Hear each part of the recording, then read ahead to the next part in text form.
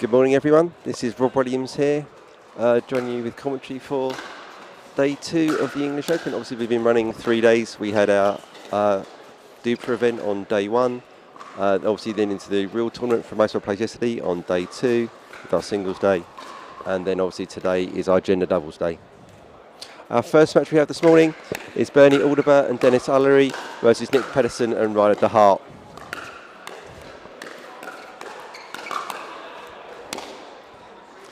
So obviously Bernie plays down on the south coast, and he is a former number 3 beach tennis player in the world, and he's on the top right of your screen at the moment, actually right at the moment as we see from here, and his partner in Dennis Ullery, who is a high school teacher in the UK. He's actually an American expat that is on the RAF Fakenham Air Force Base over in Norfolk, where basically they kind of have an American high school within the UK. And then on the left-hand side of the screen, you've got Ryder de Hart, who's a left-hander. Obviously, husband of Megan Fudge de Hart, who brought their entire family over there with us, including their adorable children that we've had today. And then we've also got on the other side of the court Nick Pedersen, who is a late replacement for Andre Daescu, who you may have seen in your programme. There's a couple of reasons why Andre couldn't join us. So Nick has stepped into the brink, who's been sort of partnered with Susanna Barr. I played a few games of rec with Nick. Really solid player, excellent hands and movement. I noticed he put a couple of serves down that I hadn't seen before that had a huge amount of topspin. With regards to commentary today, you're going to have me flying solo for a significant portion of it. In the Open today, there's over 880 competitors across all the events. So what we're going to find is that you're going to probably have a single voice on commentary for a significant part of the day. The reason being is that obviously the scheduling is incredibly tight for today. So, for example, my own personal events don't start until 2:20 this afternoon. One of my friends doesn't start until nearly 4 p.m. and obviously running right the way through till 9 o'clock today. Obviously on the championship court, depending on what happens with the success rate of some of the players that are playing, you'll have hopefully some of the 5-0 players coming in to take part, and then they will obviously sort of join the commentary position here. So while we're just warming up now, Ron Ponder, our head referee, has been in. I've heard his dulcet tones on the ref's mic that's just gone quiet for the moment. They'll be back, I'd imagine we'll be back to start the game shortly in another minute or two when they finish the warm-up.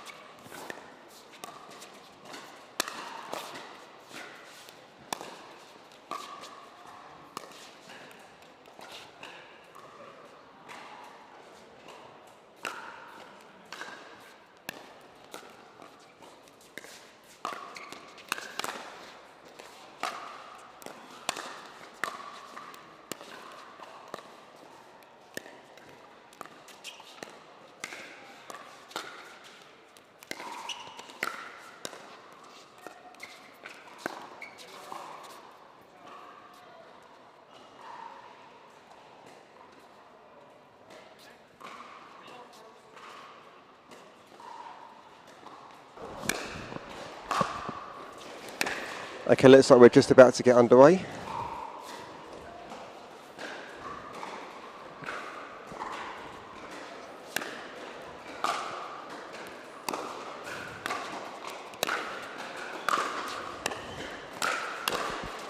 So looking at the matchups here, we would be looking at obviously how the UK team, although to be fair, there's not actually an English player on the court.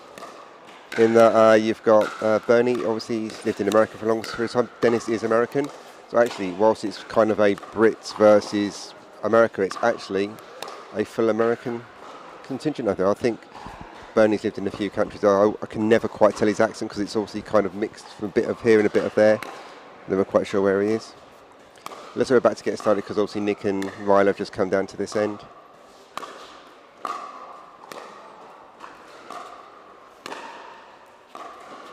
If anybody's looking at brands or interested in stuff like that, Ryler's wearing Tyrrell pickleball shoes, which obviously aren't available in the UK, using a Gamma Obsidian paddle.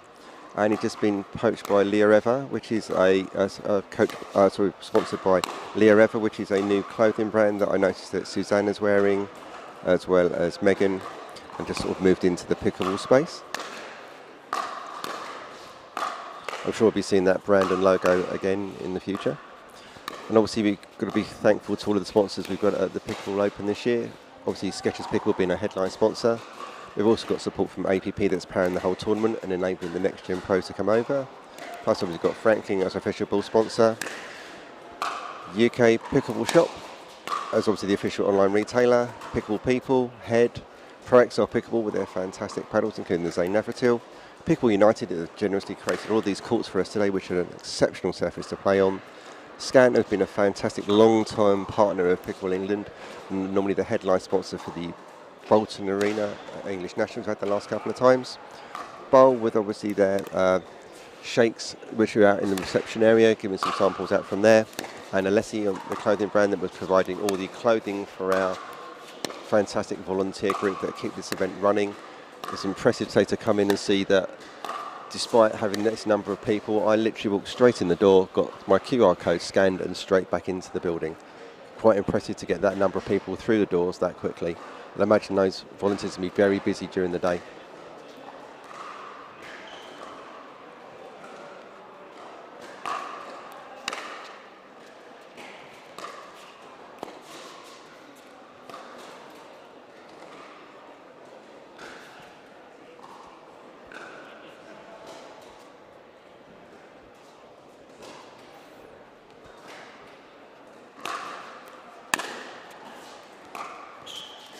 I can just hear Ron Ponder was obviously in the commentary position here. We're mic'd up to the ref, just clarifying the rules format with all of the professionals. Obviously, they're used to normally playing best of 3, first to 11, win by 2. And obviously, in the format with the times restriction we've got here, it's obviously a single game to 11. So obviously, you've got the ability to get on a run, and you can definitely get ahead of the game.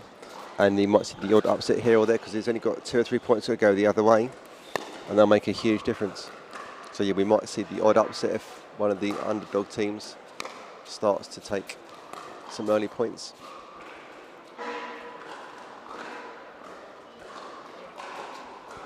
With obviously a single elimination, with also the double elimination what the Americans are normally playing, and they're playing a best of 3.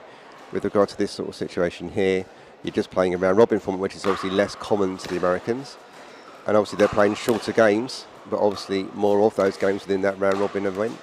So they're probably playing a similar amount of load each day. Obviously, it's much easier to have a comeback on a best of 3 when you obviously got a first to 11. Also got to thank all our referees that are supporting today on the Championship Court. We've got obviously Ron, and then we've got I think Cheryl, who's the other person we've got in, just fitting in for some of those days. Yeah, so Ron's ready to go. Just going to call the players in.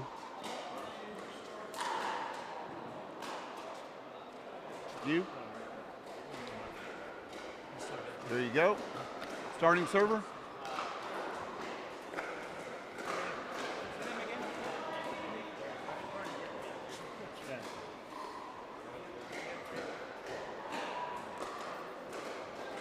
Well, I'm sorry. Dennis needs to play with Ryler because that's how I wrote it down here. Oh, okay. Yeah, just Ron things- using his fantastic sense of humour to keep things light for the players before they get started. Ron is an absolute character. So Ron just having a word with the photographer, saying basically that if I heard you heard that if you're going to take my picture, I need to suck in my gut. So Ron is an absolute legend personality here. cool. Okay. Any questions about anything? One game to 11. Win by 1. Yeah. So, no time. Let's say one timeout. We'll say one timeout on my court. Barney, pick a number 1 or 2. Nope, it's a 2. So close though. You were really close. Serve, receive, end, or defer.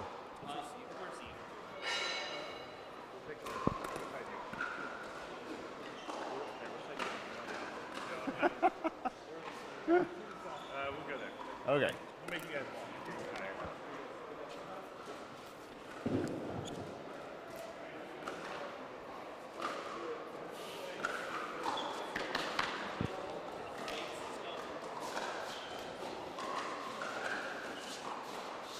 Okay, it's been a while since I did side out scoring, so we'll see how it goes.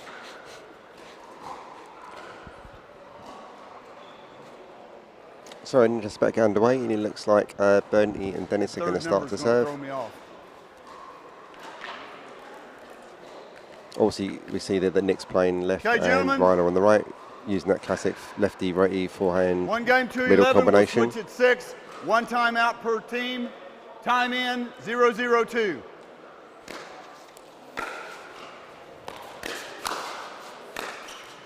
Side out. So an earlier exchange, it looks like that Dennis and Bernie are going to try and test the hands of the pros. 0-0-1.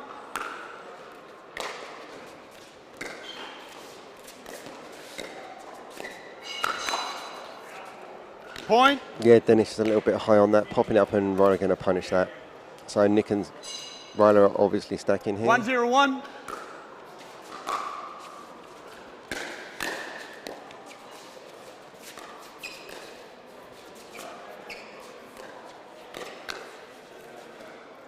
Second serve. So for those who are not aware of the stacking concept, it means that 1-0-2. you always get your players on the same side of the court after the serve or the return of serve to meet the strategic goals of your team, which is typically to have a right-hander Point. on your left-hand side and a left-hander on your right-hand side, which is how Ryler and Nick are setting up here. But also, 2-0-2.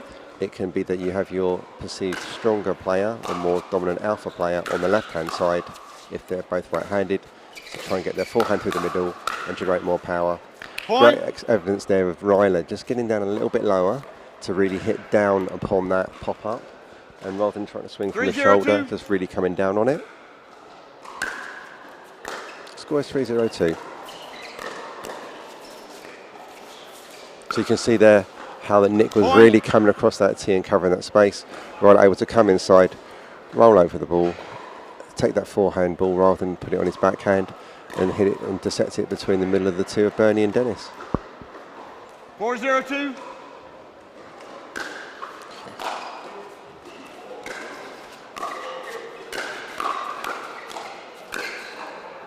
Yeah, and Point. some great punch volley there from Nick to finish off the point. You can just see good ready position, good split step, and just pushing forward into that shot and getting on top of it. Just getting down and really accelerating through. Not a lot of take back, very 5-0-2. efficient movement.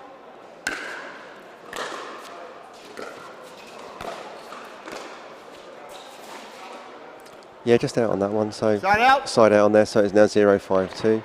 So 0-5-1. Time for Dennis and Bernie to try and get one on the board. 0-5-1.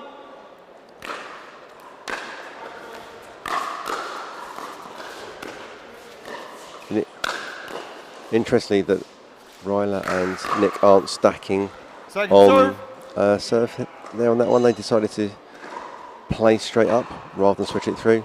0-5-2. And they're a good example of Ryler not being afraid to stand in the kitchen on a bouncing ball. Another fake. Really nice movement there. So Side out. Nick just kind of coming in, and Ryler both shaking, just trying to make it look they're going to go and cut across, and didn't, inviting some uncertainty in Bernie and Dennis there. No, well played, Bernie. Ryler just leaving that ball Serve. and it just dipping in. 5-0-2.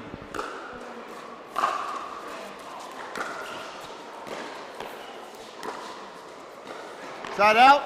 Ryler able to hit that fifth there, just rolling his third in. Not quite unbalanced on that shot. 0-5-1. So we're now going to see the hand signals, if you notice that, from the player at the nearest to net. Second serve. Oh, and a botch serve there. That's a real shame from Nick. So if you look at the 0-5-2. signals,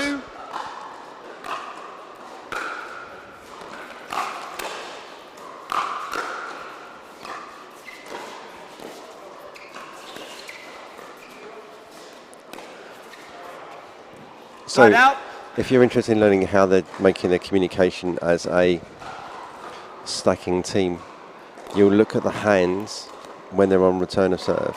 5-0-1. You can look for signals, particularly from this side of the court.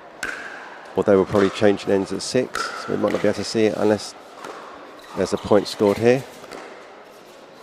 Yeah, Second serve. just to get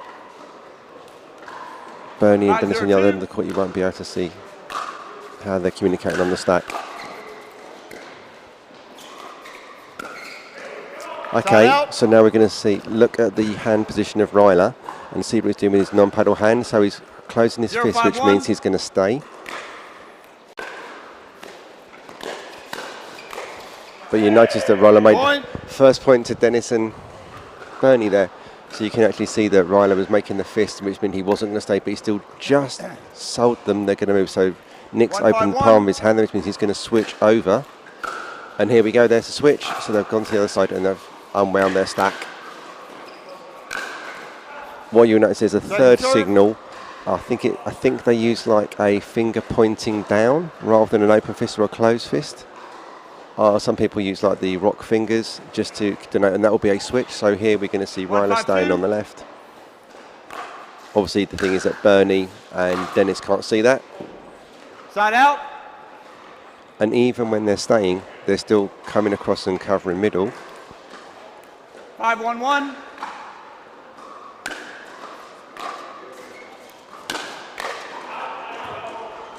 Point. Yeah, Dennis unable to leave that out ball. You could hear the shouting. Switch ins. Yeah. 6. Timeout, 1 minute. So Bernie and Dennis have got one on the board. It's going to be a tall ask them against the pros. We're looking at probably a difference And across their calling combined third duper number. ratings Win of by one. possibly something, Win by one, guys. probably almost a half to a full rating point per player on either side of the court. So there's a substantial difference. There's such a substantial difference in the skill levels that you find. Although it shows it's a half a decimal point, the golf is quite huge. And it's very small, fine margins. Certainly we're looking at they can do a lot more on things that other people can't do. And it's just that balls rip a little bit more and balls a little bit faster, and you've got to get in a very tight window of where you're trying to land that ball. So we can see Bernie's now giving Dennis a signal, and they are going to switch over. So we're going to get Dennis on the right here, Bernie on the left. Oh, and they botched the switch. Point. So you can see the importance of the communication there, where you try and understand what you're doing. Dennis just goes straight behind Bernie, leaves a hole, and there's nothing they can do about it. And anybody that's stacked has done that before in the past. So Dennis is now going to stay. But you notice the position in there, that Dennis is sitting a lot wider on the left I wouldn't have called it. for that position when you're unwinding the stack, or not unwinding the stack. So really he's no threat, and it's obvious he's not going.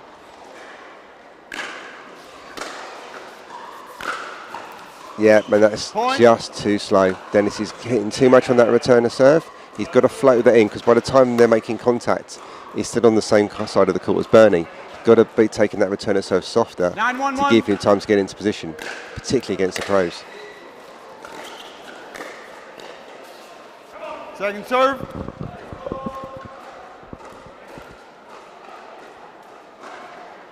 So now at 9-1, Bernie's going to try and do the switch. Side out. So they were to force the error there. Ryder just not able to quite get around on that stroke. But it shows the importance of the timing. Even then, I would argue that returner serve was hit a little bit too hard. 1-9-1.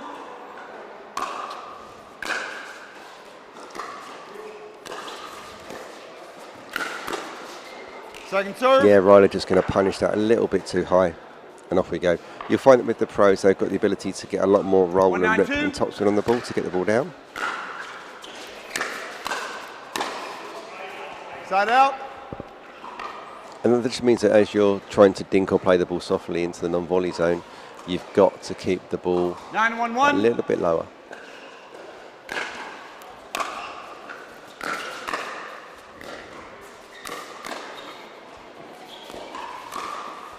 Lucky Bernie couldn't put that away, but really good reset there from Dennis when he was attacked. It's interesting that Nick's been going at Dennis's forehand wing, but kind of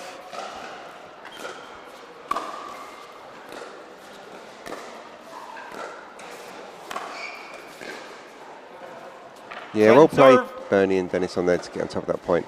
But yeah, notice a couple of times Nick has been attacking Dennis's paddle hip.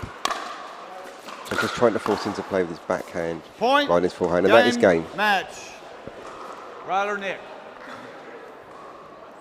Tough one there for Dennis and Bernie. Clearly, obviously, you can see from the quality of the dinking and the resetting that they've got to really get everything right, spot on, in the strong position to make sure that they can actually stay in those points. The next match coming up is James Chowdhury and Jack Foster versus Mateusz Matzik and Martin Matzik. We'll be back shortly after this break. Yeah. Let's go.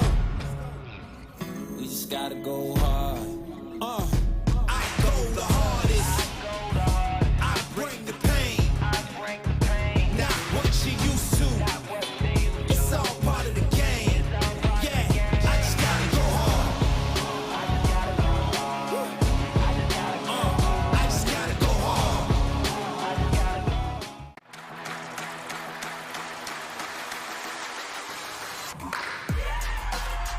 No matter the type of player you are.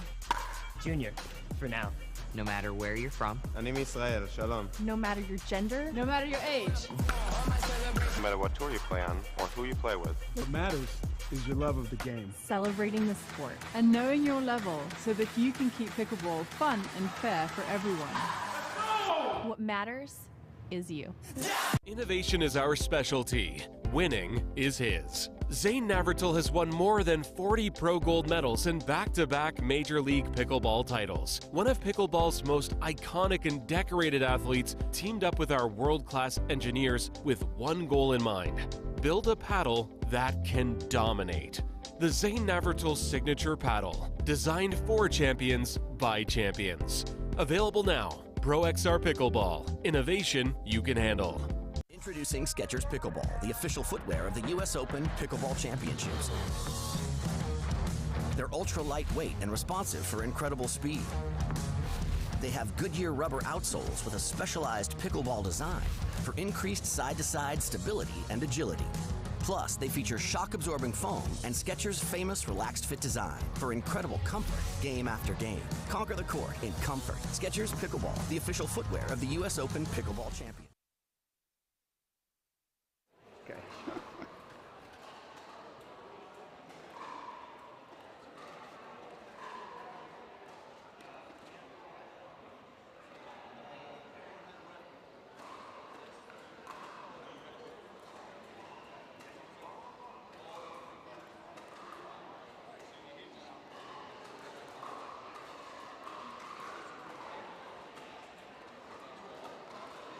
Didn't see it. Wait until I call the score completely, okay?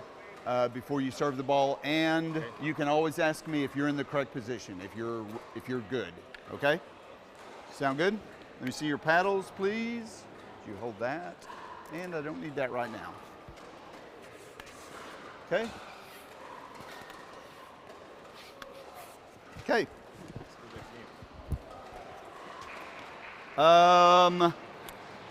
James, pick a number 1 or 2. 1. It's a 1. Serve, receive, end, or defer. Receive. Receive. And which end? Okay. You've got 1 minute to warm up.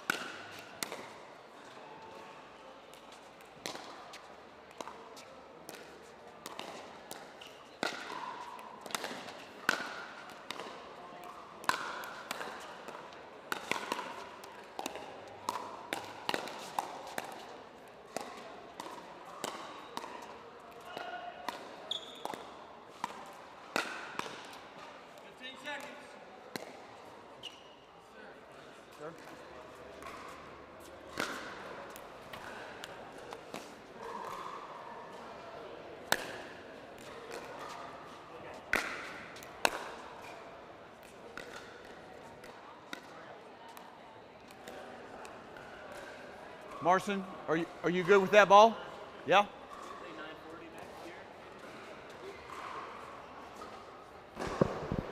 Okay, we're just about to start again here. I'm frantically opening up my phone to get some duper ratings on some information with regards to. It was like a father and son team on the other side. I can't quite tell. Time in. 0-0-2. Look up the mat 6 now.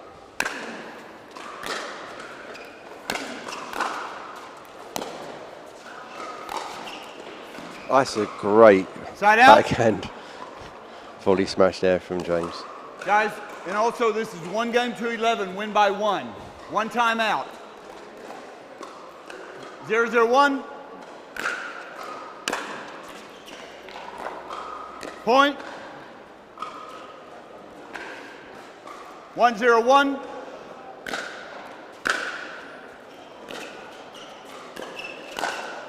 Second serve. So looking here, I've just been able to pull up some information on Mateus and 1-0-2. Martin. They are Polish. Point. Marcin has a duper of 4.54 in doubles, and Mateus has a 4.88 duper in doubles. 2-0-2. So it looks like a big ask if you consider that obviously Jack Foster is floating on the 6 area, and I think James is mid 5.5s. I'll just find out. I've got the program somewhere here, hopefully, and I can then give you some information on their dupers. Obviously, DUP are here today, which is the Dynamic Universal Pickable Ranking. Sorry, rating. 0-3-1.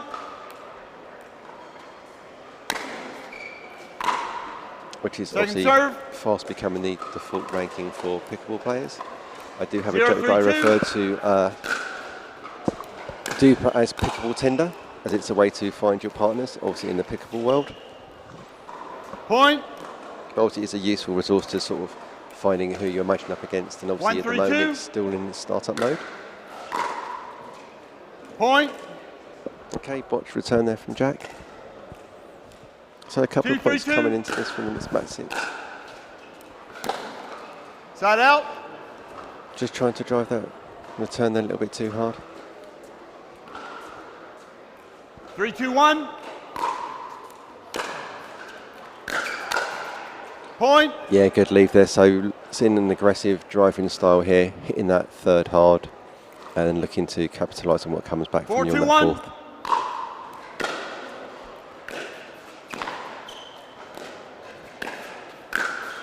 Yeah, James was putting that through him just a little bit too high from them. And you can see the top spin on that shot from the Zane Navratil paddle that James is doing. Just gets that ball dipping low. And then making it hard for them to obviously control that, generating the pop-up to punch it away. 5-2-2.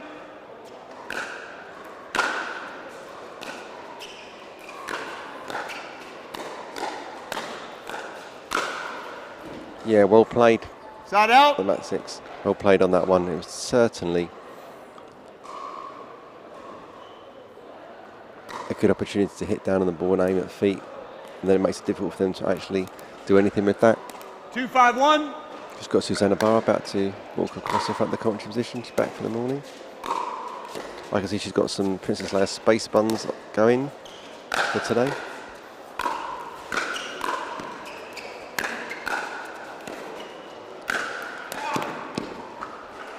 Yeah, James was able to unleash on that last volley.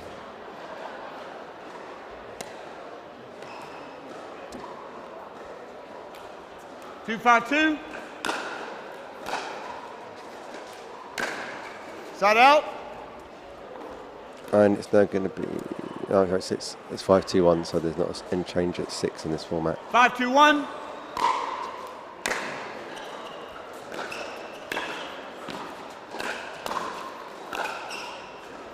Yeah, great play there from James, moving the covering side of the court. Timeout, 1 minute. They're certainly trying to keep Jack out of the game here. Obviously knowing that Jack's quality and speed of movement is going to be a challenge for him. So trying to pick their poison and go to James, who's obviously one of the best players in Europe. So there's going to be a hard challenge for the Polish team.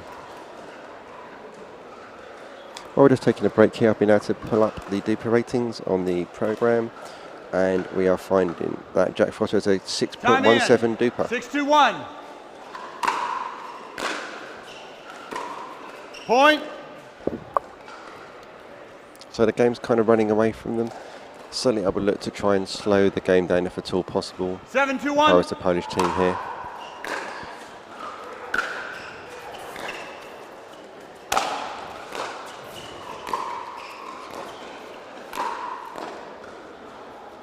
Yeah, good switch there from Jack to take the ball, realising that James was a little bit off balance after hitting that smash. Well, fantastic into the baseline. 8-2-1. He just didn't have enough time to recover fully. So Jack knew it probably coming back to where James was and just cut across. They switched. So that's on the point. Now that's a good stuff. Good play there from the Polish team. What they managed to do was get into a ding battle, find an opportunity and then just attack Jack on a lower ball and just speed up on them. I'd like to see a little bit more from this team if I could in that respect. Side out. So now at 2-8, so hopefully 2-8-1. they can work together. Point, side out, second serve. Blah, Such blah, a blah. shame to get that serve deep. Done all that hard work to get to the...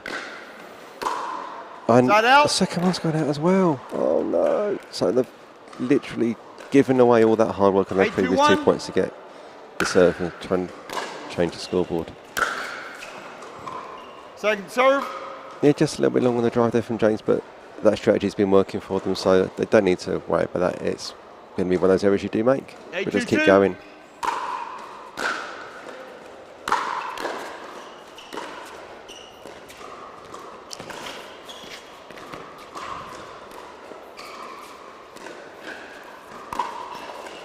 Oh, lovely ATP there from Jack.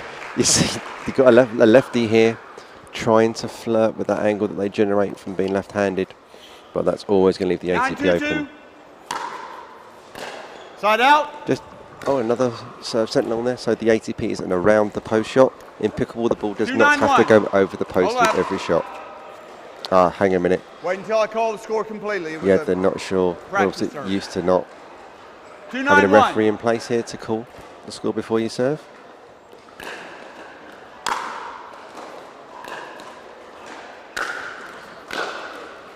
And again, you've seen Jack there coming across the cover, because nearly always when you lob someone, they hit a smash, it comes back to where they hit it from. 2-9-2.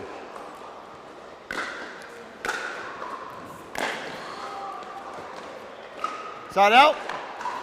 I side out. No, it was long. Let's have a look on the replay here, just double check from our side. 9-2-1. Yeah, it's definitely long. Point. Yeah, just not established there at the kitchen, at least 3 feet back from there. Late to split step and makes a volley error.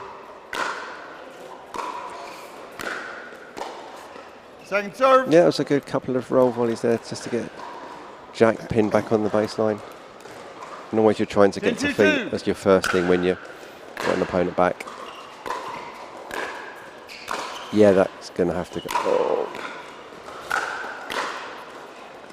Well stuck out from the Polish team there, but unfortunately couldn't stay in the point there once they exceeded the kitchen line to Jack and James there.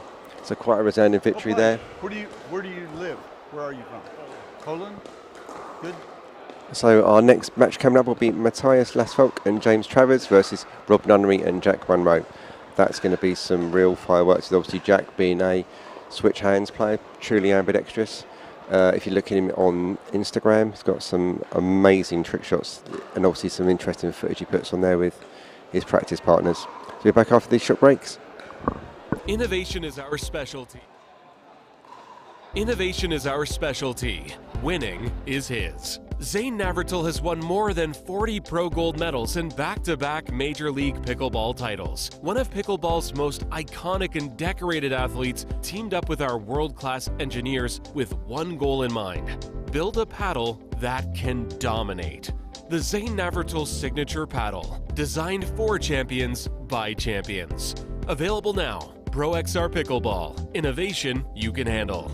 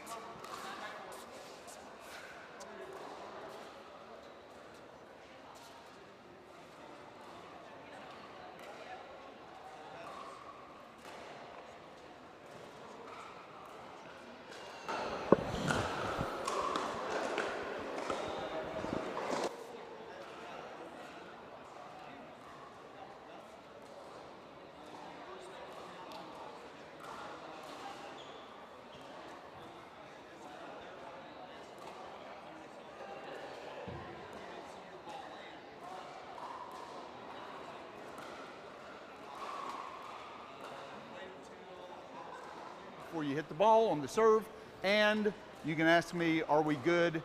And that covers, am I the correct server? Am I in the right position? Am I good looking? All that good stuff. Okay? Cool? Okay, so we're back now, 11, and it's Matthias. Switch at 6, 1 timeout. Yeah, so we're back now with Matthias Lasfolk and James Travers versus Rob Nunnery and Jack Monroe. I've just been resorting to my phone to find some information about our play, so I'm assuming that James Travers Rob, pick a number 1 or 2. is from Hugo, Minnesota in the US, but is not rated, so that may not be the same person. Obviously, I was expecting in the 5-0 category that we would have someone of some experience with regard to the game. Obviously, Matthias Lasfolk. I'm just going to try and jump and find some information on Matthias now. I would imagine Scandinavian and the owner of a very impressive beard here. You got a minute. Go.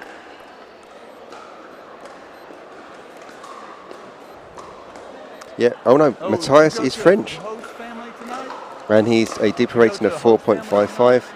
And whilst you've got Jack and Rob here in well above a 6.0 rating, so a substantial difference here in skill level. So I would imagine that we're looking at a resounding win for Jack and Rob on this. And I'm just been delighted to announce that my co-commentator for this match is Susanna Barr. Good morning. That third voice you heard was my friend and fellow coach Julia Stevens, who just was giving a little bit of a pep talk to Susanna. She was. I asked her to coach me yesterday in singles. That is awesome. She was mentioning that over breakfast this morning. but you know, she did. When I was playing Thadia, she said she couldn't help me. Yeah, I think there was a little bit of the honesty of the Brit trying to look after her own. I understood. It was okay. So this is going to be an interesting. Matthias is actually not Scandinavian, he is French. Okay. I've been using Pickleball Tinder to find out more about them. Perfect. Also known as Duper. I was going to say, there's Pickleball Tinder? Yes, Duper. I'm learning some new things. That's because that's where you find your partner. On Duper. Perfect. And now obviously they've got a messaging feature in there, I believe, so it's become even more like it's its nickname. Yes. So I heard he has been growing his beard for 18 years. Wow. There's going to be some serious beard oil suppliers on that one. Where is James from? James is, well, I've been looking on Duper and I found a 68-year-old James Travers in America, but he's unrated. So that would seem unlikely to be this person here. I don't think he's 68. And it looks like, I'm trying to see if I can, this is really weird how on commentary you try and get any kind of clue. So he's using an Onyx Z5. Now that's the classic Nomex beginner's paddle, so that's going to be making an interesting noise and flying rather hard. So I would suspect he's less experienced or coming into. He's got a Joma top on, so that again possibly got some history of some of the sports brands. Yes, also with an event of 880 people today, there's a lot of people. I don't know, as small as our communities in the UK for pickleball, we used to have them about 3 years ago where we knew everybody and everybody knew everybody, and it's like, oh, and we've got people here from 35 different countries, so. Yeah, I mean, you can't know them all. Right. Okay. So we better start 0-0-2. 0-0-2. James to serve.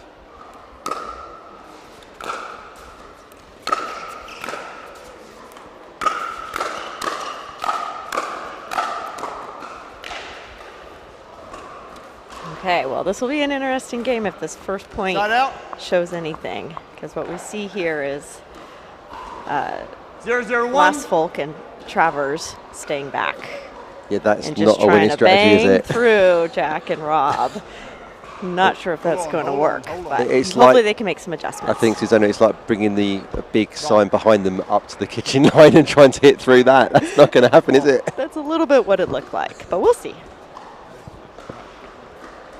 And the ball's broken already. Okay. Give it to a small child. 0-0-1. One referring to giving the ball to a small child. Actually, we are recycling balls over here, Susanna, and turning into paddles for schools. That's pretty neat. I tried them out, actually, and quite impressive. There's been a thing for a few years.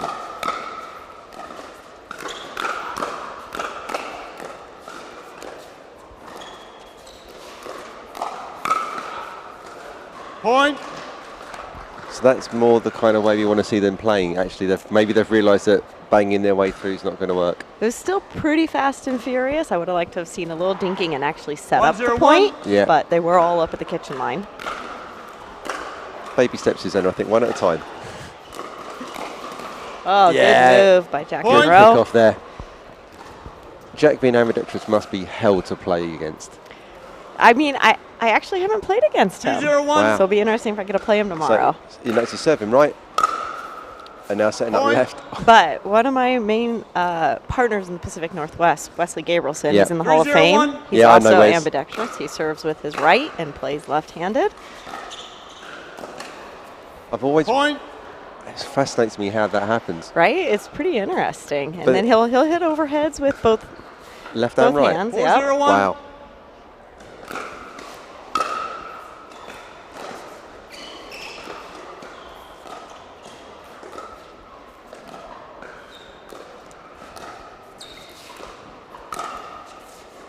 Point. Yeah, just a bit of an angle for Rob to work on that, wasn't it? Mm-hmm. Yeah, Rob is pretty deceptive with his 5-0-1. backhand. He can roll and flick that ball pretty much wherever he would like. And point. Replica Switch point ends, 1 from minute, 2 time points out. ago. Jack Yes. coming across, taking that forehand. Seems like that's a pretty good pattern for them. So what do you think? You've already commented on we need to look a little bit of a softer game for Travers and Lasfolk to try and get into the points a bit more. Yeah, I mean, that's really going to be the approach that they would need to try to take, you know, just develop the point a little bit more. But, you know, Nunnery and Monroe are putting a lot of pressure on them. There's no doubt about it. So they're getting the pop-ups pretty quickly that they want, and they're able to put the ball just about wherever they'd like. I mean, even if they're getting a hands exchange, that's not going to end favourably for them, is it? No, not at this stage. 6-0-1.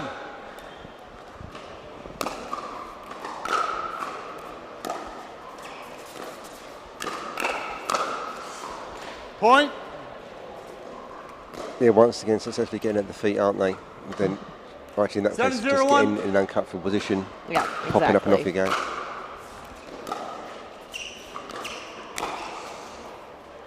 Point. Was that a tag or did that land in, or both? It landed in. I think he thought maybe it was going to go out, but the amount of spin that Nunnery puts on the 8-0-1. ball, a lot of times they stay in. Susanna, is that obviously use the same self-up paddle that Rob does? Is that a paddle Point. thing as much as the technique? Is it anything that gives you extra on what you're using? Yeah, we do get quite a bit of spin off that paddle, but with Rob in particular, there's also a lot of technique. He actually uses quite a bit of wrist. 9-0-1. Is he actually flicking from the wrist, or is he using forearm to generate that speed? A little bit of both. Point. Yeah, again, hands just too quick for them. Yep.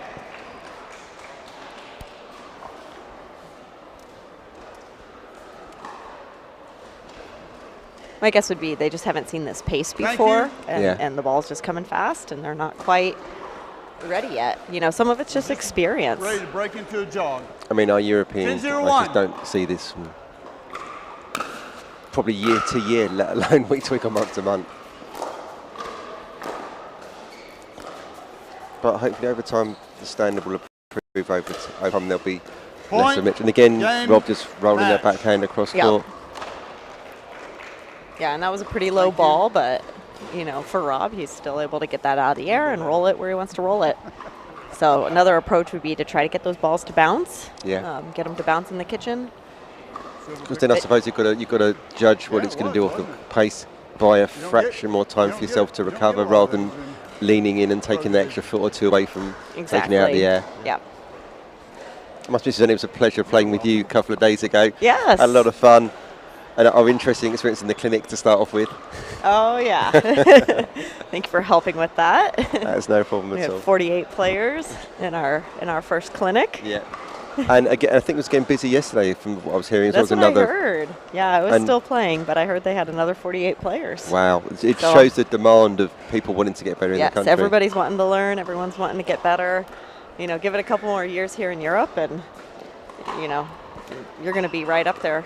Yeah, I think it's once we can get the reps in, isn't it? It's, Yes. if you don't feel the pace of the ball regularly, consistently, you're just not, you cannot replicate it in any way.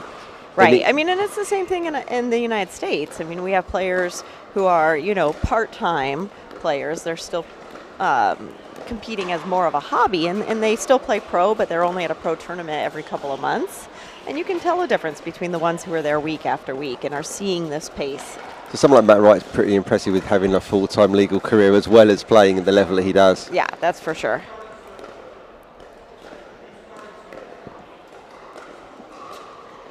All right, who do we have here? We've got Ernesto Velázquez and Javier Gallego versus Spencer Lania and Richard Lavunes Jr. Okay. So you should be able to give us some insight into the American side there. Yes, so both Spencer and Richard are our next-gen players. So that means they're 23 or under. And we've got Spencer is out of Portland, Oregon. He's the taller player, but he's actually, I believe he's 19 or 20. So he's still just kind of recently out of high school. Yeah. He actually trains with Wesley Gabrielson, oh, cool. So that's one of his coaches. And then we've got Richard, who's out of New Jersey, and Richard recently graduated from university. Cool. I was thinking about your switch hands things, and obviously I had a long legacy of cricket. And in cricket, that's a side-on game more than a front-on game where pickle is. And you use your dominant hand at the bottom of the thing that you hit with, yet you control it with the non-dominant hand.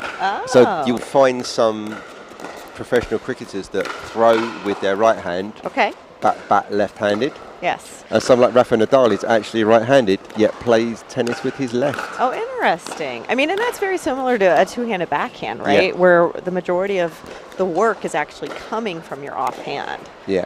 It's coming, like for me, I'm right-handed, so when I use a two-handed backhand, it's actually my left hand that is doing most of the hitting. Yeah. And so, for me, I will switch hands as well. Sometimes it's more out of desperation than out of a planned We're all there. attack. But I think because I have a two-handed backhand, it feels somewhat natural to be able to use my left hand when I need to. Would you recommend, if you're trying to develop that game, I've seen a lot of things about you use your left hand just only to try and develop a two-handed backhand, and you kind of hit with that initially, then you bring your right hand in so you get that feeling and control. Yeah, it's the one that's doing the work. Right, exactly. I think that'd be a really interesting way to work on it. Because it is. I mean, you want that left hand engaged in pushing that ball, pushing the paddle. And it certainly seems, for me, it seems easier to generate topspin if you've got a two-handed backhand, if you're trying to go cross-court. I noticed when I watched playing Rob yesterday, he was really able to generate roll on that backhand with one hand, but it's clearly something that's going to be grooved more. You just don't have that stability with your other hand. Right, exactly. Yeah, so the two-handed backhand, there's a lot of benefits to it in pickleball. So you see a lot of players are starting to incorporate it. Yeah, mine was out of desperation a couple of times yesterday, but it actually worked. Yes. So that was good for me. I actually think it's great for your defense as well. I mean, obviously you're not going to be swinging when you're just defending. Oh yeah, if my butt's near the ground, my paddle's got two hands on it. Yes. I always look at Elise Jones as one of the players that's just got that volleyball position. Yes. She knows how to dig something out and that's does the thing, not give like up. In volleyball, you're using both hands to dig, and so it's very similar when you put that second hand on your paddle in a defensive position. Oh, did you see on memes this morning with Colin got hit by Eric Lang? So Eric is actually one of Spencer's training partners. Yeah. Yep. So there was, if you go onto Instagram, people, it's memes of pickleball, and there's an instance where Colin slipped over, and let's just say there was a ball head interface. Yeah, it hit his arm. Oh, was his arm, was it? Oh, it wasn't he his put head. his arm up, but it was right at the face on the ground, and Eric Lang is 6'4", a pretty powerful overhead. There's a lot of debate about that, but knowing Eric personally, he's one of the nicest guys, and it was just the right angle of where he needed to hit the ball to win the point. I don't think he really realized, the position that Colin was in. And then the second video was an SCTV video, which is the infamous volleyball clip. I don't know if you've seen it. Yes. There's a player laying on the ground. They kind of pick up and use them as like a board to knock balls back. It was very, very, very real, though. It was such a close analogy. So hopefully Colin's fine and he'll be back out playing today. Yeah. So obviously back to start now. Velázquez and Gallego have got the serve. So let's see if we've seen a team trying to use a different tactic against the pros and try and I suppose a little bit of ego, and let's try and take the guys on and see if we can where we can measure up. Which I'd be fine for a point or two, but let's not go the whole game on that way. Yeah, I agree. I mean, it's interesting because we're seeing a lot of people just trying to speed up quickly, challenge hands. And we just don't see that as much actually in men's doubles at the pro level. It's actually a slower game. It's really crazy, isn't it? Those guys know that they can't speed it up until it's the right moment.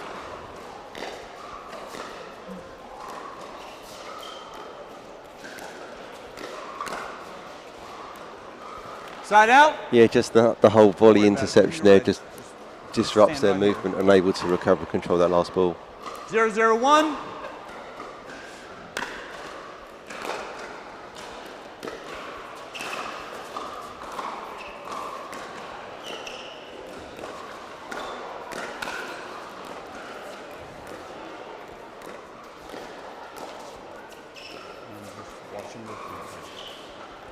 Well, right away, though, I do see this is a more well-balanced team. They're definitely trying to engage into some dinking rallies. 1-0-1.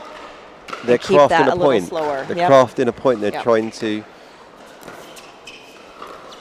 build a game rather than just get it over with job almost. Point. And I actually like that. You know, he had, I'm not sure who is who, though. Do you know? I don't know on that one, I'm afraid. Okay. I mean, he had the ball he wanted. He just ended up hitting it long.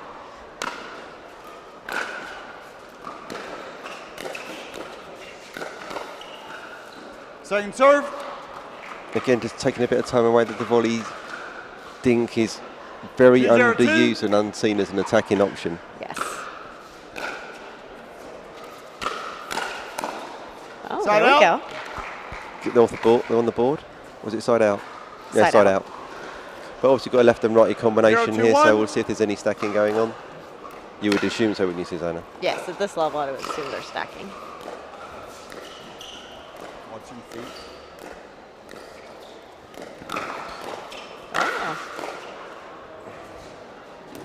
That's some nice defense there off the Ernie. Yeah. Do you think they saw it coming? 0-2-2. I don't think he did, but he did defend it well. Side out. This scores 2. So it's going to go on to Spencer. So is that Spencer to serve? Yes. Yeah.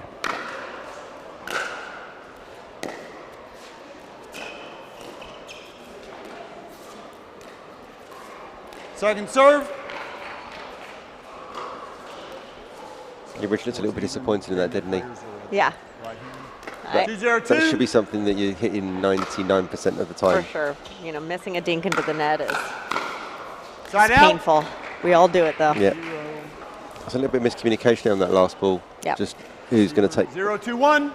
That's that really 65% of the court ball that is kind of both yours. Point. Unless you're really communicating as a right. team. I mean, and, you know, these two gentlemen, Lanier and 1-2-1. Liberties, have played together before, so they do have some experience, but even then, it's always good to communicate. Second serve. I'd rather hear 2 calls than none. Me too. I mean, but I'm known as a communicator out there, though. 1-2-2. You're also known for your energy, Susanna. Ah, thank you. Hopefully that's good energy. I don't think that anybody could possibly see that in any other way, unless they're your opposition, and that may get in their head just a little bit. 2-2-2. But we're right about our team, not theirs. That's right.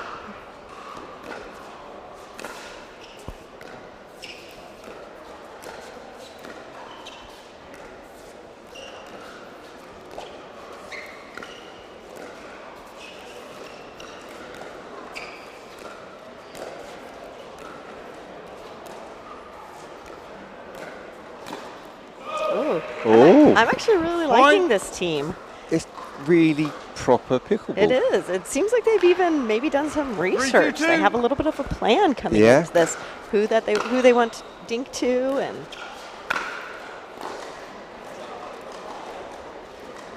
are there any patterns you're seeing, Susanna, that they're working at? I mean, it definitely looks like they're trying to get a little bit into a cross-court pattern 2-3-1. with Richard. Which would kind of make sense just from the whole geometry and angles and margin for error. Oh, look at the misdirect on that ball. Head one way, paddle and ball the other. Right, you don't want to give anyone a high ball. He reached just a little too far to try to get that ball out of the air. Popped it up. That was something you were talking about in the clinic, wasn't it? About moving and getting the right judgment on the ball and working your feet harder. Right. And again, I really wish we knew who was who. We might have to find out at the break, but the righty, 4-3-1. I think, is doing a great job of moving his feet. But he's also being quite active, isn't he? Yes. Because he's the one that's trying to get into that cross-court battle. Mm-hmm.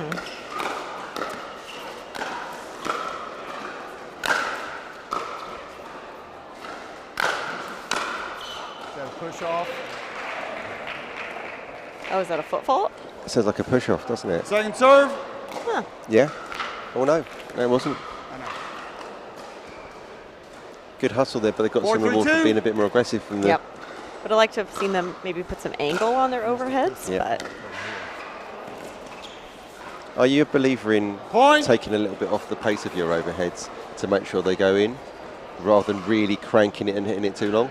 yeah, I think that's a good 5-3-2. idea. I like placement over power. Yeah. I mean, it doesn't always happen because in the heat of the moment, sometimes you're just adrenaline is going and you just want to put that ball Point. away. But I Switch think ends. if you can Timeout, 1 minute. slow down enough to see where you actually want to put the ball, Yeah. is going to be more successful.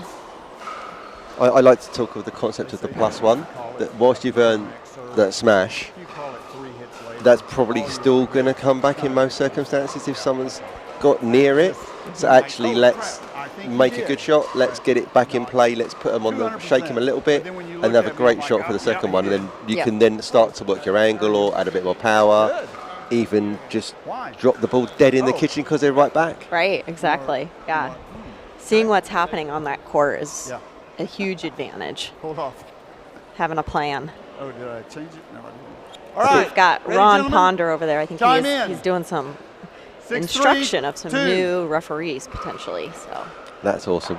I was desperate to go on his course, but I'd already booked a coaching clinic on the day that he was doing the instruction for the referees in the UK. Oh, what a great opportunity. And seeing that Ernie opportunity really early. Really early. What we saw Spencer hit a great dink that pushed his opponent off balance. And Richard read right away that he was going to be popping it up down the line. So for people that are watching, they may not actually know the history of the name of the Ernie. Mm-hmm. So it's based on Ernie, the person that played it for the first one. No one actually knew whether the kitchen line actually extended wide-wise. Yep. Yeah, he's still around. He lives out in Washington State. Also from the homeland. Yep.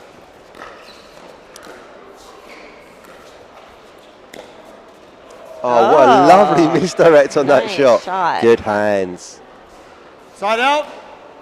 Last second, a little bit of roll on the wrist. And again, that's seeing that space, seeing that positioning on the court rather than just wailing away at the ball. Yeah.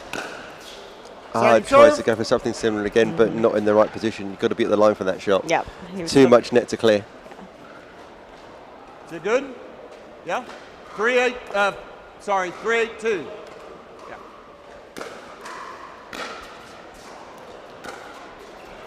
Oh.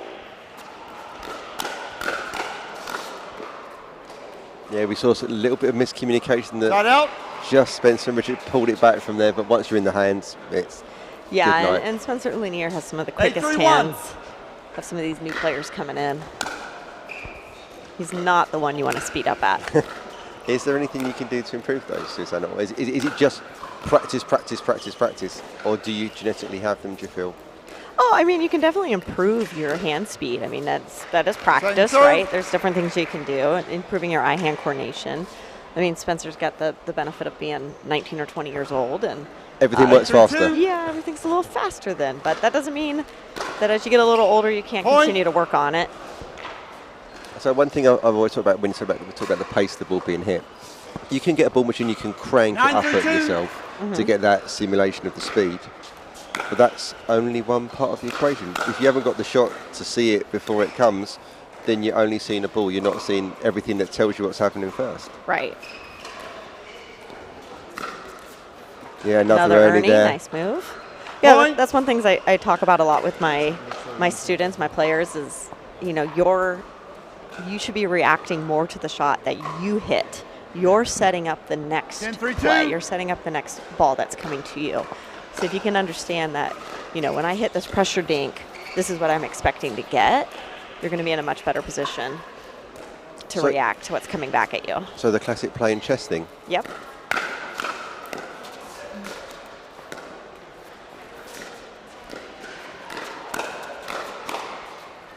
Classics aren't in the early phases of that point where you saw Richard was running a pattern and he knew I'm going there, it's come middle and I'm going back through middle again. Yes. Just knowing where it goes, that whole pressure dink thing. Yep, it's the anticipation, right? And that's one of the biggest things that, players can develop to really elevate their game is anticipating what they expect to happen based on the shots them or their partners hit.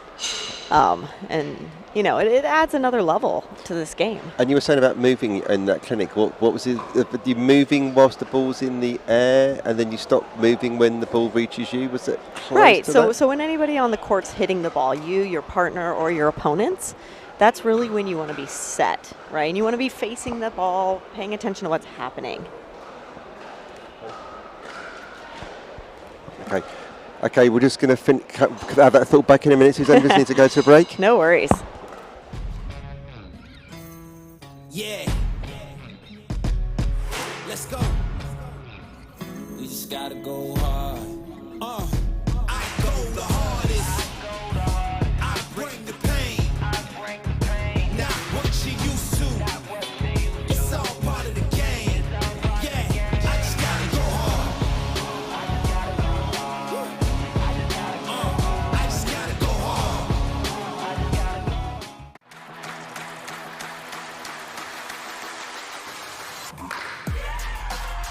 No matter the type of player you are.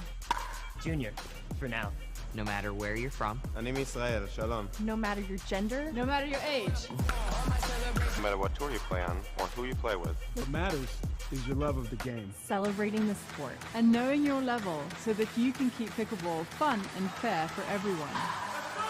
What matters is you. Innovation is our specialty. Winning is his. Zane Navratil has won more than 40 Pro Gold medals and back-to-back Major League Pickleball titles. One of pickleball's most iconic and decorated athletes teamed up with our world-class engineers with one goal in mind: build a paddle that can dominate. The Zane Navratil Signature Paddle, designed for champions by champions. Available now. Pro XR Pickleball. Innovation you can handle. Introducing Skechers Pickleball, the official footwear of the US Open Pickleball Championships. They're ultra lightweight and responsive for incredible speed. They have Goodyear rubber outsoles with a specialized pickleball design for increased side-to-side stability and agility. Plus, they feature shock-absorbing foam and Skechers' famous relaxed fit design for incredible comfort game after game. Conquer the court in comfort. Skechers Pickleball, the official footwear of the US Open Pickleball Championships.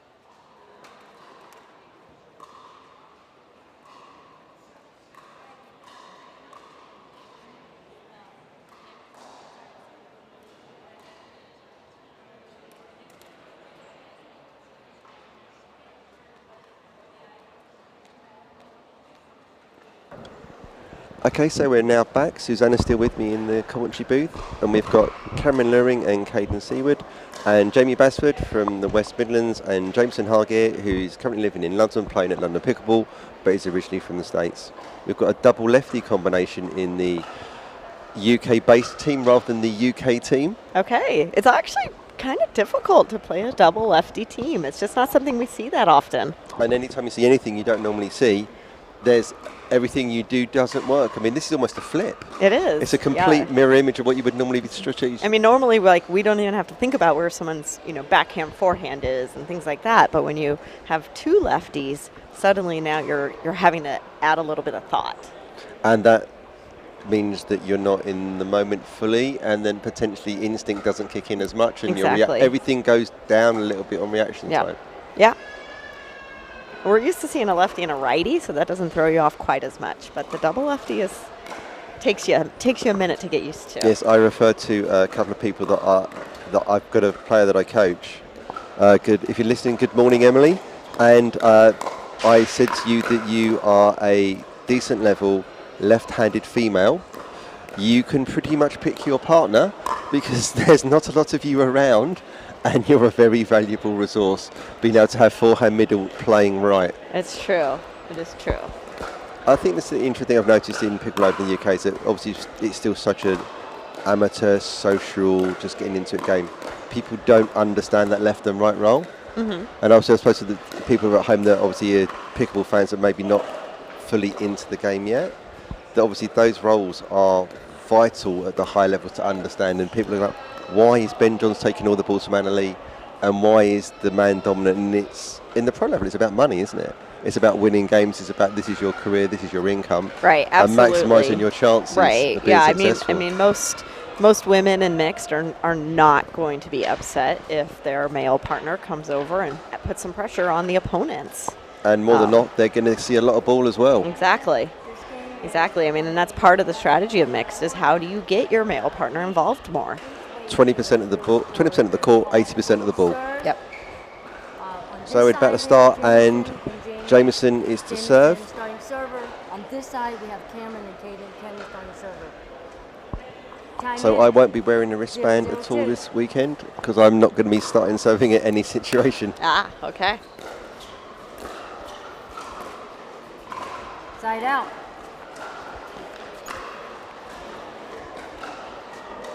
So it'll be interesting in the early exchanges here, Susanna, whether we follow the success of the other team getting into the kitchen and trying to play a more conventional game, or we're going to try and punch through the next gens.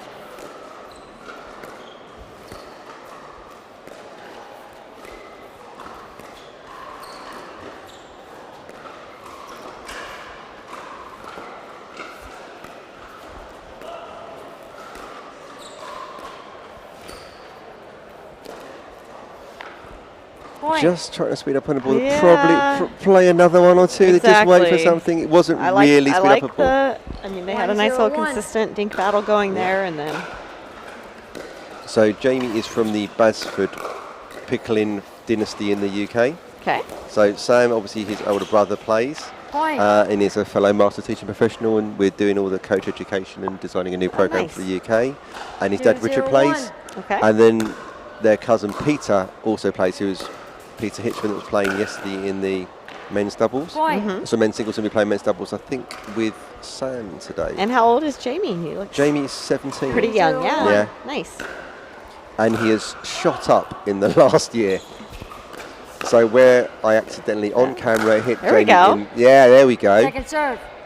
Generator pop up, off we go. Nice flick on that backhand as well. Really nice speed. Could be just a little nerve starting off here. So, I mean, they're only playing a game to 11. Unfortunately, it goes pretty quick. Yeah, you got to get on a run quick, haven't you? 4-0-2.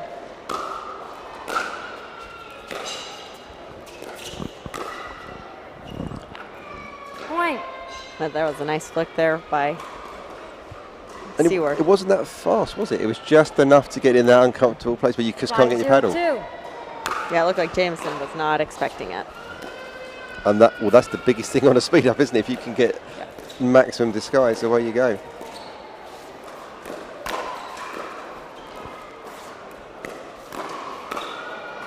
Now, I thought that was going to go Side at out. Jamie, and it suddenly was at Jameson. The misdirection, the change of hand speed, it was incredible. 051.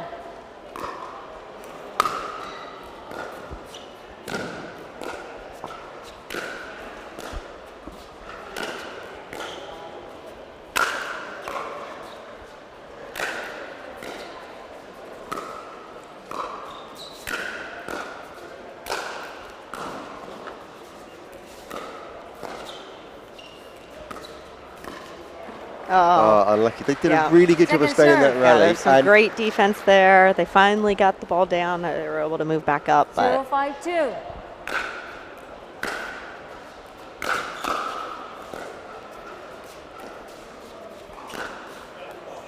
oh, here we go. a little payback. Yeah.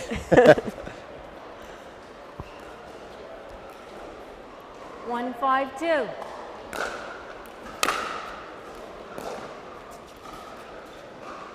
Side out. Jamie unsuccessful there just to get that drop in. But the right shot choice, certainly we don't want to be hitting through these next gen teams from what we've seen so far. I mean, if you have a good drive, you could definitely try a third shot drive and a fifth shot drop. Yeah, I mean, that's coming in, isn't it? That's a real strategy people are working at. Just shrink the court by 3 or 4 feet to drop your... Make your drop a little easier, potentially. So, Susanna, are we going to see any more videos on Selkirk TV from you coaching? I do have another series that I filmed, so I'm hoping it comes out pretty soon. And then Porter's doing any more? No, Porter's were done, but we'll see if he goes back up and shoots some more this year.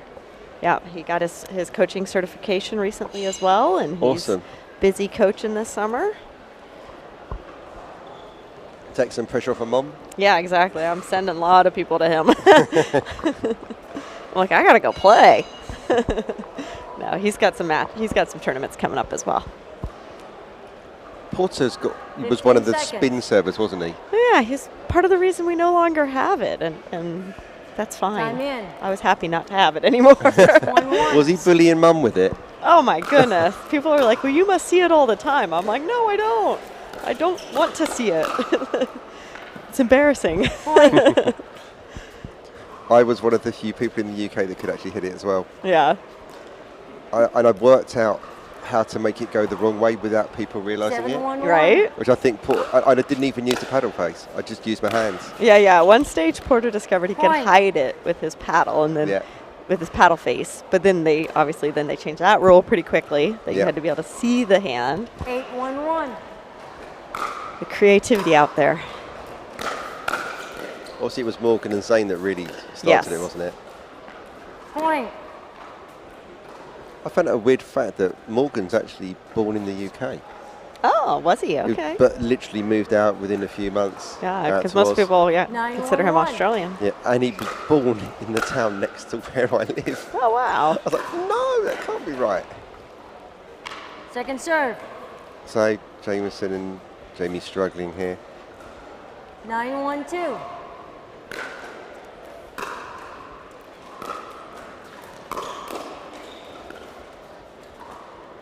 The angle that Caden got on that backhand was insane. You would have thought that's coming back at Jameson and it's at Jamie, and Jamie's just not prepared for that. Right. It just seems like a little bit. They just aren't prepared. They're a little unexpected. Yeah. Not expecting some of the shots and the angles that they're getting. I just think, again, not seeing those reps of the speed that they're hitting and the ability to change the wrist position, because they're seeing a ball that's slow to the APP next gen players. Right. Compared to being quick to a normal brick player. Right. And one thing I would like to see is a little bit of a better ready position. I mean, even at the higher levels, these kids are fast, their reaction times are fast.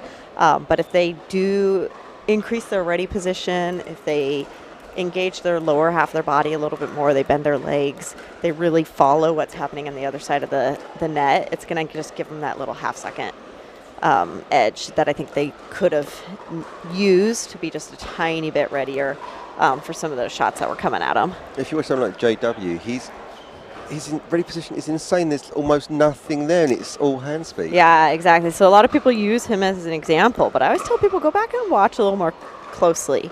He is more ready than I think you realize, and he's actually moving his feet a fair bit. It's just not big movements. It's just where his hand is, isn't it? Yeah, they exactly. just see his hands low and thinking, but I can do that. You know, his legs are bent, and he's leaning in, and he is paying attention to what's happening.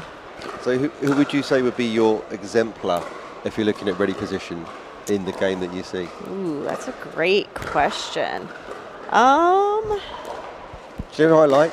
Who's that? I like Tyson because he's really visibly doing it. It's really all about that. I actually was thinking Tyson too. That was the first name that came to mind. Oh, well, great minds think alike. Yes. I know some of the women, probably you see it even more than you do with the men. Callie Smith obviously is always in that ready position. I'm doing a slight Tyson tribute on Sunday with my mixed doubles partner. I've got some colourful clothing to wear to match in with certain things we got from there. Okay. I have been known to occasionally pull off the Tyson serve in rec play, to the point that at our Christmas party, someone did buy me some fake tattoo sleeves. Oh, very good, very good. Yes. I did consider coming on rec day here in full costume. Did you think about getting a Tyson McGuffin tattoo? I'm not going that far. Okay. I mean, the man is covered. He's got more tats than Tommy Lee. But he has a TM tattoo. I've not. Is that? Yeah. He's and then I believe that recently someone else, a fan, got one as well. Oh. So let's not maybe go that far. No. That would be my midlife crisis, and I don't think I'd be able to get away with anything being permanently inked to my body. Even if I had a pickleball court, there would be something very clearly that I'm hitting 50 and I'm trying to recapture something. I was accused enough by my son of, as I'm getting older, why are you getting fitter, Dad? Is it just so you can keep on beating me on court? Oh yeah, we're going to keep beating them as long as we can. He still hasn't beat me on a tennis court. Sorry, Kieran. You won't be listening to this, but yeah, you still haven't done me in singles. Although his university coach is actually playing today. Oh. I don't know if you'll face him, Stuart Parmenter from Southampton. Okay. I think he's playing 5-0 men's and possibly 5-0 mixed tomorrow. Nice. I'll have to double check on that. So. Okay.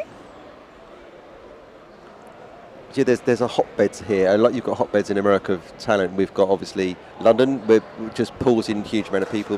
My sort of hometown is Aldershot, but obviously next sort of place along is Farnham. So I run a couple of clubs out of there. There's actually 3 clubs in Farnham, all playing pickleball. So we had one of the guys from the Bourne Club was second in singles. I was third yesterday. Okay. And then we've got obviously hotbeds in West Midlands where Sam is. Southampton is huge, because we've got James Chowdhury down there. We're starting to sort of spread out. It's a fair bit in Norwich, but you can see it at the moment. It's pockets. The heat map is certain location where you've got some person that's obsessed with the game. Right. Comes in. They grow it, and it just explodes out. Yes. And then eventually, as those reach capacity, someone breaks off and sets something else up, or it's not what they're after. And then you'll find that I think over the next year or two, it will be pretty much every town where there's a spare court will come from here. If we look at the growth from 250 to 500 to 1,000 people over 3 years of opens, with COVID in there as well, it's only going to go in one direction, it feels. It's amazing. All right, friend, I'm going to leave you here. No problem. I'm going to go get ready. Thank you for being with me this morning. Save me from being on my own, talking into the ether and no one else. Super fun. And good way to watch some matches. Good luck this afternoon. Thank you for your advice. I'm sure the people at home are learning lots from your advice, Anna. Thank you, and good luck to you today. Thank you. See you later. Bye.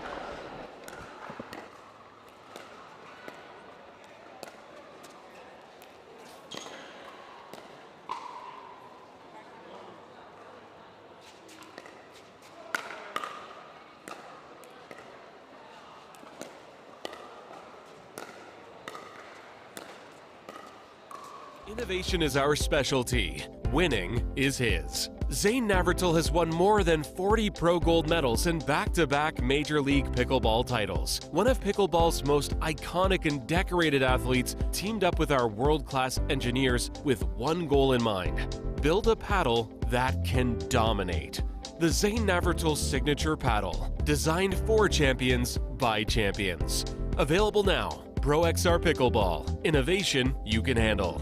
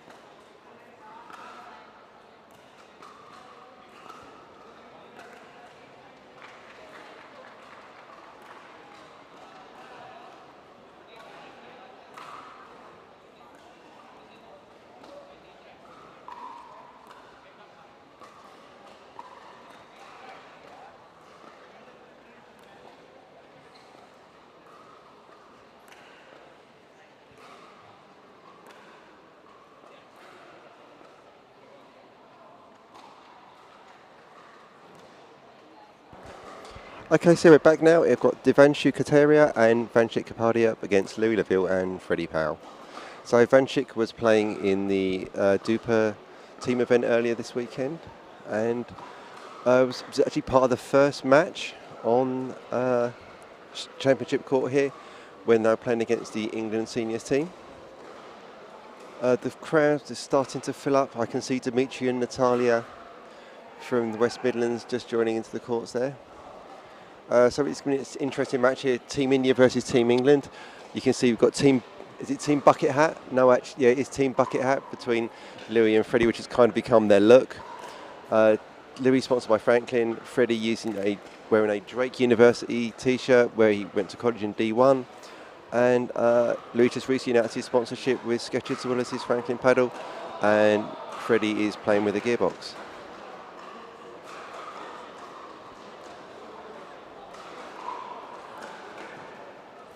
We've had a change of referee now. Got Christina on the refereeing duties and Ron's got a break. Are you guys warming up? So Louis and Freddie to start.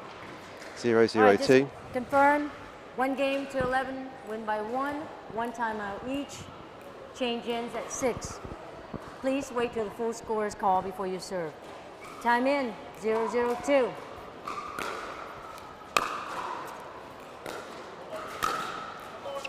Side out. Yeah, just a little bit too much on that third there. I've been joined by Julius just sitting next to me to give me a couple of pointers on what's going on. Anything you see there, Julia? 0-0-1. Well, what I noticed is that they immediately just decided to strike middle on his forehand, and then he just opened up the middle, and they just went straight down the middle. It was just opening too much.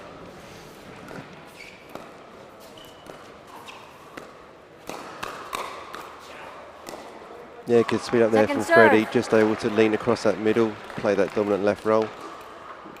Push it to second server. 0-0-2.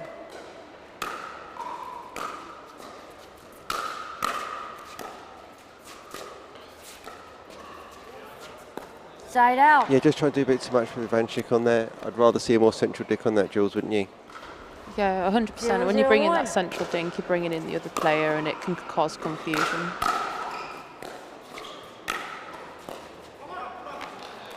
Second serve. Good technique there from Lou to use two hands to try and reset those balls at the baseline. Just couldn't be successful on the second one. Just got a equipment timeout here while Lou is just lacing up his Skechers, his most recent sponsorship that's been announced. 0-0-2. I can confirm those shoes are of really good quality using the same pair myself.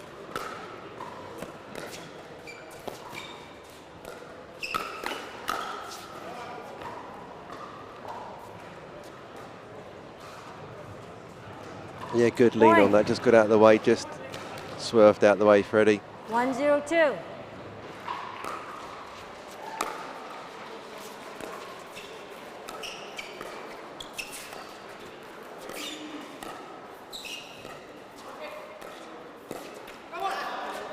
So Side out. the Louis and Freddie stack is configured to try and get Freddie on the left to maximise use of his backhand, which is his self-admitted favourite shot. One of the strongest parts of his game. We've seen the power of that in the strength of that going left, doing the drop serve with a slide on the backhand. 1-1-1. It's not commonly seen. It's quite squashy, but it obviously does have a lot of side spin on there. Oh, they just got away with it, Freddie and Louis. That was ripped through the middle. Of communication error of Jules, wasn't there? 100%. You need to have that communication in order for the shots to be made correctly. And if you have that communication, you've got the hesitation, and then errors occur. 2-1-2.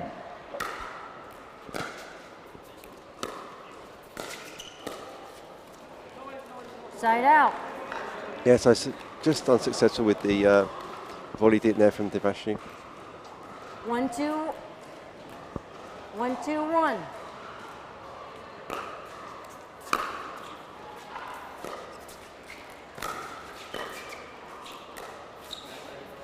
It definitely seems to me, Jules, that they're trying to target Freddie this and keep the ball away from Lee. Would that be fair?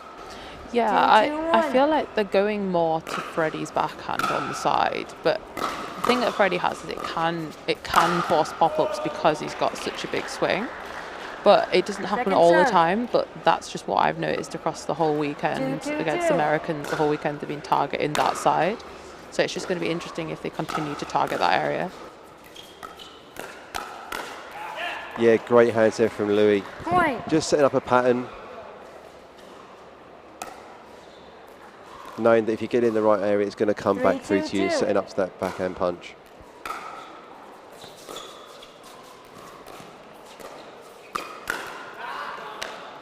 Side yeah, out. again, targeting Freddie's backhand cross court is definitely a strategy that they're working on and trying to keep the ball away from Louis. 2-3-1.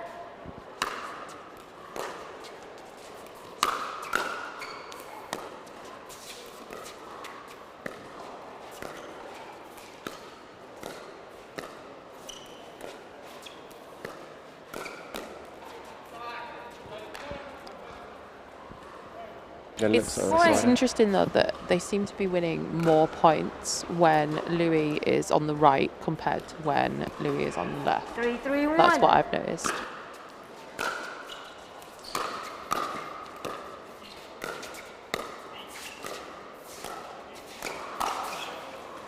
Yeah, good speed up middle there. Second serve. Vanchik trying to just jump across and take the line, but half a step too slow. So are Freddie and Louis going to unwind here, or are they going to keep Louis on the left? Yeah, they're unwinding.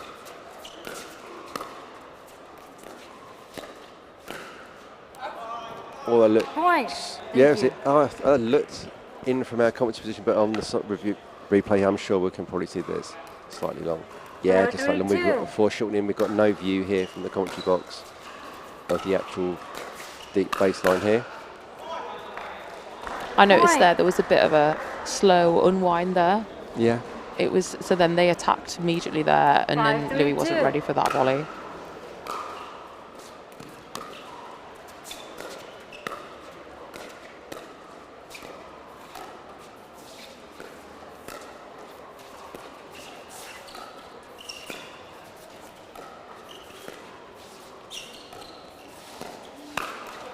Oh. Point.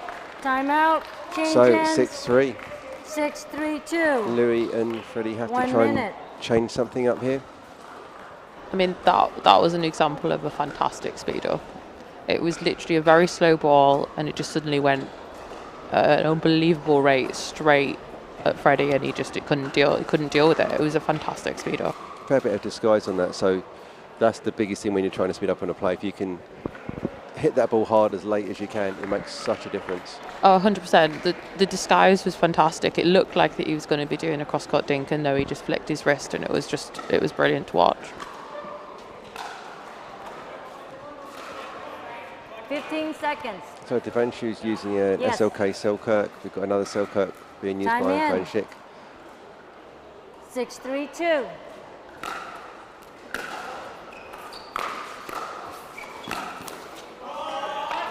Yeah, just hitting down the line while they're unwinding the stack, making sure that Freddie's got to make really efficient movement to get across. So if the pace is too much, he's not fully set. He did a good job just to get that ball 7-3-2. back in on the backhand. Much better unwind there. That slower, deeper return through the middle. There's 100%, Rob, 100%. High deep and down the middle is a great way to put that surf if you're trying to unwind the returner surf if you're trying to unwind that stack.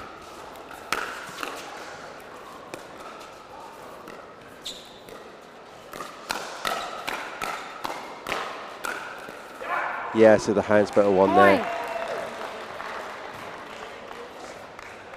You can see the compact movements that Louis is doing on those punch volleys and using that offhand just to keep himself in balance and add a little bit of extra power by extending through. 4-7-1.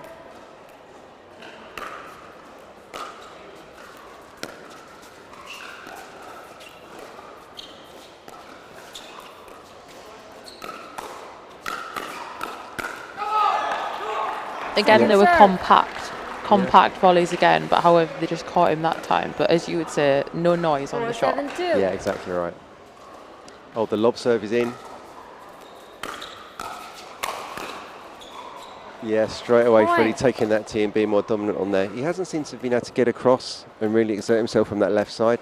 5-7-2. Yeah, I just feel like that would be the place that he needs to do. He needs to go there. See there, Louis the one that's coming across the tee rather than Freddie in that situation. I which would worked like- for them, but I'd like to see Freddie being a bit more dominant Yes, in that I role. would almost like to see them 6, 7, like 2. not unwind, like not stack, and just see what happens when they don't do that, and see how. Oh, look, that was in. Great topspin there for Freddie on his forehand. Just That's brilliant. really nice shot. And that ball's high when it's going over the net, but you can't see the height on so much on the camera that we can. 7, Obviously, 7, being 2. at ground level here on the commentary box.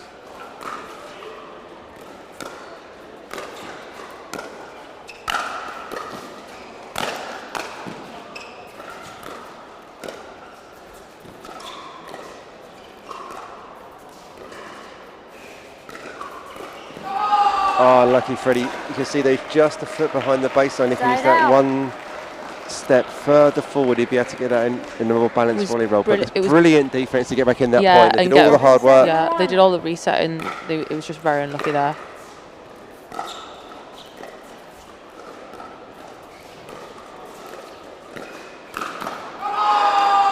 Great speed up there. Just got the hands down a little bit quicker and a little bit higher, and not an answer there for Louis on that shot.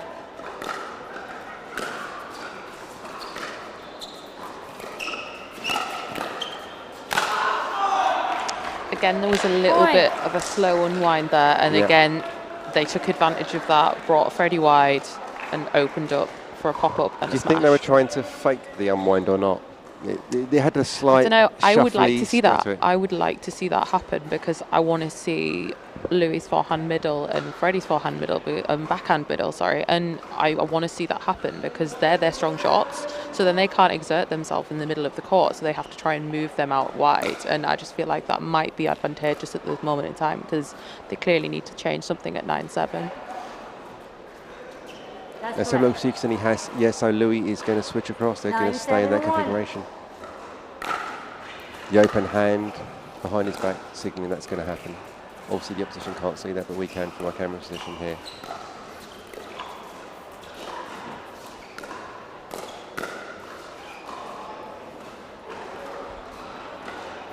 Not sure to change a call on that. Was it? No. Second serve. No, yeah, it was in. out. Yeah. 9-7-2. I thought it was called in. No, it's called in. Yeah, it's called in.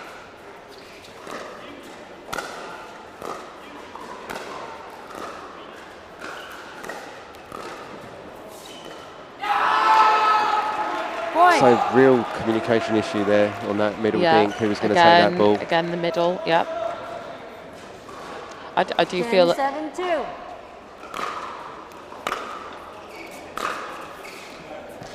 I do feel now Side out. getting their serve back, they need to try something different. They don't want to get them another opportunity at match point here. They want to do something different, and you might as well. They're going to be stacking still here.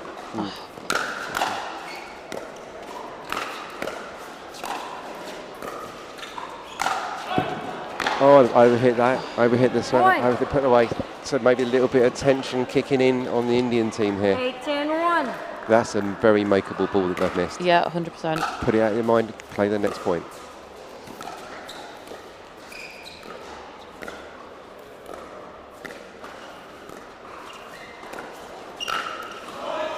That wasn't the time for the lob. That was not the time. And if you are going to lob it at that time, you need to be able to almost have a disguise to that because he was reading that 100%. Yeah.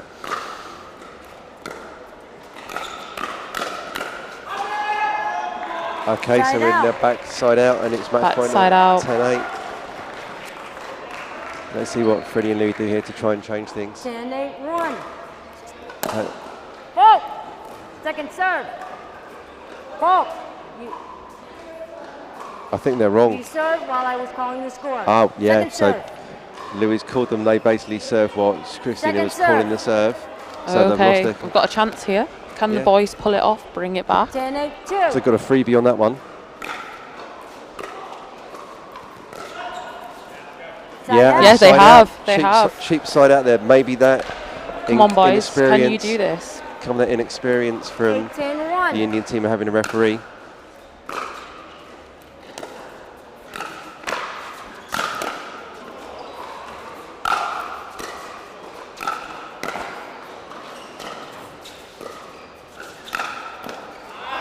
Oh, that was good hustle from Louis and Freddie there after the miscommunication in the middle. There was a miscommunication, clash of paddles, and that kind of led to the onflow of what was going on, and then there was a pop-up from Freddie's backhand.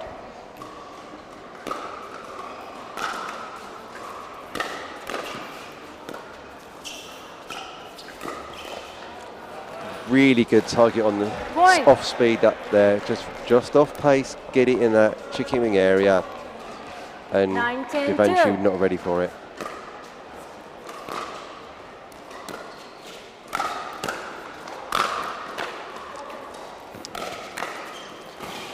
Yo, Freddie Powell, great play. Let's just look at the flexibility there. Look at the flexibility from the Indian players.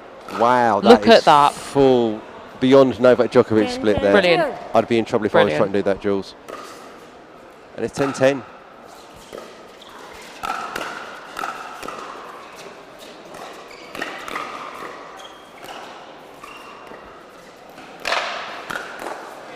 And then the miscommunication from the Indian team. That was the first time they had a miscommunication in the middle, and it actually ended up being the losing point, which is very interesting. And interesting that Freddie and Louis didn't change their game plan, but I think they changed the quality of what they were doing. Yes, Still some miscommunication there, still not ideal. They were being a little more cagey on their speed-ups. They were wanting to play out the point, keep it in that kitchen and moving the ball around, whereas the Indian team, they wanted to speed it up.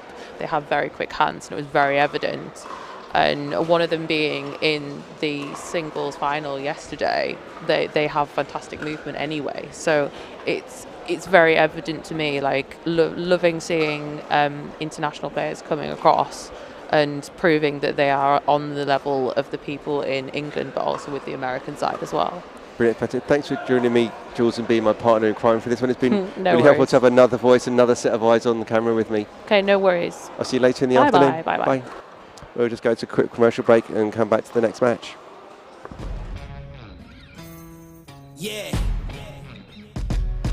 Let's go. We just gotta go hard. I go the hardest. I bring the pain. Not what you used to. It's all part of the game. Yeah, I just gotta go hard. I just gotta go hard.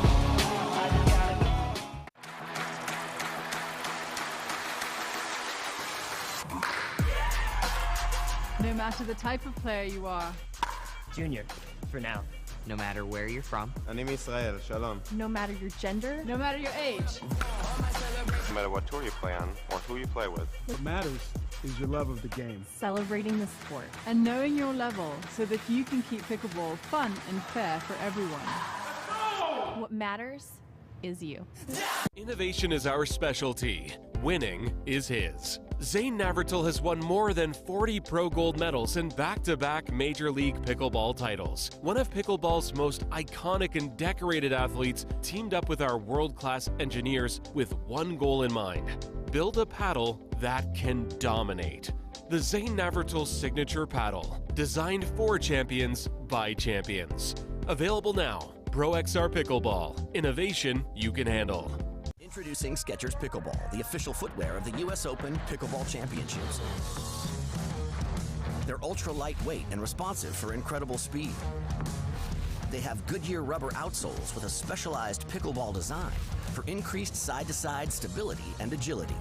Plus, they feature shock-absorbing foam and Skechers' famous relaxed fit design for incredible comfort game after game. Conquer the court in comfort. Skechers Pickleball, the official footwear of the US Open Pickleball Championships.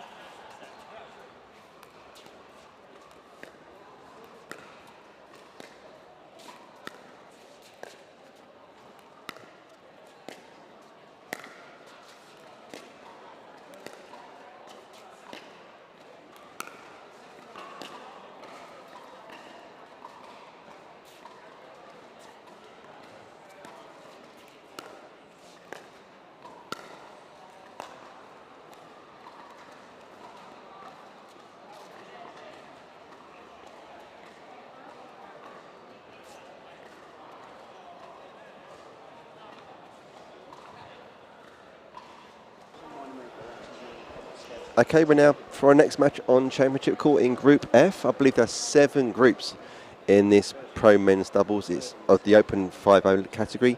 It's a huge entry from all over the world. See lots of people wanting to take on the pros. We've seen a couple of pairs that probably aren't quite up to that 5-0 level, having a tough time against the American pros. Certainly we saw when Ryler and Nick were playing previously, really schooling a couple of the teams that played earlier. So now we've got Jarkko Valin and Marko Miettinen. I apologise, I'm not quite as connected to the European scene as Sam that's been doing earlier, who seems to know everybody across the entire world in pickleball. I've also got Nick Petterson again and Ryler de Hart. So Nick will be partnering Susanna in the mixed doubles tomorrow, and Ryler will be with his wife Megan in the mixed as well.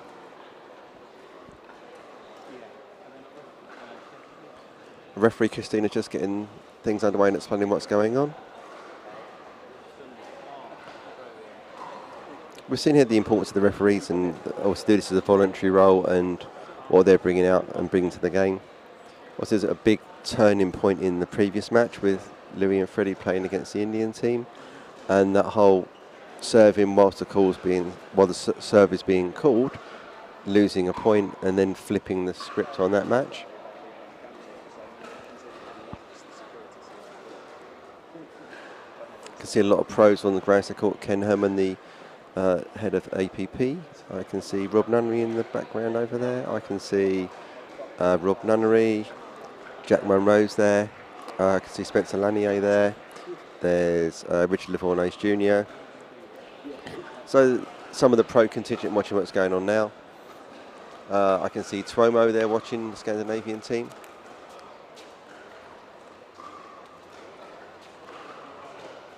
So I think this is a Finnish team we have here. I can see a Team Epic on the background of our player on the left. Okay, it's a reminder. 1 game to 11, win by 1 timeout each. Please wait for the full score to be called before you make the serve. So reiteration of the thing that happened in the previous game. Make sure the whole call has been served, the whole serve call has been made before serving. Time in, 0-0-2.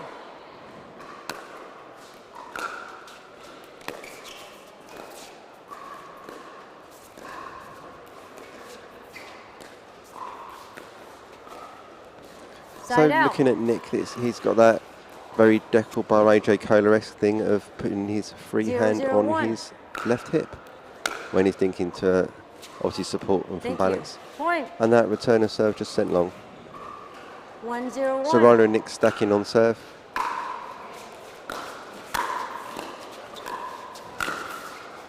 Yeah, so Ryler just not getting there for that, and obviously Nick beautifully covering his partner there in the middle, and then generating that 5th ball for 2-0-1. For the 7th for Ryler to put away. What a great Ernie there from Nick. Point. Really cognizant of that pop-up coming, and off he goes. 3-0-1.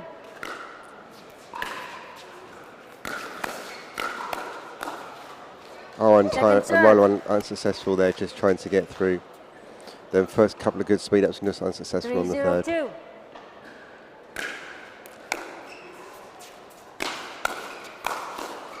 Yeah, classic shake and bake there. Point. Just punching straight through the Finnish team, and then Ryler finishing up. 4-0-2.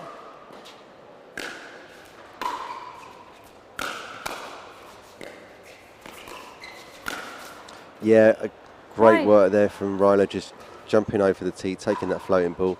No need for Nick to come in. Clear communication that player slightly nearer the ball, even if it's crossing their airspace first, comes across and takes it. Oh, almost like a little bit of 2 cars crashing in traffic there between Ryler and Nick.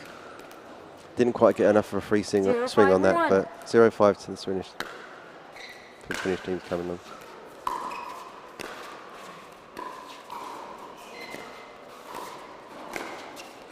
What a great roll volley there from Nick. The top spin to get that ball down. If you look at this replay here, that's only 18 inches maybe off the ground, and that's coming in short on that baseline with so much roll and flick. So very much a strategy of Ryler and Nick here is to do a lot of fake switches and just be really active when you're unwinding that stack. 5-0-1. So you don't know as your opposition what is coming.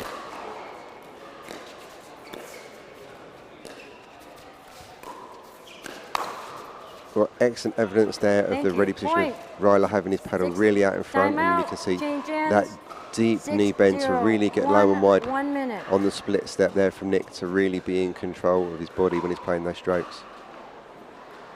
So obviously Pedersen and De Hart well up here, must be feeling confident. I think in a sort of tournament situation like this where you're obviously expected as the pros to really be confidently running through the category, there may be an element of games of this where there's a clear mismatch in ability to load manage and just make sure that you've got all your energy ready for when you really, really need it. Because there'll be tougher matches coming through from here, but it's not like I can see from Valiant and Meetonen to really put any pressure on the team here. If their dinks aren't right, it's going to be good night. If it's a speed up, it's not going to work for them. But the answer is always try the soft game. Because if you keep hitting too hard, you're just going to get it back through you. So try and take the pace off. Try and engage in some things in rallies. And then you don't know what might happen.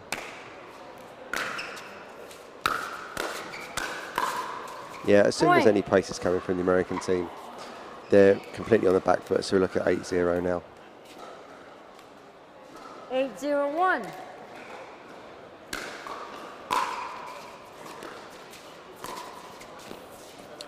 Point. I think there needs to be a little bit more caution what they're trying to achieve. When you're playing against the pros, you're thinking you need to do everything perfectly and really hit those margins high. And you really don't. You see, Ryler there makes a simple mistake on a drop there where you would expect all day to make that shot. So get that ball in, guys, in Team Finland, and just keep the point going.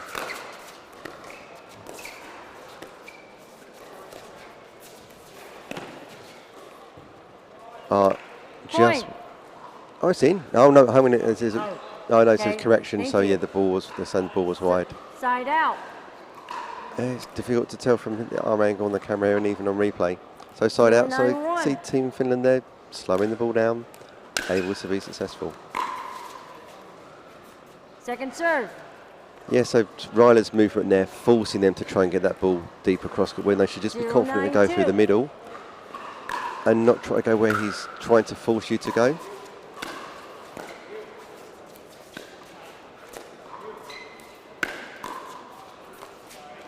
Yeah, just a great speed up again there from Nick. We've seen that in the previous match, that he just had the ability to rip that ball to any location he wants to. He particularly likes that paddle side hip. And what he's probably seeing is, on your right, the right-sided player is slightly cheating their ready position past the sort of a neutral 12 o'clock position in front of them to more around a 10 o'clock. So it's a classic target to go to a player on their right hip there, just because they've got a little bit further to go round to get to neutral. So speed up to, if they're overcooking their ready position, speed up to their right hip.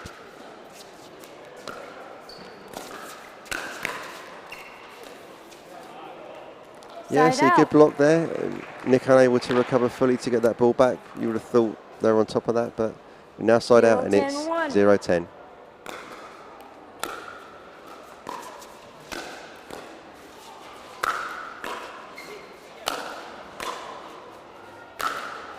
Yeah, and then the third one of those smashes put away. Talking to Susanna earlier on commentary, we're talking about not hitting that smash super hard the first couple of times and getting it in. Classic example there of Ryler waiting for the opportunity to use an angle, as Susanna said. That was a nice misdirect by the left side player on the Finnish team. Just apologies to him, I don't know who is who, but a good attempt there on the split, but the hand's too quick on the American side.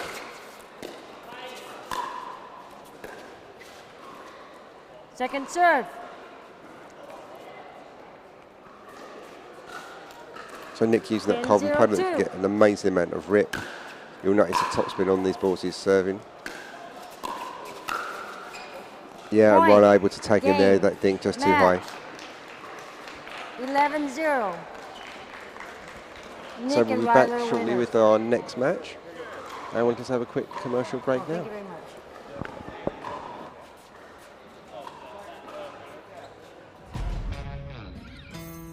Yeah. Let's go. We just gotta go hard. I go the hardest. I bring the pain. Not what you used to. It's all part of the game. Yeah, I just gotta go hard. I just gotta go hard.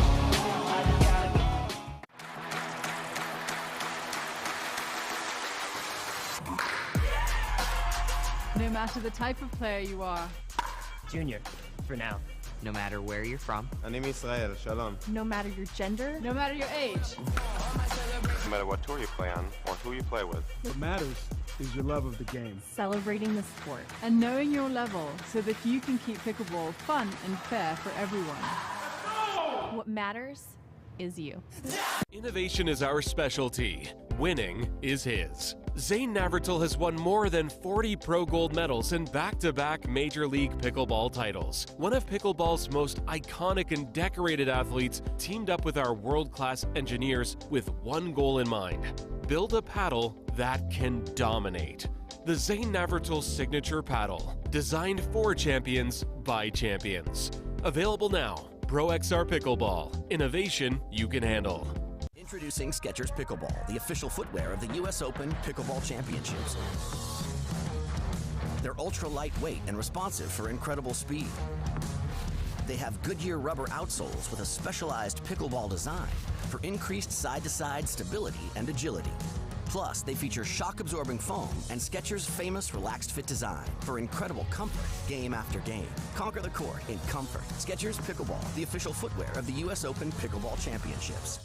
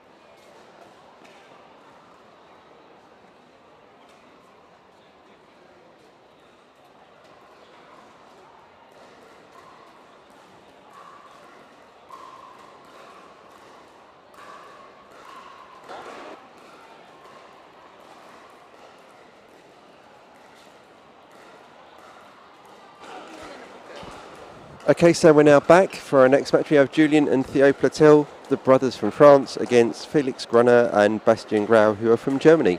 So a nice European team sort of pairing here. Looks like we've got a Yola team by the looks of it. Certainly I can see that Yola tops have been more. Someone's got a Perseus or a Scorpius from there. I think that is Felix. Good morning to Stuart Stimpson, who's joined me by the side of the commentary. I don't think Stu's going on mic, but just kind of saluting and saying hello. I'm just going to come off mic for a second and just greet my friend.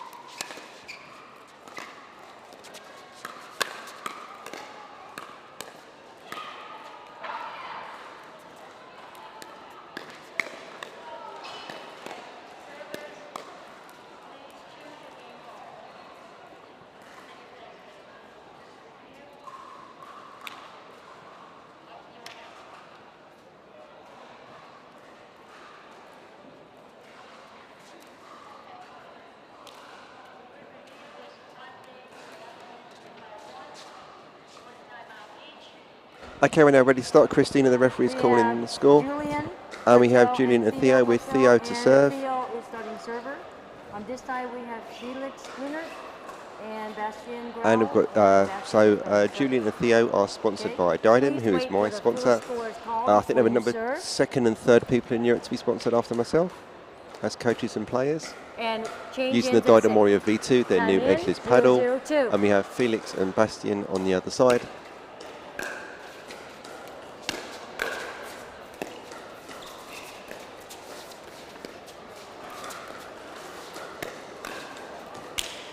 First blood there to the French team, and they are going to be stacking. 1-0-2.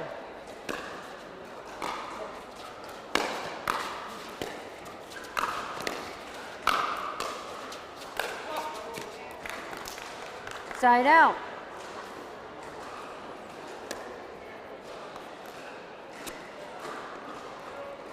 Zero, 1-1.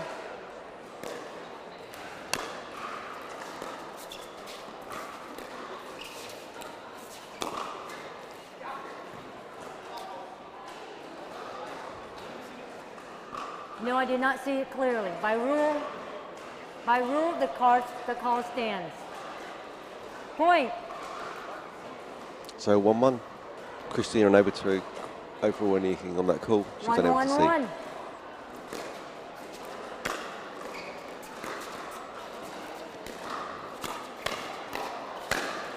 Yeah, good put away there. Second serve. Just floating that one up there from Felix.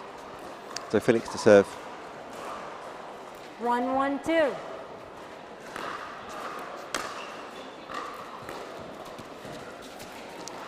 Side A little out. of a roller there off the net.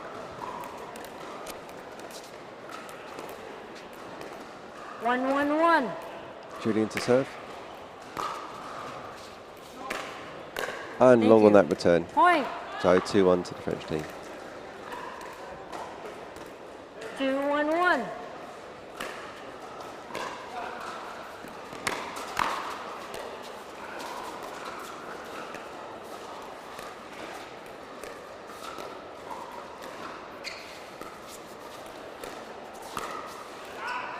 Yeah, just a nice little flick there. And Theo unable to get back in position there, but obviously good movement side to side, working as a team, but just got behind him. 2-1-2.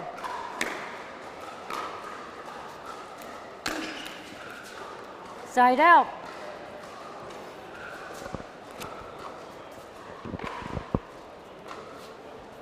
1-2-1. So the open exchange is going back and forth here.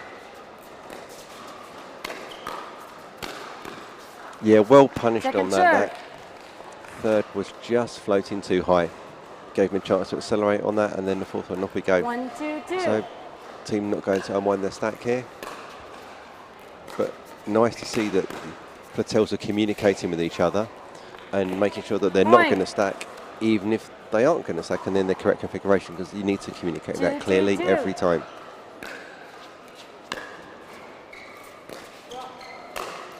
Yeah, great one-handed backhand roll there from Theo.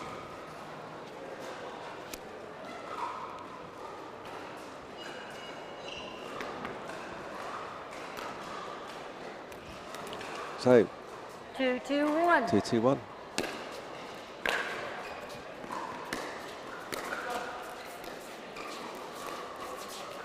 So good recognition there that Julian was just half a step behind, so Theo cuts across, takes the backhand dink, the unexpected movement there, putting the German team off of making the dink error.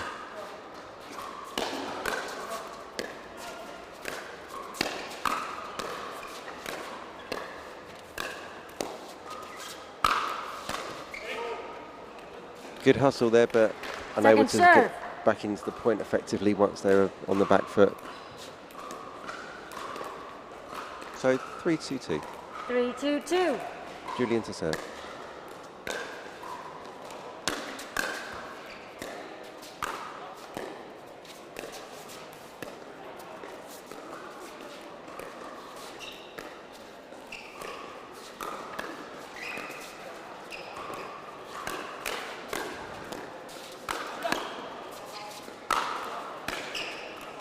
Oh, unlucky, just unable to reach to that point. It's been interesting watching with the reverse, with the stacking situation from the French team, that actually Theo is playing quite aggressively from the right, coming across and taking centre, where you would expect them with the forehand to be more aggressively taking the middle. So here, for example, there, and just got away with it, speeding up and leaving all of that court open. But unfortunately, Bastien able to control that. So yeah, something we don't see very often, where you're stacking to that position, dominant backhand through the middle.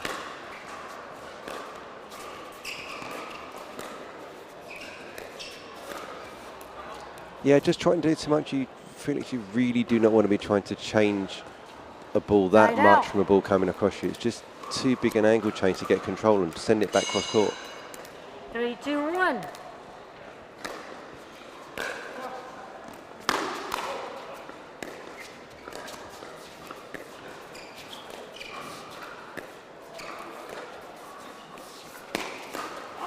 Brilliant play there from the French team. Point. So if you look at the position, they're squeezed both on that same side of the court, inviting the ATP go wide, and yep, completely fell for it.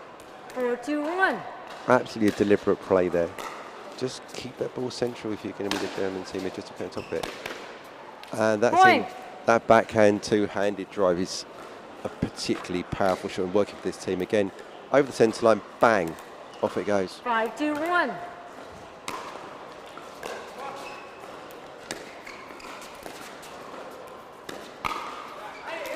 Yeah, good speed up there to the backhand. Change ends. Just sitting up a little bit. Noticed something not quite right, that ready position, and exploiting it. So comfortably ahead here, Julian and Theo, who are playing for Team France in the Duper team event in day one. Sort of practice. I can see their partners there in the background there, Helen Kenner and Evie Kenner. They won't be listening, but obviously I'm playing mixed doubles with Helen on Sunday, my regular mixed doubles partner. They had a fantastic time playing with the French team with Cyril Durand and Julian and Theo.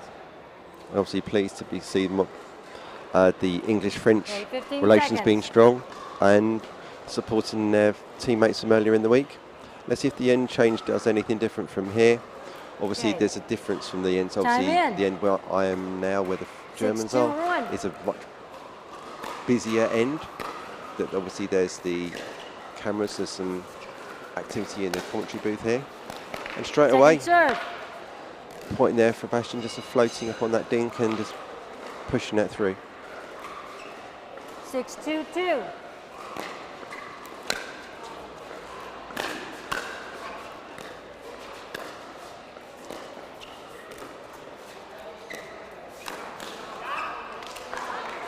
So I like the point construction there from the Side French out. team, and just unable to get that dink successfully in the latter part of that rally and just opening it up for Felix to speed up on them, but liking the use of the third and trying to come in but not aggressively rushing if it wasn't quite right.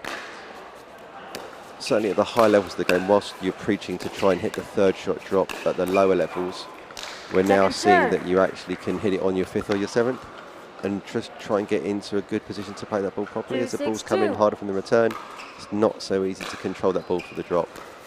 And again, we're seeing in that previous point that the French team are trying to enable Theo's backhand where they can. Good speed up there again from Felix. Just a little bit too high through the middle there. You've got to get that a little bit lower, more towards the feet, or else you are inviting someone to hit that ball through you. 3-6-2.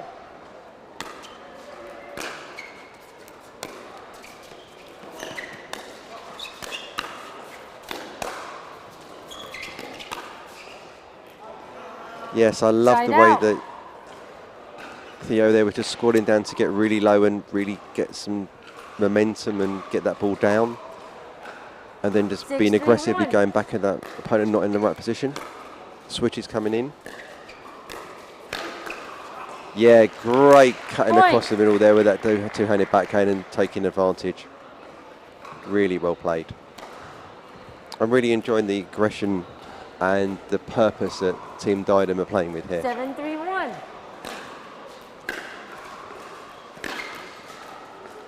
Second serve. It's interesting, you can see that when he's really ripping that ball, it's almost coming off that two-hand and into one for his finish.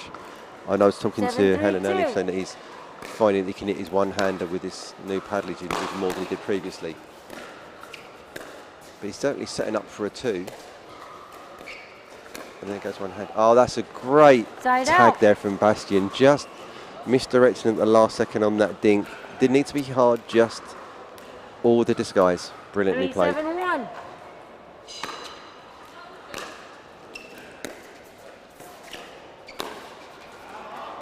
Oh, and another one again. Just, oh no, I think is that called out? Point. No, it's in. It landed in. Really great play there. Again, targeting Julian. 4-7-1. Coming across him.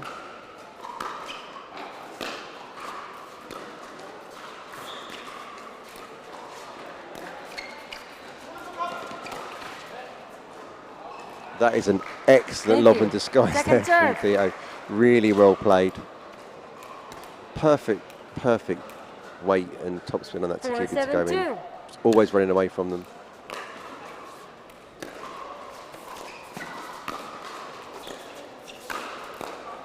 Yeah, a bit of help for the net cord there, just making Julian have to adjust his stroke. So 5-7-2. 5-7-2.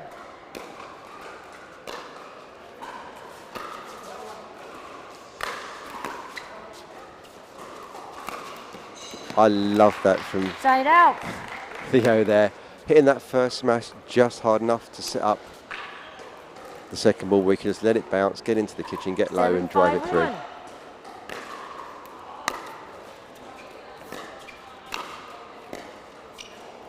Second serve. Yeah, just unable to get that back. Again, when you're going wide, it's harder to control, and sometimes that middle ball will create some confusion. 7-5-2. We saw that in earlier matches. Oh. Unlucky net cord there. Really cruel. But I'm always a big believer that if you hit with a heavy topspin and power, your reward for that is those net cords tend to go in more than go into the net. Oh, what a drive. Point. That's a fantastic stroke. You see how low Timeout, Theo gets on that, rips under it, comes through the side and under the ball, 9-5-2. some 1 curve minute. and dip, and there is no way they're getting anything on that. So the German team taking the timeout. It's the first one we've seen on Championship court this morning. It's interesting, there's been a lot of teams that have been behind and no one has used their timeouts just to try and break the flow. This is a good defensive timeout here from Bruno and Grau to see if they can just break the run, earn themselves a little bit of something different. I look to get some support from the sideline there. Oh, definitely some fuel on board. Oh, the Haribo are going in by the looks of it. Just keep their sugar reserves up. Make sure they're not going to lose out on energy later in the day. 0 timeouts remaining. I can see one of my men's doubles opponents sitting down watching Bill Evans and his wife Jang, just in the background of that previous shot. Time in. 9-5-2.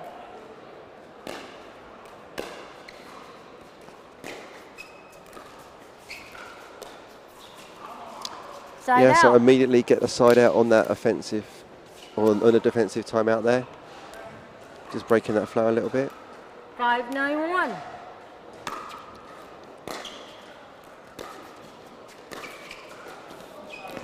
Oh, on the net Second cord again. serve. Good morning, Lee Whitwell. 5-9-2.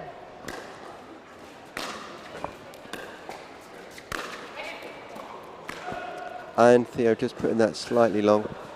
So now 6-9-2. 6-9-2. Flashed into serve.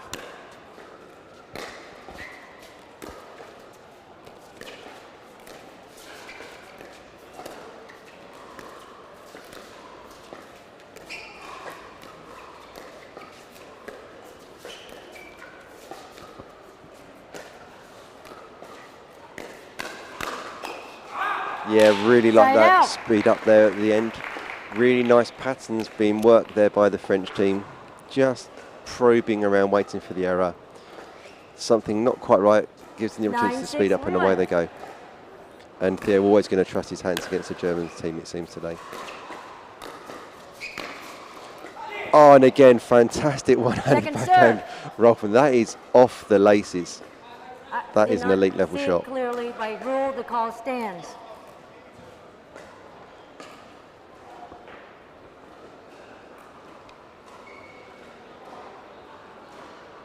Hold on a minute, Christina's just checking the score. 9-5-2. 9-5-2. Oh, I'm sorry. Sorry.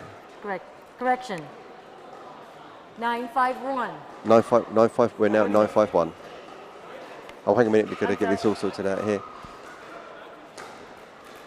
I'm confused whether they called that ball in or out. It was clearly in. Thank you very much. 9-6-2. So it's now it is 9-6-2. John, who's on the tech side with us, absolutely getting the scoring correct. Maybe there's a future side career for him if he decides to leave the production business. Side yeah, out.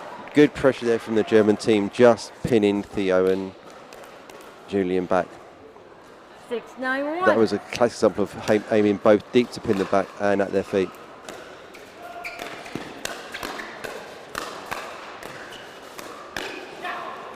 Just Point. Two sides on that firefight, and it looked like the French team were just up on that and couldn't quite convert with Theo speeding up. And Germans now back in it at 7-9.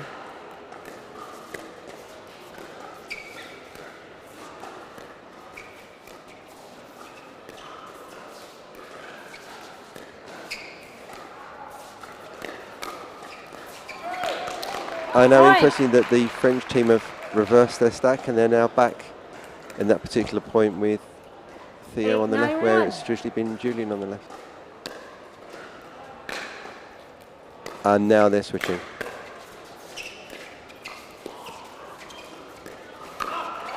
Yeah, great pattern there. So Theo just rolling that across them, waiting for the pop-up, and then Julian coming inside on his forehand and then rolling again, the angle again. Really nice play there.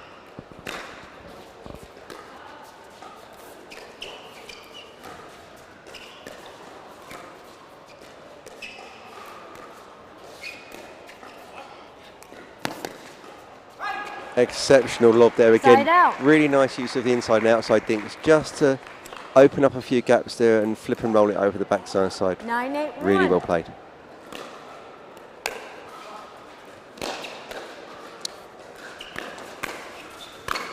Oh! Second serve. Yeah, Theo's unhappy about that. He knows he had the match on his paddle.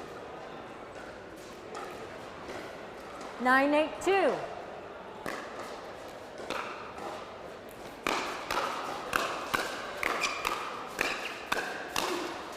Oh, and the hands Side exchange out. again going to the Germans. They were certainly behind on the turn and struggling, and it seems to be a big change, 8-9-1. and it's getting a lot closer now.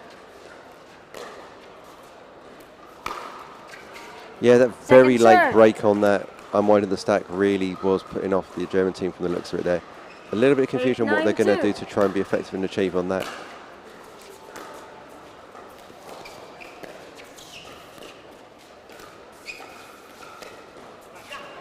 That Point. didn't look wide. Very interesting, but that's a very risky change of direction there. I thought they didn't get away with it on that 9-9-2. particular point. The 9-9-2.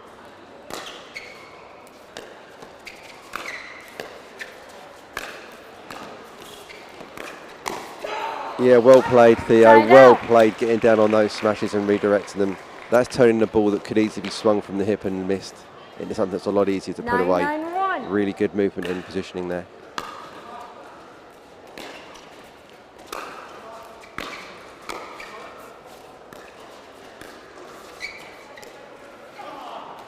Second serve. So back to 9-9-2. Real back and forth now. 9-9-2. It's going to come down to who makes the first set of errors, I would suggest, in this game. Theo just overcooking Side that out, ever so thank you. slightly. But I like that aggression. That's what got them through to the stage they are now. They've gone a little bit more passive for the second phase of this game. I like to see the French brothers just take... Oh, yeah, we go. Timeout. Yes. So a good decision here to take their timeout. Okay. Break Timeout receivers. the German team's flow on this and make them reset and rethink again. 9-9-1. A 1 nice minute. strategic decision there. A good time to reset, a good time to refocus. Just think about what's been going on through the points so far, what's been successful for you, and try, when something's working, don't change what's been successful. I think they definitely need to make sure that they're getting that stacking configuration so that Julian's on the left and Theo's on the right. Maybe come back to Theo being a little bit more aggressive with his backhand and ripping those two-handers straight through them. When it comes slightly across the tee, playing sort of 60-40, but actually Okay. favouring Theo's backhand. Receivers. 0 timeouts remaining. And going hard, Servers, that's what worked for 0 them in the first timeouts remaining. sort of phases of the game. 15 They've got to go seconds. to a good lead. Time in. So Felix to serve. 9-9-1.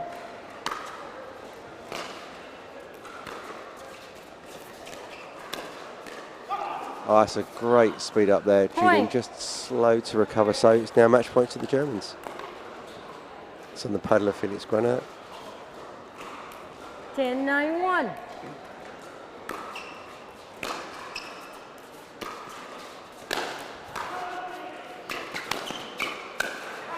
Really good play again there from Second Theo serve. to get low on that, on match point defense, so they didn't unwind their stack, and they're going to be 9-2. staying in that same configuration this time again.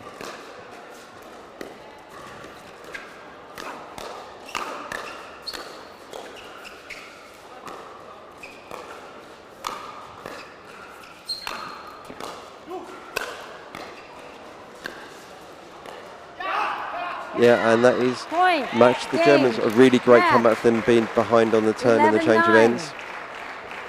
Really changed the Felix fortunes on that. Just getting into the Sebastian points a little bit more there. I think the French team went a little bit passive towards the ends of play there and didn't kind of go as hard as they did in the early Apologies for phases the of the game. mistake. And obviously maybe need to just find out what sweets they're eating so we can obviously find a way to change our fortunes in the turn. The power of a little bit of sugar in the body seems to be evident there as well. We'll be back next with Jesus Campos and Mauro Garcia Sanchez against Nick Pedersen and Reinhard de Hart.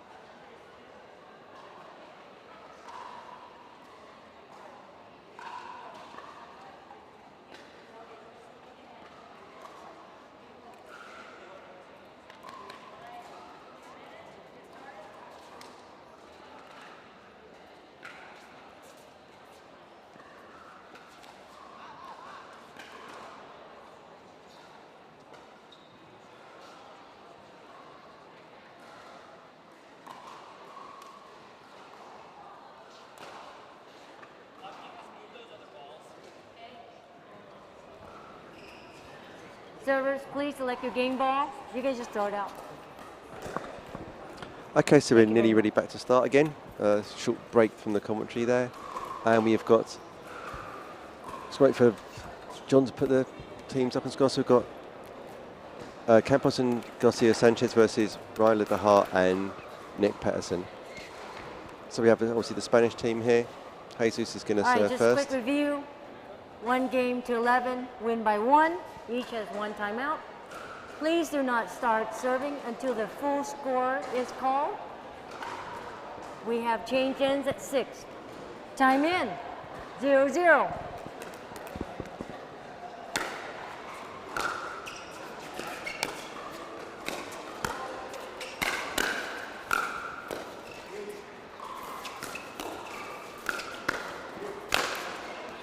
Yeah, great early there out. from Nick to set that point up.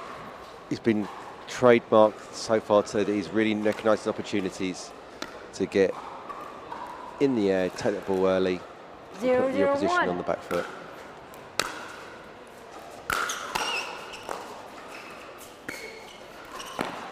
Great dink there from Jesus. Great dink there, just to push it behind Ryler's backhand there, and nothing he can do. 0-0-2.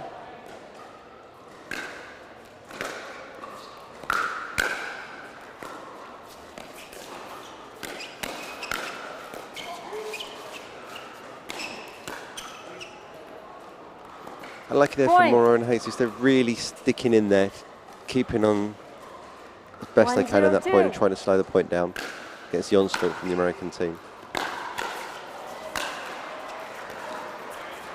Lucky net call there. Questionable whether that ball was going to land in and that Nick ripped his two-hander on. 2-0-2.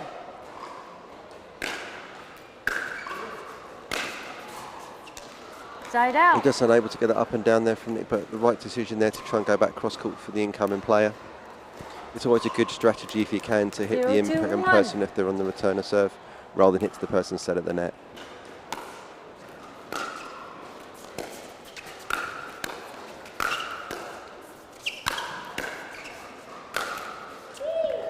Lovely angle there from Ryler De Hart to finish that off. But again, we've been commenting throughout the 3 or 4 days we're going to have of the live stream here, the compactness and efficiency of the American strokes. 0-2-2.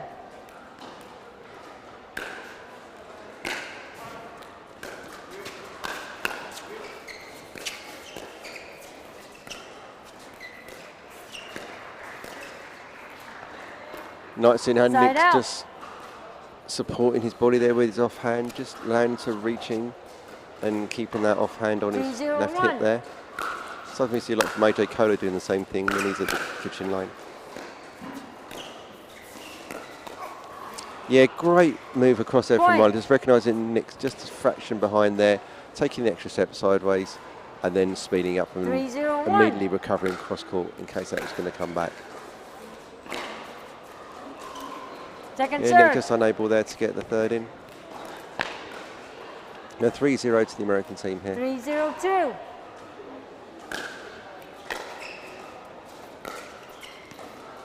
Yeah, and again, side out. A missed ball there from Ryler.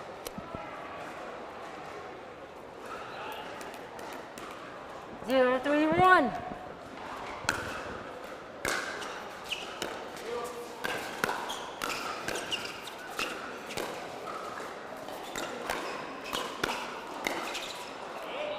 Oh, Nick just unable to. Yeah, Nick just unable to control that final roll there, but you really visible. We can see there that he's able to pick that ball up from very low and attack from it.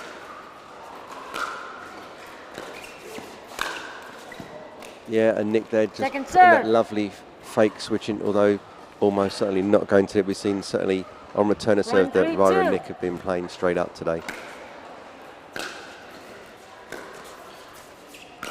That was a really late potential stack switch. They're literally both in front of each other, then at the last second moving over. Showing the speed of their movement, they can do that and get into position at the last second. 3-1-1. 3-1-1.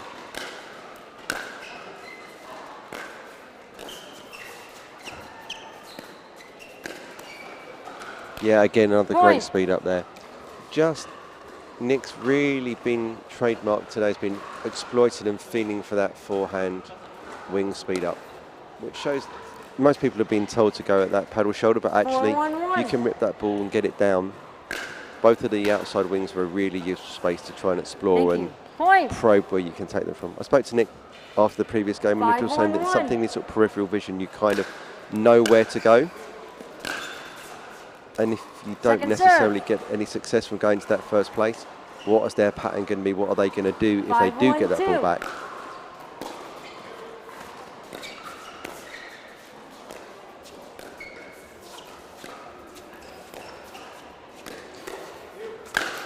Yeah, the lovely use of the wrist and sort of almost painting and brushing up against the back of that ball on the backhand roll here to generate the air, and then easily able to put the ball away with his forehand. But yeah, I think it's something we can certainly work on as players and learn from the pros that are coming over, is that actually the early phases of any match are where you are probing your opposition, trying to see what patterns you can work, what things will develop, what tendencies they have. And even if you're down 4-0 on the first run of things, it doesn't mean the game's over. It just means you're exploring and learning. The most important thing is from that 4-0, what can you learn to game plan against your opponents? Obviously what we've got here is the Americans will be experts at doing that because of their higher reps, their elite skills, and able to really put things where they want to. So there'll be less luck in what they're doing, obviously more intention. You have 6-1-2. So Ryler to serve 6-1-2 on the turn. And you guys have 1. Time in, 6-1-2. Side out. Yeah, good return of serve there, wide to Ryler's backhand. Obviously the unwind attack possibly a slight distraction there on where to put the ball with the intention. 1-6-1.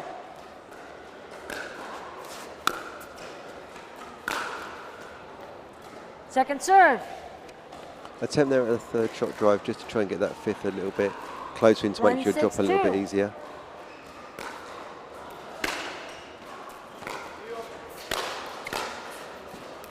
Oh, well played by Jesus on that shot there. Point. Nick really came in, was aggressively jumping the line to get rid of that ball, thinking it was done in one, and there's nothing that Ryler could do with a return and block like that. There's just no chance, not time to move on it. Really well played. Side out.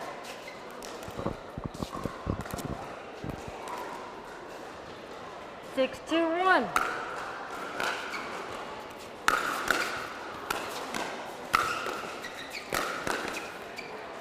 Really good dynamic movement there from Ryler to just take that ball on. Sometimes when you get into a firefight, although you're taking the ball in front of your partner, you know what you've hit and what's going to come back earlier than they do.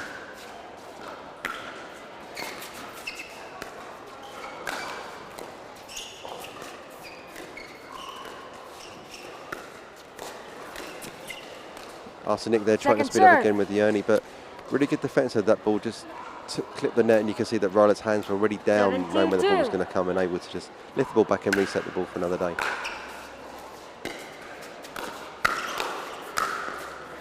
Yeah, again, we've seen Ryler really being dynamic and cutting across that middle tee with something sitting up there. Off he goes. Nick's sitting back, and actually they're almost playing half up and sort of half back and one up. Something you don't tend to see in pickleball, but there is a little bit of a stagger, and sometimes that stagger can be really useful. It just gives you a teammate room to work. Point. You don't have to be more than a foot, 18 inches, maybe 2 feet split 9-2-2. in your lateral, in your sort of your vertical depth.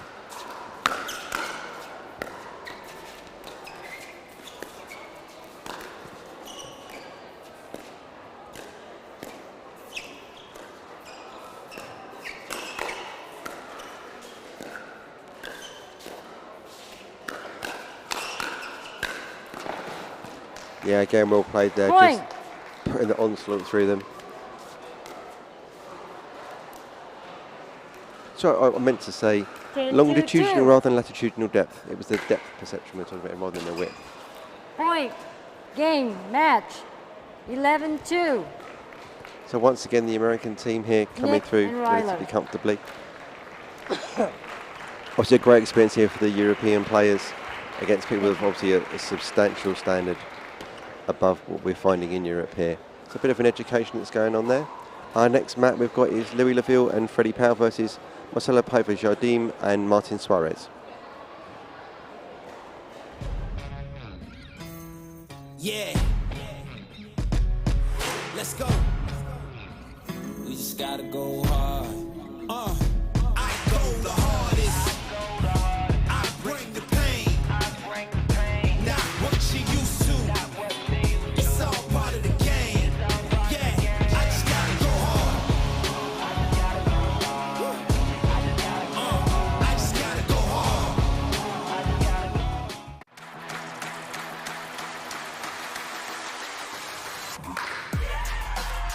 No matter the type of player you are.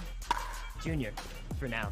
No matter where you're from. אני מישראל, שלום. No matter your gender. No matter your age. No matter what tour you play on or who you play with. What matters is your love of the game. Celebrating the sport and knowing your level so that you can keep pickleball fun and fair for everyone.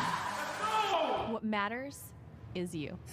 Innovation is our specialty. Winning is his. Zane Navratil has won more than 40 Pro Gold medals and back-to-back Major League Pickleball titles. One of pickleball's most iconic and decorated athletes teamed up with our world-class engineers with one goal in mind: build a paddle that can dominate.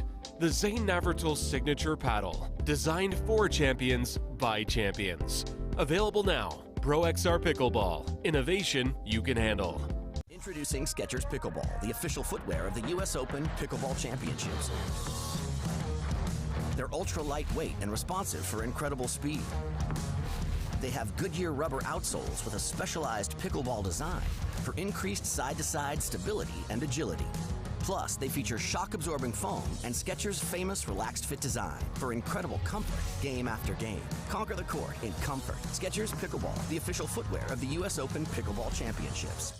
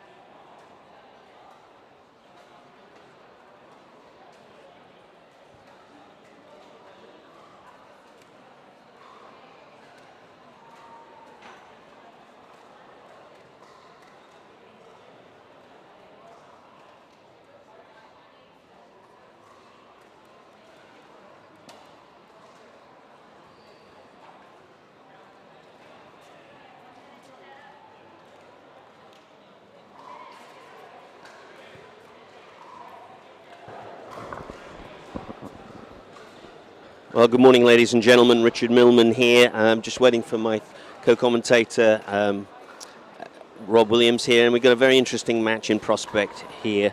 Our star English players in the bucket hats make it a little bit difficult to understand who they are, but on the right is Louis Deville, and on the left is Freddie Powell. And at the other end, very interestingly, the brother of the most successful women's professional pickleball player in the United States of all time, Simone Jajim. It's Marcelo Paiva Jajim. He's a former and current, actually, padel professional, very high-level padel player, and his partner Martin Suarez. So anyway, here we go. This should be entertaining, not least because of the bucket hats.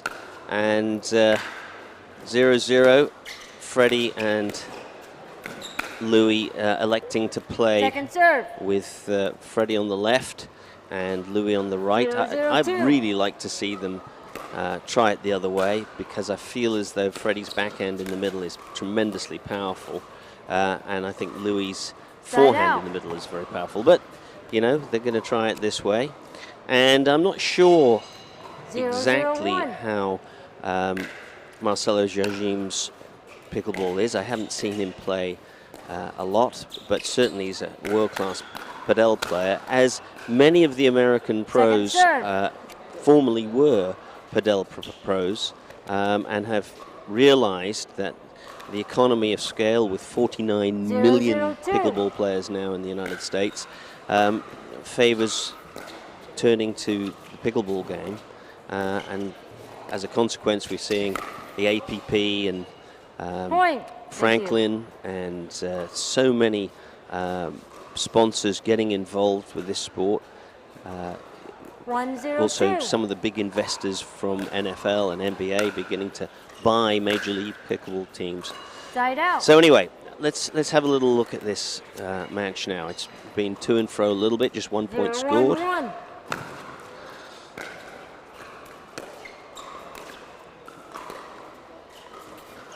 And at the moment, obviously, we've got a nice sort of steady approach there in that rally from Louis and Freddie, not electing to immediately speed up, and getting some good results out of that canny approach.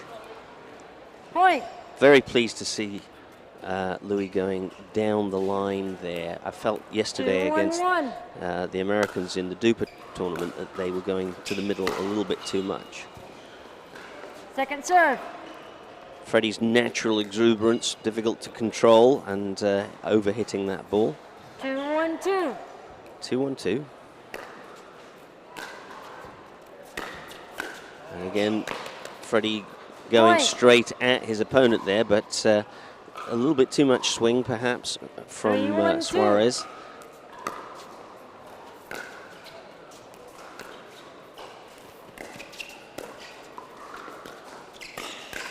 And you can see the Portuguese team, or I believe they're Portuguese, they're not quite familiar enough with the dinking, keeping the ball soft and low over the net. And so quite a lot of balls being presented for opportunities for attack for Louis and Freddie from England.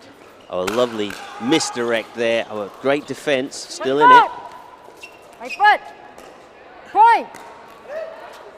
And a point given by the referee, because it would seem that she feels as though that one of the Suarez Jajim team stepped into the kitchen on a volley. Apologies. Referee correction. But we got a referee correction, because obviously the ball had had bounced before the lob was played. I think she thought that was a volley lob. Apologies. Correction on that. It was probably the most exciting rally of the match so far, and unfortunately it's a replay. 3-1-2, yes. Yes. Okay, so 3-1-2. Apologies for that. Freddie Powell serving. 3-1-2. A little backhand swerve. And Oh, a little third shot drop just into the net there from Freddie. He's a little annoyed with himself. 1-3-1. 1-3-1.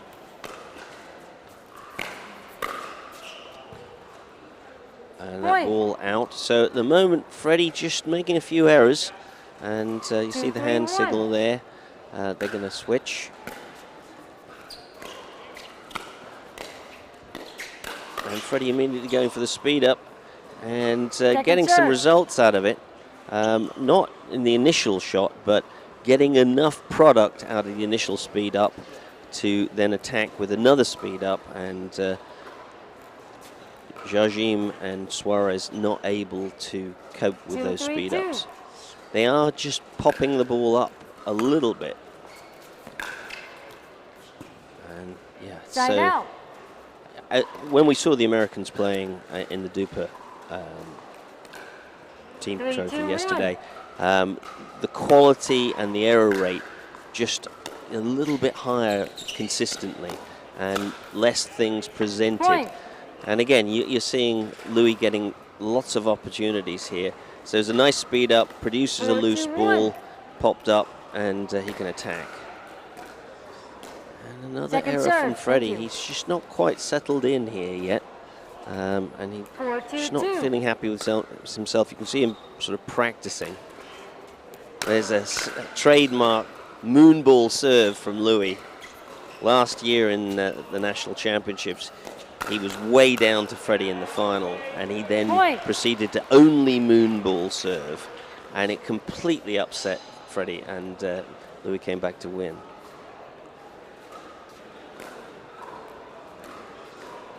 Okay, so 5-2-2. 5-2-2. Again, the attack coming from Freddie. And again, so consistently you're seeing the English team are pretty steady with their initial dinks and looking for a ball to speed up. When the speed up comes, the Jajim Suarez team just not quite able to reset. And if you're not familiar with pickleball, a reset is a ball where you soak up the power of the opponent's shot and leave a dead ball. Well, they're not resetting with enough deadness, and unfortunately what's happening is that they're popping the ball up, and then Freddie and Louis, the English players, who are natural attackers, and I'm very impressed that they're disciplining themselves to be sort of so calm. They then are able to capitalize on the loose ball. Oh, that's the first real unforced error from Louis this morning.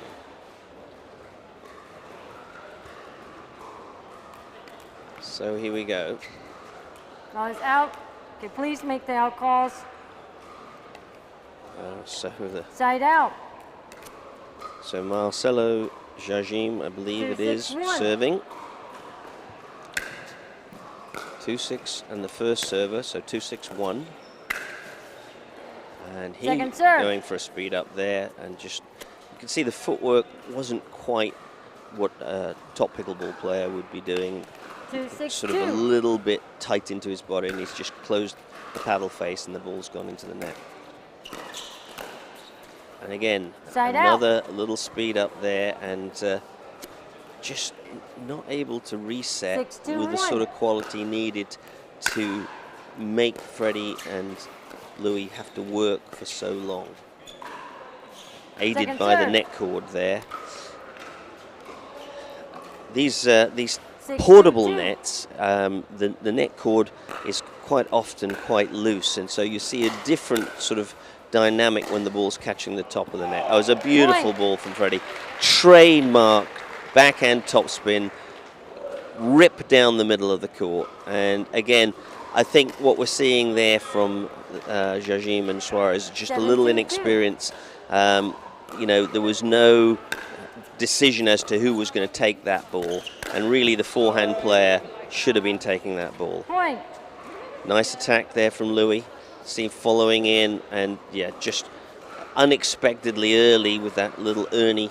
And again, for those that are not familiar with pickleball, An Ernie is where you volley the ball, but you jump over the side on your own side of the no volley zone, and so your feet don't land in that light blue zone nearest the net. And that means you can take the ball much earlier, and taking time away from your opponent really puts, as in so many sports, tremendous amount of pressure on. And there's another Ernie. You know, see that beautiful leap from Freddie here. You watch him, he'll jump across the corner. Actually, I don't think he even needed to. He took it early and landed parallel to where he started. But there you go, it was very effective.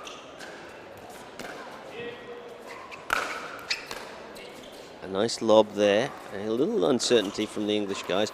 Beautiful drop shot. And here we go. Now, see, here's a sequence. See, unfortunately, the loose ball there from Jajim. Side out. And again, Jajim's a big guy. The net cord really caught him out. He didn't do the footwork required, and he's popped up a loose ball. There's the moon ball. Oh, Louis disgusted with himself.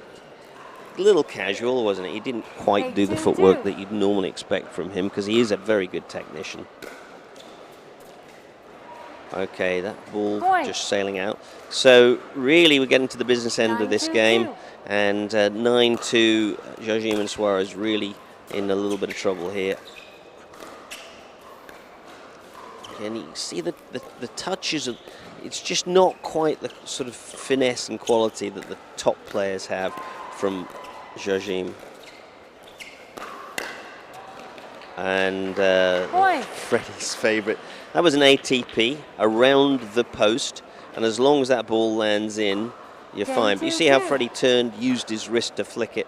I mean, that's great racket or paddle skill. Point, game, match. Game and match then to Louis Leville and Freddie Powell, and they demonstrated there that by early in the rallies, maintaining high quality, waiting for a loose ball, they were then able to get a speed up, and as soon as they did the speed up, unfortunately for Jajim and Suarez, not really very able to deal with the speed ups, and leaving loose ball that was easily attacked. So a good win there, and next up we'll have a 4-5 match in Group A. Lucy Elliott, Corinna Whitaker against Megan Fudge and Susanna Barr. That should be exciting and interesting. And you can see a much more stable net coming in now. Solid state on the wheels. And so my expectation there would be that the net cord is not going to be quite so flimsy, and the likelihood is that we won't have quite so many of those balls flopping over the net. Yeah, anyway, absolutely, Richard. It's going to be one of those balls that it's going to fly if it hits that net, which is going to be where the pro guys are going to have a big advantage, because they're used to a proper fixed stable net, whereas if you look at something like the continental stuff, our stuff, it's nearly all collapsible, so getting that proper fly doesn't really happen, so that dropper's going to just drop. Although the Swift net's not a bad shout on that. That plays a little bit more like a real net. It's got that tension around it. Yeah, that's kind of a halfway house between the solid state nets and the portable nets. Interesting thing, Rob, that happens, and if you're just joining us, co-commentator here, Rob Williams, just coming back in. Interesting thing with the net cord in terms of reaction speeds. There's a natural tendency, if you've come from another racket sport, to start your approach to hitting the ball before the ball arrives. So what I find myself doing as a less experienced pickleball player, although I've been playing for a few years, is I play too early on the net cord. Now the top pros in the States have an uncanny ability to hold their paddle to the last possible second, and often you'll see a net cord pop up and they haven't released their swing too early, and they're able to simply wait and play the next ball. Now, what's your experience of that, Rob? I think it's the compactness of their strokes and their holding their ready positions, that they've got the repetitions and experience of fast travelling balls. So they've just got that snappier reaction that's on there. And it means that, because everything's so simple, it's not moving as fast, they can just go where if you find a lot of our players have got either long swing paths or they're quite extended in some of the things that they do. And that's the way they're generating power. What you want to be trying to generate the power from is hand speed and acceleration through the ball rather than length through the ball. Right. Well, particularly with the net cord, what is the problem is that you don't want to be snappy. What you want to be is delayed. And the great thing in all racket sports, if you want to learn deception, is the ability to hold your paddle or your racket still until the last possible moment, so that you deny your opponent reaction speed, adrenaline release. But you've still got to snap through it. You've got to come through. It's hold, hurry up and slow down, then hurry up. Exactly. So the point is, because they are allowing the ball to almost come to their paddle before they snap, they are able to deal with these net cords in ways that less experienced players like myself tend to have already released my swing in anticipation of the arrival of the path of the ball, which is then, of course, altered by the net cord. And you'll see that with some of these pros, and hopefully it'll happen in this next match. I mean, one of the good ways to work with that, Rich, is if you get yourself against the wall and actually overtrain and overload yourself. So rather than hitting from, say, 7 feet where your kitchen iron would be, look at training at 6 feet. And obviously you've got a product with regards to the ball that you created with actually working on rebound training and stuff like that. Obviously with any of those wall sort of surfaces, you're travelling half the distance anyway, because it's coming back at the net line rather than where your opponent would be hitting it. So it's a constant form of overtraining. Well, you're doing my advertising for me, Rob, because that's exactly why I designed my rebound wall, so that people could do that. I don't know if you know, but Louis took one to his apartment in London because he was getting complaints from the neighbours because he was hitting the ball against the wall too much. So he got one of my rebound nets and takes all the noise away, and he's unbelievable on his response times.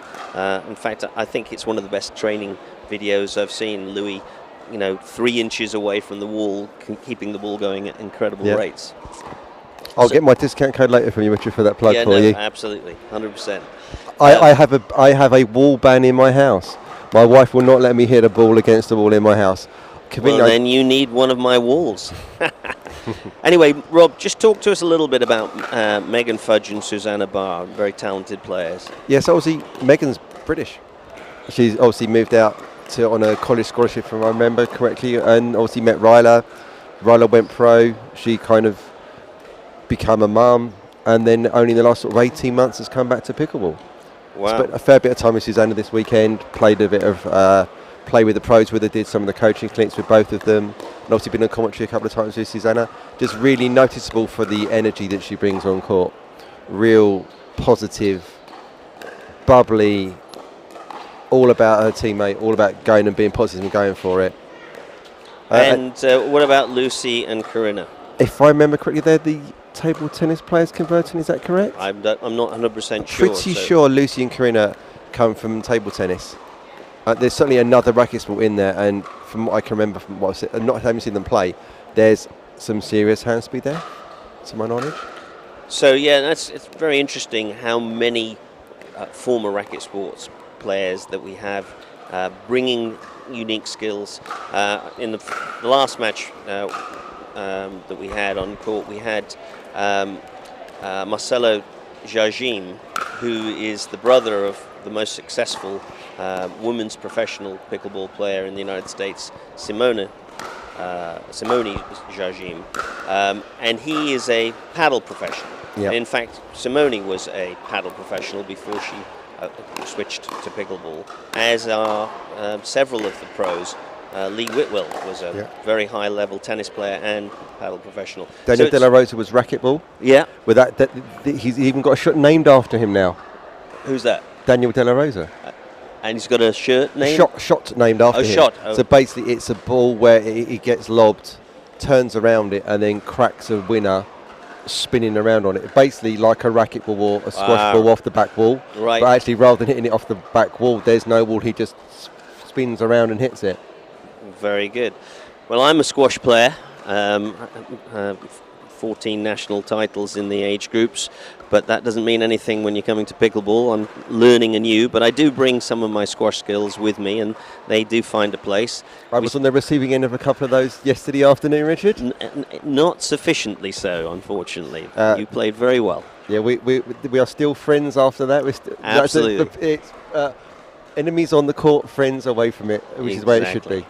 And even then on the court, there was a very good spirit and nothing chippy or anything. It was just very common in pickleball. We don't see a lot of that, do we? No, and you know, one of the great things about pickleball for me is that it is about community spirit. It's about human interaction. There have been a few occasions this weekend where I've seen a couple of players celebrating their opponents' losses overly, and we want to get away from that in pickleball. We're not big fist punchers in the sport of pickleball. I mean, look at extensively how big the game's grown in America, and it's still there. Absolutely. Okay. Absolutely. I think the pro game will change that. Eventually, there'll be too much money to lose that. But fortunately, at the amateur level, we're still mixing margaritas with pickleball. Yeah. So here we go. And the change ends at 6. Time in, 0-0-2. So, interesting to see what goes on between the table tennis players, and you can see the shortened swing of the table tennis players.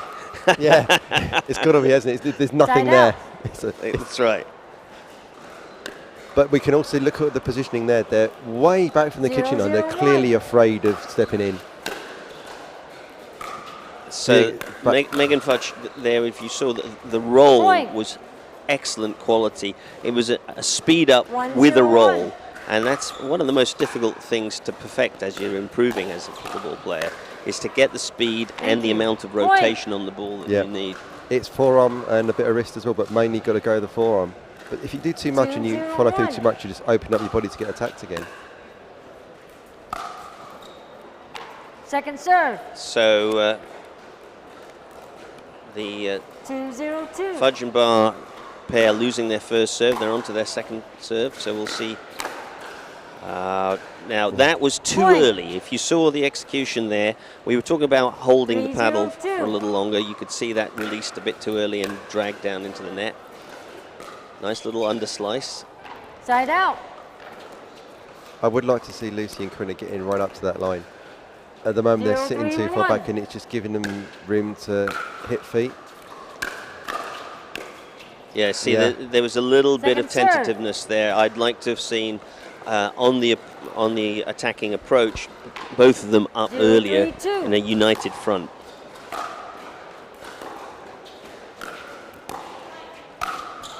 Susanna's missed there, but trying to stay bubbly. 1-3-2.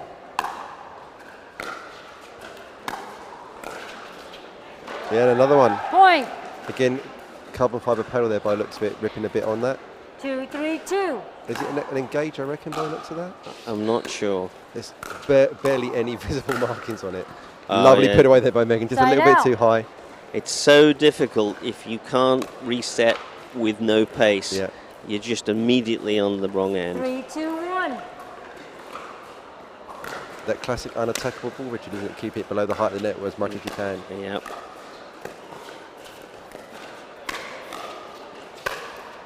Yeah, and there's some hand speed. That's pretty good swing for a table tennis player there.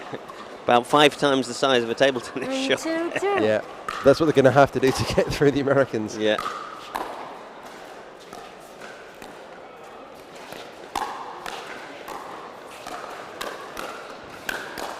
It's good attacks. And you saw a net cord there easily coped with by Susanna. And you see the ability of Megan Fudge to reset a couple of those balls back into the kitchen and just waiting for the opportunity to pounce. 4-2-2. That's the beautiful thing about this sport, is that it really is chess. It's not checkers. And if you're a good chess player, you can wait your time and get your Side opening. out. So the Scottish team getting back into this? 2 for Obviously, it's going to 1. be something new for the Americans. They don't know any of the people they're playing against. Right. Point. 3 for 1. I was chatting to Susanna earlier. She's trying to match shirts with Megan earlier. All right. Messaging back on what colours we're going with. Well, Second so serve. it's sort of greenish. Greenish. There was a teal conversation going on, but they didn't quite have anything teal. So I've got quite liking of the teal colour because my Diadem's colour is Side teal. out. So I've been sponsored by them. It's like you kind of have to like it. But that is something different for a change from Yeah. the neutral colours. Yeah, as long as it's teal and not sort of slime. Point. Yes. And I've been playing with some slime-coloured balls on badly lit 5-3-1. courts recently, and it's been very difficult to see. Great. Oh, lovely. Backhand speed up there. Again, just a little bit too high, rolling over the top of it and getting it into the kit. See the action Second here. serve. Beautiful brushing up on the back of the ball to make sure that topspin Point. dragged the ball Time down out. Change inside the hands. court. Yeah. Interesting said 6, about 3, the slime 1, short, the 1 slime minute. colour stuff. That obviously there is a rule now that's in that you cannot have a clothing that is adjacent or very close to the colour of the ball. And the MLP has just been a rule around paddle colour. So white paddles are going to be banned, yellow paddles are going to be banned over a certain percentage with regards Right. to ball tracking. I do possess a pair of illegal shorts. They are so close to being a ball colour, it's not true. So they are in the cupboard at home and not with me for the tournament. So interestingly, obviously, you can't wear white in. when you're playing table tennis. So, 6-3-1. you know, pickleball borrowing from the other sports for the most common sense reasons. Point. Love to see that ball straight occasionally. 7-3-1. Not because it's necessarily going to create an immediate effect, Point. but it makes the opponents wary of covering the middle too much, and it opens up the court 8-3-1. for future attacks. Thank you. Point. That's the correct kind of place to try and put your 9-3-1. returner so they get it down the middle and not open up those angles.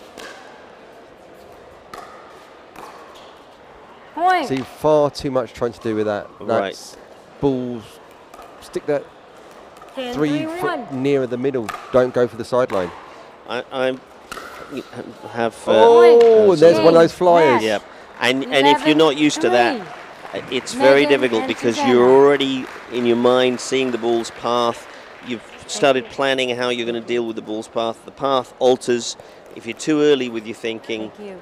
Please you get into confirm. trouble. That's Megan, why Susanna, I'm so 11, impressed with some of the 3. American Please pros initial. who just have this Congratulations. expectation that it's going to hit the top of the net, and they're waiting to see in a way that produces incredibly short-term racket skills. But I mean, if you think about it logically, Richard, if it's hitting the net, it's probably going up and would naturally be going up. So you need to train your response, which is it hits net, it goes low, to it's going the way it was going anyway, which is almost counterintuitive. It's just good, it's got to be a bit of match reps.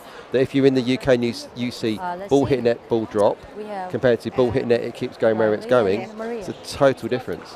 So, you know, one of the things, if you're a skilled feeder, if you've got a student who is trying to train on that, as a skilled professional, you need to teach yourself to aim at the top of the net to help your students. And you believe it or not, you can, not every time, but you can get a pretty consistent rate of net cord if you really feed for the net cord. And that's exactly what you're talking about, is putting somebody in a situation where you're exposing them to that time and time again. I mean, the other thing you could do potentially is use a ball machine, because with a ball machine you've got a high level of reliability. Yeah. And one of the challenges with ball machines is you don't get any of the stroke mechanics. So you don't actually really get to see what creates that ball to do that, which is a bigger part of actually what the ball path is recognising that pattern and recognising what's going to happen from that side of things. And then there's the ability just to train the ball doing that. So it's one of those things where it's a real value. If you want to do something that's that specific, you could dial in the ball machine and say, do you know what, probably if I've got the same kind of age balls in this location, I can get 85% clip at the net to train that particular skill. Yeah, I agree with that.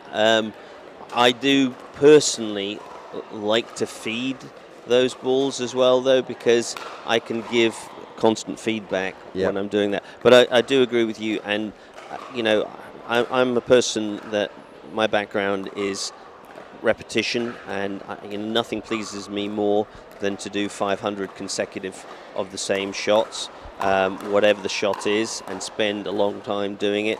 And I would recommend anybody who wants to improve at this sport or any racket sport to really get busy with repetitions. That's one of our problems, is that we are tending to be recreational first and foremost, which is great. You know, that's where the bread and butter of the game is, and that's the value of the sport to the community and society.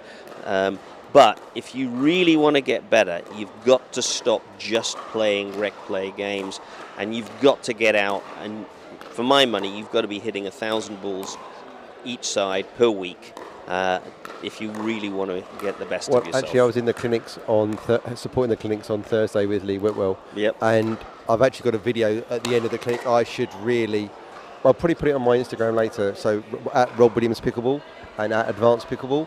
And it was basically talking about how you need to lose at rec, how you need to drill more than you play, and basically make things, that's your repetition, that's your diet, so that the winning only matters when the winning matters, which is in events and days like this weekend. But I want to emphasize that that is for competitive players, and if you look at the pyramid of play, 90% of players will not be competitive. They're playing for fun. They're playing for fun, and we never want to lose that. And one of our problems in other racket sports has been that we have given 90% of the resources to the top 10% and 10% of the resources to the bottom 90%. And I can tell you, in squash and other racket sports, that's led to the 90% leaving. Yeah. So we got to remember that our bread and butter are the people who just want to have fun playing and have a coffee afterwards, or a margarita or a beer. But for those 10% that really want to try and make the best of themselves, and training is important, I absolutely agree with you. I mean, one thing that I've found with my own personal training is I've added in a whole element of strength and conditioning. Obviously, being a coach on court a fair bit of the time as well as playing, it's vital for me to remain healthy, just obviously partly for my income and partly to compete at the highest level, and the impact it makes on movement on court. And the other thing is that just finding what you do. Have you heard of the High Performance podcast with Jake Humphrey and Damien Hughes? No. So they've just written a book and basically saying about their first question is, how do you define high performance? And they were feeling around it. The podcast started in the pandemic, and there was a comment about basically, I think it was Gary Neville that basically said, do the best you can with what you have wherever you are, and that is high performance. And that basically, I thought, summed up in about 13 words. That can be for anybody. Absolutely. Well, and recent medical studies have told us that for people over 70, by far the best training is weight training. And unfortunately, there is a mentality, I think, that's prevalent, that when you get over 70, it's time to slow down and do less. It's exactly the opposite. Weight training for the over 70s is going to prolong life, prolong health. And when we think about the vast number of recreational pickleball players, you know, in the States we've got people seriously playing in their late 80s and early 90s. The weight training can prevent some of the orthopedic injuries that we're hearing so much about. And it doesn't have to be weight as in let's get the barbell and the dumbbells at it. Right. Body weight, it's resistance training. Exactly. And it doesn't have to, you don't have to go and get your David Lloyd's or your Everyone Active membership or your Bannatynes. It's in your house with a can of beans or a bottle of water, whatever's around you, or just get a band in one of the supermarkets when they're selling them on offer, or in Decathlon or Sports Razor. Other sports stores are available. But also I would say that if you haven't done that stuff before, you know... Go slow. Go slow, but also go and see a professional. You know, locally, where I am in Norfolk, I've got a guy, wonderful guy, John Mazzetti, who owns a little gym. and he is the most sensitive personal trainer. You know, he's working with my wife who's 70 years old, and go and see a pro who will give you a program that you can then do on your own, and you'll get good direction. Yeah. Anyway, let's get on to this match here, and so pleased to see Lee Whitwell here. She is one of my favorites, the most entertaining professional. You know, born in Gibraltar, former high standard tennis and padel player, been in the United States playing pickleball at a very, very high level for a long time. Looks as though she's falling asleep when she's standing on the court most of the time. She's so relaxed and extremely humorous. Are we looking for any illegal earnings being hit? Because she was commenting about mine are supposedly illegal because I'm lazy with my feet. And obviously, have you seen Riley and Lee doing their dance moves on Instagram? I have not, no. No, Lee seems to be building a whole kind of side gig on her social media channels with doing dance videos for TikTok and Instagram with all of the pros on the APP tour. She also does some amazing YouTube and Instagram videos where she uses a different voice and mimes to it, and she's crazy. Anyway, we should give a word now to Maria Fernandez Constantino and Sabrina Mendez Dominguez. I don't know who they are. Maria's done really well in the European scene. I'm just going to pull up the tournament program, which all of us have got here, which has got some really useful information on some of the pros that are actually playing in America, and obviously some of our European stars. So, yeah, Maria is here. I'm just looking here. So let's have Sabrina. Here we go. She is a duper of 5.40, and she's sponsored by Zebra. Okay. Very good. Very good. Right. I think she's partnered Louis on a couple of tournaments, won a few singles trophies, so yeah, sort of burning up the European circuit. So it's interesting to see the European version of the game coming up against the American professional version of the game. You know, Lee is into her 40s now, but she's still playing very high level of pickleball. All the next-gen players are under 23. Yep. And we saw Riley playing in the Duper Team Trophy. Very strong mechanics, very good forehand, really great weight transference. Little maybe area that I would suggest if I was coaching against her to try and attack her backhand. You know, the teams that played against her in the Duper were really giving her too much on the forehand, and she's incredibly strong there. But we'll see. I'd like to see some line ball from the European team to try and keep things opened up, because I don't think they're going to get much change out of Lee and Riley in the middle of the court. Side out. Straight away some deep slice on that backhand, very squashy, tennisy coming in there to keep that ball low and skiddy. She's got all the racket sports as Lee. But don't be surprised, although she's obviously concentrating on winning here, if we have some humorous moments in this match, because she is quite the comedian. Let's see how relaxed she is there. Second serve, thank you. Called out. Lee's giving it a stare. I think she's willing it back in there on that ball. Yeah, that's right. 0-0-2.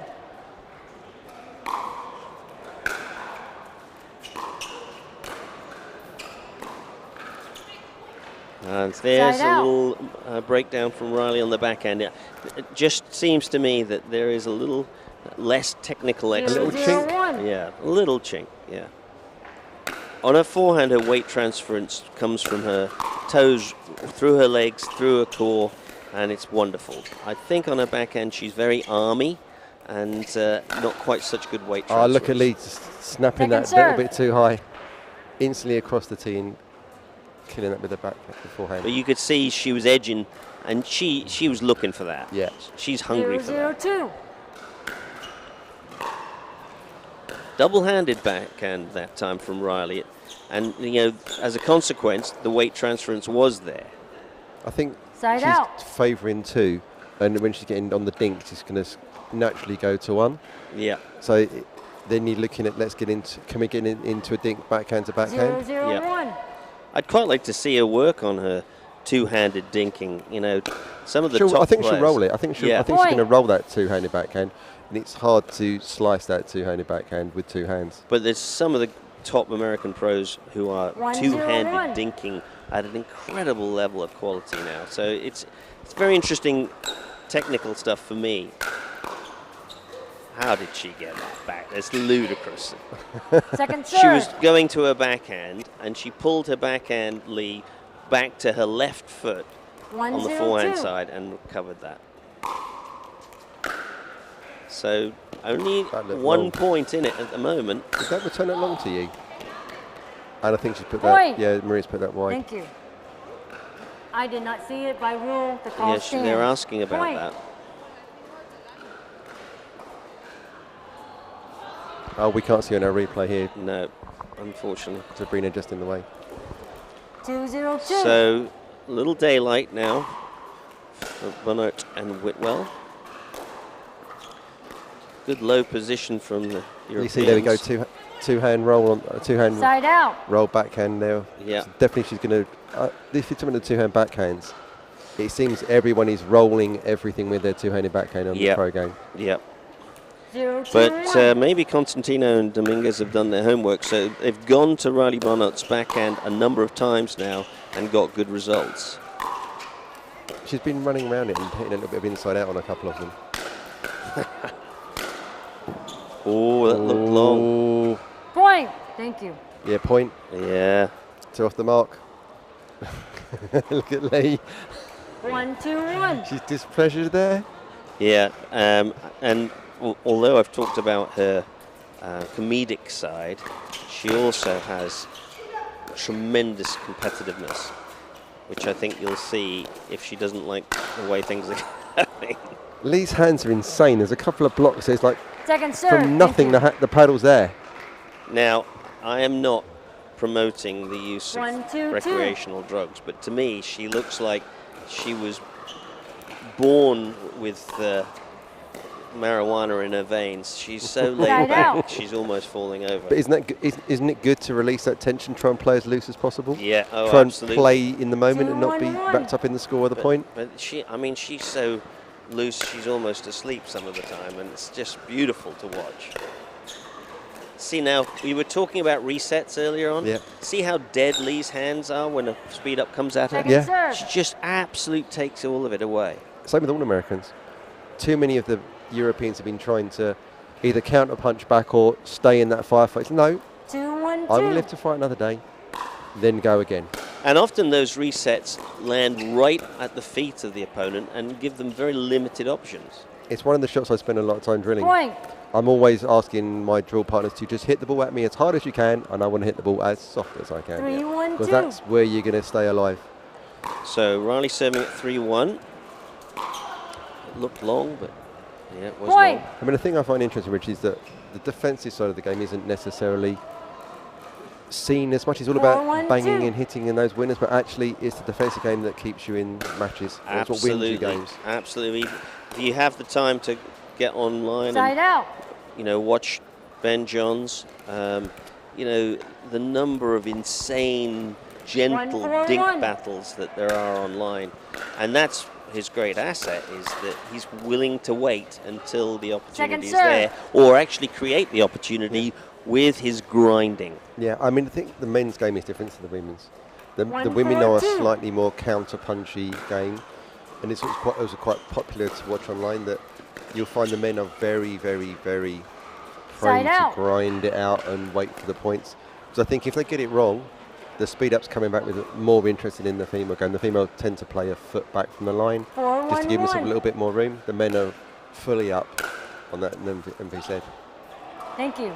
Point. A couple of times we've seen Lee get incredibly low and actually slice her dink across the net with slice and fade.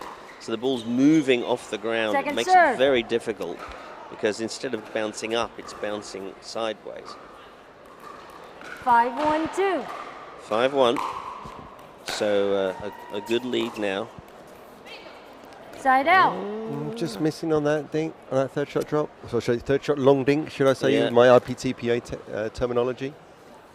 Just going a little bit wider on that rather than going more central. Just a little bit. Yeah. Quite over the net. Second serve. Richard, I would always prefer 1 inch too high than 1 inch too low when it comes to anything going over the net. Well, you know, the interesting thing is that statistics were done on American Pro third shot drop shots. 6% hit the net. Something like 65% are volleyed, and only the remainder drop inside the kitchen. So the top pros are much more interested in getting it over the net than in whether their opponent volleys it. That's wind. It's definitely a factor in that. There's a margin for error on that. And also with the pros, you've got to bear in mind that a dink or a long dink that lands in the kitchen for some players, a pro is going to volley that.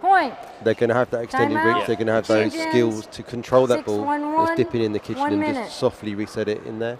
It's another drill I'm working on. I am going to promise to our viewers I will find in the next month the time to record my favourite drill to practice volley dinking and defending your non-volley zone line, and it will mean that you'll be able to take those thirds out of the air far more successfully and still stay alive and take time away from your opponent.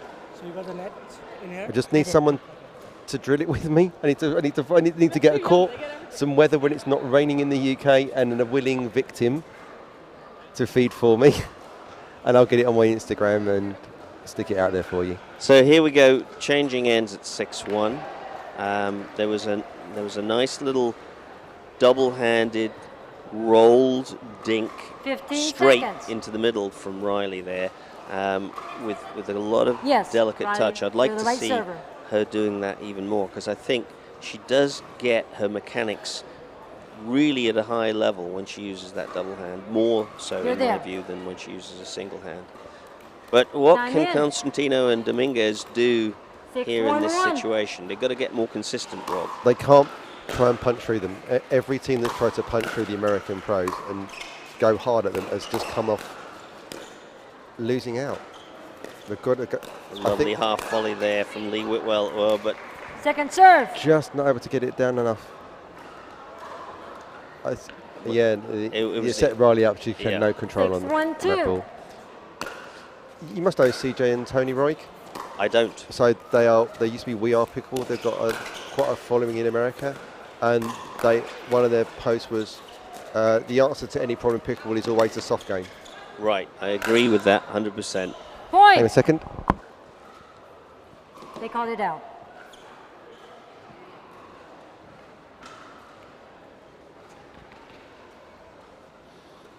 Okay. Finished my ball boy duty. I'm back on mic. 7-1. So really desperate stakes now for Constantino and Dominguez. Do you know what I do, Richard, in this situation? I'd let it go another point or two, and then I call a timeout on them. Yeah. It's not been used well enough in the French-German game. The Germans pulled a timeout at the perfect time to break the flow of the French team, switched it round, and suddenly different game.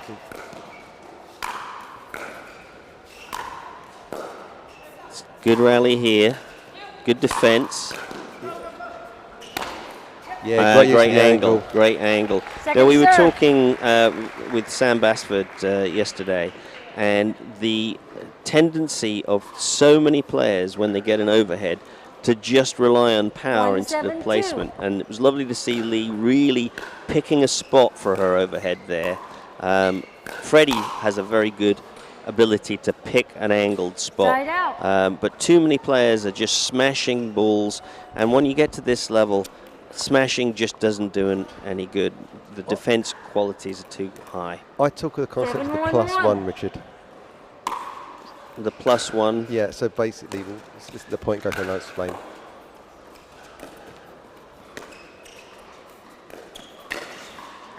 So attack. The +1 is basically where you've got an opportunity. It's a good chance for a put away, but not a great chance. So I'm worried about the shot after the shot I've hit. I want to hit my first one to set up my kill shot on my second shot. So I want to hit a +1. I'm not trying to finish it on 1 point. I'm finishing it on my shot +1 more from me. Yeah, it's what I call phrasing of shots, building a phrase, multiple compounded shots, one after the other, each one with the purpose of creating an opportunity for another one. Hit a 70% power smash. to generate a Side out. 90% smash, or one you can stick in the corner. But the other thing I would recommend that people do is, again, you could use the ball machine or you could have somebody feed, but set out cones at your preferred target areas and learn to make your overhead hit your cone so that you can either start off with 50 or 100 balls at one cone and then the one 50 or 100 at the next and so on, and then do 50 or 100 where you're going 1, 2, 3, 1, 2, 3. But target practice, really, really important. Yeah, just too low to speed up on that ball that you're not going to get that over flicking from there. So the other way you could do that, Richard, is get 4 pickleballs, make a little mini pyramid and aim at those, because when you hit them, they explode and they have a little explosion when they make contact, which is always a nice reward for you. But the trouble is, Rob, I hit them so often, it's a lot of work having to go and set up those Thank you. Second serve. pickleballs. That's what grandchildren are for, Richard. Yeah, well, I unfortunately, I've got half of them in the United States and half of them here, so it's a bit of a commute. Anyway, 8-1, and I'm afraid at the moment it is pretty much one-way traffic. Look at the control there from Lee, just so gentle. Yeah, good point there. That's good. That was nice reset there from Sabrina to stay alive in that point about 6-7 shots earlier. It gave the opportunity. That's a rare high ball from Lee there. Yeah. And this time for the European pair, the pressure did count.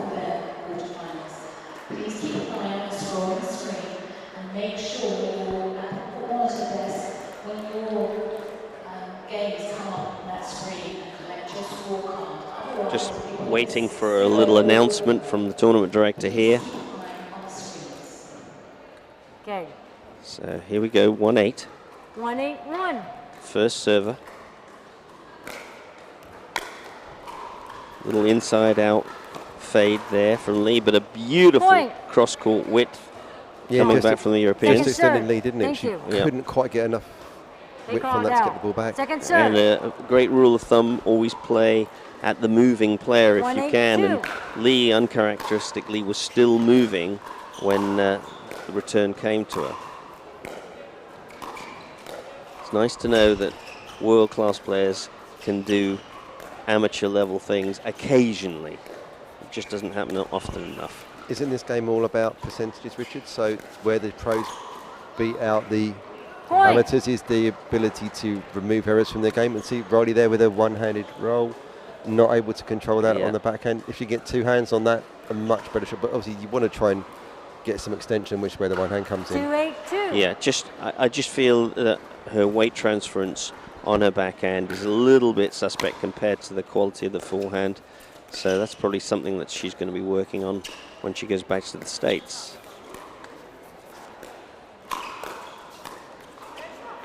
A little reset not quite working there, just tucked into her body. And again, footwork's so important in the sport. A little annoyed with herself, goes and has a towel off and resets her mind. I've noticed there's been certainly the next gen pros like to tap the back fence or use the towel. I don't know if you noticed that I'd adopted that yesterday. Yeah, no, I did notice. Yeah, I was grateful for the rest. Yeah, I tried to hustle at times, but certainly my hands were getting sweaty here. This arena is warm once you're active in here, and we've not had it at full capacity until today. So Riley coming across to take the forehand as Lee was a little late coming up. I love that misdirect from Riley there, just to get on top of Sabrina. They're just not quite ready for it. And then Lee able to take advantage. 9-3-1. 9-3-1.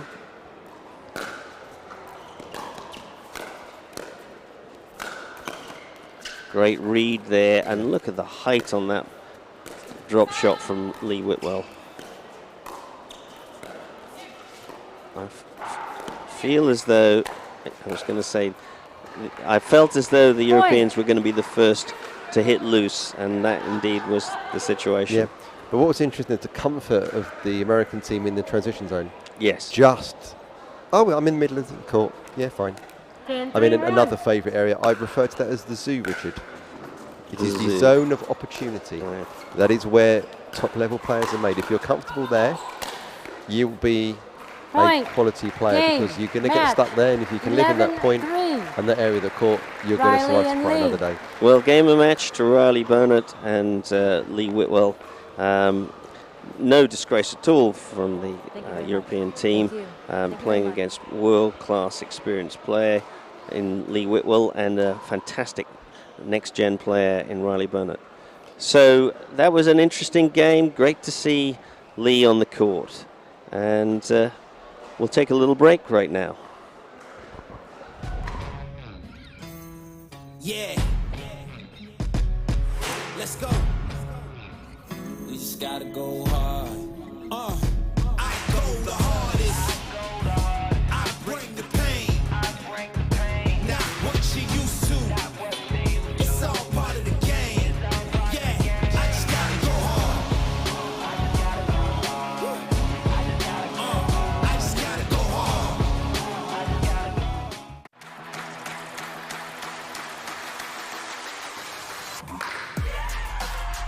No matter the type of player you are. Junior, for now. No matter where you're from. אני מישראל, shalom. No matter your gender. No matter your age. No matter what tour you play on or who you play with. What matters is your love of the game. Celebrating the sport and knowing your level so that you can keep pickleball fun and fair for everyone. What matters is you. Innovation is our specialty. Winning is his. Zane Navratil has won more than 40 Pro Gold medals in back-to-back Major League Pickleball titles. One of pickleball's most iconic and decorated athletes teamed up with our world-class engineers with one goal in mind: build a paddle that can dominate. The Zane Navratil signature paddle, designed for champions by champions. Available now. Pro XR Pickleball. Innovation you can handle. Introducing Skechers Pickleball, the official footwear of the US Open Pickleball Championships. They're ultra lightweight and responsive for incredible speed. They have Goodyear rubber outsoles with a specialized pickleball design for increased side-to-side stability and agility. Plus, they feature shock-absorbing foam and Skechers' famous relaxed fit design for incredible comfort game after game. Conquer the court in comfort. Skechers Pickleball, the official footwear of the US Open Pickleball Championships.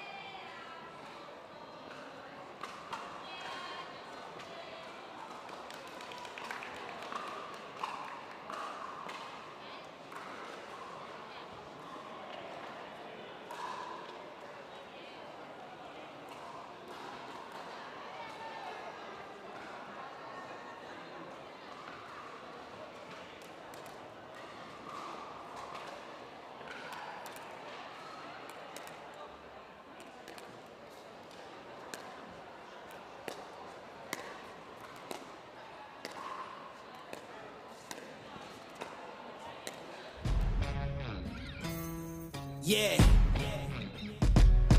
Let's go. We just gotta go hard. I go the hardest.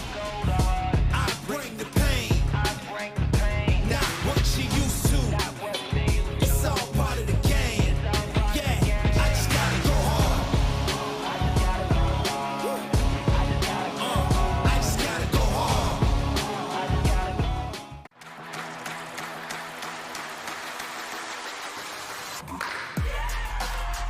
No matter the type of player you are. Junior, for now. No matter where you're from. אני מישראל, שלום. No matter your gender. No matter your age. No matter what tour you play on or who you play with. What matters is your love of the game. Celebrating the sport and knowing your level so that you can keep pickleball fun and fair for everyone. What matters is you. Innovation is our specialty. Winning is his. Zane Navratil has won more than 40 Pro Gold medals and back-to-back Major League Pickleball titles. One of pickleball's most iconic and decorated athletes teamed up with our world-class engineers with one goal in mind: build a paddle that can dominate. The Zane Navratil Signature Paddle, designed for champions by champions. Available now. Pro XR Pickleball. Innovation you can handle. Introducing Skechers Pickleball, the official footwear of the US Open Pickleball Championships. They're ultra lightweight and responsive for incredible speed. They have Goodyear rubber outsoles with a specialized pickleball design for increased side-to-side stability and agility. Plus, they feature shock-absorbing foam and Skechers' famous relaxed fit design for incredible comfort game after game. Conquer the court in comfort. Skechers Pickleball, the official footwear of the US Open Pickleball Championships.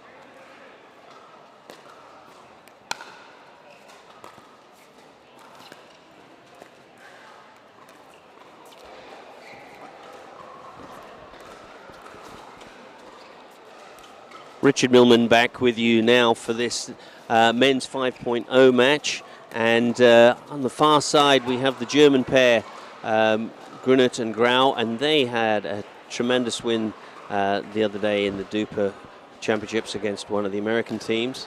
And against them are Jesus Campos and Mauro Garcia Sanchez, and obviously a young European team. So interesting to see some of the best that Europe has to offer. Instead of Americans on the court, top young European talent. Very, very casual return there from the Germans, very relaxed. And I was very impressed with the German team when I saw them against the Americans in the Duper Team Trophy.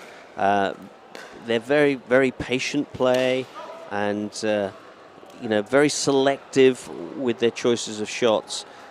So really quite exciting to see this kind of talent coming through. When you consider that in the United States, according to the USTA's recent figures, there are 49 million pickleball players.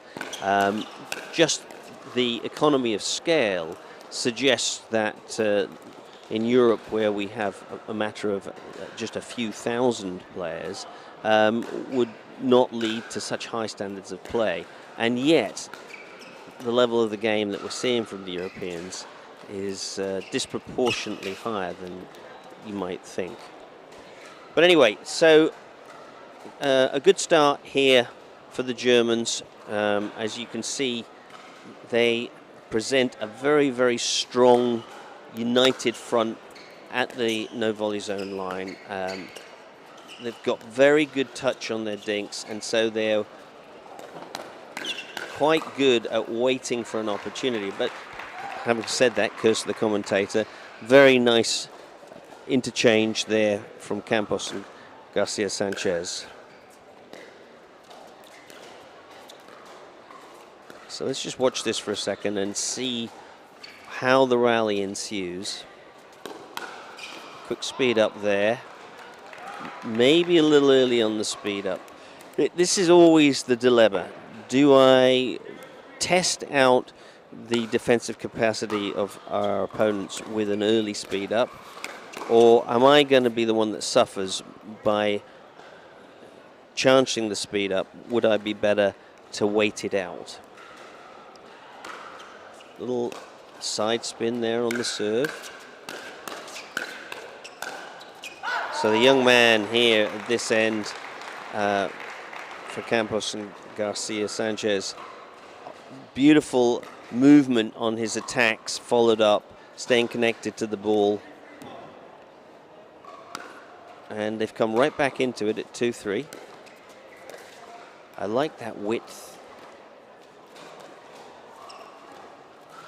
I haven't, for me, since I've been commentating this weekend, I haven't seen enough use of the straight lines and the width to actually open up the court. And you can see that they've won that point down the middle, but a lot of that is because Grunet and Grau had to cover the lines because they've already been exposed on the lines. So 3-3. Good touches, good touches. There's a bit more patience here. There's a speed up. And that time the speed up at the face of the tall German and producing a pop-up that was put away. Likes his slice serve. Okay, so interesting that the Germans, great pickup there. The Germans just a little bit passive, I feel. You know, it's such a thin margin between passivity and patience. You know, you can be patient and still moving the players around, creating pressure, but as soon as that patience turns into passivity because you're not sure what to do, then you're in the defensive mode. So 3-4, the Germans now down. Lovely cover in the middle of the court by Campos and Garcia Sanchez, not giving that middle ball any opportunity. And the third shot drop not working, a little casual, didn't get down low, didn't get the weight transference that I'm always talking about. So 4-3 on the first serve. Lovely drawing the paddle across the ball. That's one of my own favorite shots. You can't tell whether the ball's going to be played cross court or straight. So a little frustration for Grunert and Groh.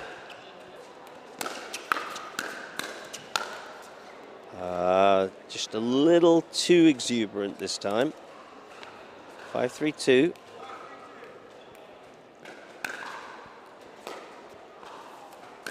Very short return, and you can see that that ball played into the net because of too much focus on pace instead of rotations on the ball.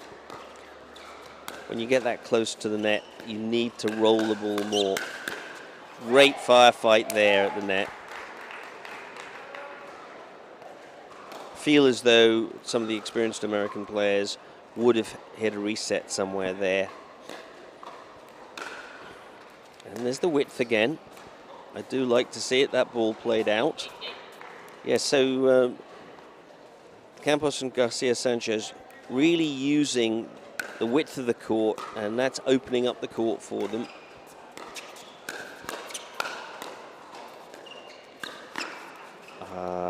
This time the middle ball did get them, and not enough agreement as to who was going to take the middle. It should have been the forehand player, but the backhand player got in the way. Well, that's not an absolute rule. Whoever's furthest forward should take it, but you know, I'm sure as these players play together more and more that they get used to knowing who is going to take which ball to a greater degree.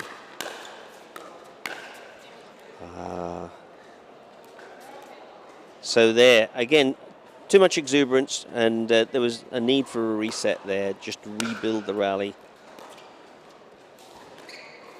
Again, the Germans coming up together really, really well, and it is quite a daunting prospect when they're there, you know, as tall as they are, covering both sides so effectively. So 3-6-2.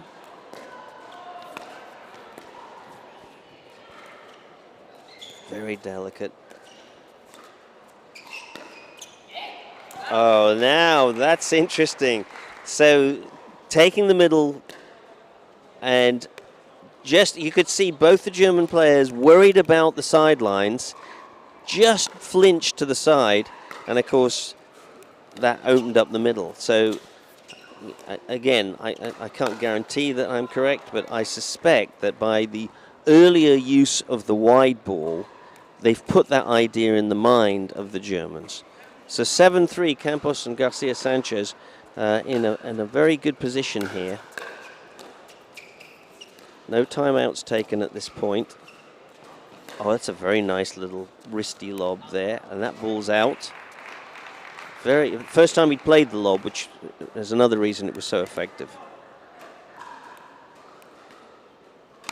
Jesus Campos and Mauro Garcia Sanchez really taken a very strong lead here. Nice backhand flick here by the Germans. They're switching up. I like the reset there. Earlier in the rally, earlier in the game, he followed up speed with speed and got into trouble. But he reset there. Oh, beautifully played at the feet. So, little tactical discussion going on here for the Germans, Grunert and Grau. Great touch, great touch.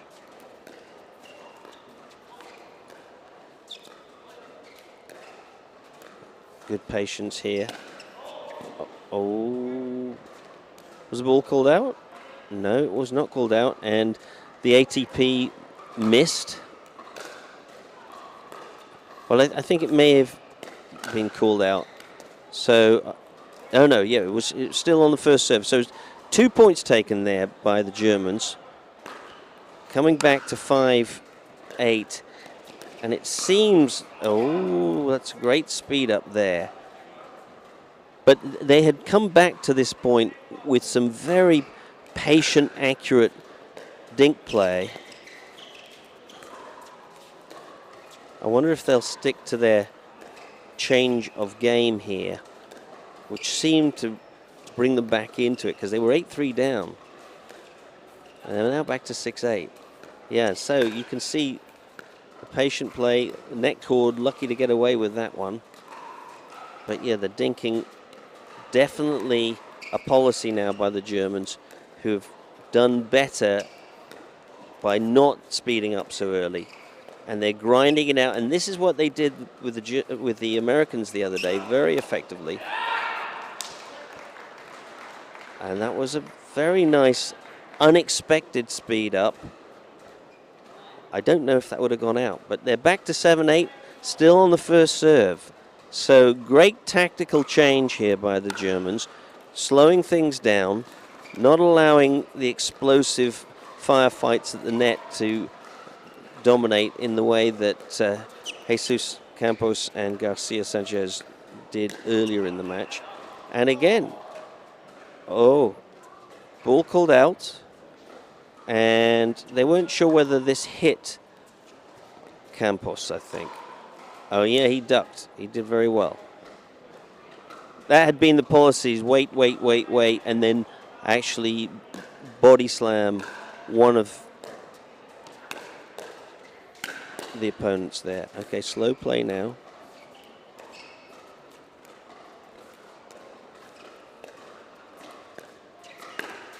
And that ball a little high, but again the net cord, bit fortunate. So 8-8, second server, Grunert and Grau, really well worked back into this match. They looked like they'd lost it for a while, but this slow early part of the rally really paying dividends for them. And at the moment, Campos and Garcia Sanchez kind of falling in with the Germans' game plan. They haven't really been able to find a way of countering this. They're sort of going with it. Feel as though something's about to take off here because, yeah, there was a little attack, but they were ready for it that time. Yes. And this time, Campos and Garcia Sanchez with the speed up, which was not replied to by the Germans. So 8-8 on the first serve. Touch game again. Oh, now Grau not sticking to their game plan there. And I don't know if this is a mishit or an intention. Yeah, it was an intentional attempt at a speed up. And they had been staying away from that early in the rally, as you saw earlier when they came back all the way from 3 to 8 all.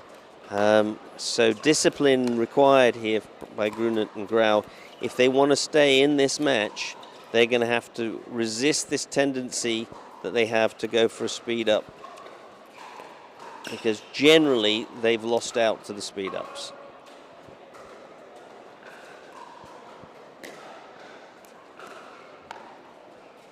So that ball out. So 9-8-2. The Germans got to get rid of one more serve.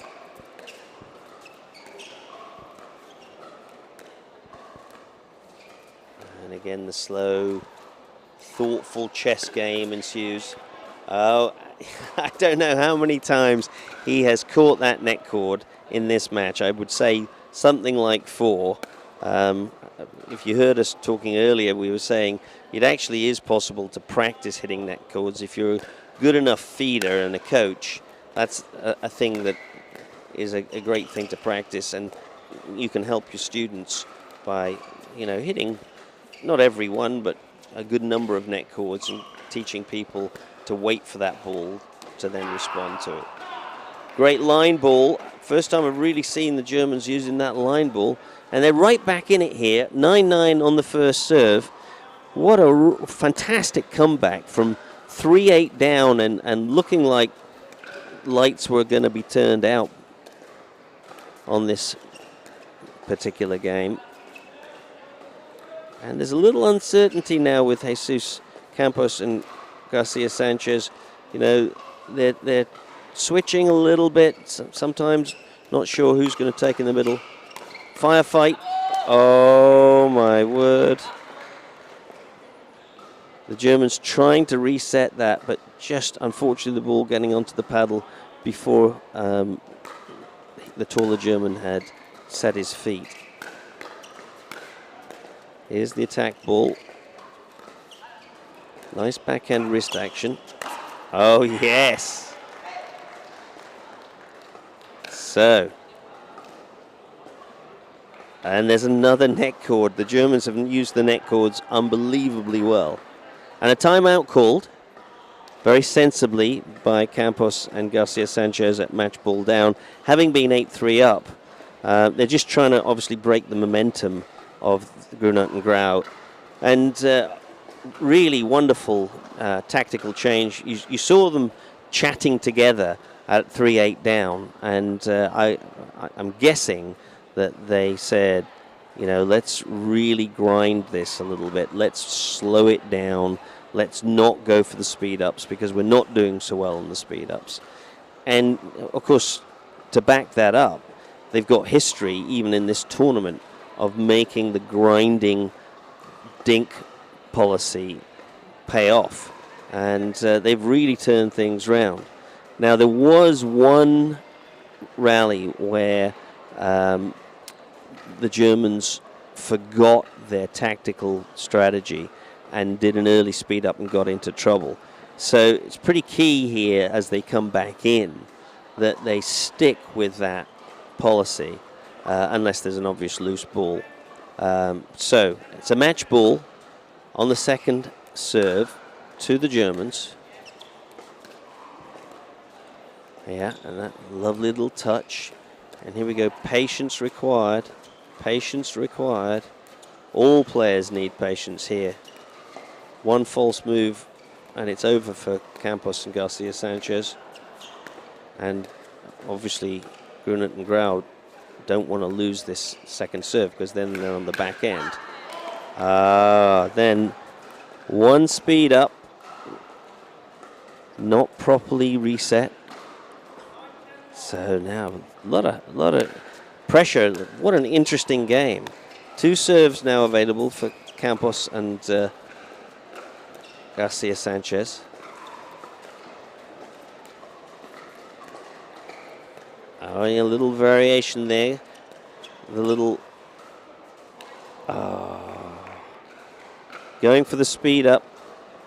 Too early. Ball going out.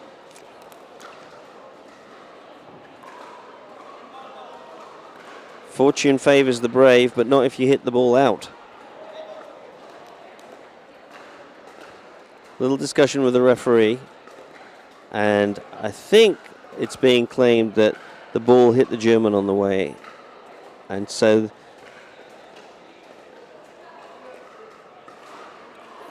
little uncertainty at the moment.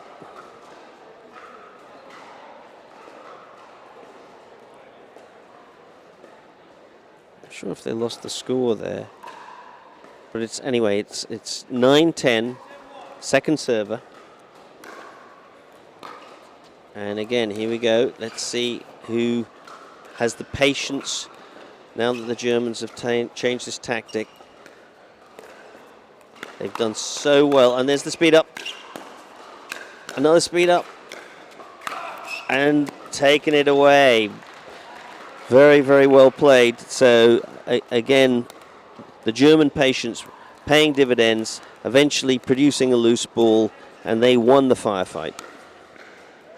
So, a little confusion there because I thought they were already on the second serve, Campos and Garcia.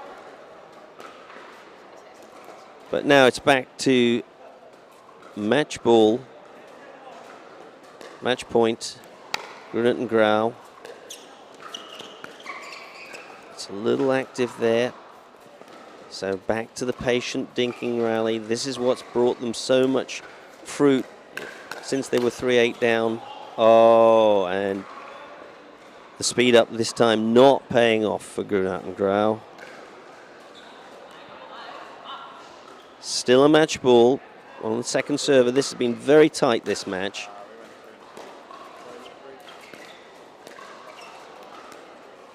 And Campos and Garcia just changing their dink strategy a little bit.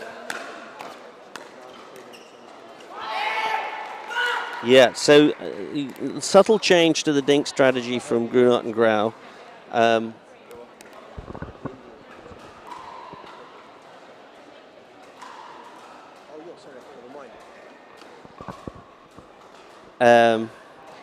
What you've seen Grunet and Grau do is the very slow dink strategy for a long time, and Campos and Garcia Sanchez weren't sure how to deal with that. They were sort of following the same pattern, but just the last couple of points they've been moving their dinks around with a little bit more suddenness and variation, and this has broken the rhythm of the Germans, and the Germans not quite as comfortable and settled, and it's allowed Campos and Garcia Sanchez to win a couple of firefights because of the uncertainty created with the dink variation.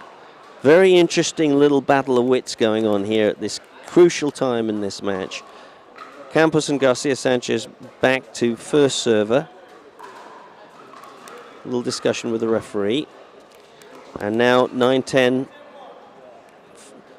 first server.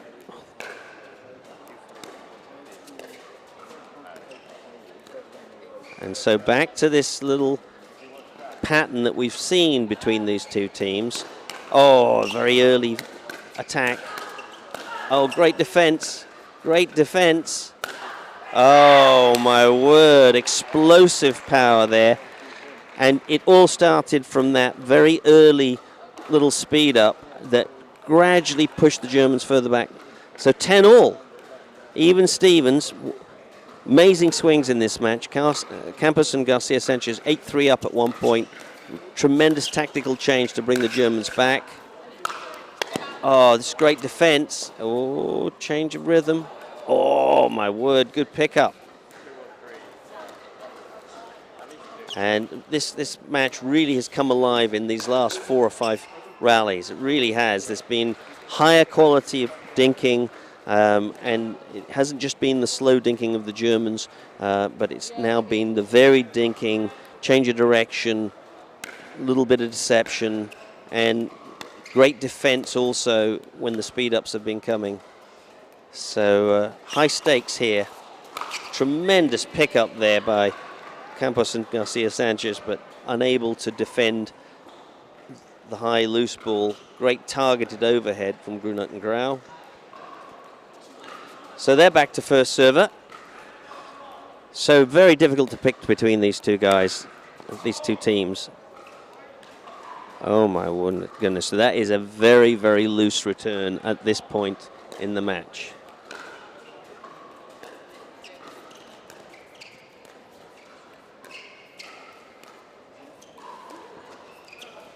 Here comes the slow rally again.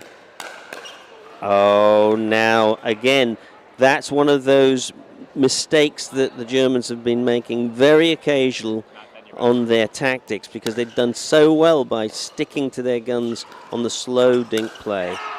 And when they've speeded it up, typically they've missed out. So 12-11. Another match point.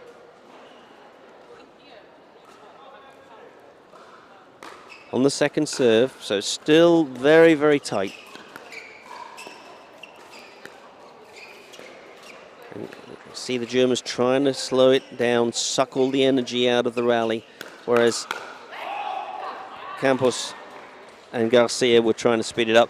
Well, the Germans have done phenomenally well to come back to win that match. They were 8-3 down, getting the wrong end, all the firefights, And you saw them earlier in the match have that conversation, and they just completely changed their strategy to a blood-sucking, slow, deliberate dinking policy that drew out the Campos and Garcia Sanchez team.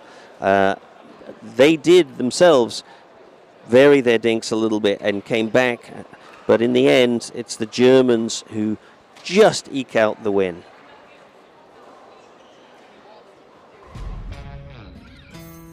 Yeah. Let's go. We just gotta go hard. I go the hardest. I bring the pain.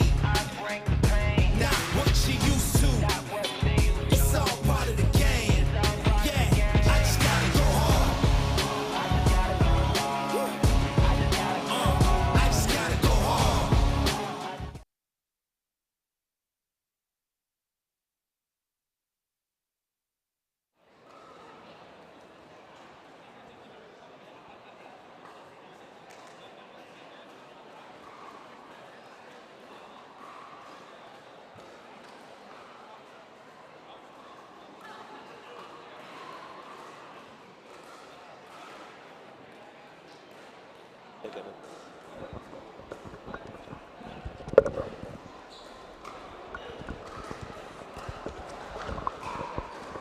So, Richard Millman, I'm just going to actually sign out here, but I just wanted to let you know that this is actually a best-of-3 match. My apologies, I didn't make that clear earlier.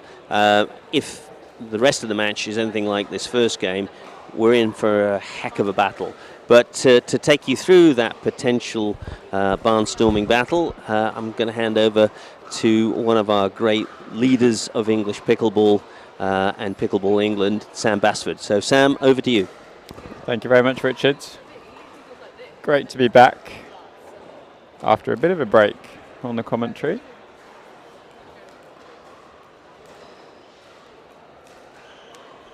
And what looks to have been a great first game here.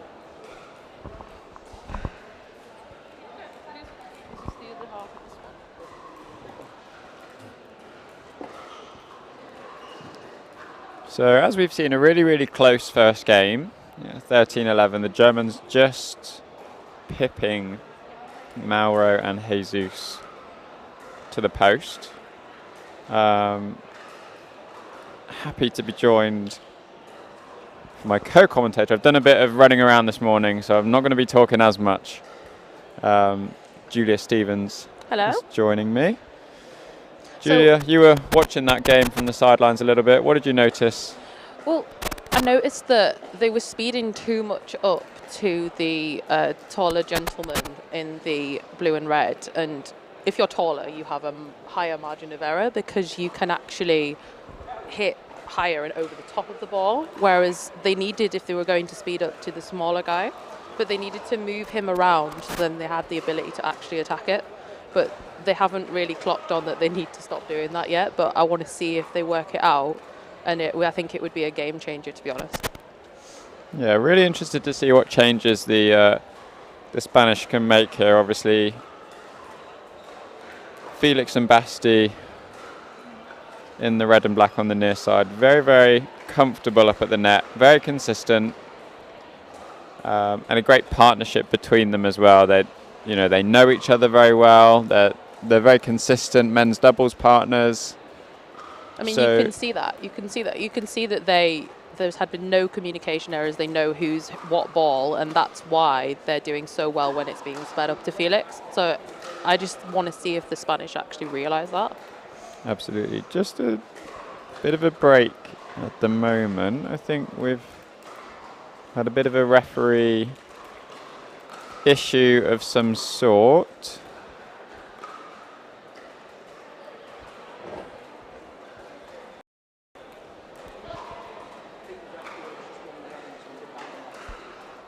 Okay, similar to Richard on the commentary, I think the referee thought that the game was just one game rather than a best of 3. So apologies for the slight interlude here.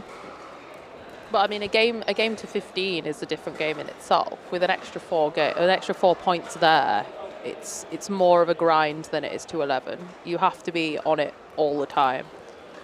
To give someone so much of a run and to get back into it is so much more difficult. Absolutely. And we hear a lot of the time from the top level players that, you know, when they play in the States, everything is best of 3, right? And they've not got that comfort of knowing that if they don't have that first good game to 11 in this round robin format, that they're going to be able to, you know, pull it back in the last 2 games. They've really got to focus right from the get-go and make sure that they start consistent and they stay consistent as well. And I mean, that in itself is a difficult thing, just to go straight on. I mean, they might have been playing on a different court. This might be their first time on the show court. They have to deal with everything that's amongst that. We've got a crowd here compared to the other ones. Some people might prefer to be in a more quieter environment. I mean, we have a little bit of a frustration at the moment with an interlude, which actually some of them you can see with the Spanish pair, they're like wanting to volley, they're wanting to get going. And that's something to deal with in itself as well.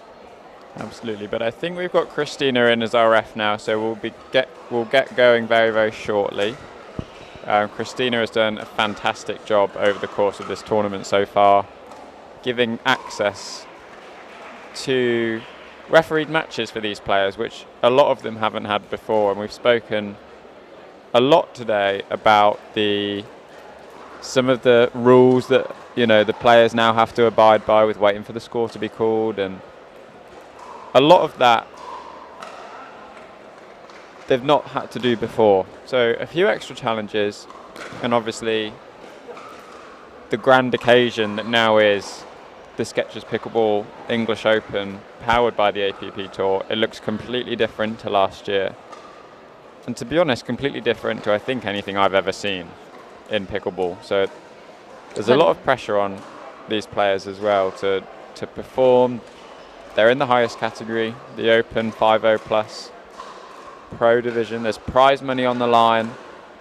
As soon as people get past this round of 16 and secure their place in the quarterfinals, they guarantee themselves just a little bit of prize money. So a nice game to win this one. I think they're about to start now. So Christina just getting herself set. And again, a big thanks to her for stepping in. It's hard enough refereeing a normal game, let alone a game where you didn't even watch and weren't even here. Having to look at the scorecard, what's going on, what's the situation.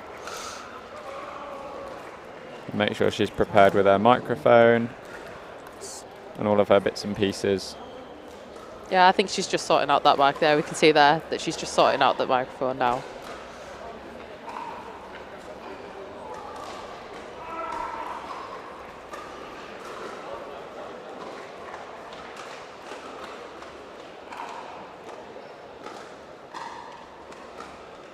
Testing, testing, testing.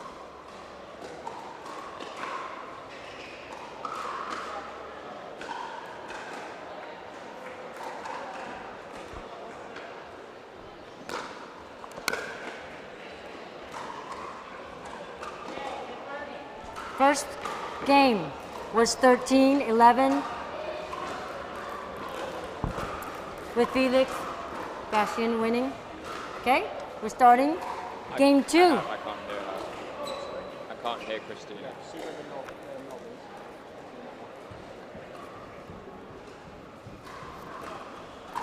Okay, this is 2 out of 3 to 11.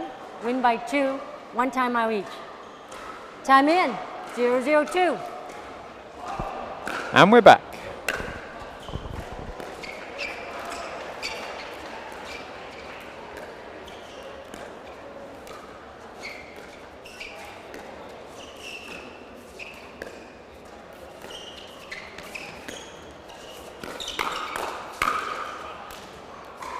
I mean, that time they did go to Felix there and it did work out. So it might give them the confidence to go there again. 1-0-2.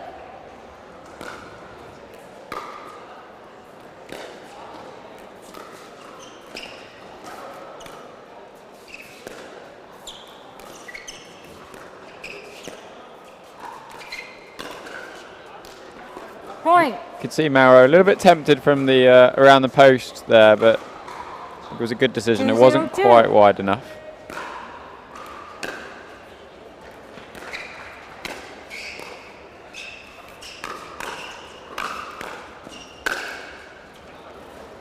Side out. German's very intimidating at the net, especially Felix. Very tall, very long reach, shrinks that 0, kitchen 2, 1. down.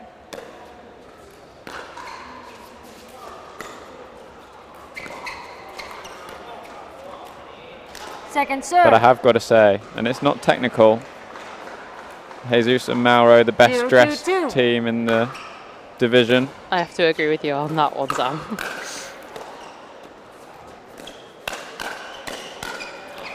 Great hands from the Spanish That was pair. brilliant, yeah. They've really come off the blocks here, which is a really good sign. Getting that serve 2, straight 0, back. 1. See if they can use it.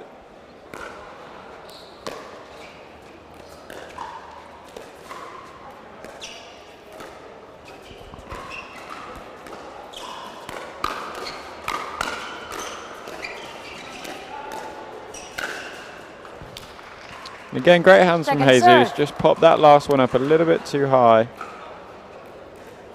And Mauro did the 2, same. 0, 2. So didn't quite set themselves up for success there.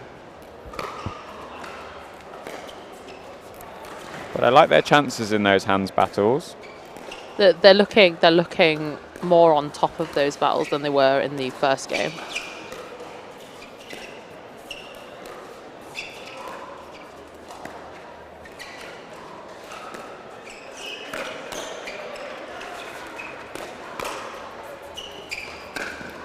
Oh, that was a lovely ATP there.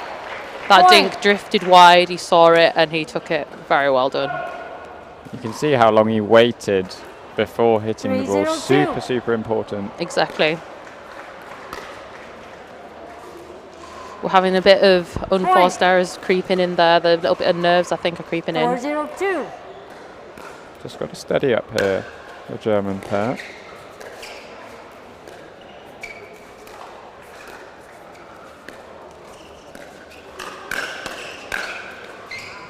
And again, Spanish coming out on top with the hands battles.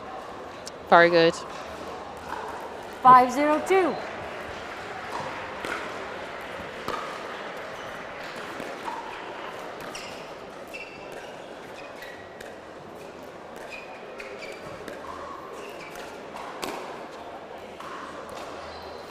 That one just drifted along a bit. He attacked too soon, really. I think the ball was just, and he just put too much 6-0-2. up on the ball. The paddle face was just looking too much over, too open of a face. You have 6.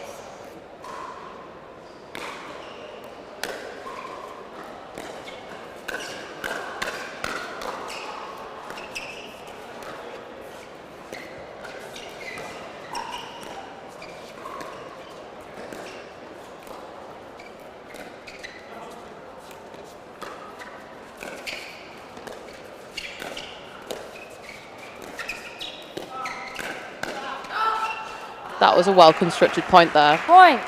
That lob brought Felix back. In fact, it brought both of them back because there was a bit of confusion between both of them. 7-0-2. And then it allowed them to then use those pop-ups to then control the point. And now we're just 15 years old, putting those points together. I think that's promising. That's promising for the level of pickleball in Europe. I think it will just only raise the game more and more.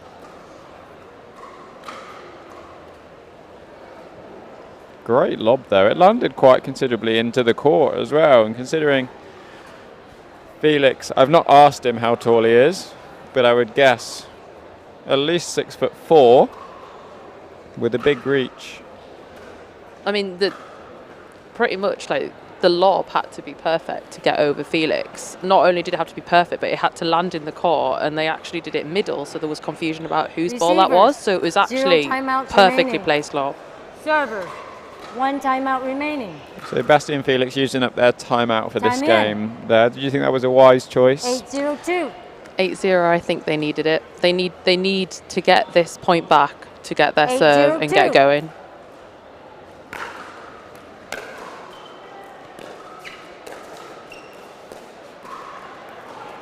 Side out. There we go. Immediate dividends. Those timeouts are completely, I think over here, completely 0-8-1. underestimated. And of course, there aren't any timeouts for these players Second to serve. use in the round robin stages, which can make it quite difficult to 0-8-2. stop that momentum. But in the single elimination knockout rounds, they each get one 1 minute timeout. Point. So that was a lovely constructed point there. He moved him across on the inside foot, and then he opened the space and went down the line. 1-8-2.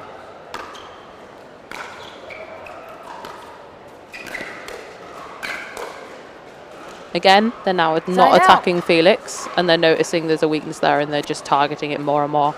And that's why I think there's a bit of a shift in this 8-1-1. game too.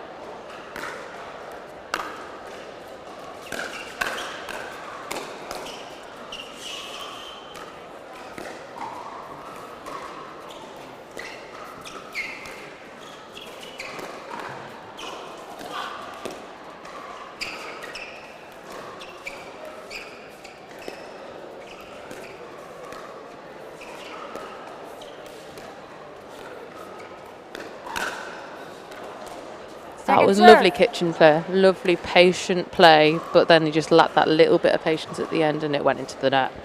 I think Mauro will be a little bit annoyed with himself there. I think he knew he was on that volley. So 8-1-2. Side out. Came a bit over the top of that one. And now we're back with the German pair. See if they can make some progress. 1-8-1.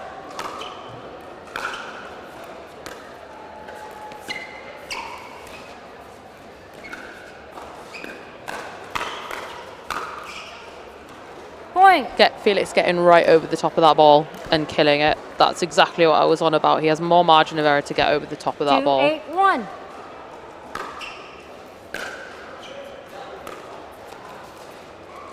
Second serve. Another unforced error. They're creeping more and more into their 2-8-2. game at the moment.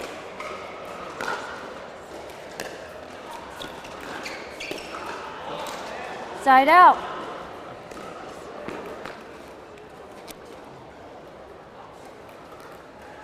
Eight, 2-1.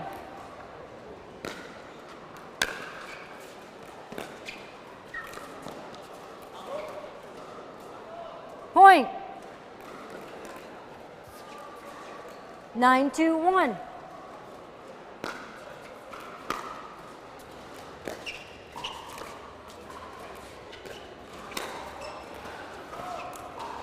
Point.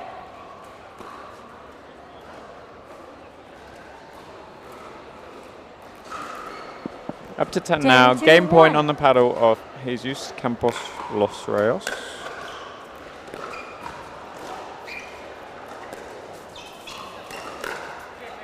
Ooh, I think he had it there. A bit of a chicken wing. 10-2-2.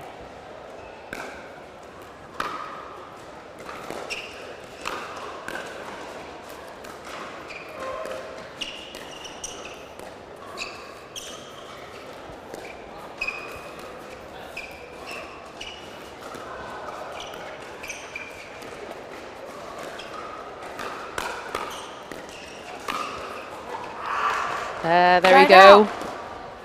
He's coming over the top of that ball again. They need to go more 2-10-1. not to Felix, to be honest. It's happening again. Point. Little pop-up. We've got Go on. got a little bit of more of a momentum swing here. A timeout may be coming if they pick up another 2 points, I would say. 3-10-1. And as Richard was saying, the German pair have done a great job of staying consistent and not rushing into anything.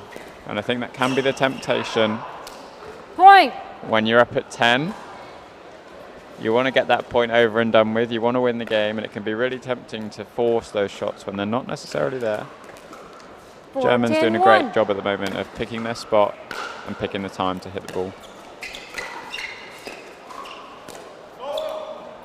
Point.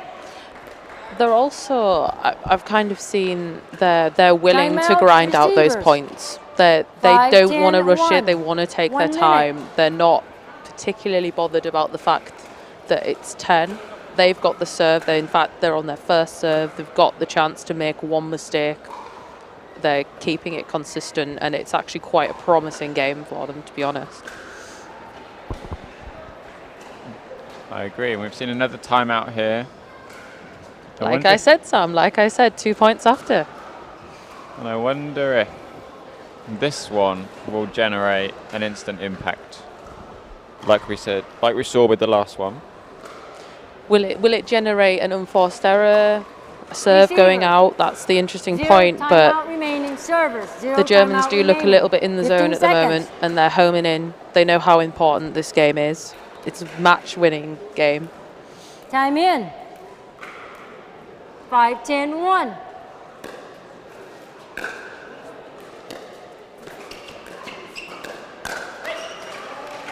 That was a nice speed up down the middle there. That was a nice speed up. Just see that ready position from Felix wasn't quite high enough. It meant that paddle had to come all the way up to reach that ball. 100%.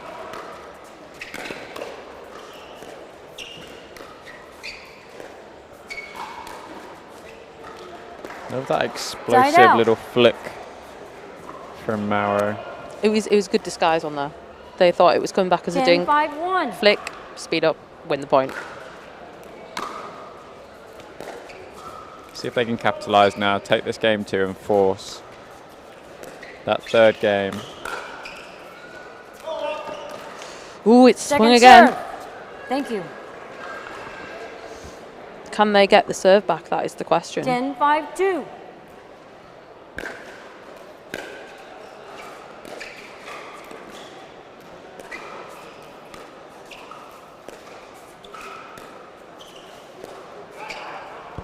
They can. Now, what I would like, for me as myself, I would be a bit frustrated. I've had multiple match points right now, and I'm just going to want to finish this game. Let's see if there's any rushing from the Spanish pair. There was a little bit there. Let's see if it turns into anything. Yeah, I think Basti and Felix are sensing that frustration a little bit and trying to take advantage. These points are getting a little bit shorter on the German serve. Second serve. And Megan Fudge doing God's work there and getting the ball. Not that she doesn't do it already on the court anyway. 6-10-2. Gold medal winner and gold level ball collector. I don't know which one's better, to be honest, Sam.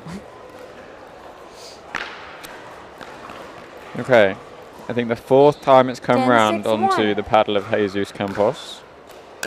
This game point.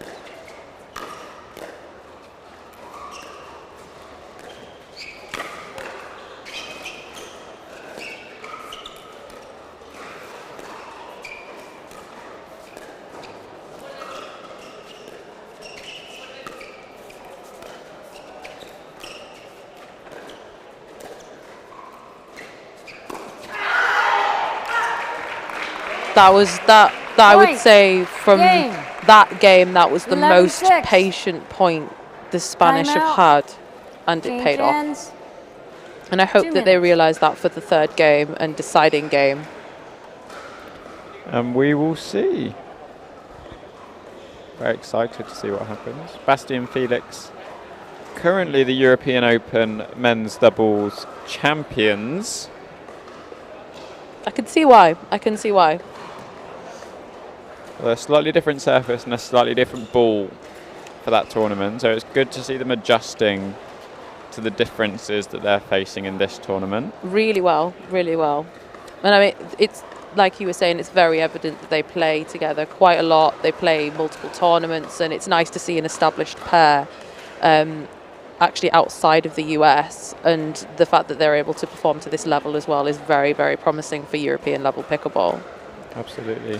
You can see Jesus and Mauro getting a bit of coaching from Javier there, who is one of the lead players of Pickleball Rota, who hold a fantastic tournament every year called the Revolution Cup in Rota, Spain, which is just a little bit outside of Seville. A great venue, permanent courts, right on the seaside. 15 So I mean, seconds. Spanish level pickleball is going from strength to strength all the time. They've got that annoying paddle background, haven't they? Yes, the annoying paddle. Do we dare bring it up, Sam? Do we dare bring it up? I really enjoy paddle, but it's more annoying when pickleball players have been good at paddle. I find it more frustrating playing against paddle players than tennis players. As always, if you're watching on YouTube, let us know where you're watching from. We might be able to provide you a shout out. And if you're watching on Facebook, we're not tracking it, but we're very, very thankful for you tuning in. 102.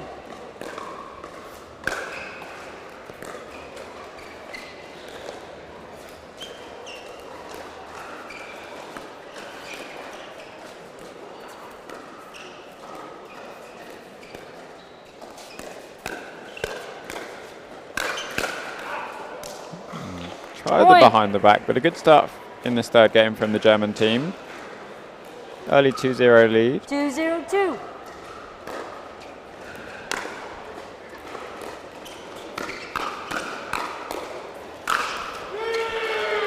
Point.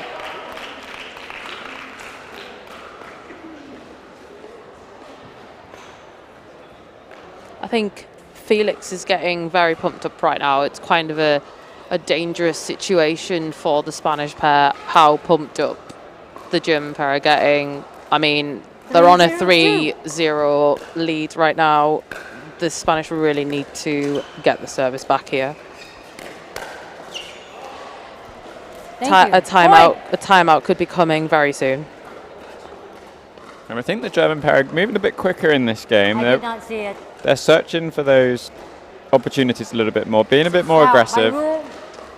I mean, I did say the Spanish pair needed to be a bit more patient, and the German pair are capitalising on that lack of patience right now.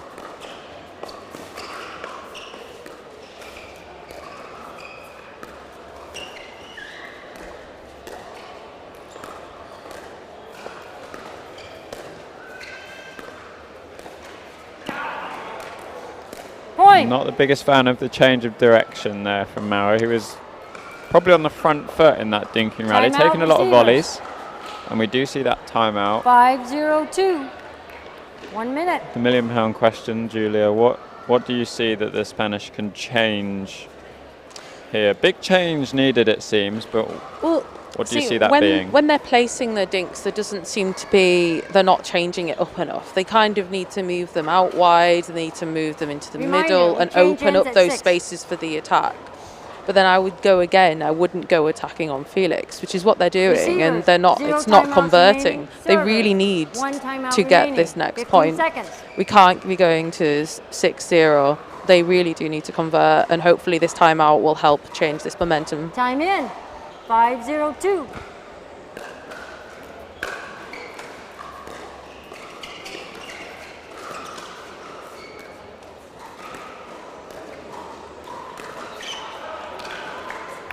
Lack of patience from Felix that time. 0-5-1.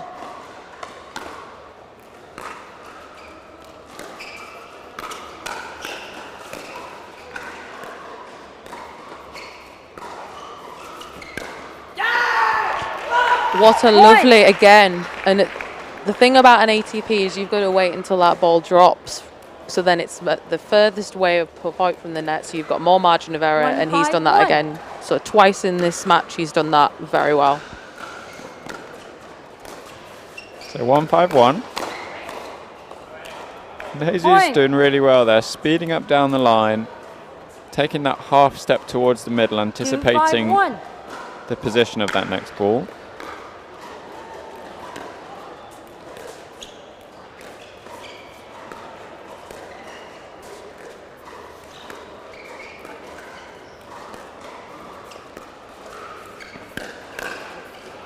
Again, another ATP. On fire with these ATPs. He is fired up. He is fired up, which is a very, very dangerous thing.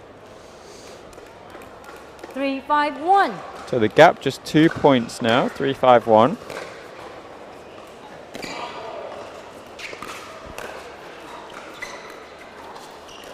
I'm not sure if anybody knew if that return was in or out, but they've played it.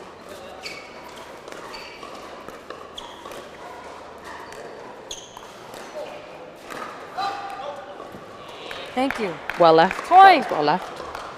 And a great sense of sportsmanship in this game. They're both fantastic competitive teams, but 4, they 5, do 1. have that mutual respect for one another.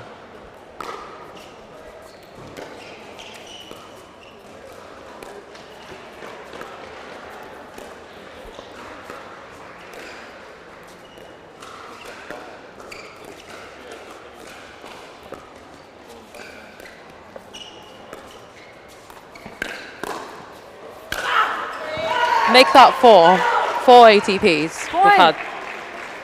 He is on fire. 5-5-1. Referee timeout. I'm not sure you're using profanity, but if you are, if it's good. Okay. Yeah. Are you? If you're cursing, are you not saying anything profanity? Okay. I don't know. Okay. Oh. Okay. He's not. Okay. Okay. I just want to make sure I'm hearing correctly. Thank you. Okay. Just make sure. Yes. Christina just making sure 5-5-1. nothing offensive being said there by Mauro, but as I said, these teams have a lot of respect for one another.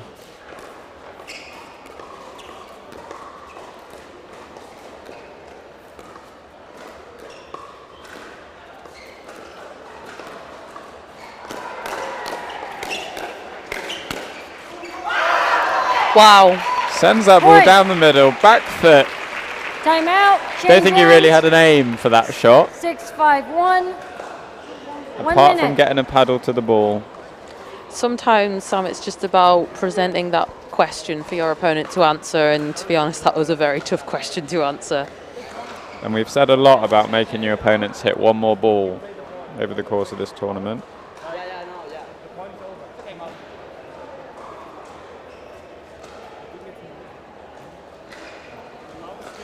But we've got a close game here. It was a 5-0 lead, and they have gone on a 6 running streak. The Spanish pair are on fire. I mean, it's almost disappointing that this is a round of 16 game. I know. I want to see more. I don't know about you, Sam, but I do. It's really good, top quality game, and it's lovely to see 2 European pairs showcasing themselves on the top court for everybody to see. I'm really, really enjoying this. 6-5-1.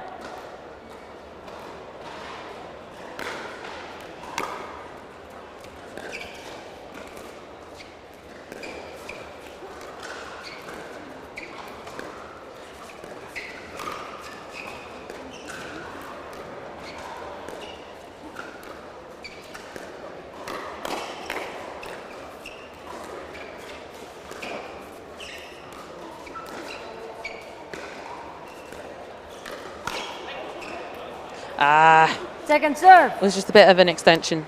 Just a little bit of an extension on that volley. It was the right volley, but it was just a little bit lack of technique there. But I can't really criticise with how well he's been playing this game. 6-5-2. Spanish team took it to the turn.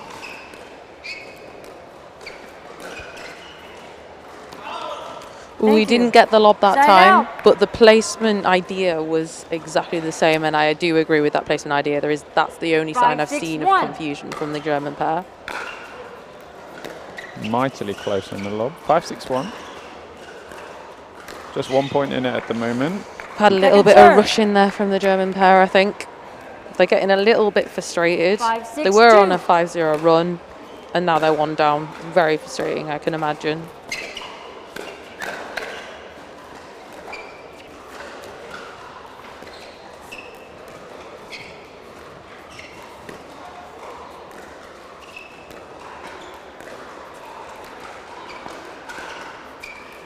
Paddle clash in the middle from Mauro and Jesus. Getting there, that was what we've been talking about this whole match, about speeding up at Felix. And also going cross court, right? You've got that little bit extra 6-6-2. time to prepare on those speed ups cross court. But then your partner doesn't. Great hands from Jesus, staying in that rally. Point. Felix doesn't miss those, does he? He takes them, and he will let you know that he's taken them. 7-6-2.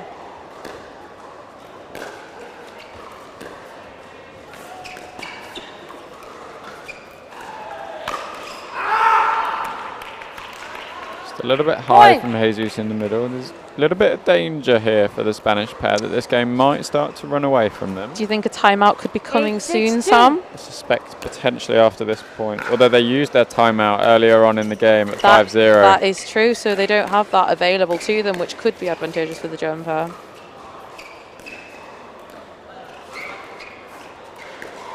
And I doubt we'll see a timeout at the moment from Basti and Felix. Absolutely not. Especially with another point.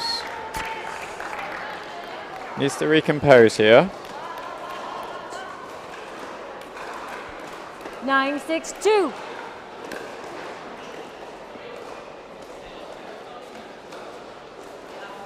Point. 10. But you stopped the game while it's live and the score is correct. I have a little bit of confusion here. I think they thought that the game wasn't going on. They stopped the game after the point was scored. But they've already started serving. And they've served, and then they've reacted in that way, and that's what's led to the confusion. But this could be very detrimental to what's going on right now.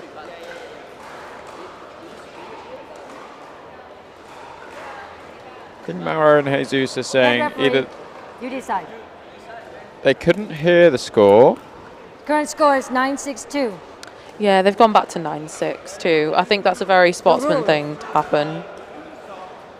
You stop play. Why you talking? He was talking to you. Until you had. Well, before you talk. He's head referee. I did not hear it. We did not hear that. Yeah, but our problem is you not hear. Do you think there was any form of communication there, Sam? You have to say it very loud. I'm still not quite sure.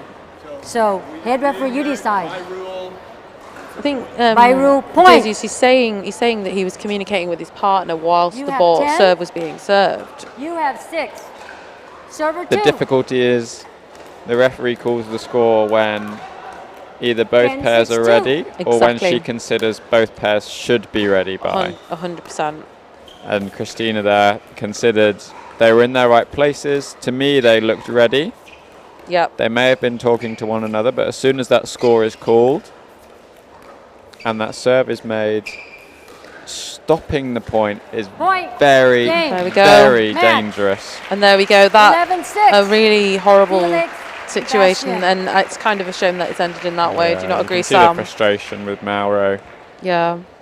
And completely understandable. But again, it's that experience of playing with referees, knowing these rules that come with them. And the Americans are so used to it. In fact, they play it week in, week out. And I think that is definitely a difference that European pairs are not used to yet. And I mean, it's happened multiple times this weekend, unfortunately. But it's been lovely to commentate alongside you, Sam.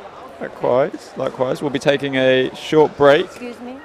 And Felix and Bastian, correct? we will Please be back confirm the for score. some more 13, women's doubles round 11, robin games. 6. Yeah. Let's go.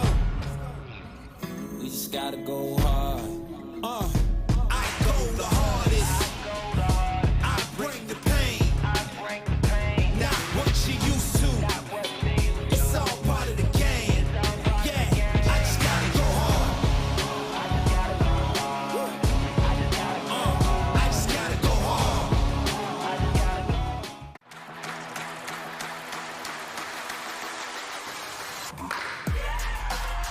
No matter the type of player you are, Junior, for now.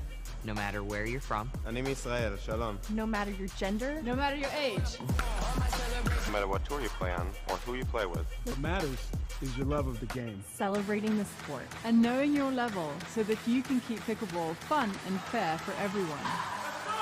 What matters is you. Innovation is our specialty. Winning is his. Zane Navratil has won more than 40 Pro Gold medals and back-to-back Major League Pickleball titles. One of pickleball's most iconic and decorated athletes teamed up with our world-class engineers with one goal in mind: build a paddle that can dominate. The Zane Navratil Signature Paddle, designed for champions by champions. Available now. Pro XR Pickleball. Innovation you can handle. Introducing Skechers Pickleball, the official footwear of the US Open Pickleball Championships. They're ultra lightweight and responsive for incredible speed. They have Goodyear rubber outsoles with a specialized pickleball design for increased side-to-side stability and agility. Plus, they feature shock-absorbing foam and Skechers' famous relaxed fit design for incredible comfort game after game. Conquer the court in comfort. Skechers Pickleball, the official footwear of the US Open Pickleball Championships.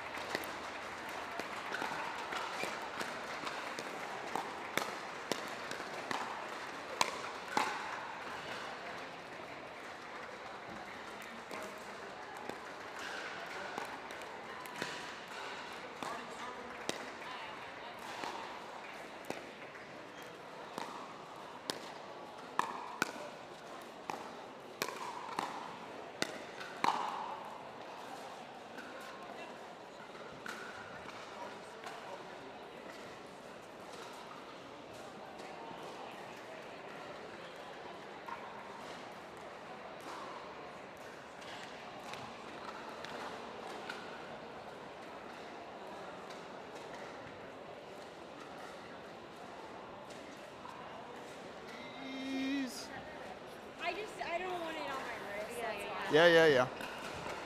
She's practicing to be a pro. It's actually quite annoying, isn't it? That's nice. I like that. I'll just hold your paddle for you, Nikki. You're fine. It's all right. This is going to be 2 out of 3 to 11. We'll switch in at 3 at 11. It should be 1 game to 11, yeah. Sorry, I just picked this up. This is 1 game to 11. Okay, this is 1 game. This is 1 game to 11. Win by 1. Allie, pick a number 1 or 2. That's you obviously didn't see it. It's a 1. I wouldn't even know that's the number. I wrote it on the previous card. So, serve, receive, end, or defer.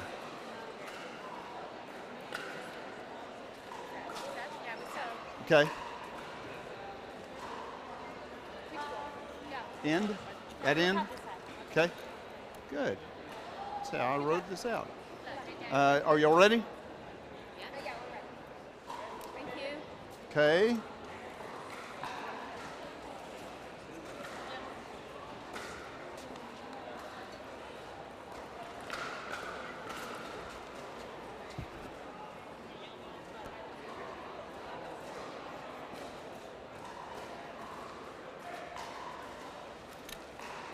Time in.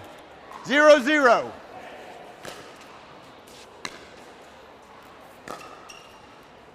Side out. 0-0-1.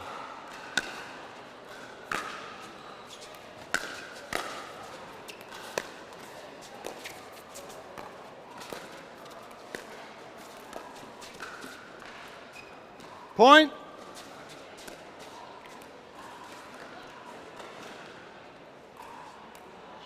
1-0-1.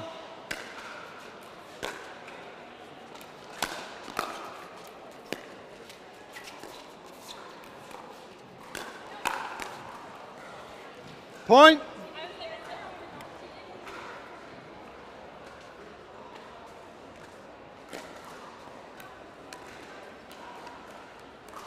Two, 0-1.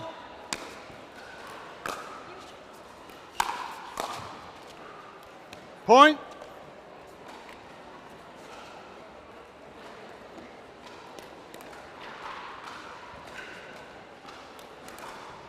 Three, 0-1.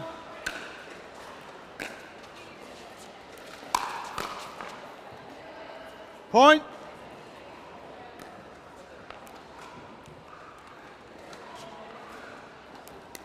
Four, 0-1.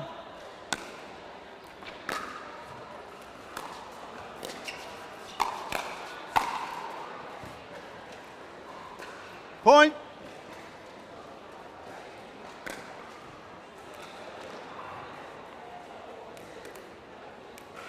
Five, 0-1.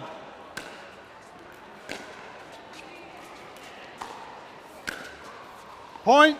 Switch ends. 1 minute. Timeout.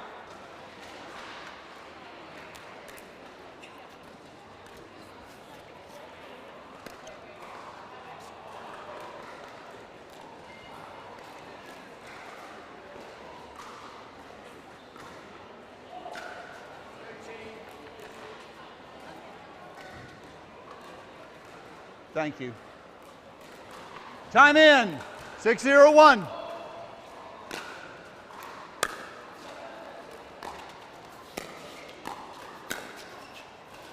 Point.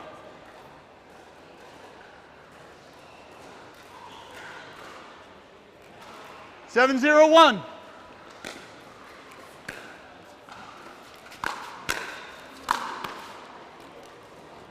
Point.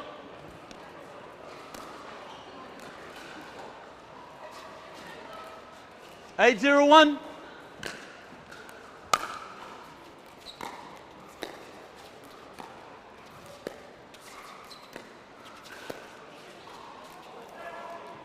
Point.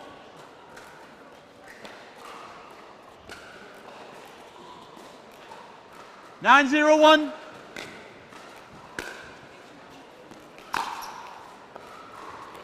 Second serve.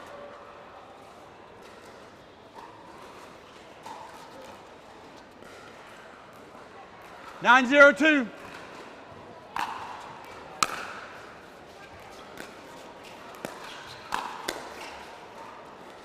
Point.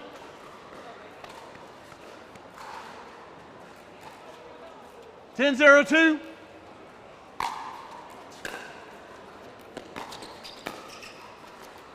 Point. Game. Match.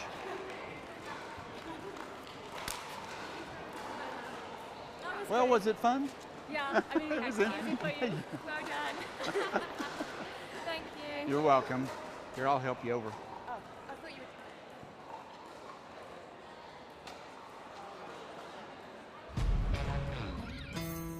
Yeah. Let's go. We just gotta go hard. I go the hardest. I bring the pain. Not what you used to. It's all part of the game. Yeah, I just gotta go hard. I just gotta go hard.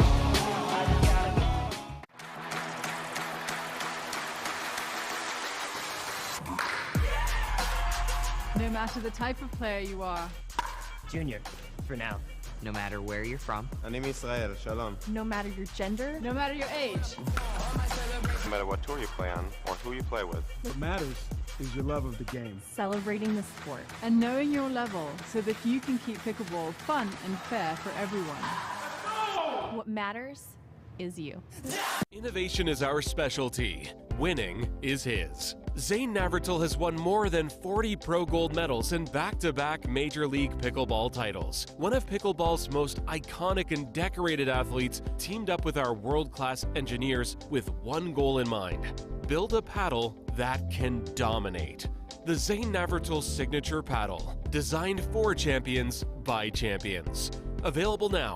Pro XR Pickleball. Innovation you can handle. Introducing Skechers Pickleball, the official footwear of the US Open Pickleball Championships. They're ultra lightweight and responsive for incredible speed. They have Goodyear rubber outsoles with a specialized pickleball design for increased side-to-side stability and agility. Plus, they feature shock-absorbing foam and Skechers' famous relaxed fit design for incredible comfort game after game.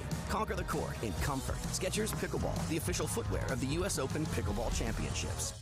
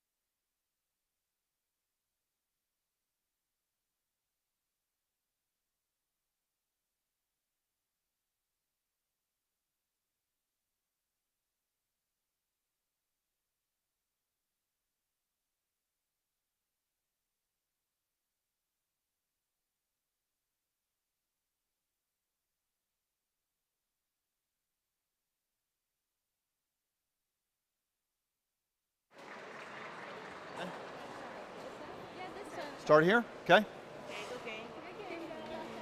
Ladies, this is game to 11, win by 1. We'll switch at 6. No timeouts.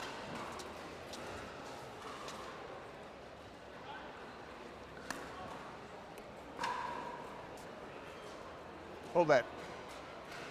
Okay, ready? Time in. 002.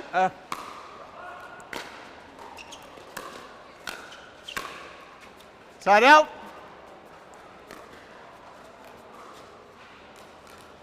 001.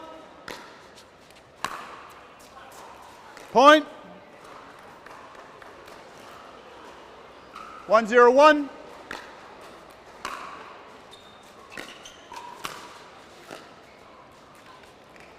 Second serve.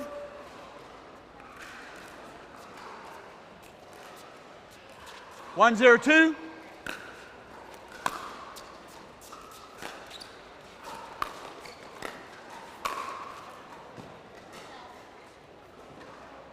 Point.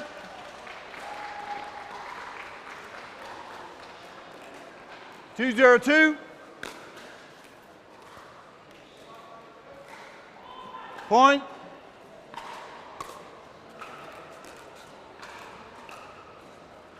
Three, 0-2.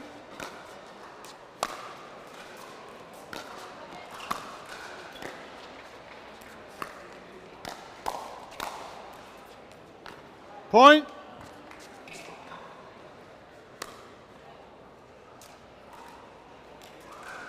Four, 0-2.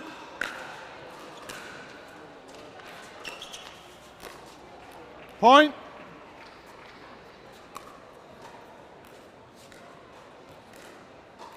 Five, 0-2.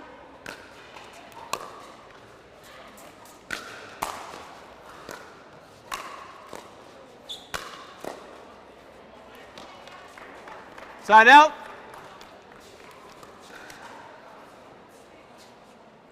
0-5-1.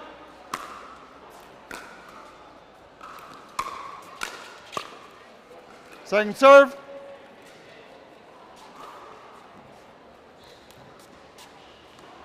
Zero, 5-2.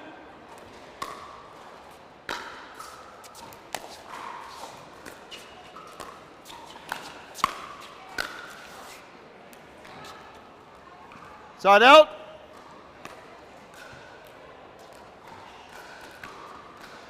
5-0-1.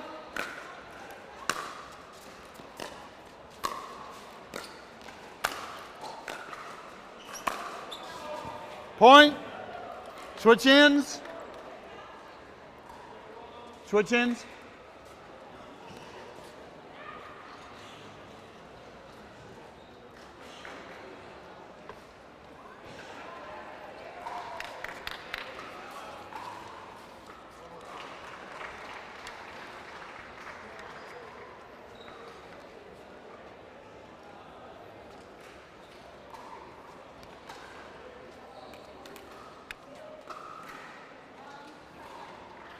Yes.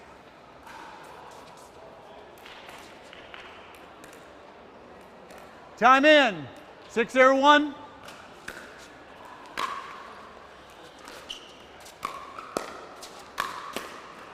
Second serve.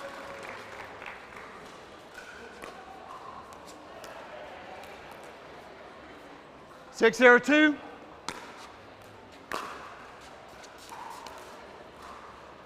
Point. 7-0-2.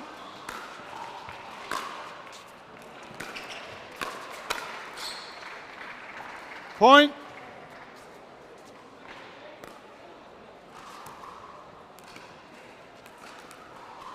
8-0-2.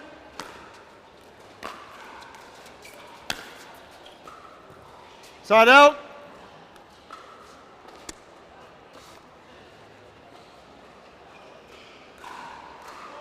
0-8-1.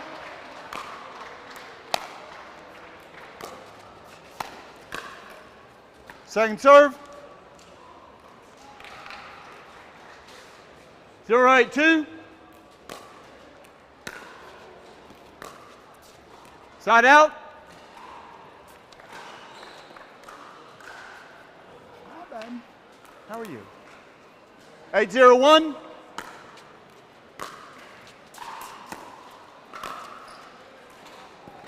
Point.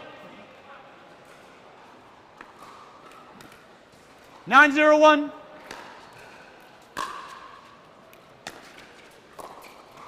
Point.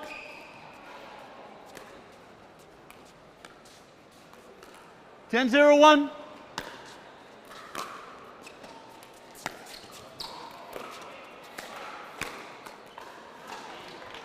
Second serve.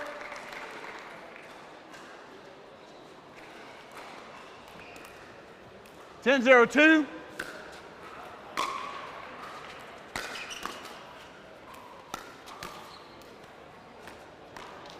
Point, game, Mando Marcella.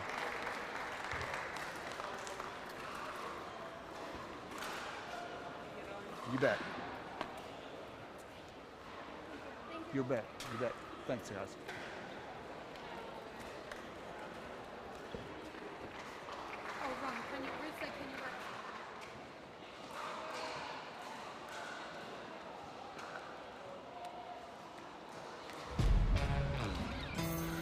Yeah. Let's go. We just gotta go hard. I go the hardest. I bring the pain. Not what you used to. It's all part of the game. Yeah. I just gotta go hard. I just gotta go hard.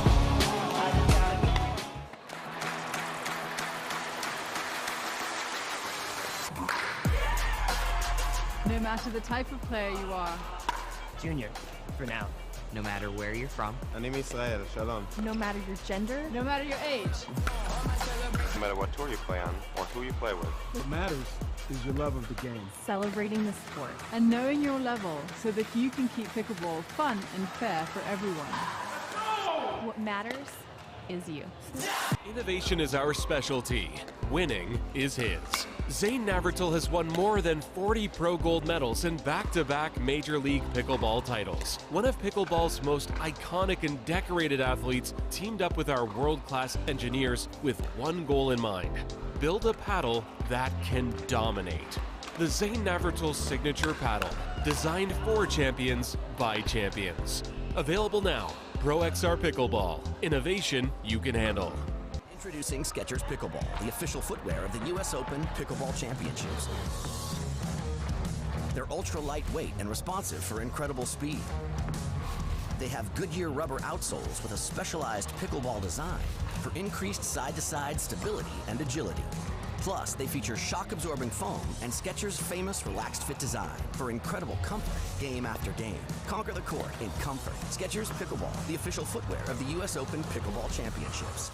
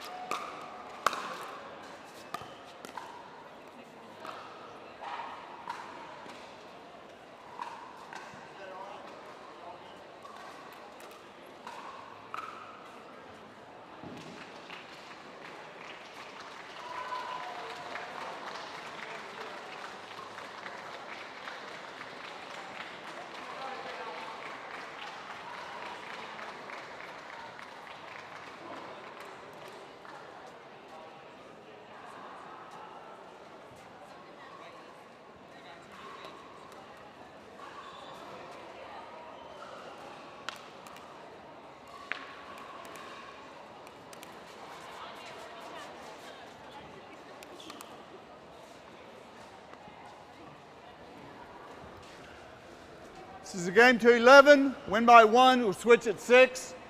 Time in 0-0-2.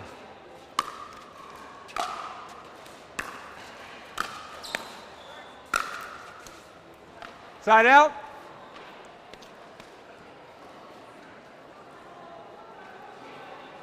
Thank you.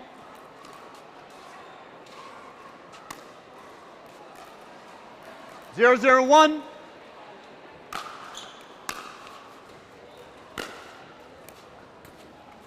Second server.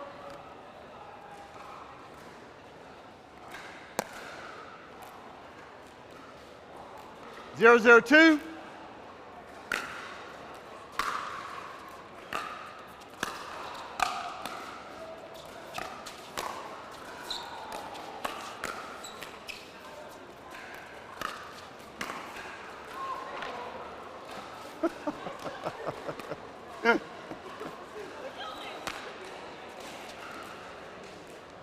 One, 0-2. Short. Side out.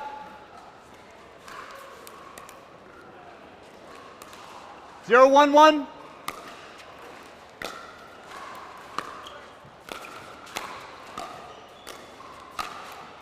Second serve.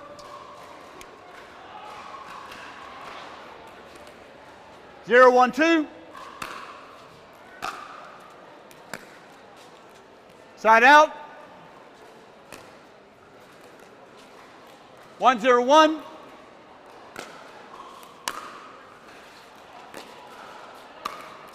Point.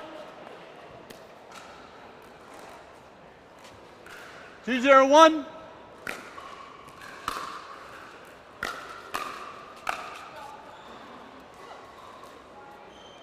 Second serve. 2-0-2.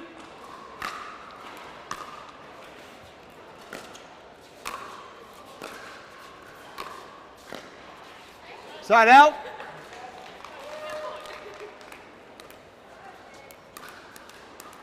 Zero, 2-1.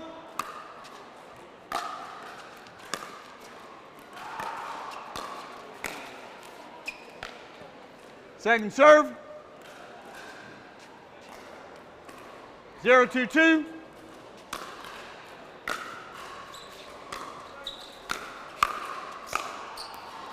Side out.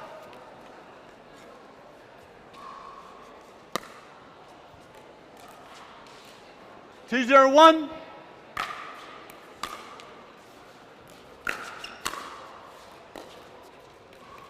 Second serve. 2-0-2.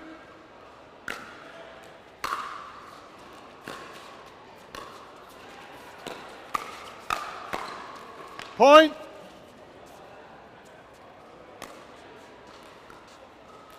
3-0-2.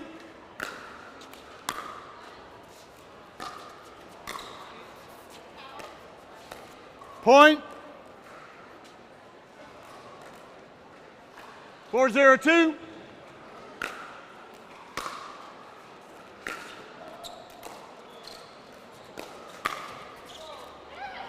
Side out.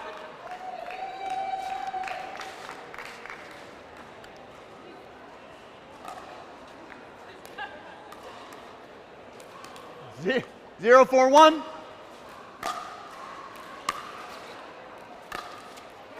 Point.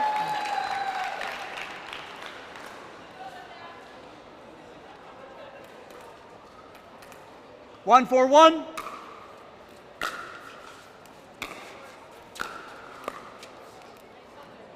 Second serve.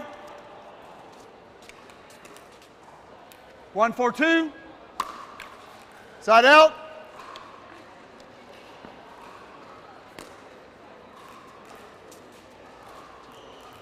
Four, 1-1.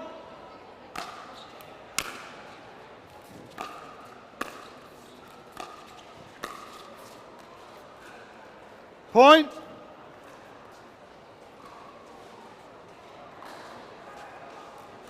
Five, 1-1.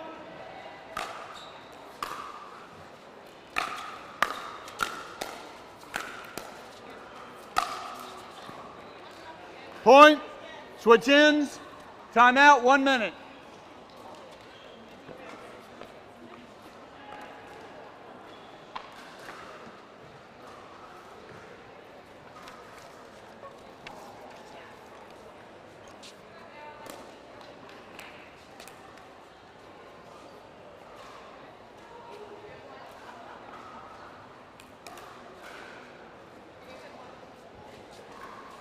Time in, 6-1-1.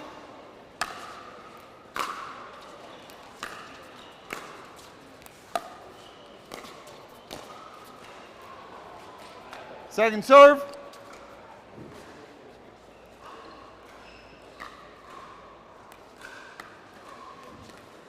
Six, 1-2.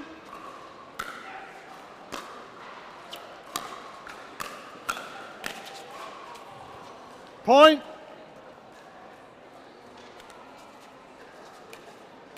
Seven, 1-2.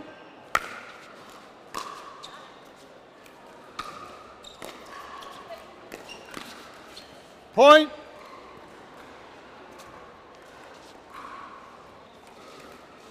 Eight, 1-2.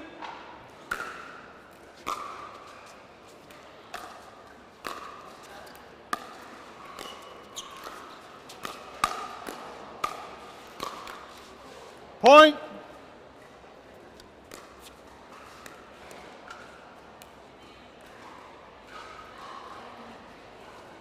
Nine, yes, ma'am. 9-1-2.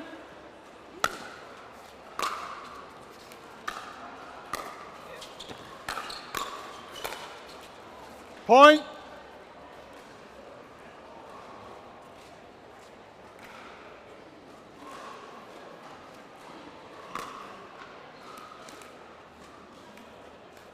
Ten, 1-2. Call out. Side out.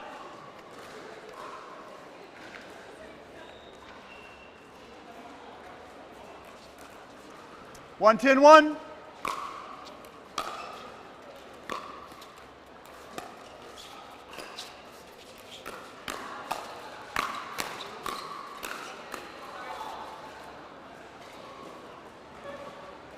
Second serve. 1-10-2.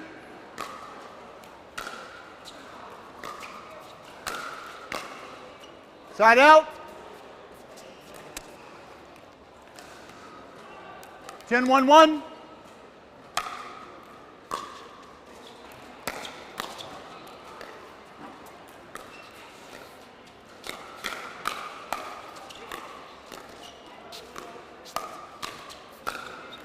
Point, game, match. Fudge bar.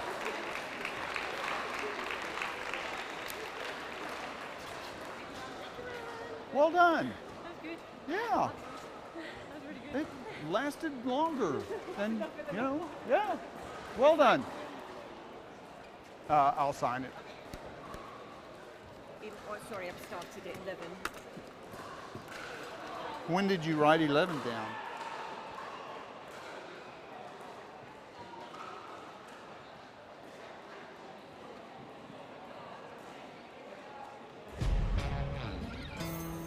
Yeah. Let's go.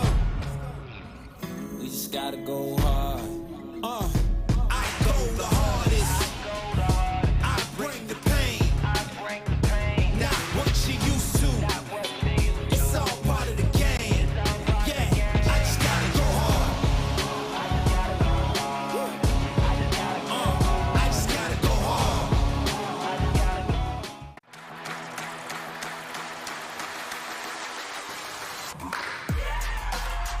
No matter the type of player you are. Junior, for now. No matter where you're from. אני מישראל, shalom. No matter your gender. No matter your age. No matter what tour you play on or who you play with. What matters is your love of the game. Celebrating the sport and knowing your level so that you can keep pickleball fun and fair for everyone. What matters is you.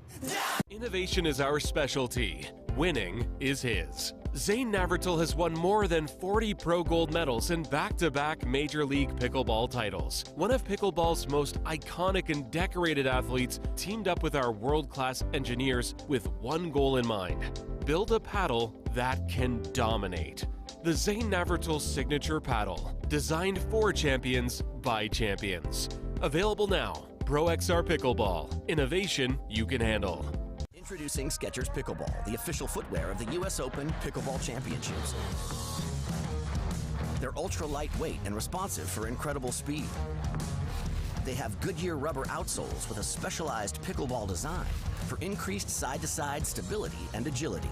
Plus, they feature shock-absorbing foam and Skechers' famous relaxed fit design for incredible comfort game after game. Conquer the court in comfort. Skechers Pickleball, the official footwear of the US Open Pickleball Championships.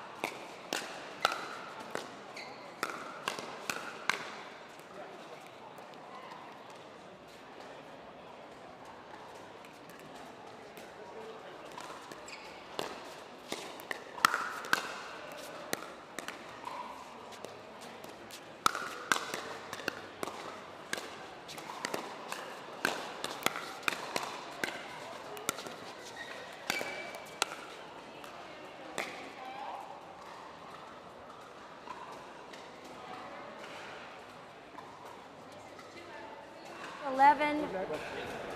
2 out of 3 to 11 to win by 2. 1 timeout each per game. Okay? Yes.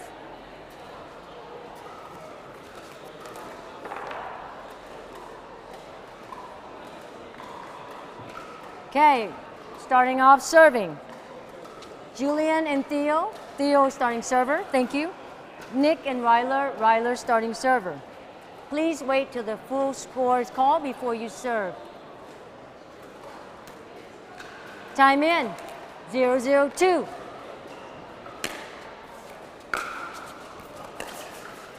Side out.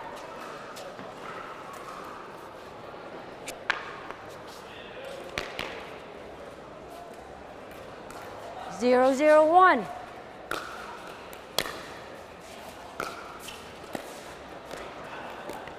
Point.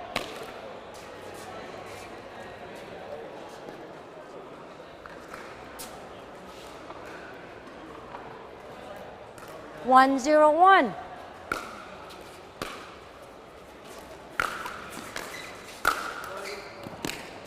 Point.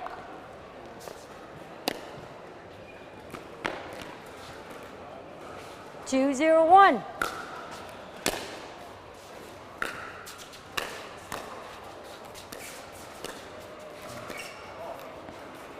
Point.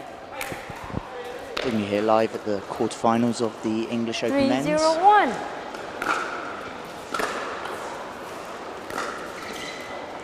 Just wide there from. Second serve.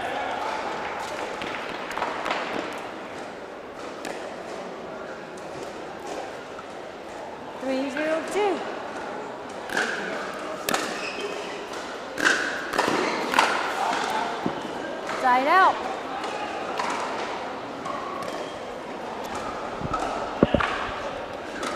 Zero, three, one. Second serve.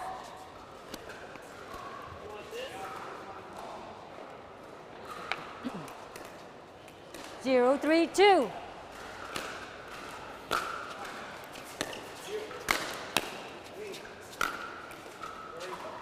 Side out.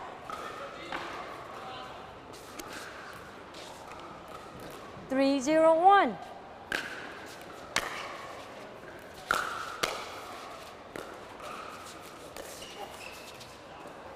Thank you. Point. 4-0-1.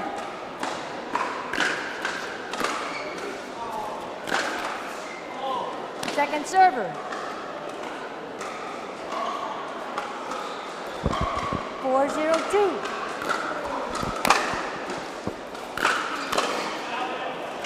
Point. 5-0-2.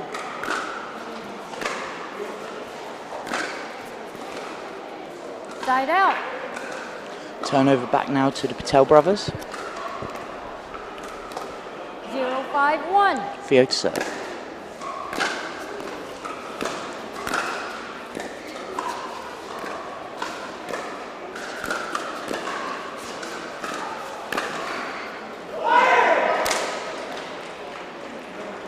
Point. Looks like that was just back of the line there for the Theo Patel brothers. 1-5-1. Now on the scoreboard.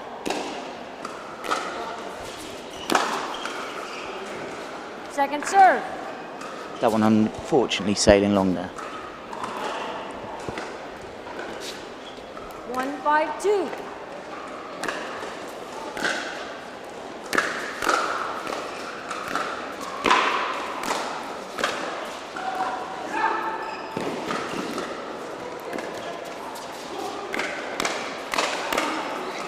Oh, what a point. Good scramble there from the Patel brothers. Unfortunately, they just couldn't keep the ball in play long enough to try and get back into the point.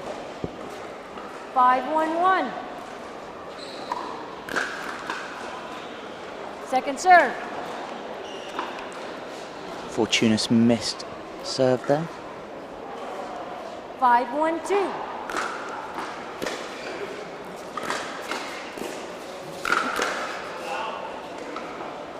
Point.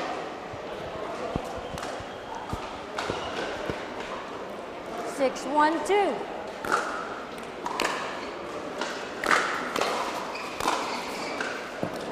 Point. And the roll backhand through Theo's legs there. The low drive there, just having 7-1-2. creating that opportunity.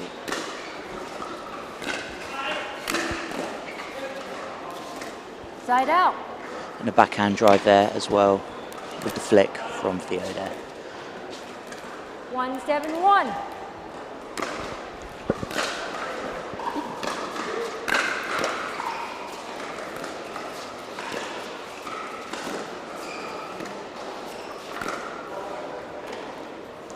Point.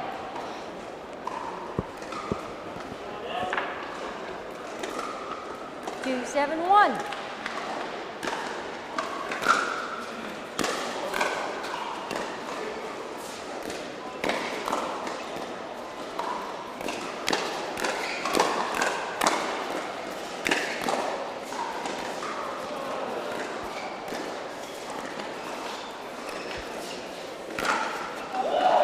Great point there. We had a bit of everything, dinking, reset, and then the drive by the kitchen line with a lot of topspin to win the point. Great point there. 2-7-2.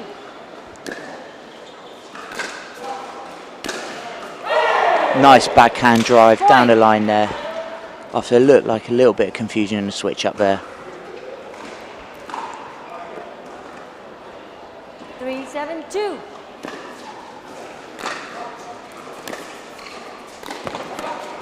Great Ernie there. Brings the ball back to the Americans. Side out.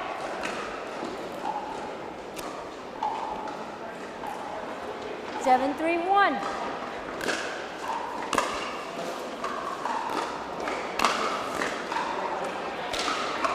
Second serve. Great forehand roll there into the feet. 7-3-2.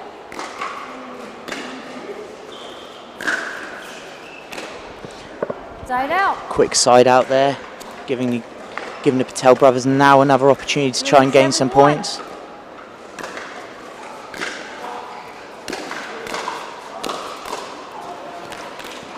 Second serve. That second backhand drive put away cleanly by 3-7-2. Peterson, I believe.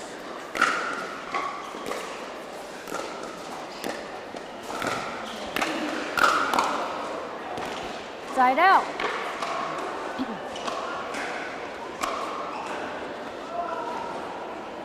Seven, 3-1.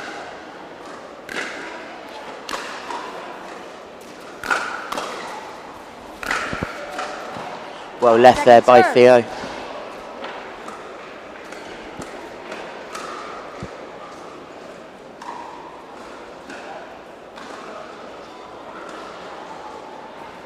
Looks like we have a cracked ball here potentially.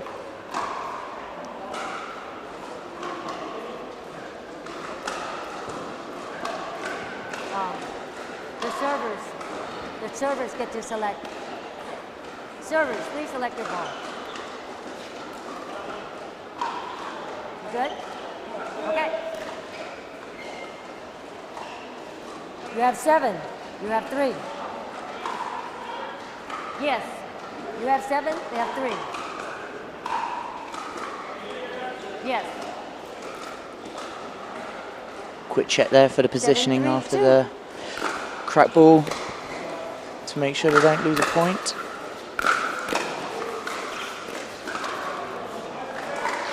Great play there from Theo, covering the line and then getting back into the middle, just generating an opportunity there to get the ball back onto their side. Julian to serve.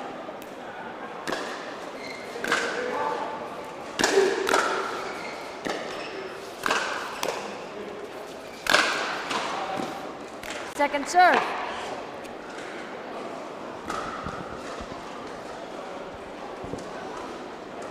A lot of pace on the smash there from DeHart.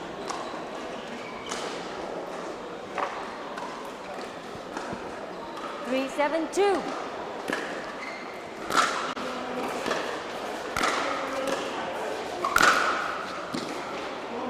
Side out.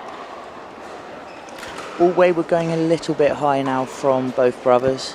Looking maybe an opportunity here to slow the ball down, put it a little bit lower, just to try and get themselves back in a point. Second serve. Opportunity there, unfortunately, hit the net. 7-3-2.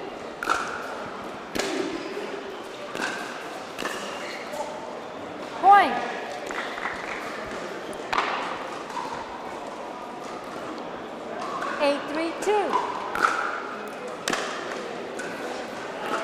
Thank you. Point. Fortunately, that one just a little bit long there. 9-3-2. Side out.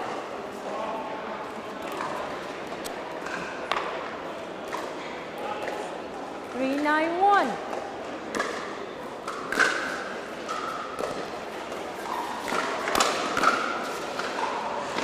Second serve. Tempted only there from Theo, unfortunately didn't bring any result. Unfortunately, it was just blocked back, straight back down the line 3-9-2. for a second serve.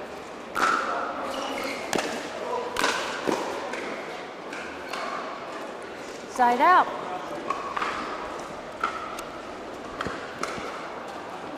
Nine, 3-1. Point. 10-3-1.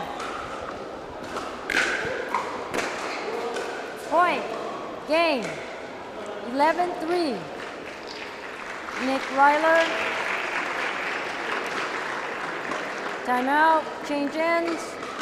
So this is a best of 3, win by 2-11, win by 2.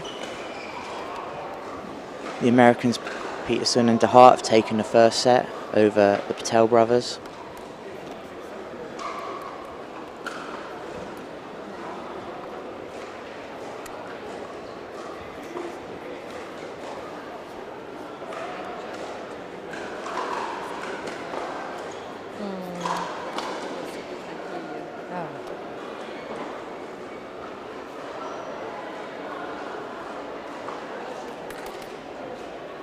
Testing. You hear me okay? You guys hear me okay? All right, thank you. Quick sound check there for our referee.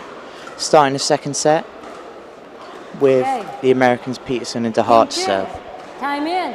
0-0-2.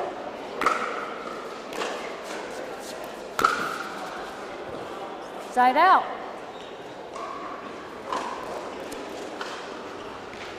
0-0-1.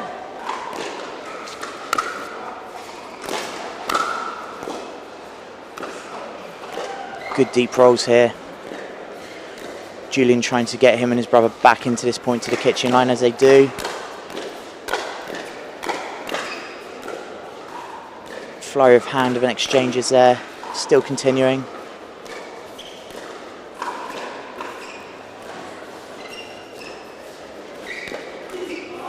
Oh, and unfortunately, Theo just couldn't get his paddle in the right place to have another go there at the Americans.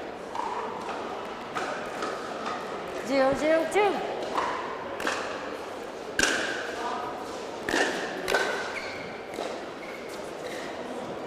Side out. 0-0-1.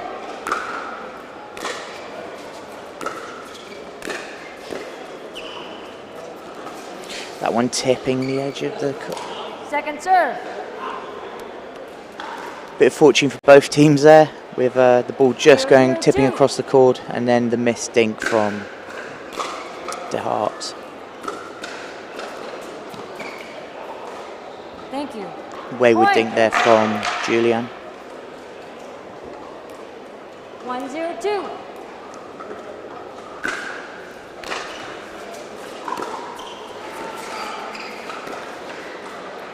Side out. 1 point of that change of serve there.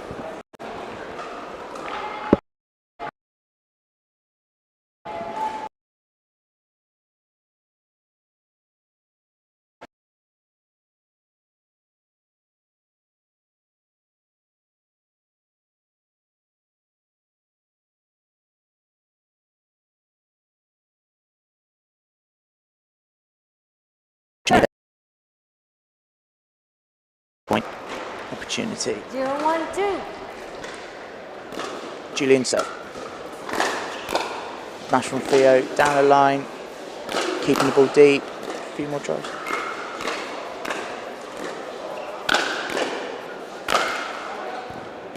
Massive smash Side there. out.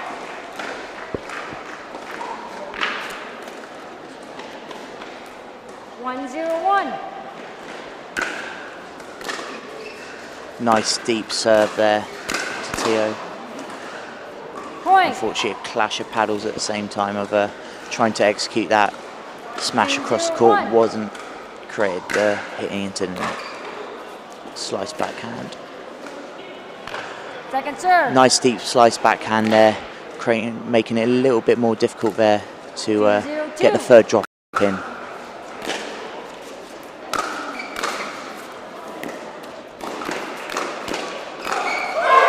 Great smash there from Theo. Side out. Getting the ball to pop up high enough and then generating that massive smash to the left-hand side of Peterson. Theo to serve. 0-2-1. Slice serve. Deep return into the third.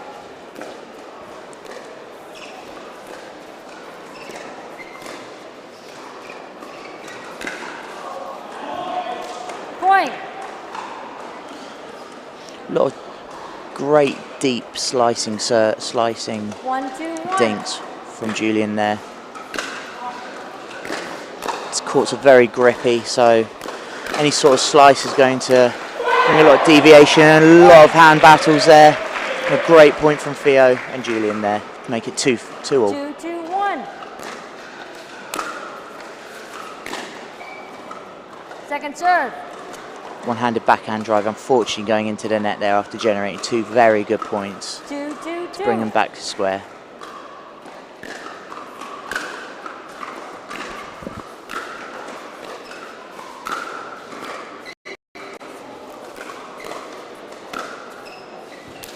Side out. Fortunately, they couldn't make use of trying to generate some sort of 2-2-1. to get themselves into the point as all the balls being rolled deeply into their baseline.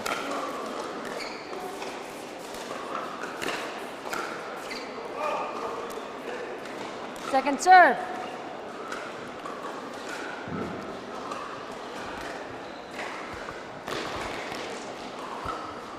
Two, two, two.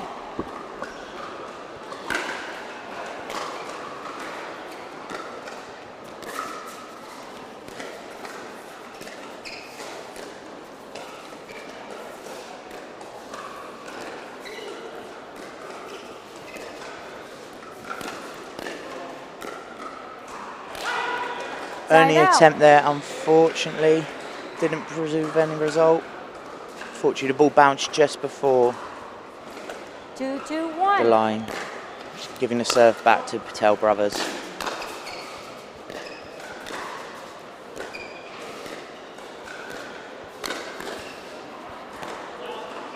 Thank you. Fortunately, that one ricocheting off the paddle into the crowd.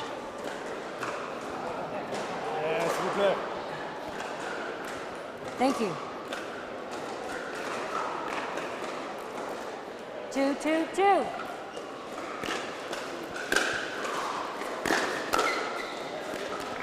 Side out. Backhand drive just put away in the direction away from where Theo had come from originally, unfortunately.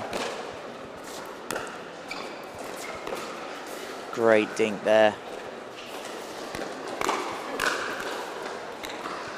Point. Great create to make the pop up and then giving a smash to gain the point to go 3-2 up. 3-2-1.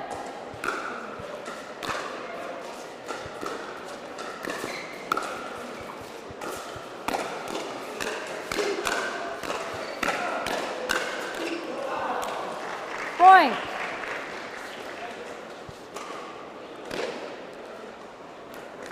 Four, two, one.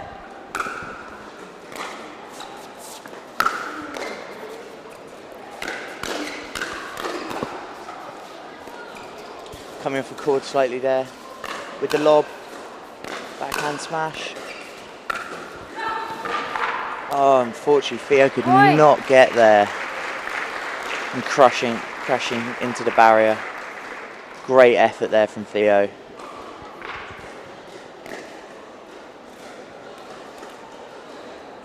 Five, 2-1.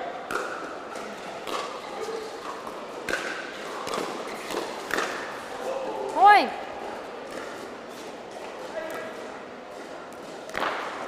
Six, 2-1.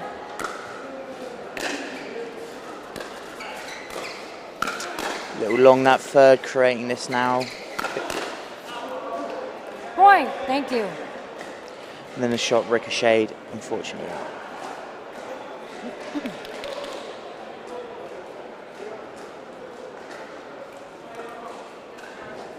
Seven, 2-1. Point.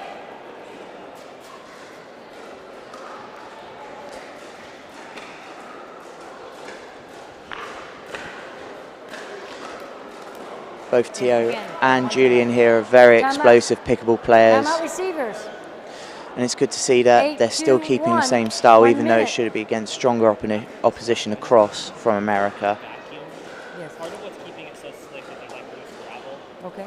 Thank you.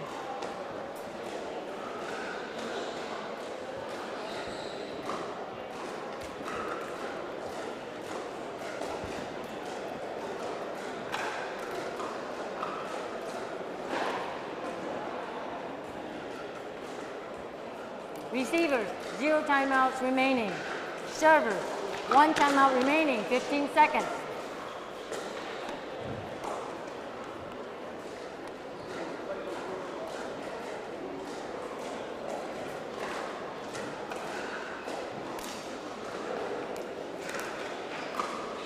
Time in. 8, 2, 1.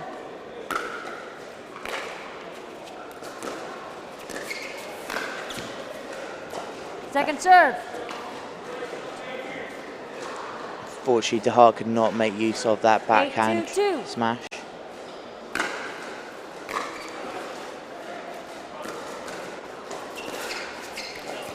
Thank you. Fortunately, I think the cord put off Julian.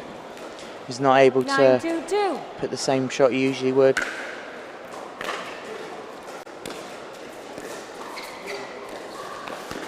Great dink from Theo. And clipping Peterson there out. to give Theo and Julian the ball back. You have 9. You have 2. See hopefully if the Patel brothers can now add on to this score. Try and get maybe more than 3 in this game with this service game. Big smash there, another smash again. Unfortunately, that second smash, you cannot bring that one back into play. 2-9-2.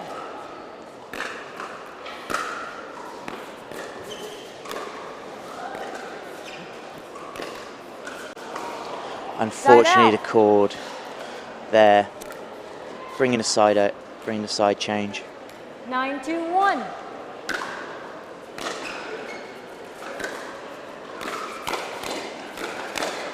Massive hands battle here. And eventually put away there by DeHart.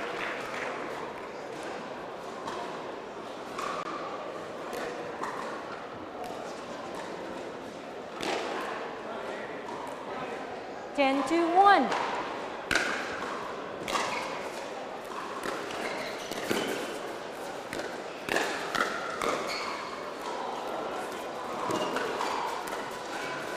Lob coming in after the... Oh, and unfortunately Theo could not. No, I did not. Point. Okay, thank you. That's the end of the match. I think Theo there was just trying to look for a highlight clip shot there, but unfortunately he couldn't get it. Great points and play all around by both teams there. 2. Ryler. Oh.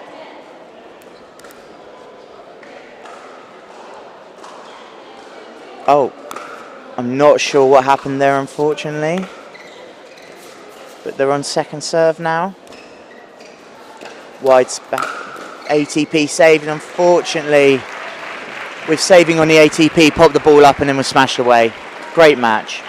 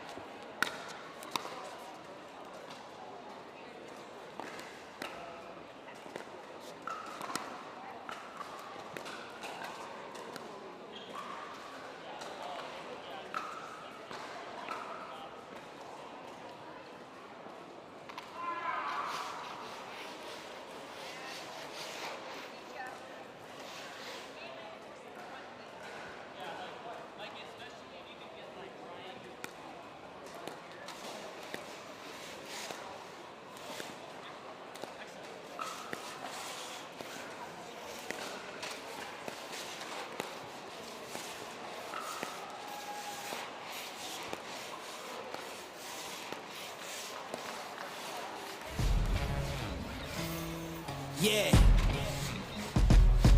Let's go. We just gotta go hard. I go the hardest. I bring the pain. Not what you used to. It's all part of the game. Yeah, I just gotta go hard. I just gotta go hard.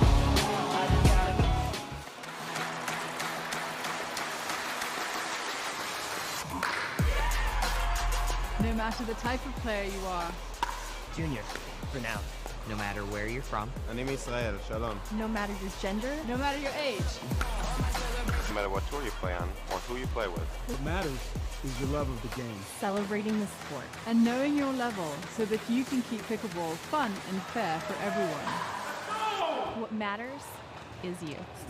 Innovation is our specialty. Winning is his. Zane Navratil has won more than 40 Pro Gold medals in back-to-back Major League Pickleball titles. One of pickleball's most iconic and decorated athletes teamed up with our world-class engineers with one goal in mind: build a paddle that can dominate. The Zane Navratil signature paddle, designed for champions by champions. Available now. Pro XR Pickleball. Innovation you can handle. Introducing Skechers Pickleball, the official footwear of the US Open Pickleball Championships. They're ultra lightweight and responsive for incredible speed. They have Goodyear rubber outsoles with a specialized pickleball design for increased side-to-side stability and agility. Plus, they feature shock-absorbing foam and Skechers' famous relaxed fit design for incredible comfort game after game. Conquer the court in comfort. Skechers Pickleball, the official footwear of the US Open Pickleball Championships.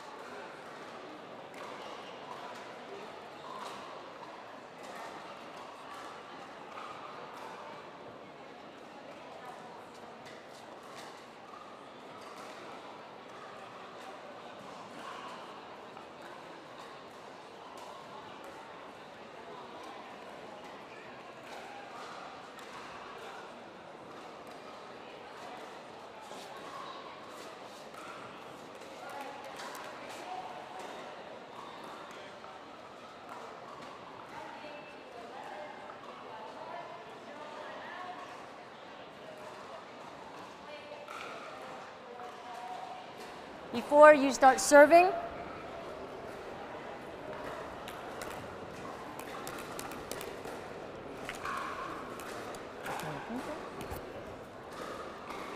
okay. On this side, we have Thadia, okay. On this side, we have Marcella and Amanda, okay. Time Bring in. you live to a 0-0-2. Group D match of the Women's Open today, doubles Women's Open. Thadia's serve there was serving to Amanda. And Pei then driving the ball directly into 1-0-2.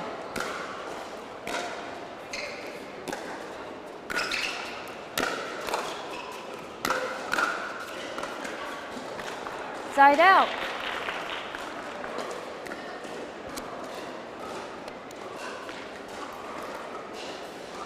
Zero, 1-1.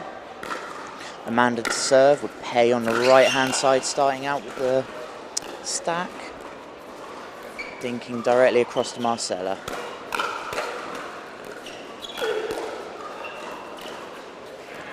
A few hand battles then brought back into play with a neutralise the point. Both now dinking. And unfortunately Thadia there ricocheting the ball out on the out.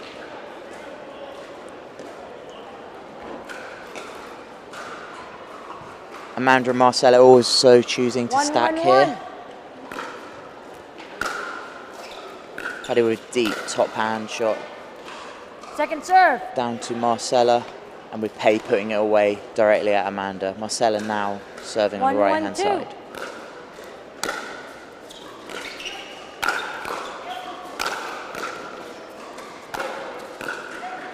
Nice deep shots here with the finish there from Pei.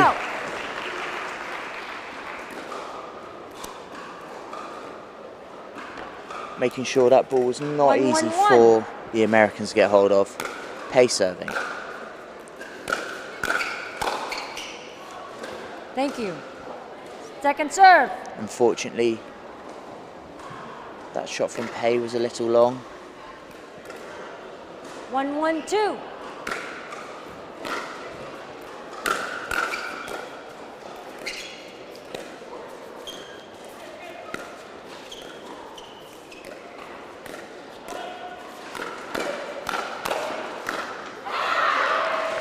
Great flurry of shots there from all the ladies there, with some dinks and some hand battles.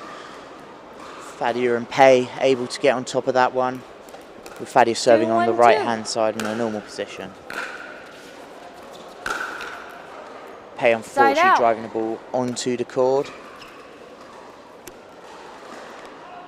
giving the serve back to Amanda and Marcella.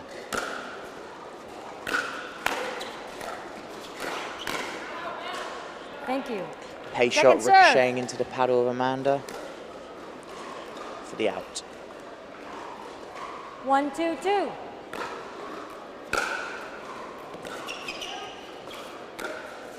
Pei with some deep top spinny shots. Thadia with the same, just trying to keep both girls back as they do. Thadia with that shot just to the left hand side there of Marcella. 2-1-1.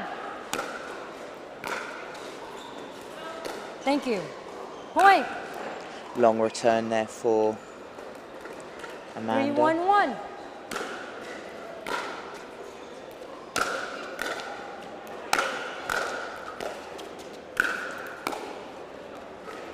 Second serve. Some big drives there from Thadia. Being blocked back constantly. We're now in a position where 3-1-2. Pei is now serving.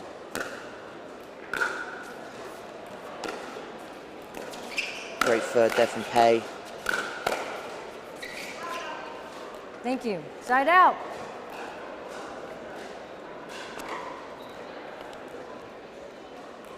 One, 3-1.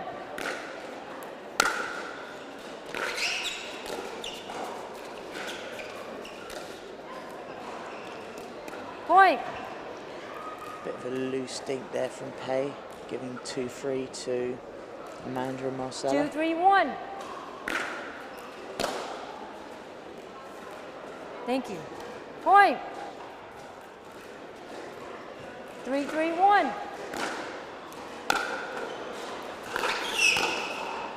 Point.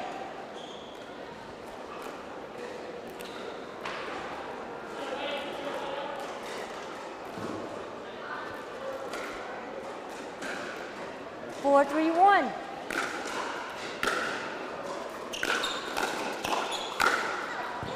Oh, Thank unfortunately, you. that Point. smash long from Pei. After a few blocks from Amanda.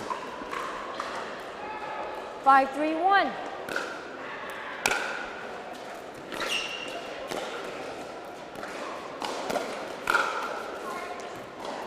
Amanda Point. hitting Fadia with that smash. Unfortunately, she couldn't get the paddle in place. Timeout, change ends. 6-3-1, 1 minute. Fadia and Pei here on 3. And Amanda and Marcella on 6 at the change of ends.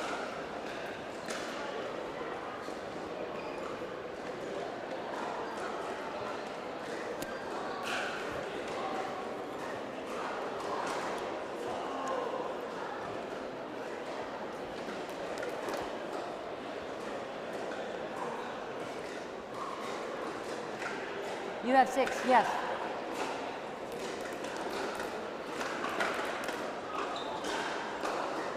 Fifteen seconds. Time in. 6-3-1.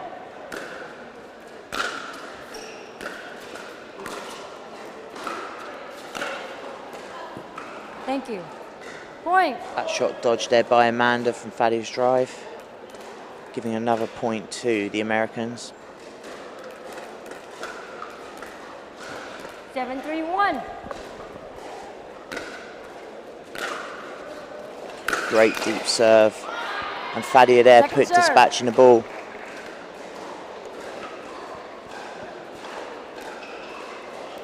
So Amanda went for it. Unfortunately, she could not get enough on it just to put the ball back to the other side to Pei and Fadia. 7-3-2.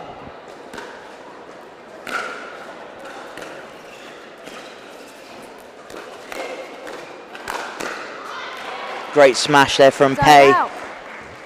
Amanda with a paddle down there on the floor, trying to just generate it to get it back over the net. Unfortunately, it did go into the net. 3-7-1. Pei serving now.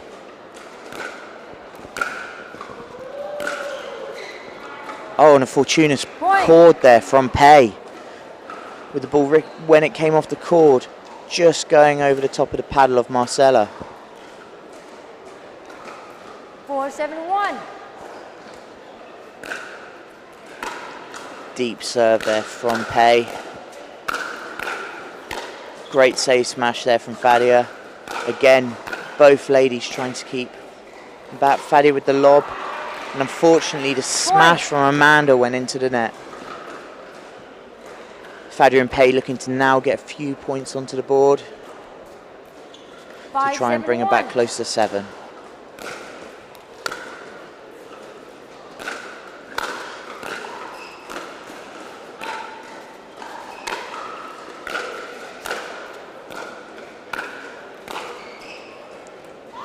Oh, what a shot from Fadia there. Amanda and Marcella giving everything they had there at the kitchen line, thinking that one would drop a little bit long. Unfortunately for them, it landed in. 6-7. Yeah. You have 6-7. You have 6. Correct. 6-7-1.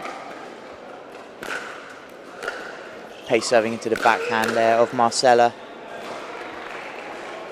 Point.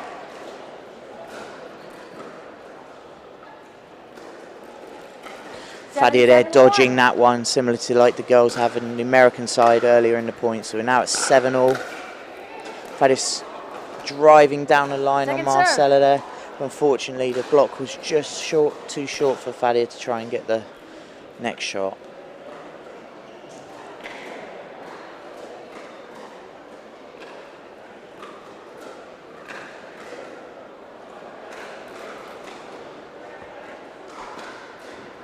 No. 10. No, just for this one, the last one. 7. You guys have 7. Just for the last one. 7-7-2. Pei driving it directly into Amanda then. Sorry, Marcella. Marcella crashing it into the net. 8-7-2.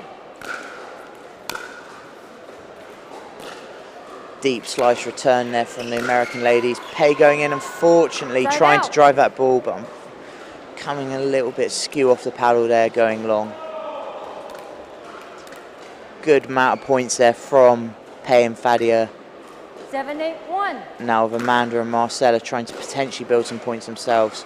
Point. Good deep serve there, bringing it to 8-8. 8-8-1.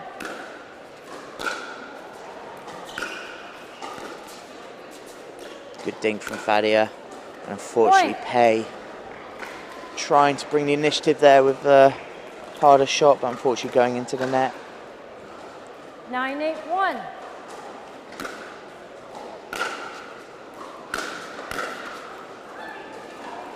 Point.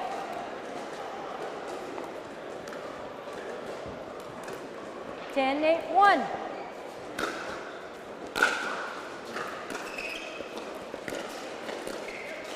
Pei with the backhand flick there on the dink, and now going for the smash directly into Amanda. Not much Amanda could do there. A lot of power, a lot of force. 10-8-2. Trying then to drive it back.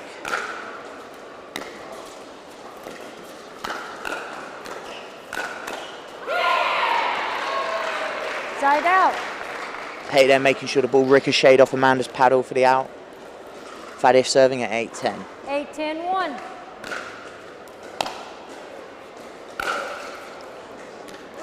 Second serve.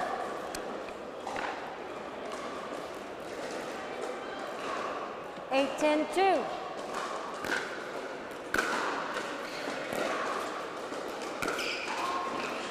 Fadia with the third into the middle there of the kitchen. Maybe a little bit of confusion there from Amanda and Marcella for that point.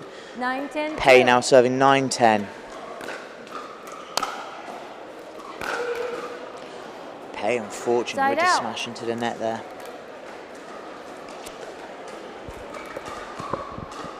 10-9-1.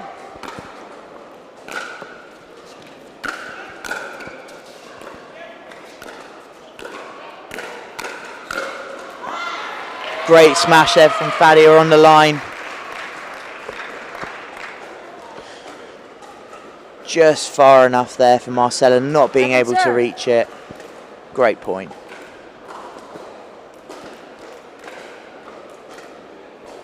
Ten, 9-2.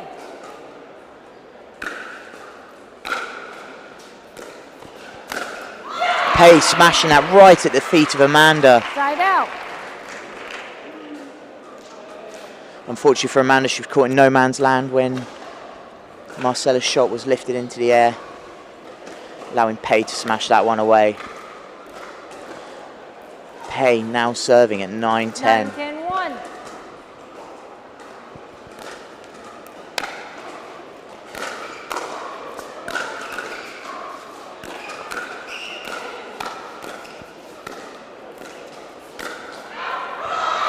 Great point there. Point. Lots of drives directly at Marcella, and then Amanda driving the ball a little bit long there, unfortunately, after a good 10-10-1. amount of blocks there from both ladies.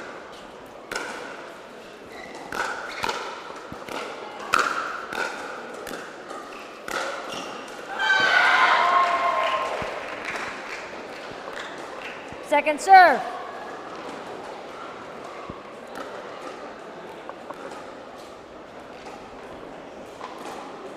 Ten, 10-2.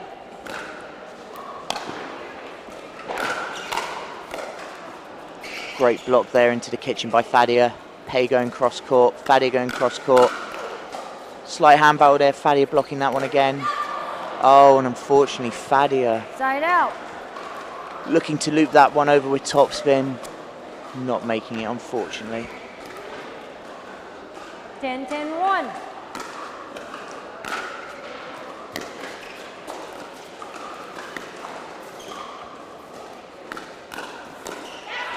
Great point there from Fadia and Pei. Second serve.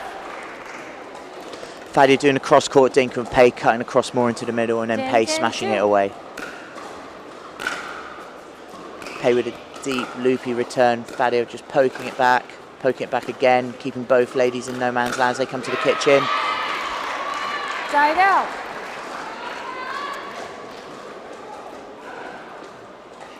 Great play all around here from all ladies. 10-10-1.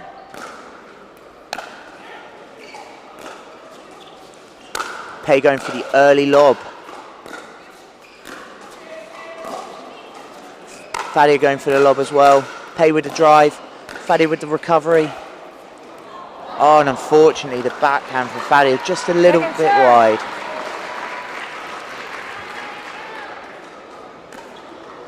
Great to see all ladies smiling here even during this quite tense 10-10. period at this point. I'll recall the score. 10-10-2. Pei serving.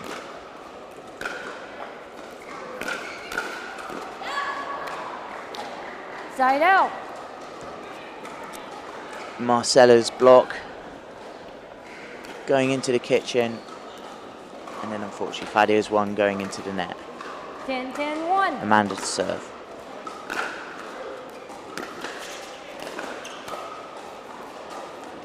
Fadia there Second with serve. a top spin, shot into the kitchen. Amanda not being able to just get that one over herself. 10-10-2. Marcella serving. Pei with a deep loopy return. Fadia with the block. Pei keeping it in play. Fadia with the same, driving it. Side out. And Marcella could not get that one over, unfortunately. A lot of null point side turnover here from all the ladies. Let's see if Fadia and Pei can make use of this one now. Fadia driving it down the middle. Pei trying to. Pei with a lob. Fadia with the smash. Oh! And there we go. 11-10. Great match there of pickleball from all the ladies. Daddy and Peg. Very close right at the end there. Great quality of pickleball here at the English Open. I am officially deaf.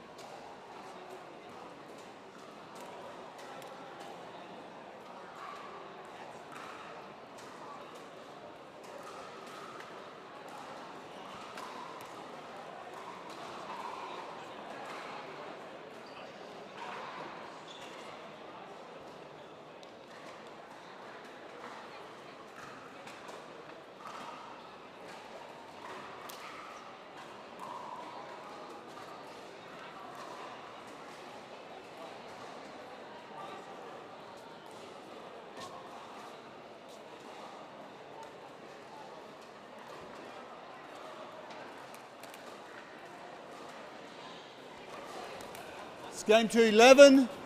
We'll switch at 6, win by 1. Okay? Time in, 0-0-2.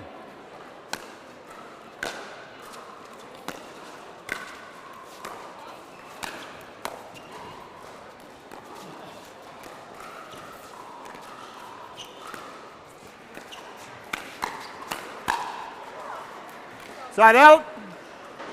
We bring you live here back for another women's double match from Group B now. Unfortunately there, Pialina being hit with the pickleball.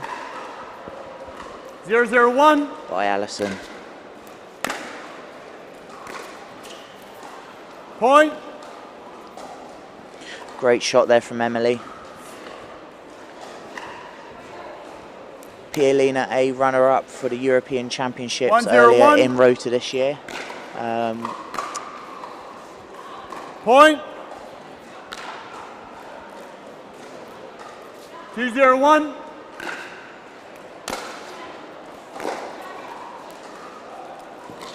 Point. Fortunately, that's return called out long there from Pialina's. Pialina here playing on the right with the Julia paddle, and Helena playing on the left with the looks to be a Gamp paddle. Point. And a drive directly down the line there from Alison between Pialina and Helena. 4-0-1.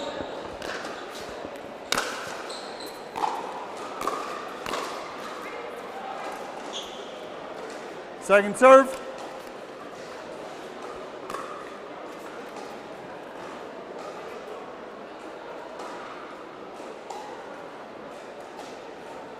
(4-0-2).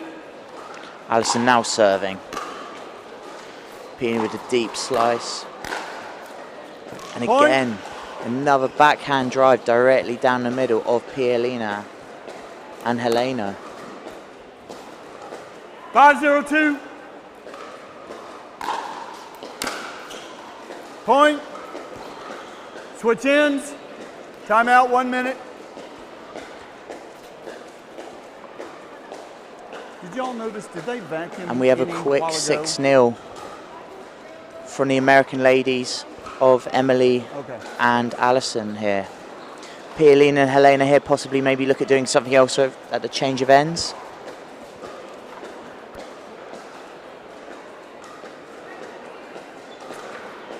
Yes, ma'am. 6-0-1.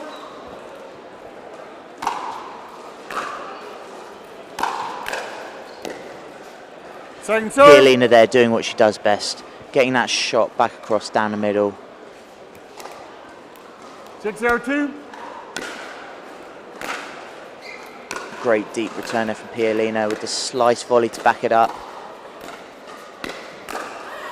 Oh, and unfortunately Helena's shot just skewing wide of the court there. 7-0-2.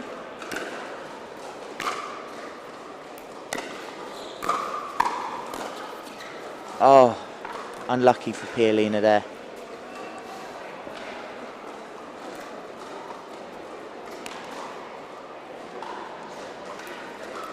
Eight 0-2.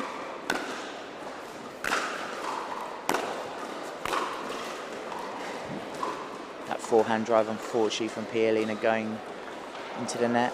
9-0-2. Side out. Now here's a chance for Pialina and Helena here to try and get some points on Emily and Alison. 0-9-1.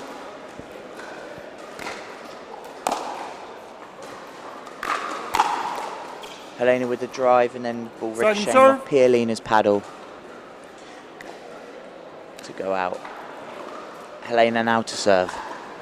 0-9-2.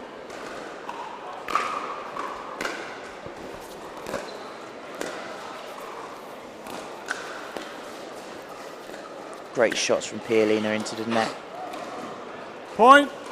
And now Pialina and Helena now with a point. 1-9. 1-9-2.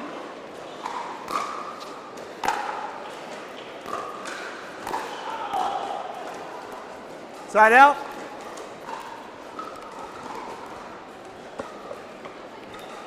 9-1-1.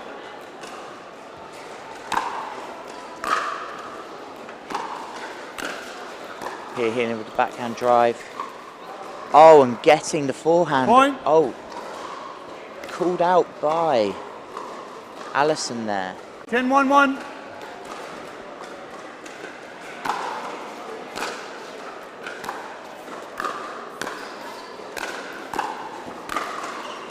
Oh, point. And unfortunate there Game. for Pialina Match. and Helena there in that match.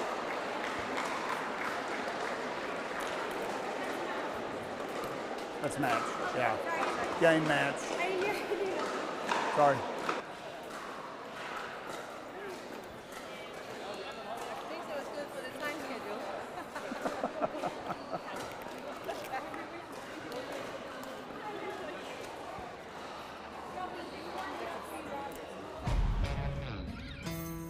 Yeah. Let's go. We just gotta go hard. I go the hardest. I bring the pain. Not what you used to. It's all part of the game. Yeah, I just gotta go hard.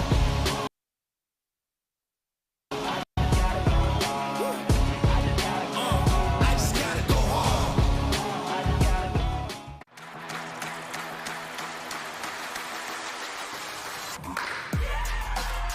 No matter the type of player you are. Junior, for now. No matter where you're from. אני מישראל, shalom. No matter your gender. No matter your age. No matter what tour you play on or who you play with. What matters is your love of the game. Celebrating the sport and knowing your level so that you can keep pickleball fun and fair for everyone. What matters is you.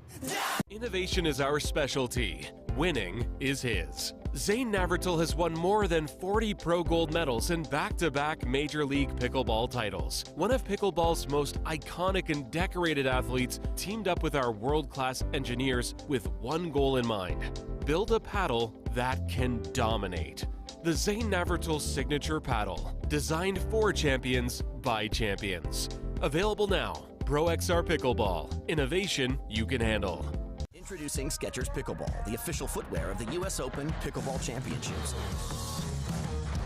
They're ultra lightweight and responsive for incredible speed. They have Goodyear rubber outsoles with a specialized pickleball design for increased side-to-side stability and agility. Plus, they feature shock-absorbing foam and Skechers' famous relaxed fit design for incredible comfort game after game. Conquer the court in comfort. Skechers Pickleball, the official footwear of the US Open Pickleball Championships.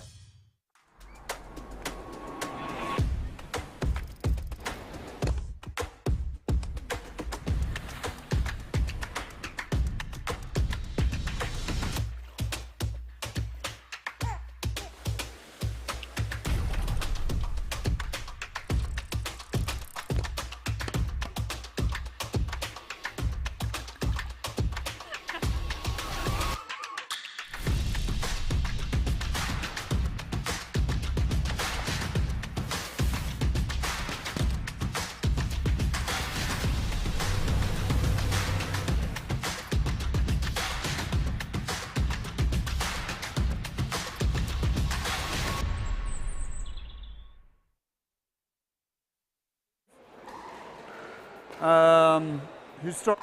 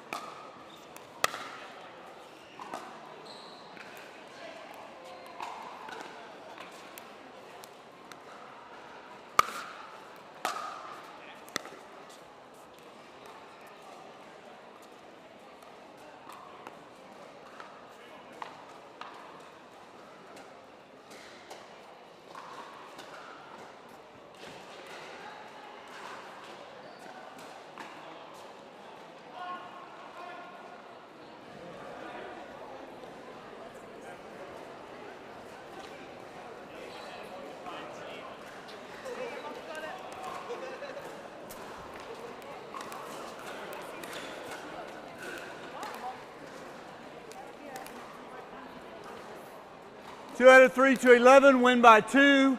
Switch at 6 on the third game, 1 timeout per game. Time in 0-0-2.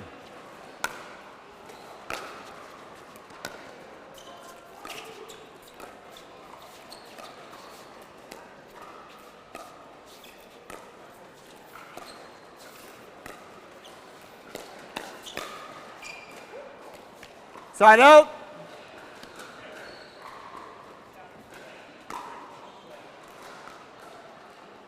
Zero, 0-1.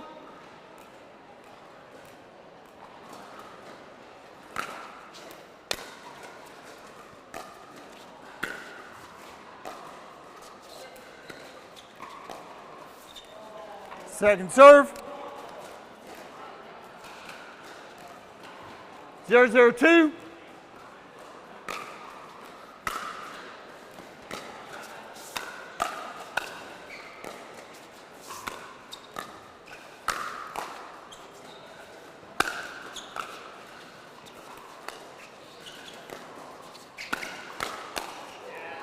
Point.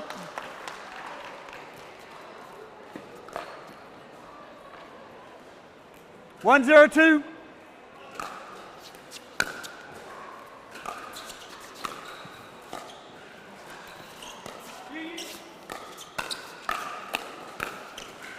Point.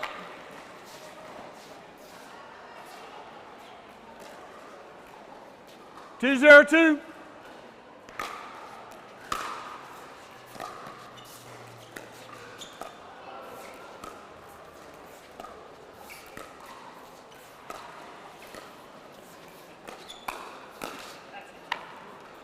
Side out. 0-2-1.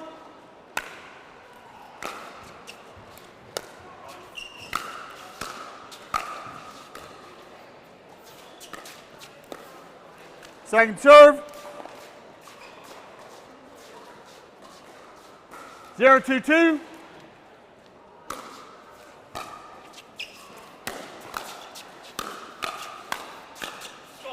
Point.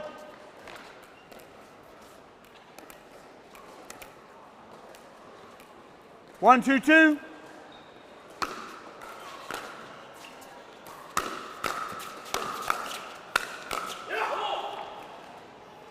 Point.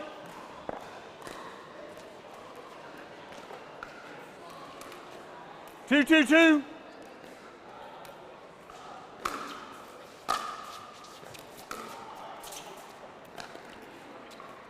Side out.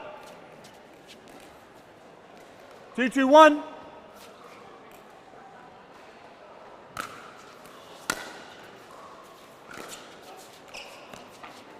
Second serve. 2-2-2.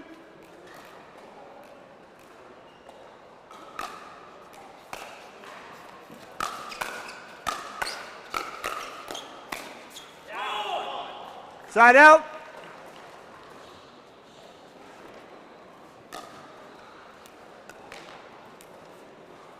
2-2-1.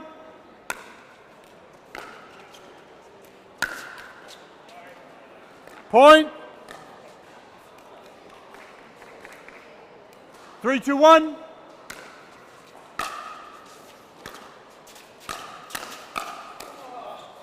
Second serve. 3-2-2.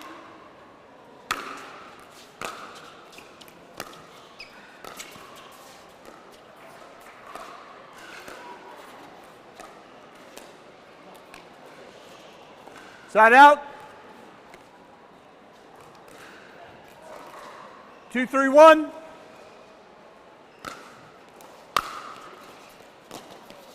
Second serve.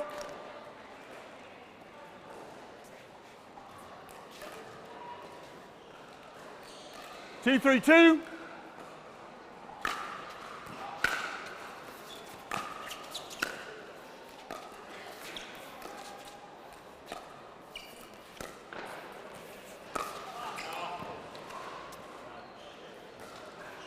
Side out. 3-2-1.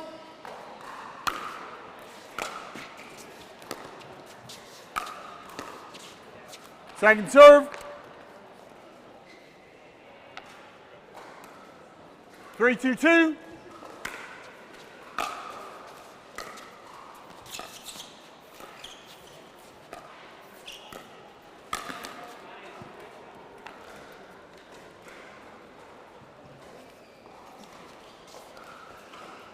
Side out. 2-3-1.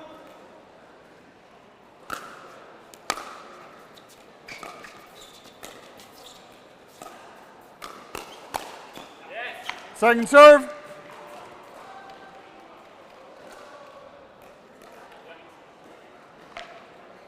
Two, 3-2. Point. 3-3-2.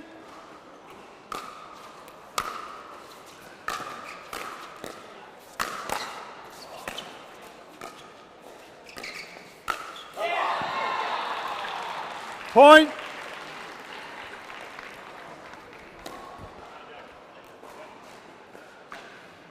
Four, 3-2.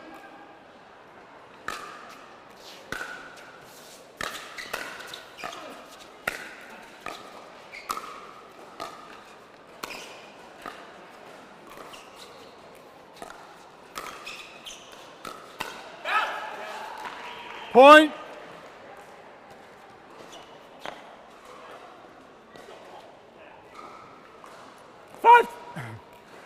5-3-2.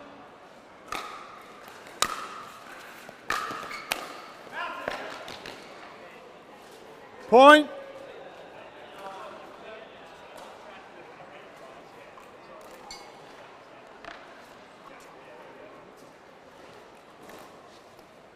Six, 3-2.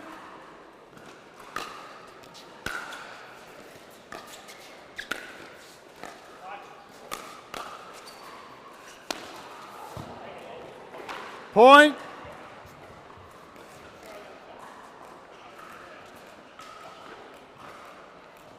Seven, 3-2.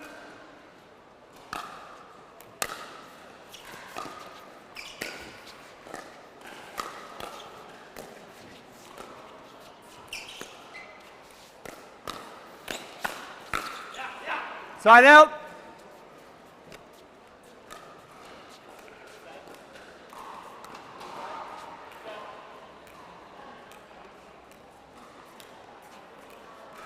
Three, 7-1.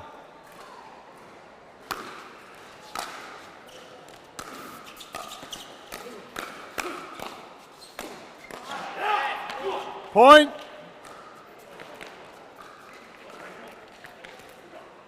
Four, 7-1.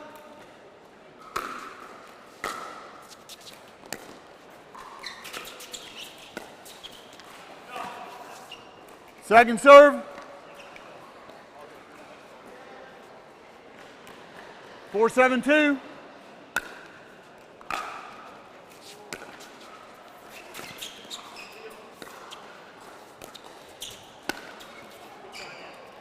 Side out. 7-4-1.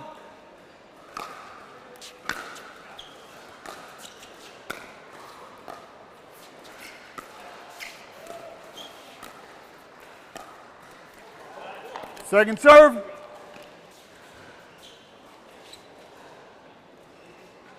7-4-2.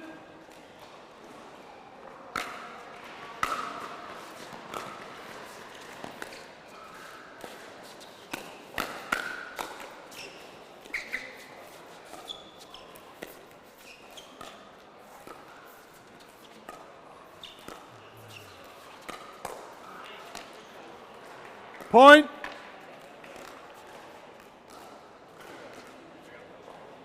Eight, 4-2.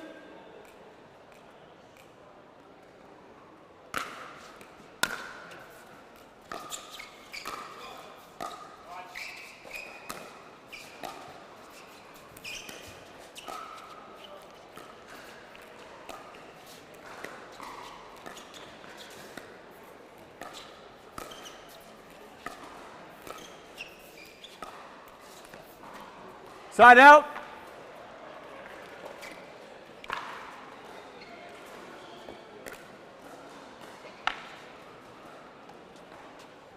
4-8-1.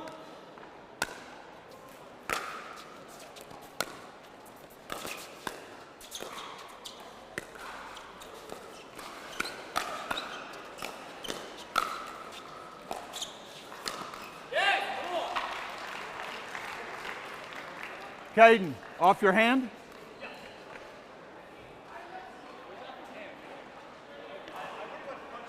Yeah, all right, that's fine. That's fair. Point. 5-8-1.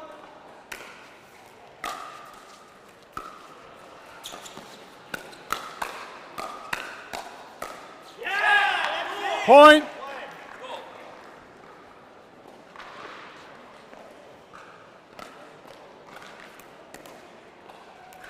6-8-1.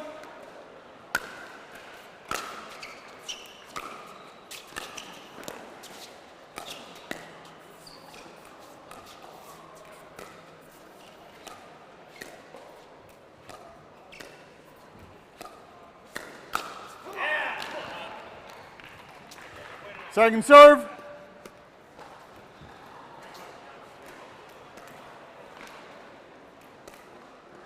Six, 8-2.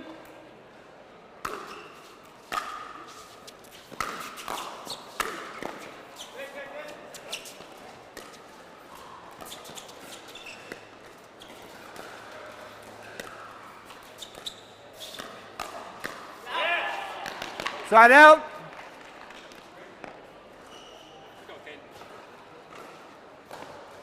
Eight, 6-1.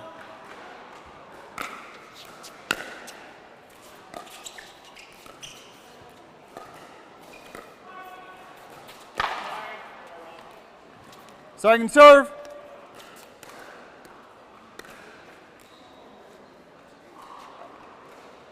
Eight, 6-2.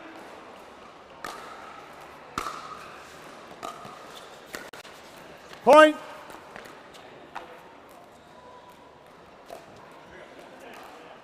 Nine, 6-2.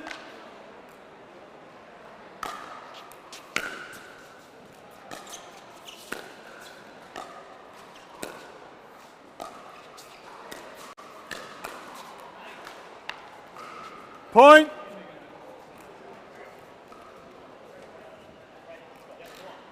Ten, 6-2.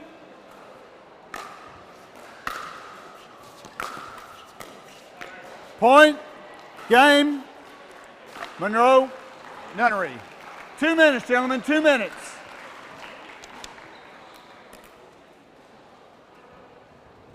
I'm supposed to control it.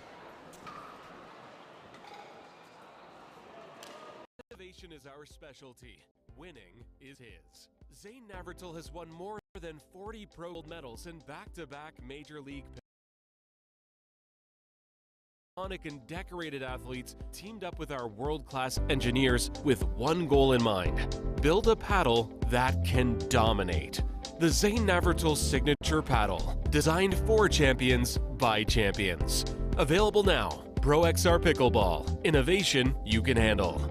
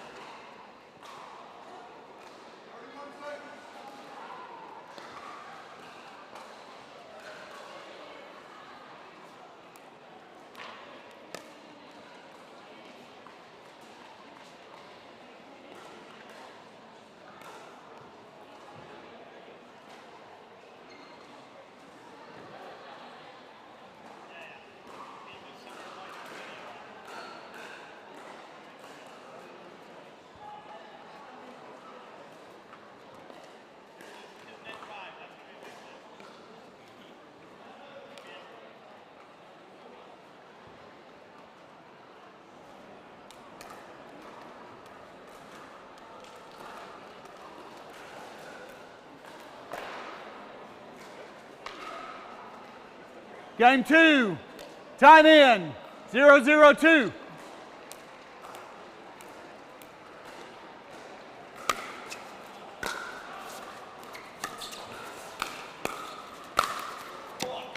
Side out.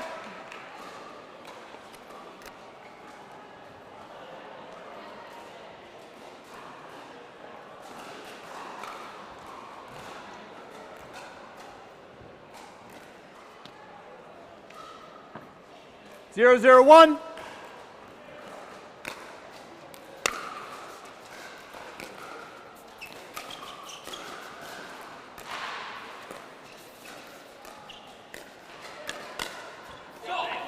Point.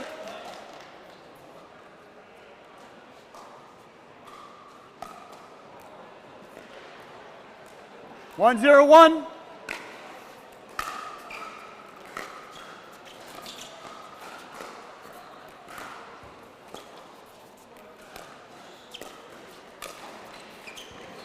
Point.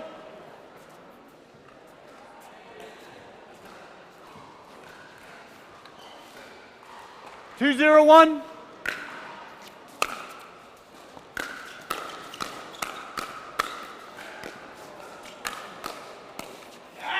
Point.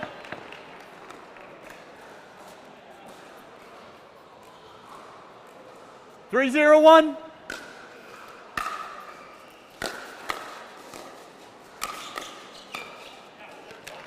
Second serve.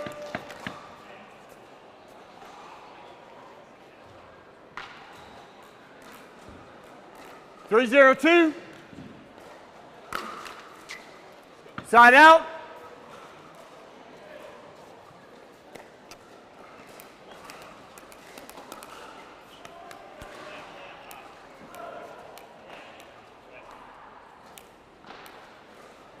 Zero, 3-1.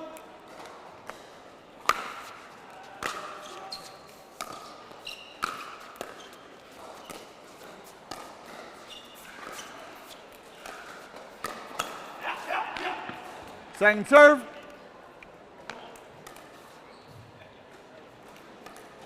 Zero, 3-2.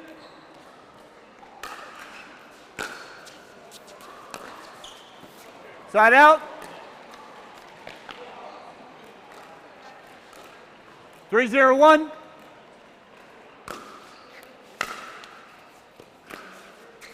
Second serve.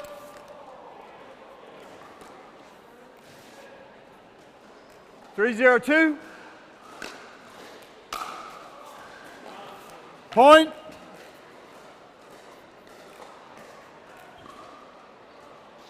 Four, 0-2.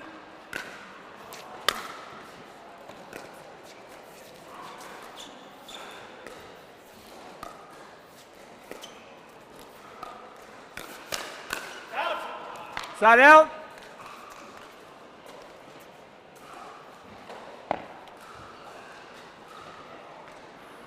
Zero, 4-1.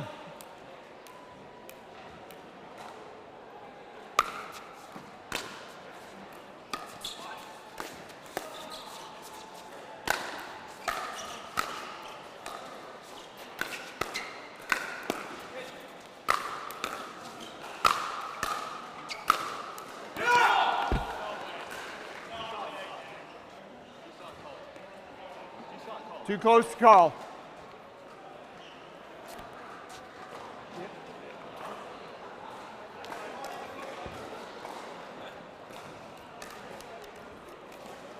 Zero, 4-2.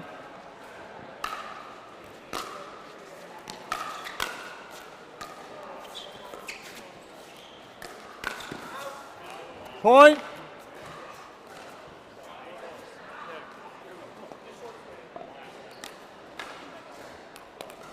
One, 4-2.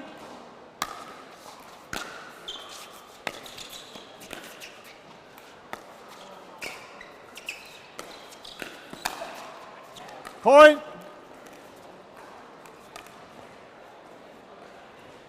2-4-2.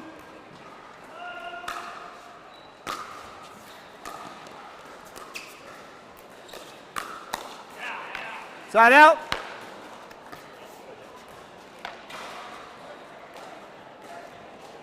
4-2-1.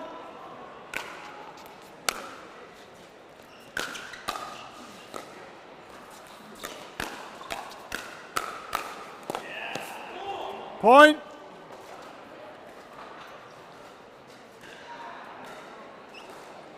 Five, 2-1.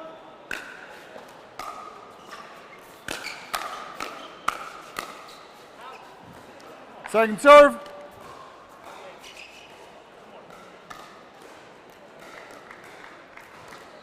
Five, 2-2.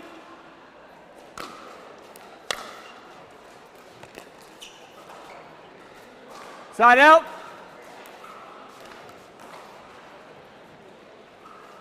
Two, 5-1.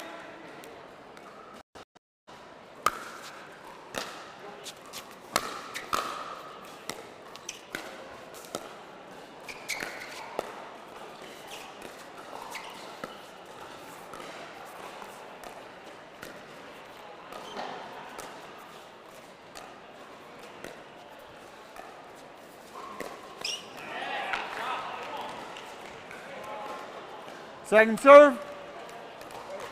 2-5-2.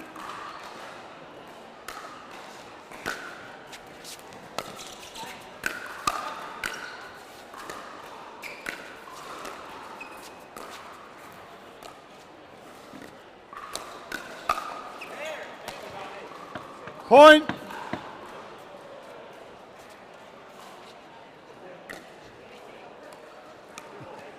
Close. 3-5-2.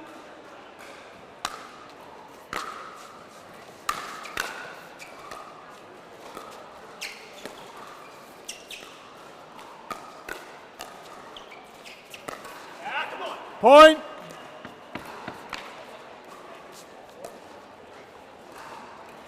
Four, 5-2.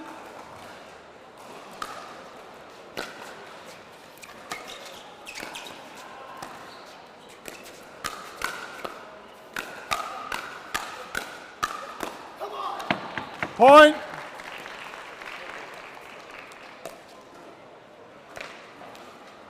Five, 5-2.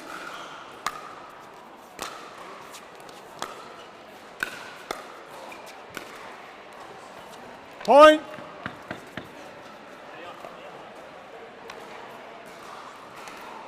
Six, 5-2.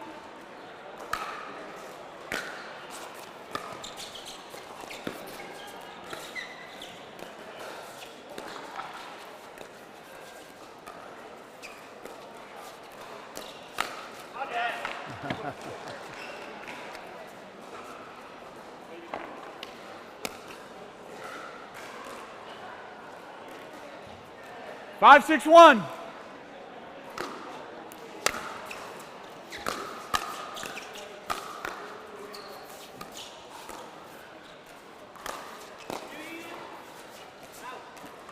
Second serve. 5-6-2.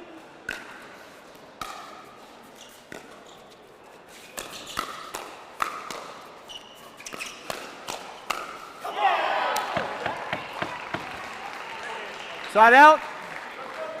You have 2 minutes. 2 minutes. Time. All right. 6-5-1.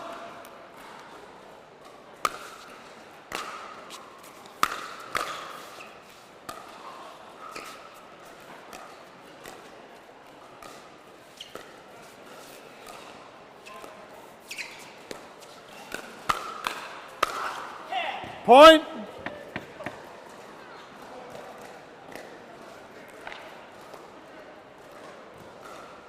Seven, 5-1.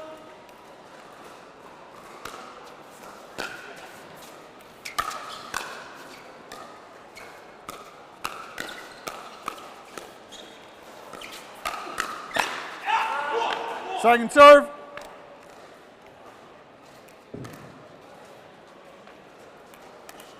Seven, 5-2.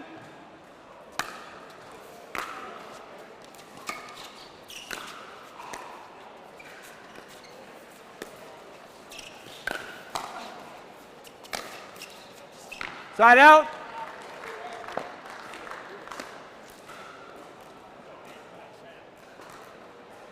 Five, 7-1.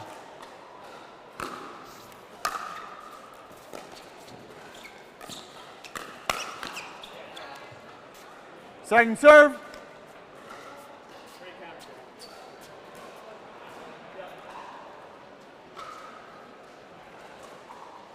Five, 7-2.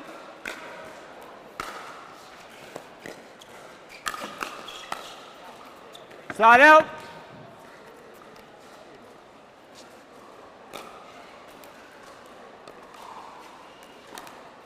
Seven, 5-1.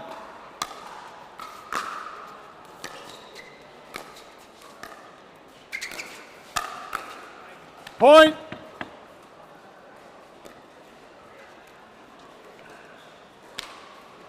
Eight, 5-1.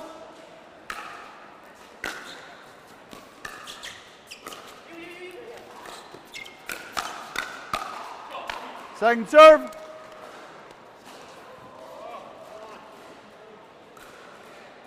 Eight, 5-2.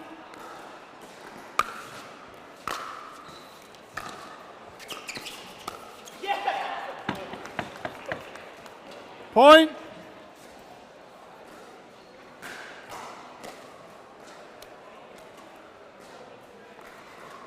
Nine, 5-2.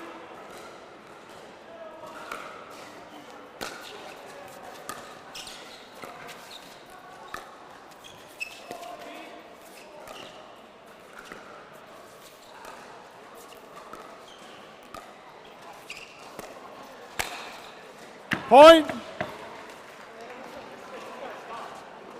What time? What court? What court? No. Yeah, what court? 13.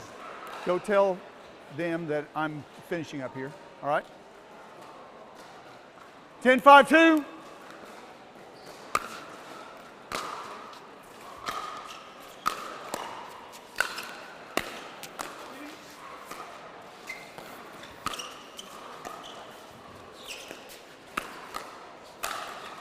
Point, game, match.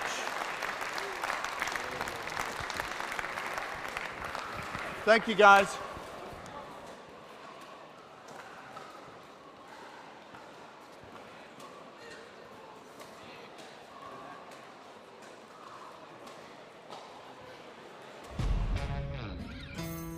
Yeah. Let's go. We just gotta go hard. I go the hardest. I bring the pain. Not what you used to. It's all part of the game. Yeah, I just gotta go hard. I just gotta go hard.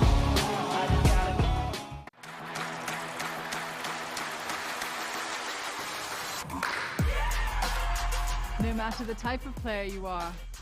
Junior, for now. No matter where you're from. אני מישראל, shalom. No matter your gender. No matter your age. No matter what tour you play on or who you play with. What matters is your love of the game. Celebrating the sport. And knowing your level so that you can keep pickleball fun and fair for everyone. What matters is you. Innovation is our specialty. Winning is his. Zane Navratil has won more than 40 Pro Gold medals and back-to-back Major League Pickleball titles. One of pickleball's most iconic and decorated athletes teamed up with our world-class engineers with one goal in mind: build a paddle that can dominate. The Zane Navratil Signature Paddle, designed for champions by champions. Available now. Pro XR Pickleball. Innovation you can handle. Introducing Skechers Pickleball, the official footwear of the US Open Pickleball Championships. They're ultra lightweight and responsive for incredible speed. They have Goodyear rubber outsoles with a specialized pickleball design for increased side-to-side stability and agility. Plus, they feature shock-absorbing foam and Skechers' famous relaxed fit design for incredible comfort game after game. Conquer the court in comfort. Skechers Pickleball, the official footwear of the US Open Pickleball Championships.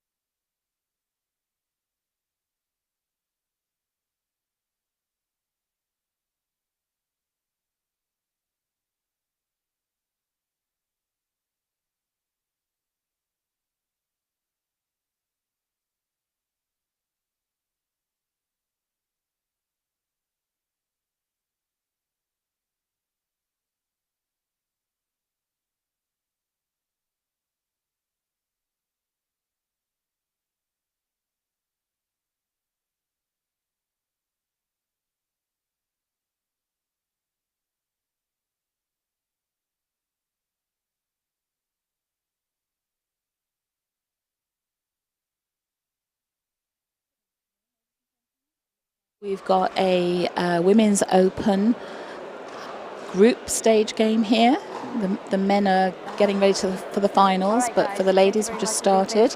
And we've got Ivy Shetter and Ava Kalist who are from the States. They're next generation, APP next generation players, against Maria Fernandez Constantino and Sabrina Mendez Dominguez. Oh, I might be a bit too tired to do these pronunciations. Maria was a star here at the English Open last year, and I believe it's the first time that Sabrina's been over to the UK to play.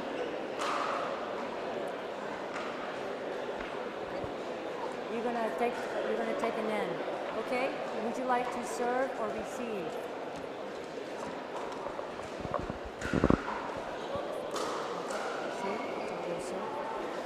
All right, give me 3 minutes to set up.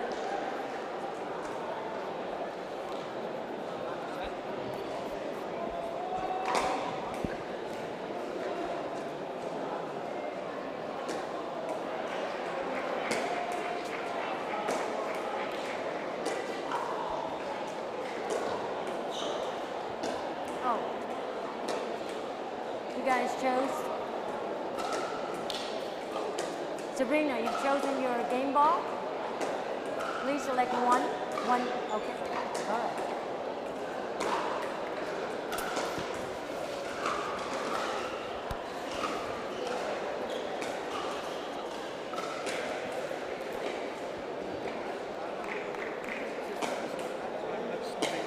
Yes, just do this. All right. Please wait till the full score is called before you serve. We have Maria, Sabrina starting server. We have Ivy and Ava starting server.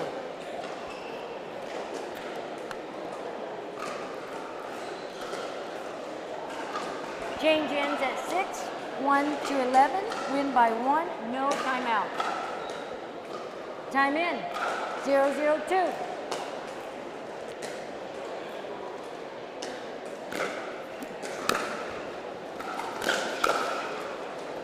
Point.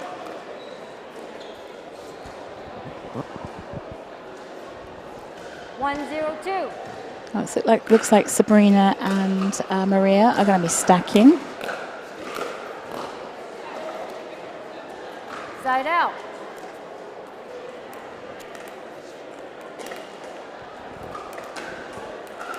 (0-1-1).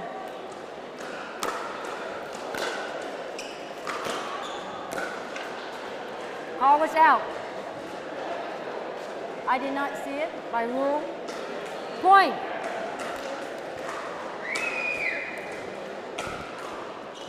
(1-1-1).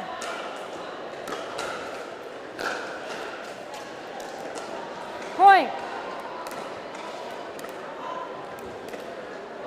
2-1-1.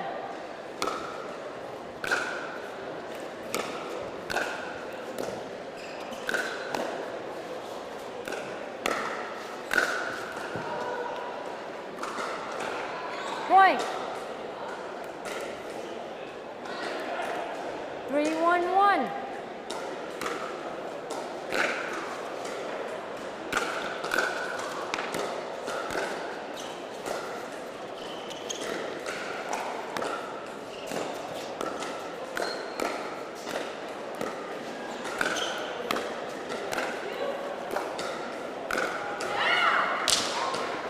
Point. Unlucky for Sabrina there.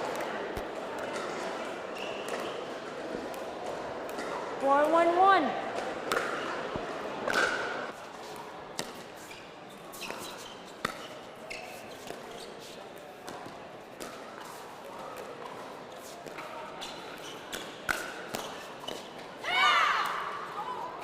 Point.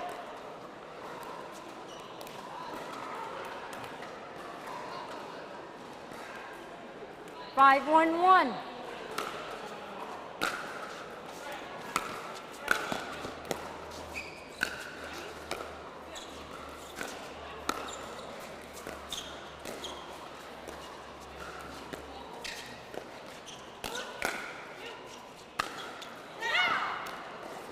Point. Timeout. Change ends. 6-1-1. 1 minute.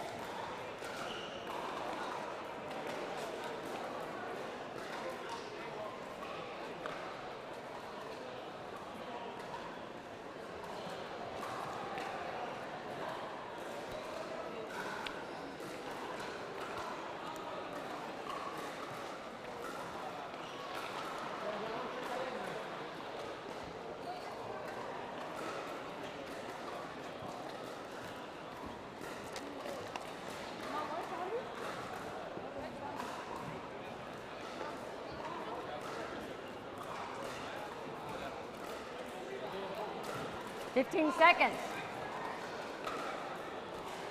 Yes. Time in. 6-1-1.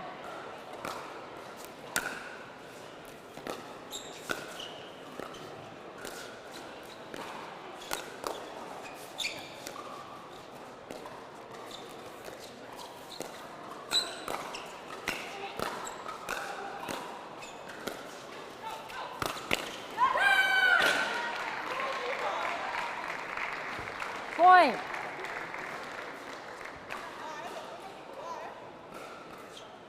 Thank you.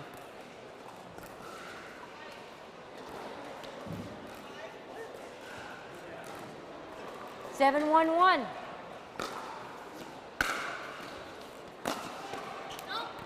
Thank you. Second server.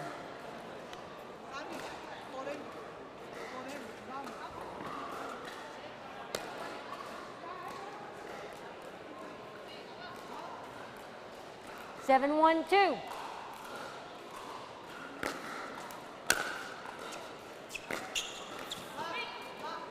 Side out.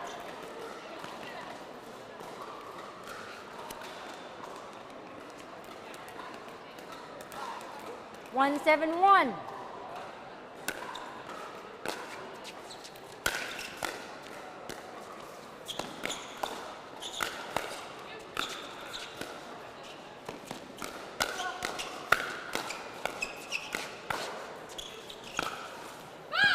Point.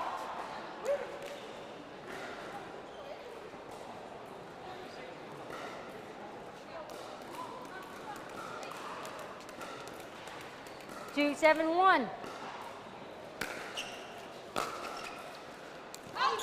Thank you. Point. 3-7-1.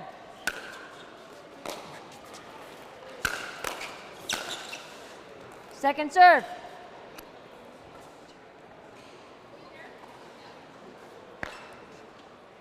Three, 7-2.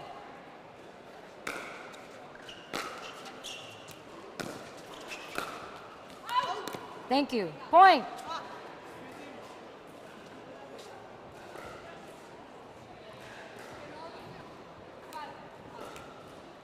Four, 7-2.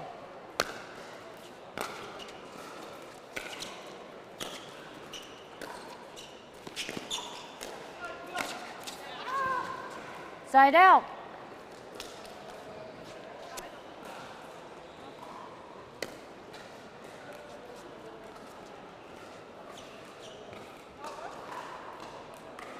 Seven, 4-1.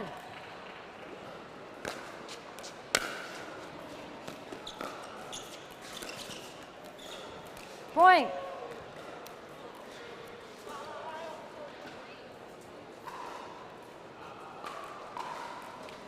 8-4-1.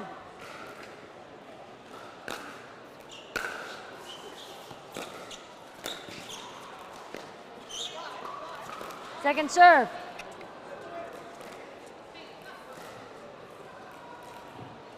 8-4-2.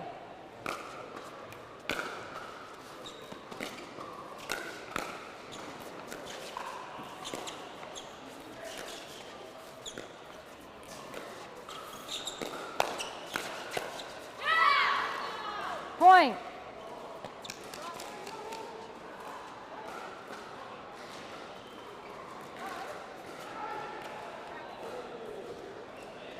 Yes. 9-4-2.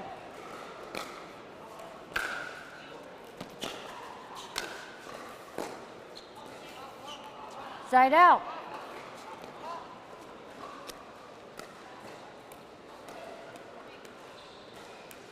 Four, 9-1.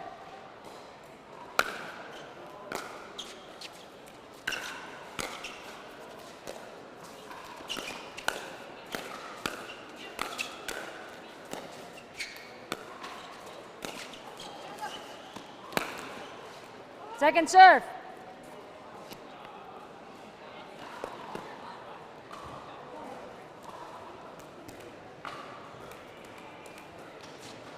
Four, 9-2.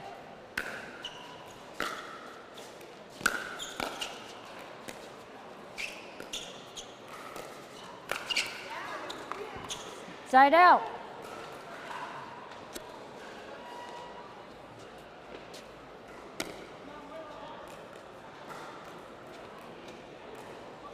Nine, 4-1.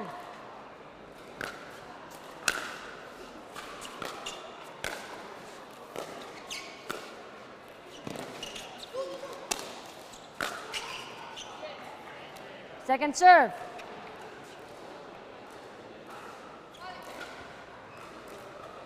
Nine, 4-2.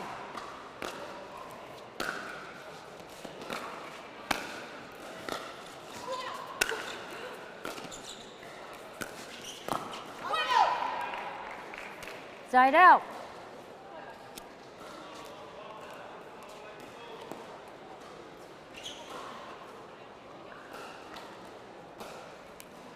Four, 9-1.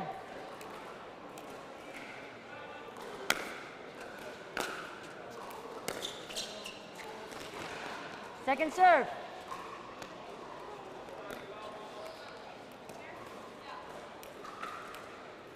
Four, 9-2.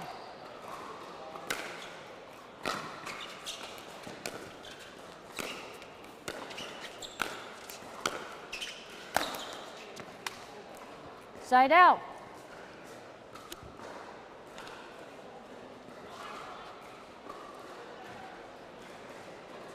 No, we have to get the original game ball. Where is it? We cannot change ball in the middle of the game.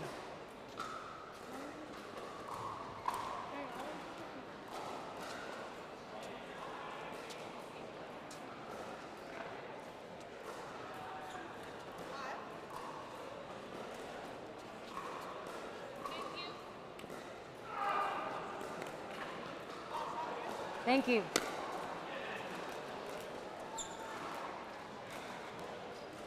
Nine, 4-1.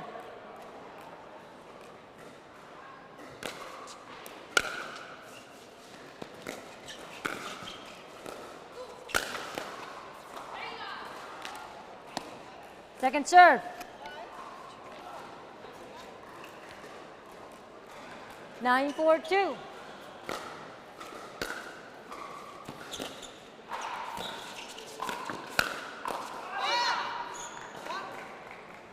Side out.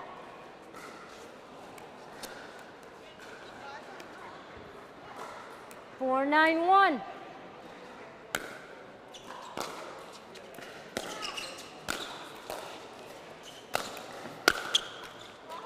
Second serve.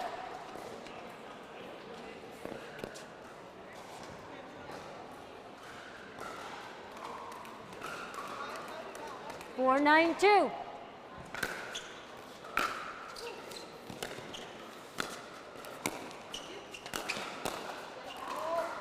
Side out.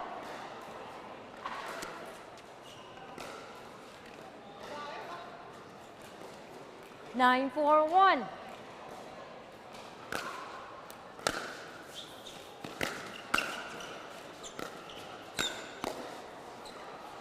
Second serve.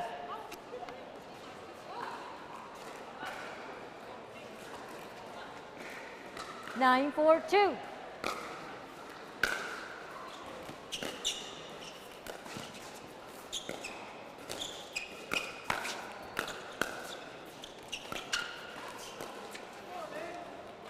Point.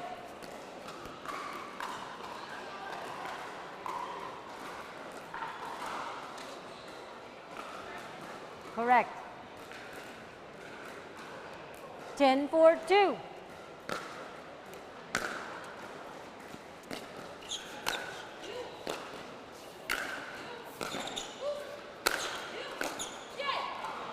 Side out.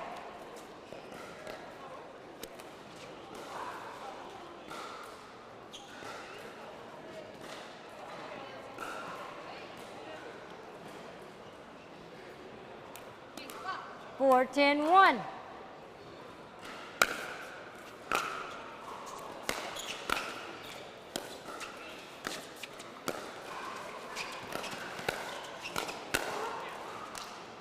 Second serve.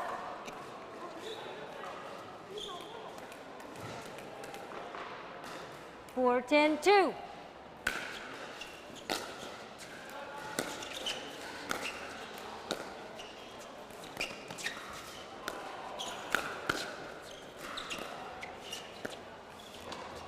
Side out.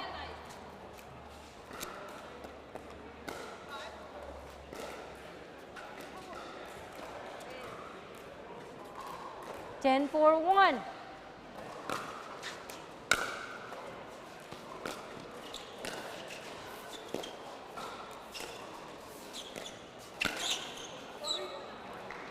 Second serve.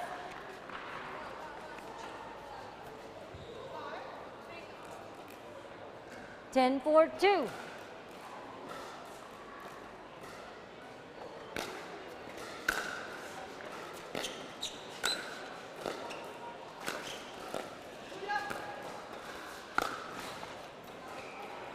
Side out.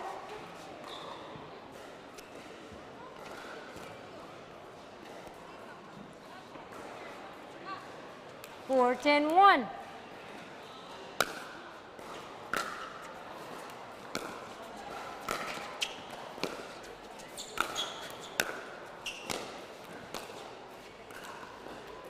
Second serve.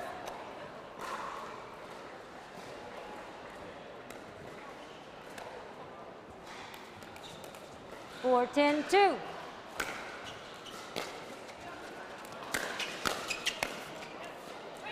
Side out.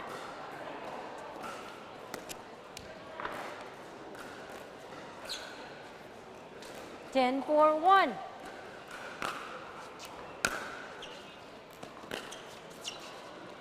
Second serve.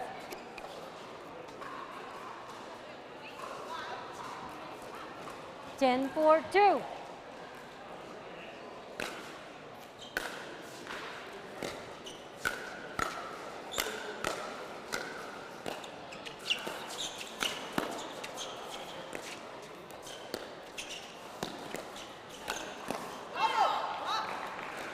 Side out.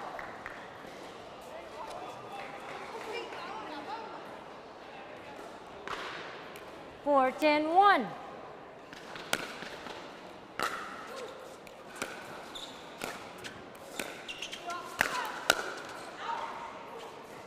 Second serve.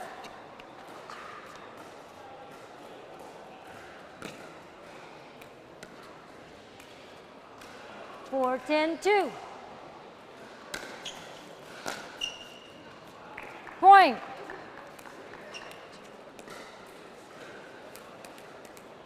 Five, 10-2.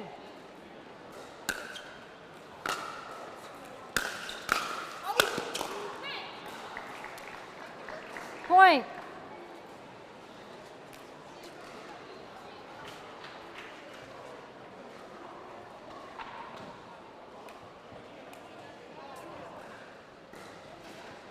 Six, 10-2.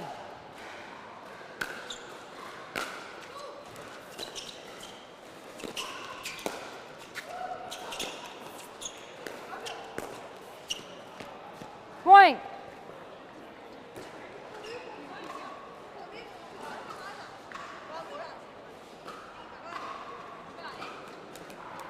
Seven, 10-2.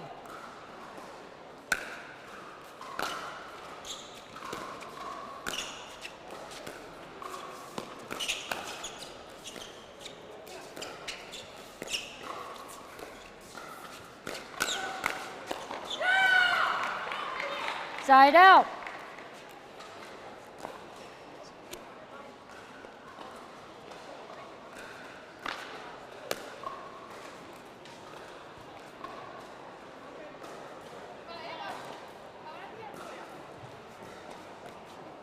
10-7-1.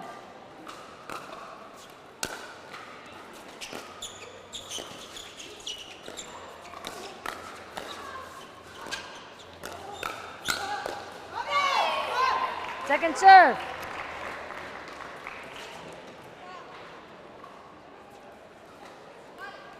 Ten, 7-2.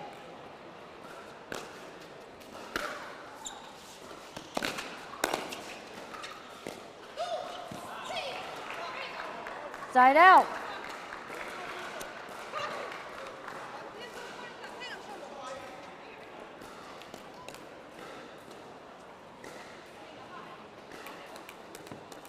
Seven, 10-1.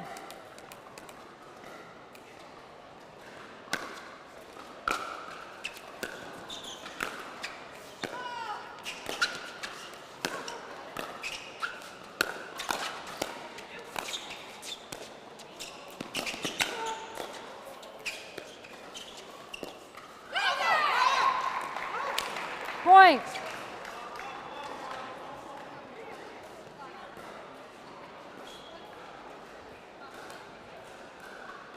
Eight, 10-1.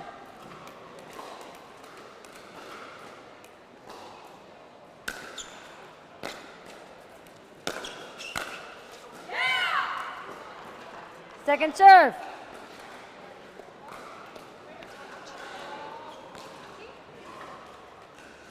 Eight, 10-2.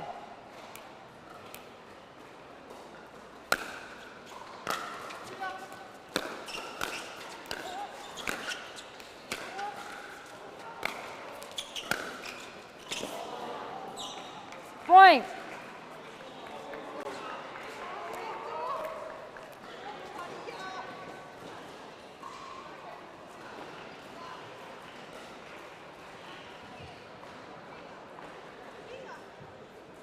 Nine, 10-2.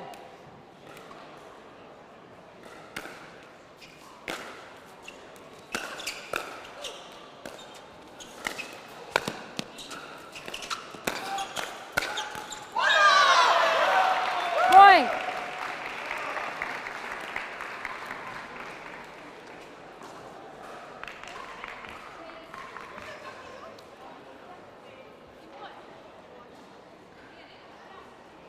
Ten, 10-2.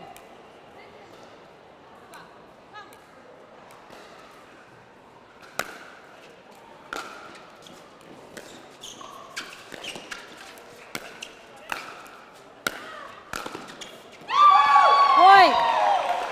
Game. 11 match. 11-10. Maria and Sabrina.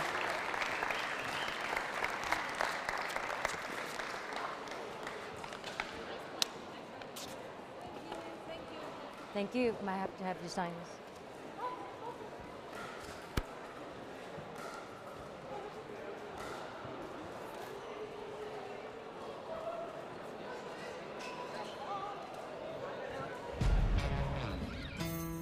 Yeah. Let's go. We just gotta go hard. I go the hardest. I bring the pain. Not what you used to. It's all part of the game. Yeah, I just gotta go hard.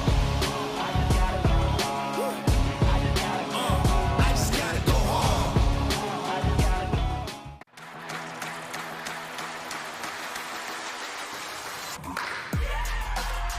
No matter the type of player you are. Junior, for now. No matter where you're from. אני מישראל, shalom. No matter your gender. No matter your age. No matter what tour you play on or who you play with. What matters is your love of the game. Celebrating the sport and knowing your level so that you can keep pickleball fun and fair for everyone. What matters is you. Innovation is our specialty. Winning is his. Zane Navratil has won more than 40 Pro Gold medals and back-to-back Major League Pickleball titles. One of pickleball's most iconic and decorated athletes teamed up with our world-class engineers with one goal in mind: build a paddle that can dominate. The Zane Navratil Signature Paddle, designed for champions by champions. Available now. Pro XR Pickleball. Innovation you can handle. Introducing Skechers Pickleball, the official footwear of the U.S. Open Pickleball Championships. They're ultra lightweight and responsive for incredible speed.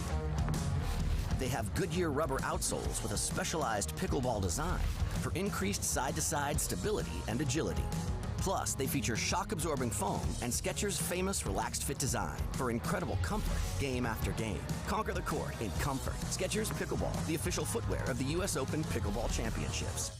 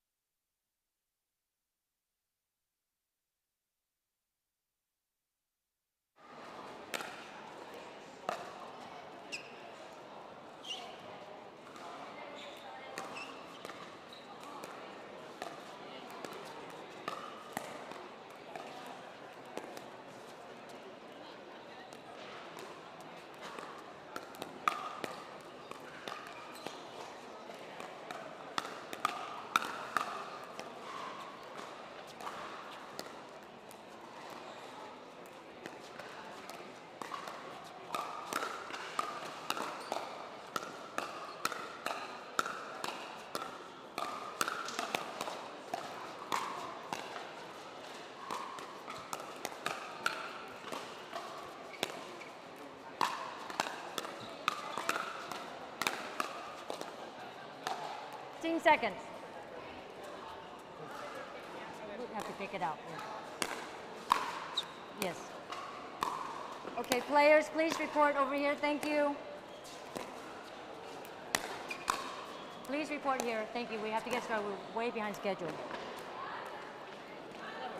Thank you. All right. Please hold on to your paddle while I do a paddle check. Thank you. It's your responsibility to check, make sure it's part of USA Pickleball, approved paddle list. Okay.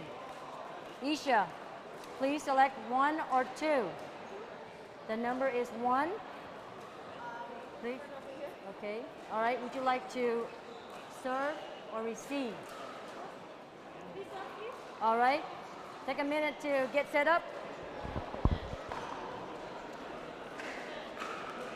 We are back at the Sketchers Pickleball English Open, powered by the APP Tour.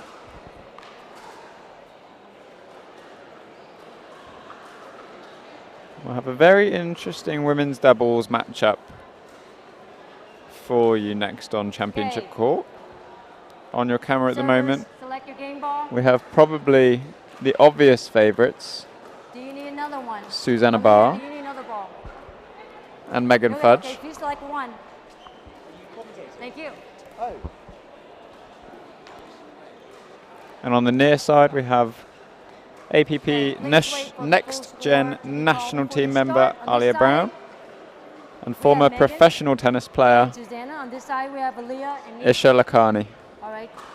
Time in. Sorry. Very special guest joining me in the commentary booth. Time in. One we haven't had so far. The one and only Freddie Powell. I was going to say, you're going to get to introduce me? Or you're just going to tease it? Side out. Had a good day today, Freddie? Yeah. Yeah, very good day. It's been 0-0-1. Some tough matches, right? Yeah, tough matches. Second 3-set loss in the quarterfinal of the weekend, but no, very good experience today. Really enjoyed it. What do you expect to see from this women's doubles game? We know probably a little bit more about Megan and Susanna. What are you expecting to see from them? I mean, I think it's fair to say that Megan and Susanna are probably the favourites coming into this match. Aaliyah, the youngest member of the Next Gen team, and then Lakhani, obviously one of the Indian contingent. They haven't played together before, so it could take them a little bit to get used to it, but we'll see. Lakhani, I think, a former professional tennis player as well, so lots of experience competing, and again, fairly new to pickleball as a lot of the people we've seen this weekend.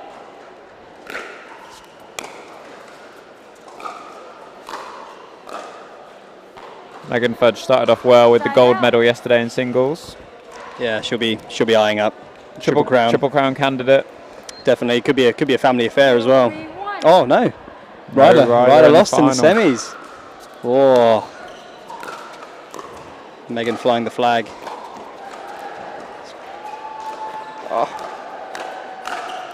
Oh, great hustle there. One thing I've noticed, I think, more so than anything else about the Americans in particular, you always have to be ready for the ball to come back. That was one thing I got caught out a couple of times in the doubles today. You know, I see Louis with a put away that 99% of the time in Europe, game point over, go to sleep a little bit and the ball just comes back. You always need to be ready for it to come back at this level. 3-0-1. 3-0-1. Early lead for Susanna and Megan. Point. It'll be a bit tricky for Lakhani there off the bounce to get any power and placement 4-0-1. on that half volley.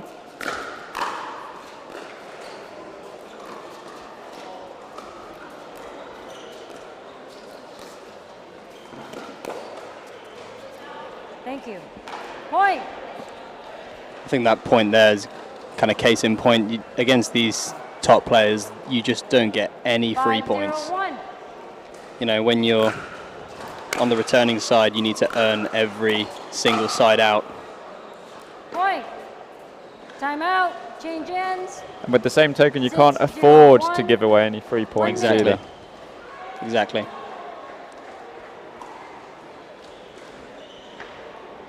So a quick change here. Reminder, this is a round robin game, so it's just 1 game to 11, win by 1.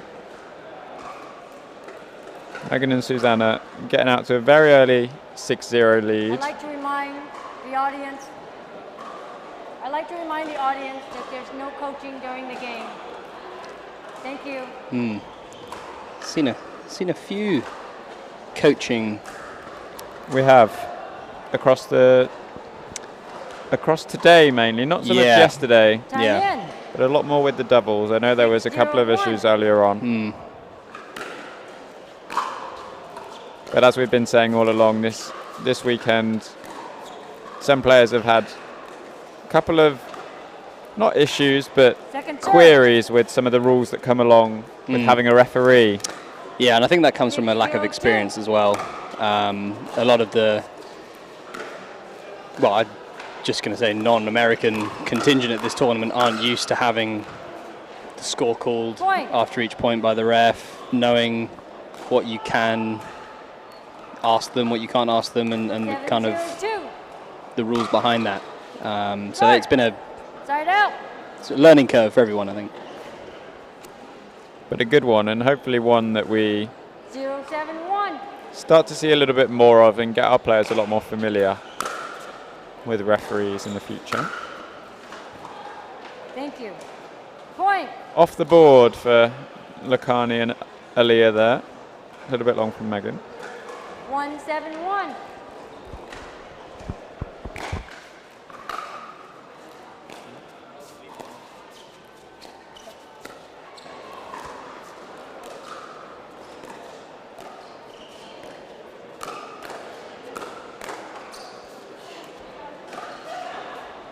Great hands from Nakani there.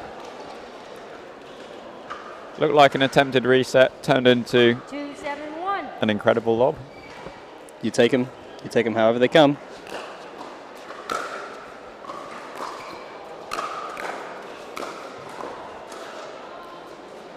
Yeah. Second serve.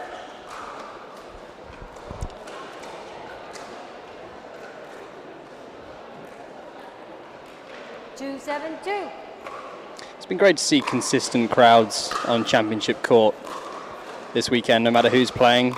It's always been well Side out. watched. Good turnout. Nice little body shot from Megan there. And I think with the men's doubles final coming up, I think we'll see 7-2-1. that stand fill up even more. Most definitely. In the next 10 or 15 minutes. Most definitely. Thank you. It's going to be an interesting final. Point. One we're all looking forward to. 8-2-1.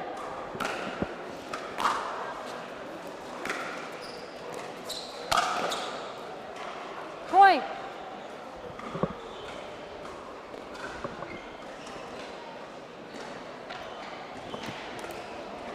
Nine, 2-1.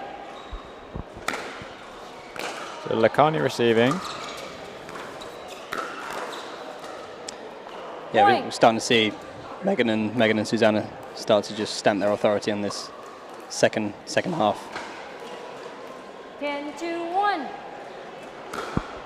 And match point on the paddle of Megan Fudge. Short, foot fault. And a foot fault called foot. on Isha Point, Lakani. game. Match. Gives them the game. A little bit of a quicker one than I think Lakani and Brown would have been after. But again, great experience for Lakani. Her first exposure into, playing against American pros. Like we said, a former tennis player, former top 300 WTA player.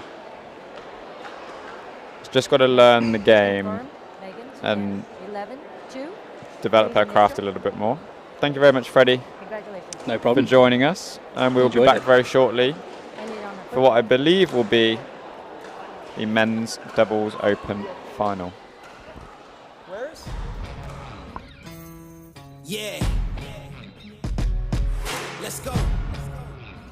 We just gotta go hard. I go the hardest. I bring the pain. Not what you used to. It's all part of the game. Yeah, I just gotta go hard. I just gotta go hard.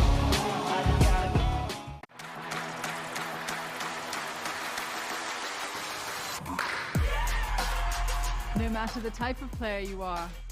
Junior, for now. No matter where you're from. אני מישראל, shalom. No matter your gender. No matter your age. No matter what tour you play on or who you play with. What matters is your love of the game. Celebrating the sport and knowing your level so that you can keep pickleball fun and fair for everyone. What matters is you.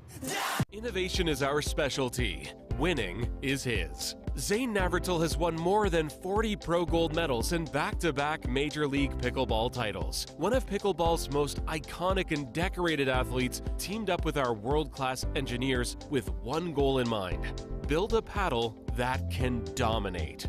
The Zane Navratil Signature Paddle, designed for champions by champions. Available now. Pro XR Pickleball. Innovation you can handle. Introducing Skechers Pickleball, the official footwear of the US Open Pickleball Championships. They're ultra lightweight and responsive for incredible speed. They have Goodyear rubber outsoles with a specialized pickleball design for increased side-to-side stability and agility. Plus, they feature shock-absorbing foam and Skechers' famous relaxed fit design for incredible comfort game after game. Conquer the court in comfort. Skechers Pickleball, the official footwear of the US Open Pickleball Championships.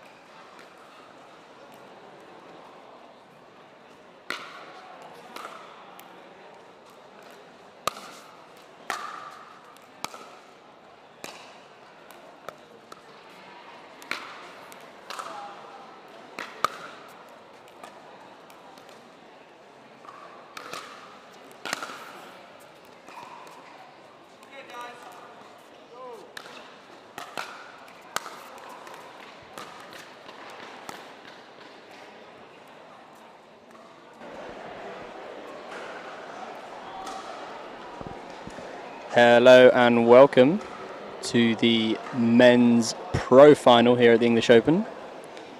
Freddie Powell here in the commentary booth for first time this weekend.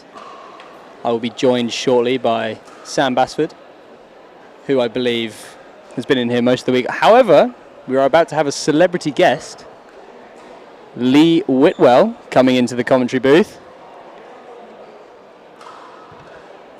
nabbing Sam's seat. How are you doing, Lee?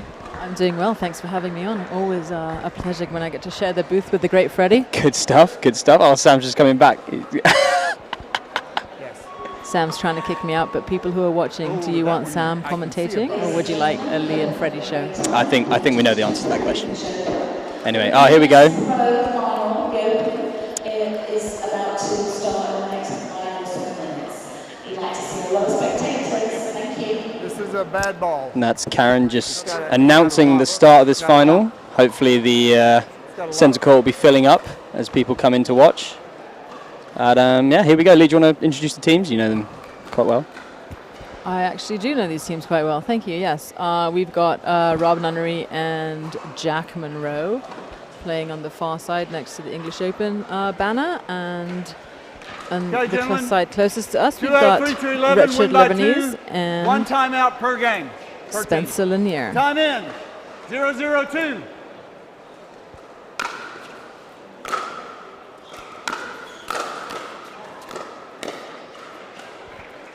Side out. So I think Rob and Jack are going to come out looking to speed the ball up early on and looking to put a little bit of pressure on Richard and Spencer, seeing if they can get them to rattle their nerves.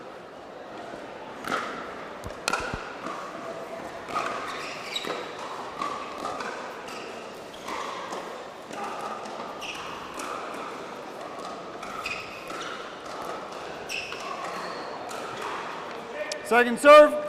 I think it's fair to say, coming into this, Rob and Jack are favourites. Would you say that's fair? Definitely, I think Jack is going to lean on Rob's experience quite a bit, and that's going to allow him to settle in and really play his game, because he knows that Rob's, a steady guy who's going to create opportunities for him. Although Richard and Spencer have played together quite a bit as well. So I'm liking this matchup all the way around. Ooh. That is the 27th time that Richard's been hit. Sorry, Richard. I am playing mixed with him tomorrow. He loves it, though. Thank you.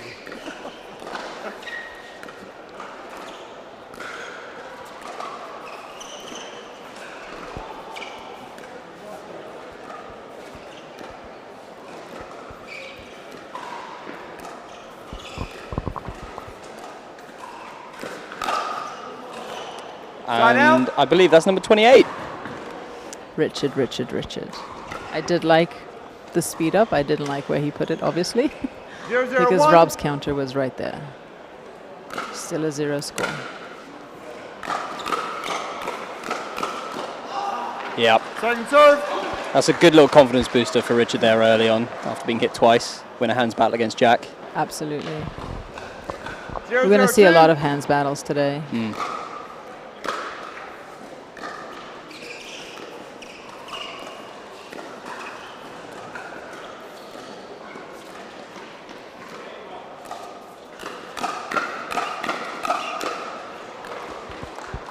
Well, case in point. And Robbers, thank you very much for that hands battle. I do have to give a shout out. I've got Guy Valerino watching from Gibraltar Pickleball. I was just there last week with him, doing some pickleball and filming in random places on the rock. So hi, Guy. Thanks for tuning in. So as we predicted then, a bit of a tight start. 0-1-1. No one running away with any points at the start of this game.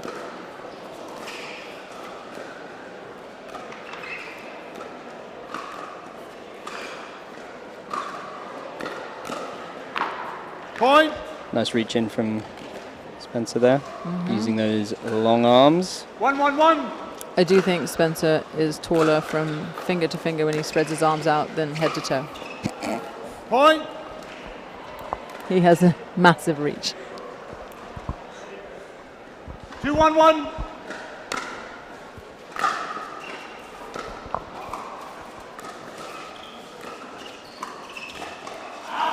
Point. It's a rare miss from Rob. A little 3-1 lead for Spencer and you can see there Richard and 3-1-1. Spencer getting the pump out early. Statement of intent. Dialed in for this game. Yeah. Point. And I think. Yeah, sorry, go ahead. Go for it. I was going to say if there is 4-1-1. possible weakness in the Nunnery Monroe team, Jack. I was going to say Jack could find himself under pressure a little bit, maybe being targeted to keep it away from Rob, but a really nice misdirection there. 4-1-2. But right now we're seeing, quite routine high fives after every point. But I think the team that starts to get fired up and feel it more, they're gonna start to inch away. Yep. Tough for the crowd to get involved in this one, obviously, with an all-American showdown. True.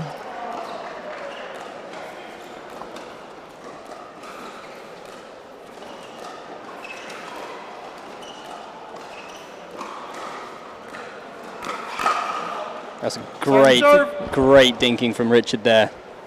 Really nice. And the grip change that he did really quickly from a slice backhand to a topspin, breaking his wrist to be able to flick was really impressive.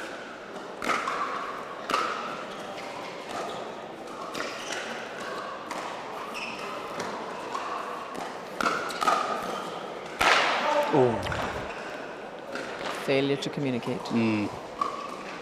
Great setup. Yep. Side out. 4-1-1.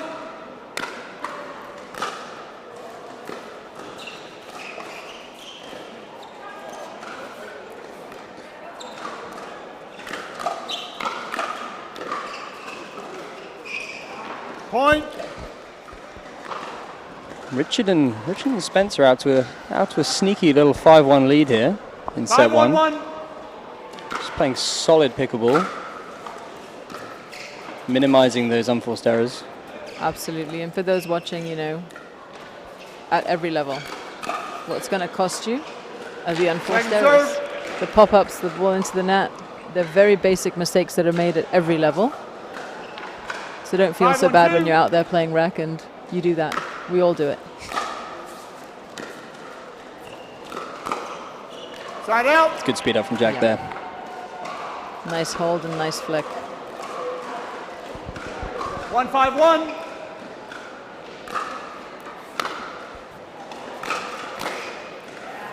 Don't. Second serve.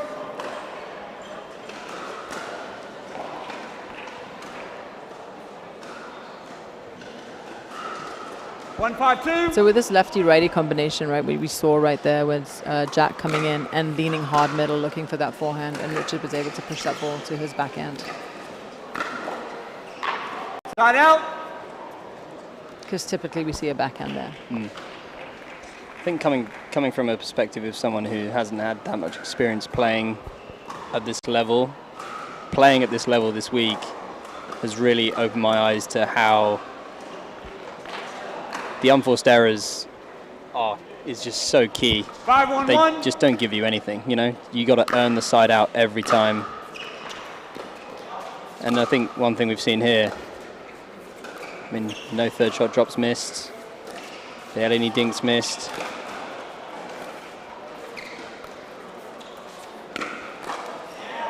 It's a nice ATP from Spencer. Point. But you're absolutely right. It's the consistency. Yep. And the repetition and the hours of drilling that's been done that allows this to happen, right? Yeah, it's just that sustained level over the slightly longer format of best of 3. Second serve. I will say we might have a slight advantage in the US because we get to do this week in, week out and play at a high level every day of the week, which does help. Yeah, it helps. We're getting there. Side out. I will say I have been very impressed by the level of play here in the UK, and the gap between the rest of the world and the US is closing. Yeah. And watching yourself, Louis, Thadia, James play. Maybe not Louis. Louis plays more than most, I would say, out of everybody here in the UK. But for the most part, and I don't mean this derogatory, but you will be considered like a part-timer because you play part-time and work full-time. Absolutely. And just think how close you were in so many matches. So I think the takeaway for a lot of players is you guys are right there and you belong. And if you decided to do this full-time, watch out, world. That was a compliment. You're supposed to say thank you. I was going to say kind words from Lee there. Point. Still just kind of... in shock that I gave a compliment? Gave you a compliment. 3-6-1. We're back to the match here. We've seen a comeback from Robin up, and as I say that, unforced error from Rob, but good little comeback here. Back to 3-6. 3-6-2. Tight match. Jack Monroe serving right-handed and playing left-handed. If you didn't catch that, people. Probably the most crazy thing I've seen this week. Still can't get over it.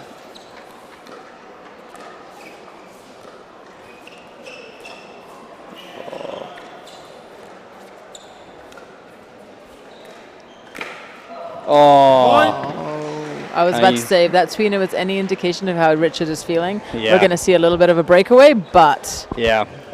And I was going to say, I think to get this crowd engaged a little bit more, we need to have a highlight reel. We need a 50-shot rally point. We need something to get everyone into it. Or maybe when they take a timeout, we can get Sam to start the wave. 6-4-1. We can try.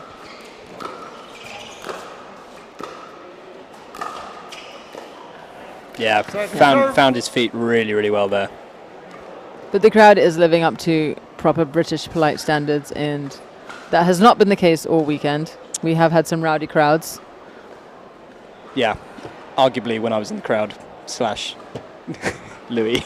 I think we should just have adoption signs for these players, and like maybe a couple of the spectators can adopt them. Yeah. Just for the night and cheer for them. Yeah. Side out. Well, hopefully when we see you on Championship Court later, Lee, Thank you. we'll get the British support going. Hopefully. Hopefully. I'm very offended if not.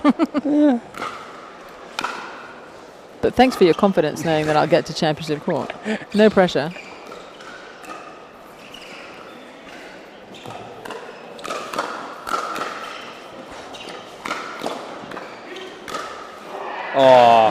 That was... Great defense. Yeah. But they survived that whole point. They did. Too much at the end there.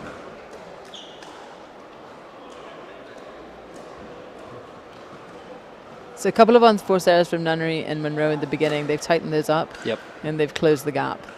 We're a 1-point game, 6-5. 5-6.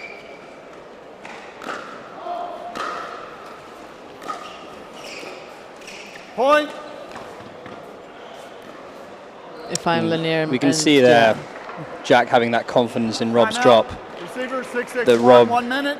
lines up for the drop and Jack's already at the kitchen line right in Richard's face. Absolutely. I was about to say if I was Richard and Spencer, I'd take a timeout right now. Easy to say that after they've taken the timeout. I did, but, you know. I'm commentating now, so I can't go coach them. Or would what would you be saying? What would you be saying? I'd honestly be telling them just to relax into their shots and breathe and not second guess themselves. They had a cushion and the cushion went away, and now they're playing a little tentative and tight. And with my phone. They should start going for the ball. The first few points they started attacking a bit more. Yeah. And now they're giving the attacks to Rob and Jack to initiate. I'd like to see them start initiating a little bit. 15 seconds. We have the wonderful Ron Ponder on call today. Always a pleasure to see Ron in his element.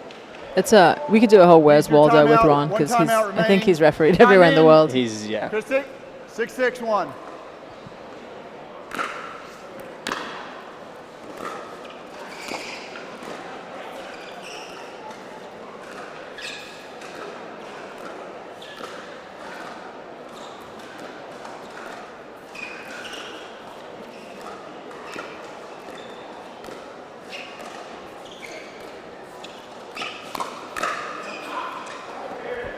Great, solid point there from Spencer and Richard. I've got a question for you, Lee, actually.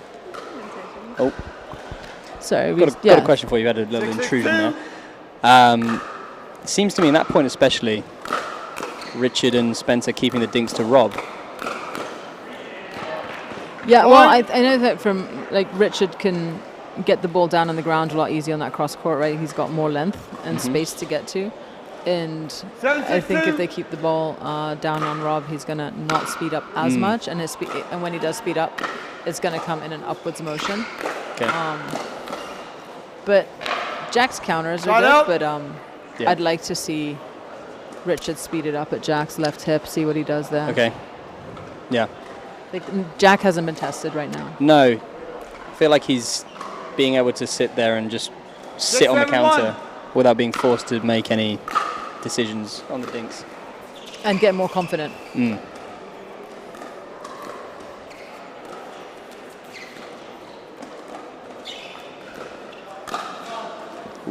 Point. They got away with something. Yeah, they know it. Missed opportunity there for Rob. And we're all tied up here, 7 apiece. 7-7-1. Second serve.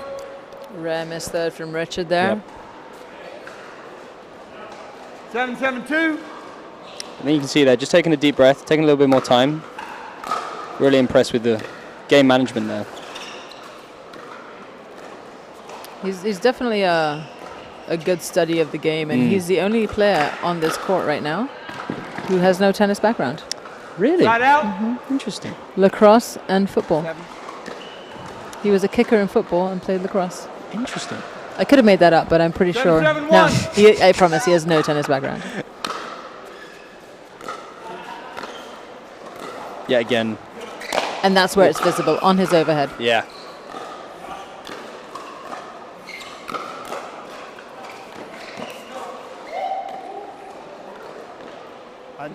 Not to overturn. Second serve. Yep. I think just a little long there. 7-7-2. And these guys are all friends. I don't think they're going to really intentionally hook each other. Exactly.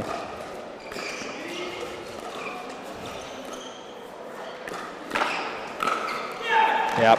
Point. It's good from Rob there. Very, very good. Taking the initiative down the line there. Very good. Definitely. That speed up's worked on Rob a couple of times. I think he missed one counter, Mm. but it's setting up the point nicely. He's getting the ball he wants every time.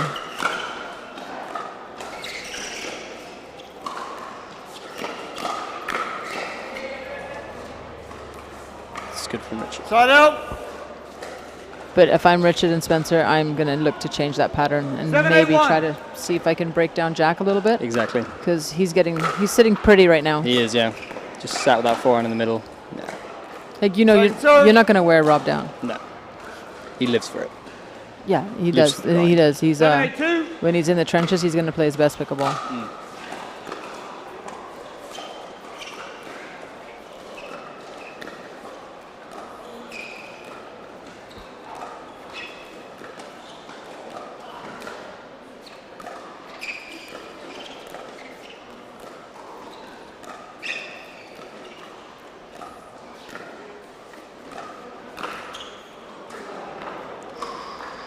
Point. Brings us to 8-all. Very lucky net dribble there. It's been a factor this week. The net cords, I think it's fair to say. Definitely. There's been some matches. 29. Yeah, there's been some matches. Who's counting? We are now. There's been some matches that have been decided on net cords, which is a shame. It is.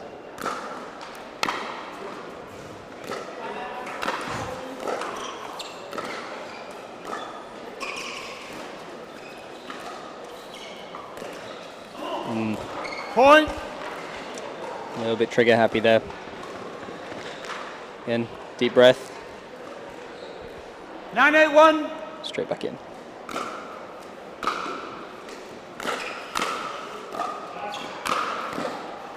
That backhand flick of Richard's has been a real... Second serve. There's such a lot on it. Yeah. It doesn't look like it on TV, but that ball, the RPMs on that ball and the revolutions are to be able impressive. to time it that well, that consistently, it's impressive to watch.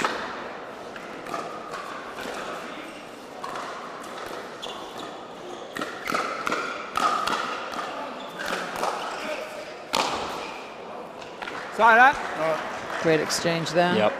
I was talking to Chad Edwards, who is one of the next gen coaches, and he's been very complimentary of all the next gen kids that have come over. But he's, especially complimentary of Richard, saying he's a great study of the game, asks questions, wants to ask why, wants to figure things out, and 8-9-1. And is happy to make the adjustments and the suggestions.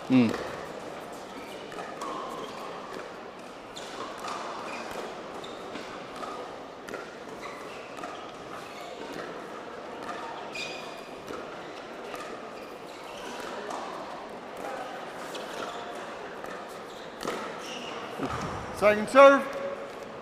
A little ambitious there. One thing that is, I think, apparent with Richard and Spencer is they're accustomed to playing with each other. They've been playing together a while, I believe. Yes, they have. They've they had some. They've been. I think they played a couple of tournaments together, but this last one they played in. Oh Lord, where were we? I think we were in Newport. They made it to the final. Oh, what a point! Big point there. And they burst on the scene, and people are like, "Who are these two kids?" Yeah. And it's nice to see. I love to see changing of the guards, and these kids be on the big stage and own it. Absolutely. That point did get a ripple of applause. It did. They're waking up. 9-9-2. Maybe.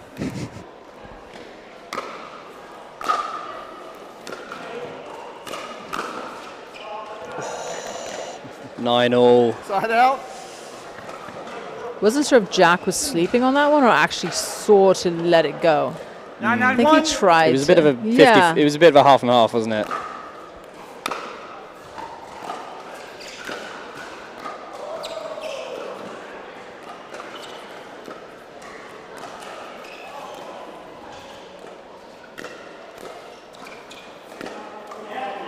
Yeah. Great point there from Rob at the start. Just solid as a rock. On the money. And I think Rob knows that mentally he's stronger than the three of than his partner and than his opponents. Yeah. Experience, right? Absolutely. And I think if he knows if he can stay solid, his partner is going to be confident and they can wear down their opponents.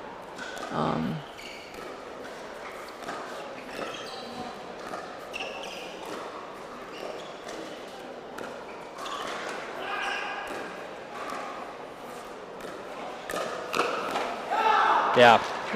And as big as Spencer is and as tall as Reach, right, I'd love to see him take more chances. He's playing the role of the setter-upper right now. And Richard is being the aggressor. 9-2.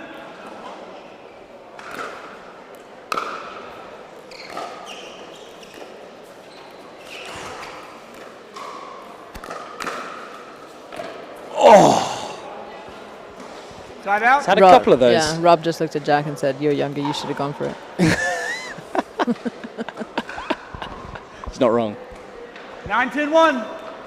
A couple of solid points, though, from Richard and Spencer. Get a chance to tie it up here. Yep. There's that pattern change right there. Yep. And I think we can see there, on the 9-10 point, Rich and Spencer just keeping solid on the dinks, not really wanting to speed up. I mean, set point down there with the serve. Richard much more aggressive. Richard is dialed in right now. Yep, he's feeling it. And you can see there, look at his face. He's in. Yeah. Loves it. Wasn't the most glamorous overhead, but it did the job. Did do the job. Game point. 11-10-1.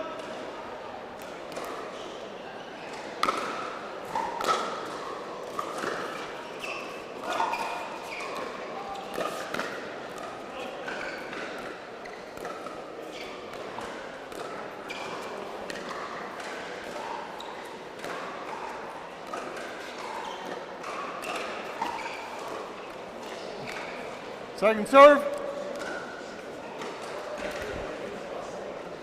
That was a costly mistake there. Hopefully they regroup on this one. 11-10-2. Sorry.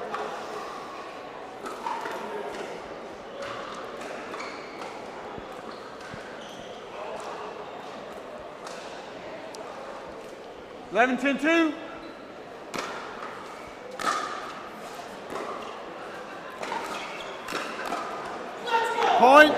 Game. First game to the Young Bucks. You can see there Richard. Pumped. And I think that's why these two work so well together. You got Richard there sticking his tongue out, jacked, pumped, running around, and then there's Spencer. Spencer's just looks like it's another day in the He's park. just chilled. He's just Look like, at him, look.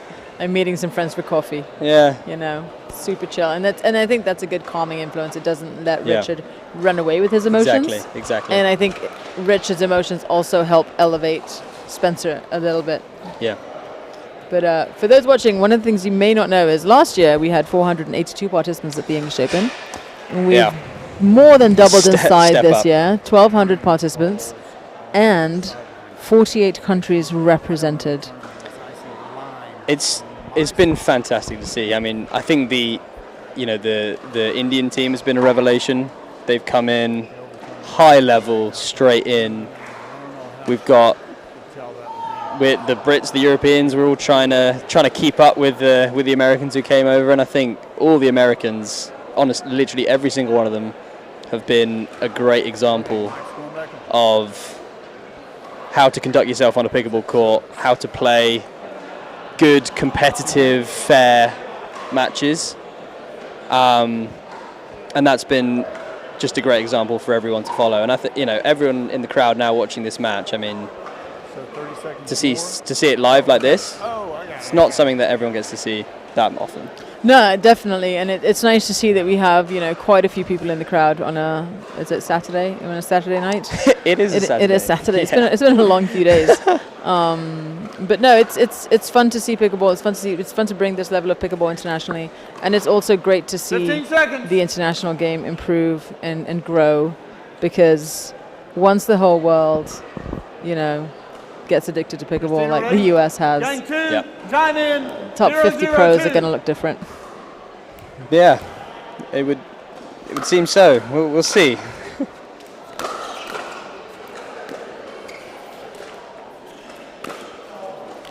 Side out. And you can see Jack there, a little bit anxious on that speed up. And they're sticking with that pattern change. They're looking at Jack now. Yeah.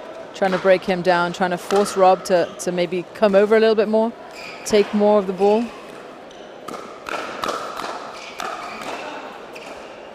Second serve. Yep.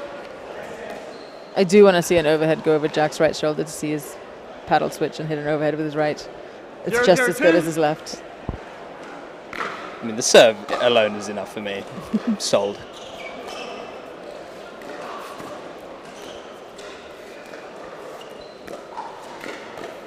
That's beautiful. And it's such a casual speed up. Yeah, it's depressing to watch, honestly. Very nonchalant. Yeah. 1-0-2.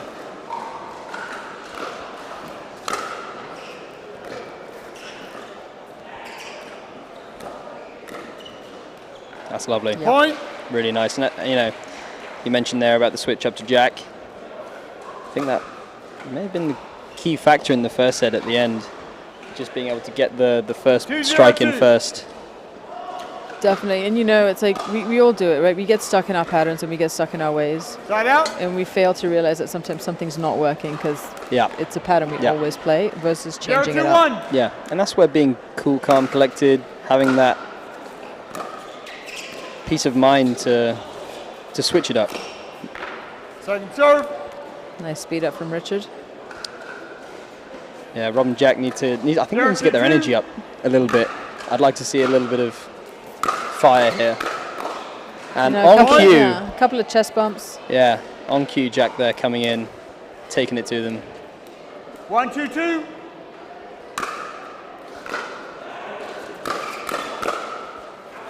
It's great hands from Side Richard. out. All right, 2-1.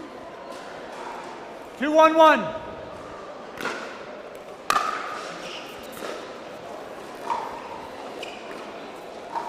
Second serve.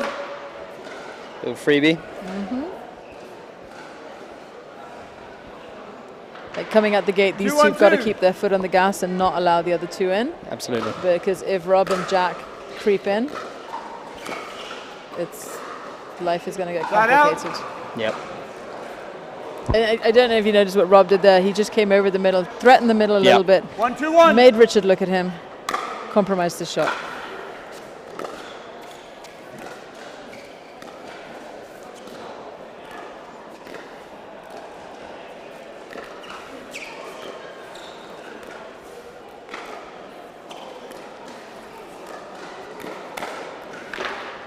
Second serve. Yeah, Richard catching Jack. Yeah, finding that right spot right there on his shoulder. Very awkward spot to get to. Left shoulder on the backhand.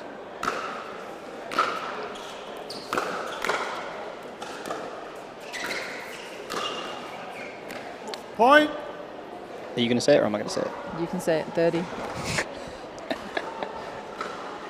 That one didn't really count though. Oh, it That counted. was like a baby one. Ah, I got it.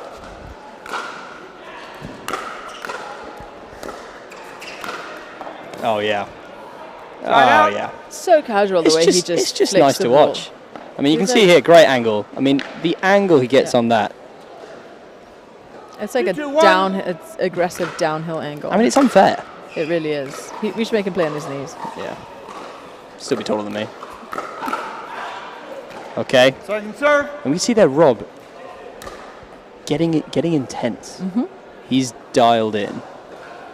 2-2-2.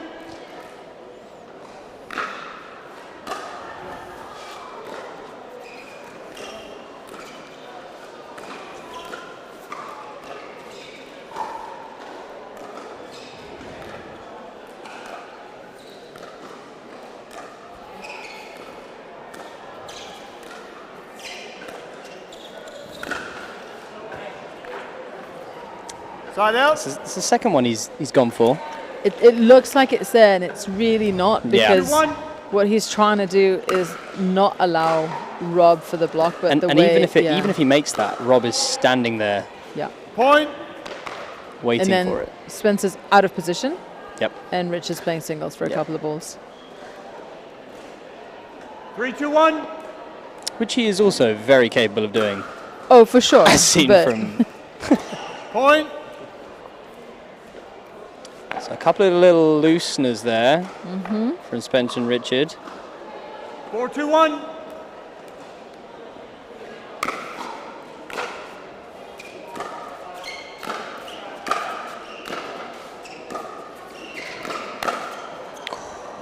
Second serve. Jack's just a little late on that Yeah. ball, and it's flying. He's reading it. Yeah. That backswing is just too far back, and the contact point's late.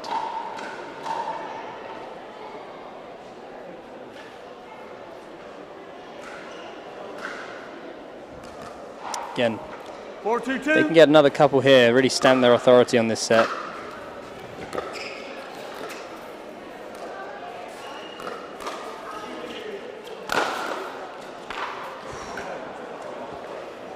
Nice little overhead from Spencer. Again, putting about Side out. 10% effort into that smash. Absolutely. Because you know what? It's late in the day. There's been quite a few cracked balls today. So he's aware of the fact that we don't want to run out of balls. Thank you. I appreciate it. He's being a gentleman. We appreciate that. 2-4-1. We really do.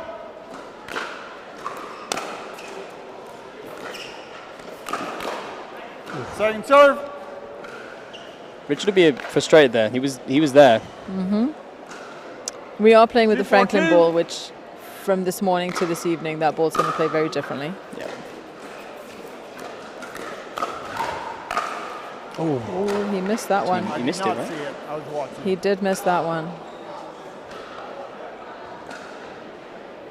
Rob's Side pulled out. it in. Ooh. Rob just said it was this much in. 4-2-1.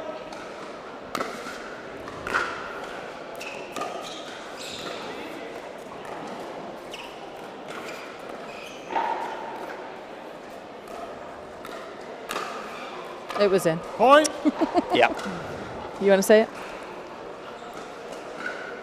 31. Time receiver. 5-2-1. We can 1 say it in minute. his language. All right. You call that time, right? Spencer and Richard called the timeout. Right now, I think if Richard were to take his shirt on, he might look like he's going to fight. I don't know if he's keeping track of battle scars.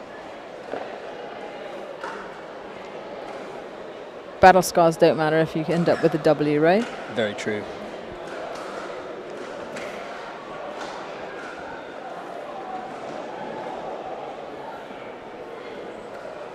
Why do you tell me 30?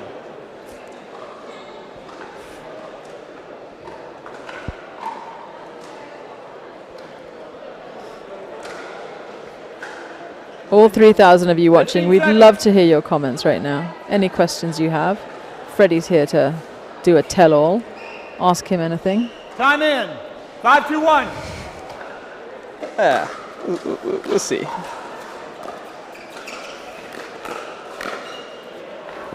Second server. So in the first game, they took a timeout and they had the momentum swing. Let's see if this timeout is going to garner the same results for the Young Bucks.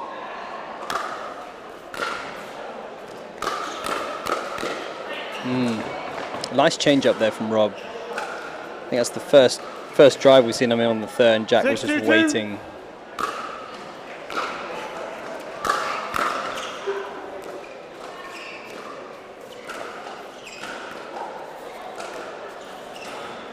Side out. Don't see that too often. Let's see what they do Yeah. here. See there? Spencer. 2, 6, 1. He's in. Second serve.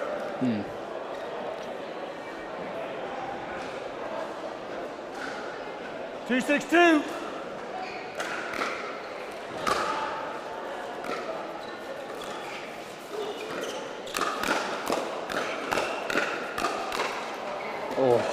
Side out. I thought Spencer had a good read on that final ball. He did. First counter was so good. He frustrated with the last one.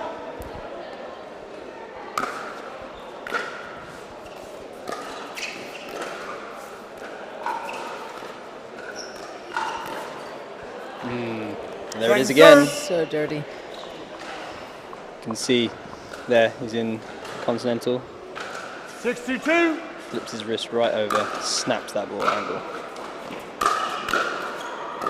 Things you can do with a pickleball paddle that you can't do with a tennis racket. No. No, you cannot. Tried it once. 2, 6, 1.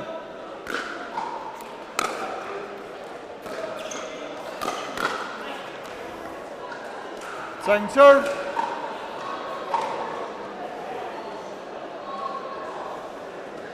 Two, 6, 2.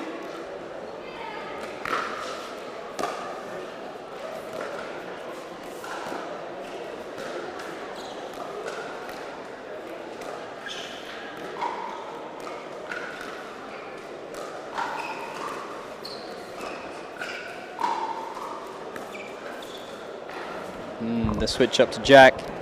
And I think that pattern's been working a couple of balls to Rob and then like making Jack, lull him into a little bit of not paying attention and then going to him and he's not ready.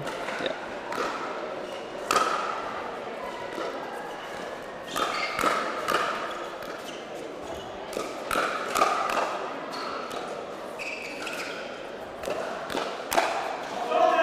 That's really well played. Spencer there with just, handling those net cords.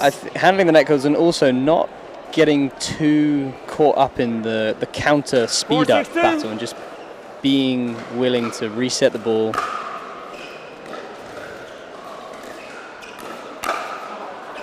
Point. Again. He's quite calm and he doesn't get jumpy in hands battles. He sort of just stands his ground, just like, you can either go through me or, Come on, then. yeah.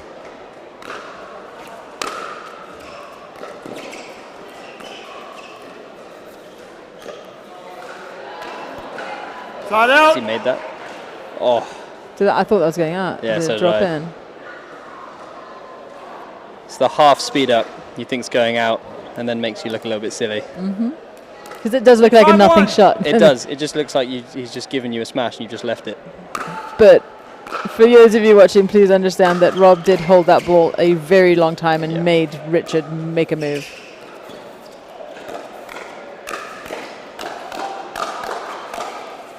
That is very good. Relentless from Nunnery. Very good from Rob. And you can see there, every time he hits that ball, he is ready for it to come back at him. Until it just doesn't. But he's always there. Never switches off.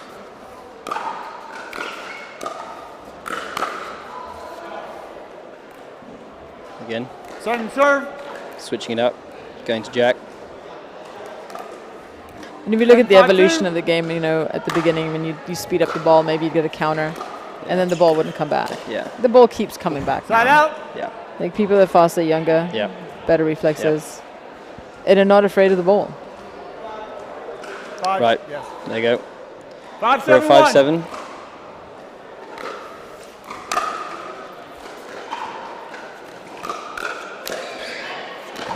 I'd like to see Spencer make the adjustment. Rob is sped up to his right hip. And if Spencer were to just sit forehand or slide forehand and counter that with a forehand, we'd end up in a different result. And force Rob to make the adjustment in his speed ups, right? And I think on those speed ups, Rob's not necessarily trying to win the point with that speed up. He's just trying to get the pop up. He's trying to get the pop up.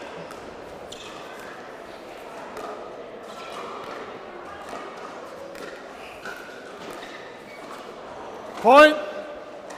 Those net chords have gone Spencer's way. He's 3-0 right now. Yes. And he's not complaining. 6-7-2.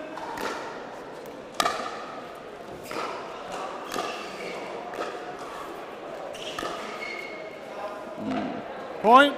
Start out. Good eye there from Spencer. Yes. And all of a sudden, 7-7-2. We're back in it. Mm-hmm.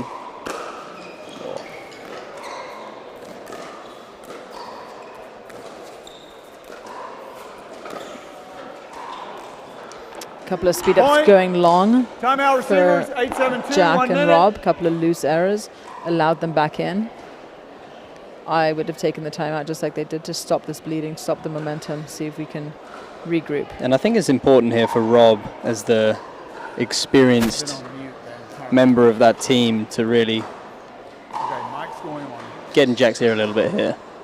Absolutely, and then and dictate the pattern, right? And get Jack to get the ball that Rob wants, or Rob get the ball that Jack wants, vice versa, right? Setting each other up, but Rob's got to be in that driver's seat right now, and it's not an easy job. It's pressure, right? Yeah. You've got to be precise. You got to do the right thing. But if anyone's up for the job, it's Rob.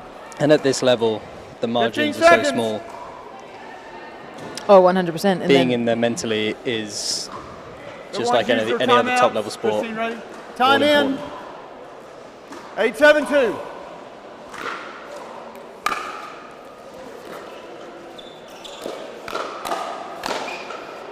Oh, happy birthday.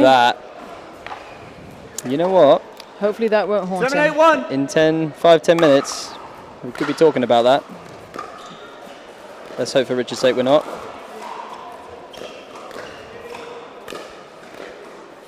Great D from Spencer. That is Spencer's. His hand? Yeah. It hit his hand. Point. And we're tied up at 8. 8-8-1.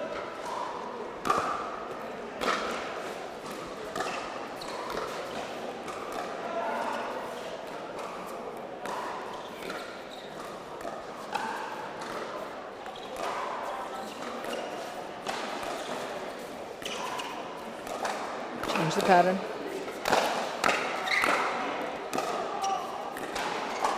Oh, yeah. Wow. That is beautiful. Second serve. I didn't see that coming. Did you see that coming? 8-8-2. As someone who's tried that shot numerous times at the wrong time of the game, I have missed it every single time. So that is impressive. 8-all.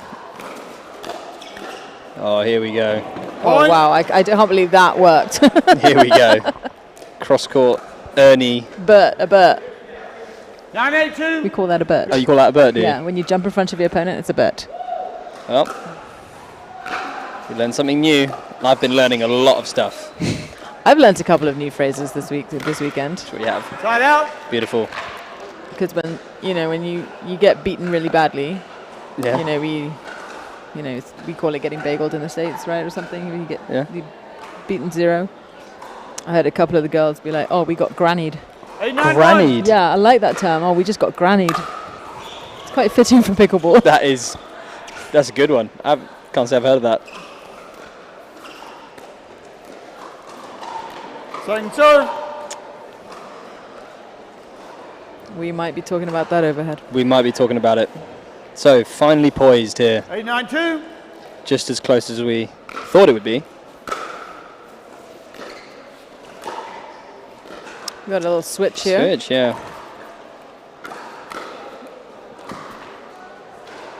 It's been called wide there. Side out. And Richard would be frustrated there. He was right there. He was on it. 9-8-1.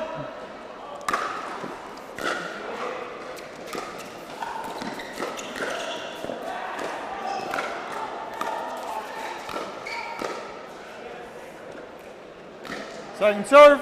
Chaotic. Very chaotic. Chaotic point. And I think actually in the chaotic points we've seen Spencer and Richard, I think, win more of them. Yes.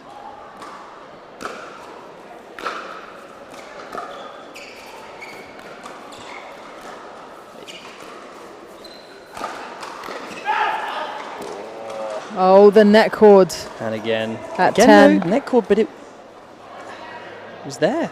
Yeah, he was there. Yeah. 10-8-2. Can they stop the bleeding here? And we're going 3, ladies and gentlemen. Here we go. Jack, Rob. 2 minutes, gentlemen.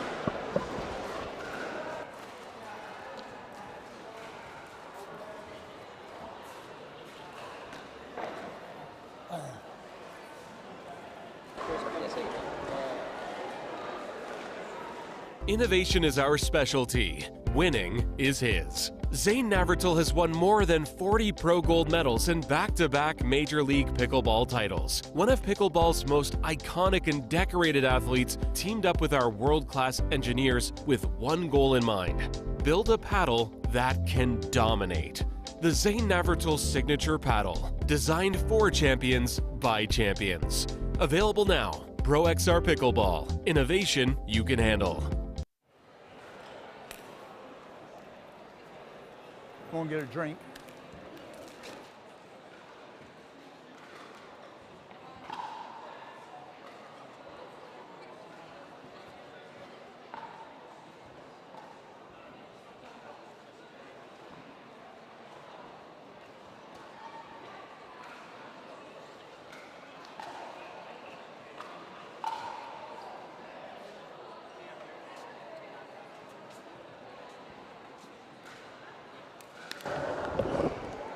$15 seconds.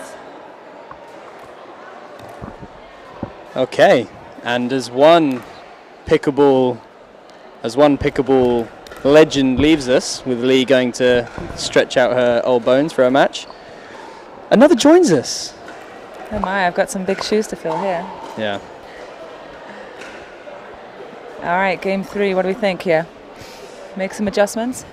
Yeah, it's been just as close as we expected it to be from the beginning. Gentlemen, we're going to switch ends at 6 on this one. Christina, ready? Time in, 0-0-2.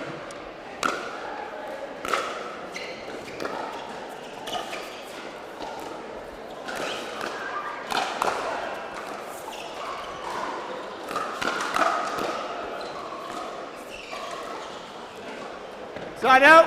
Yeah, Rob's definitely trying to attack Spencer's right side there. Yep. Spencer's very heavy backhand. 0-0-1. You know, position in that.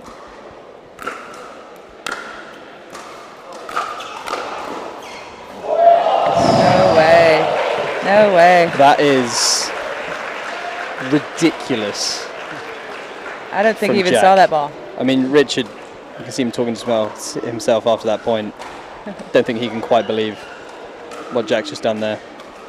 1-0-1. I think Richard will be talking to himself a little bit. He missed a few opportunities at the end of the second set. A couple of balls that he should feel like he should have put away. We'll see if he can bounce back. Yeah, Point. I think it's definitely something that next-gen players have to work on. It's just something that's self-talk, right? We can all hear it, we can all see it, the body language.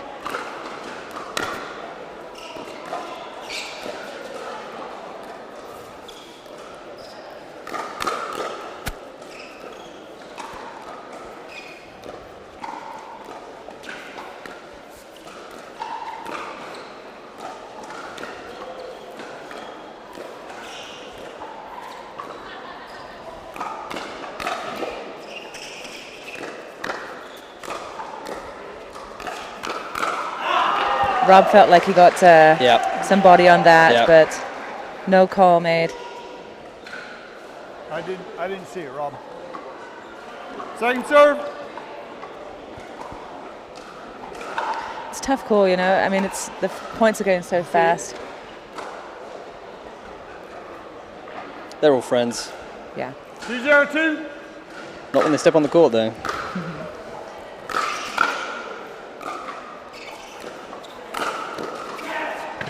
Point. We're seeing Rob and Jack make a strong start to this third set.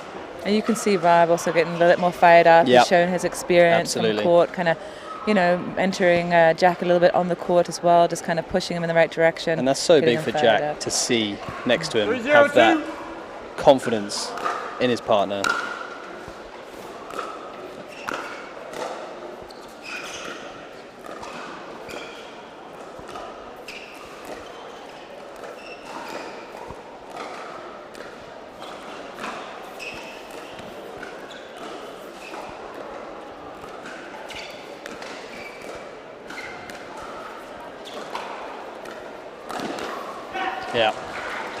Yeah. Point.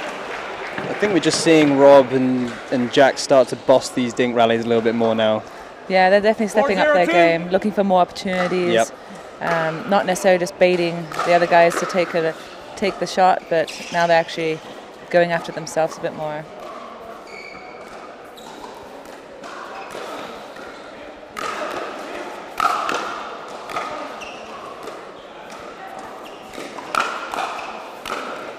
Wow, that was phenomenal defense. Defense to offense right there. Side out. Spencer matching his resets and putting the ball away at the end. See there, Richard firing Spencer up. 0-4-1.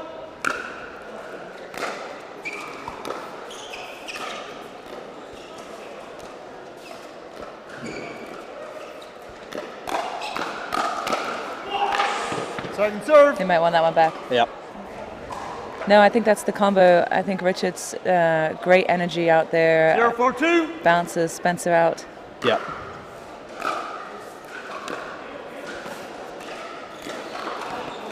Point.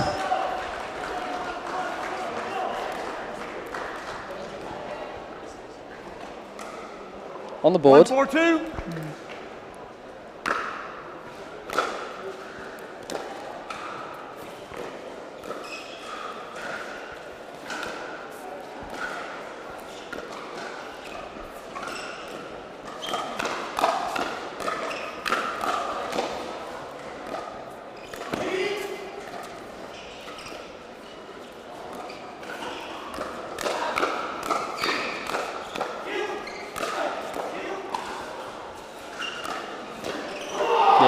Big point.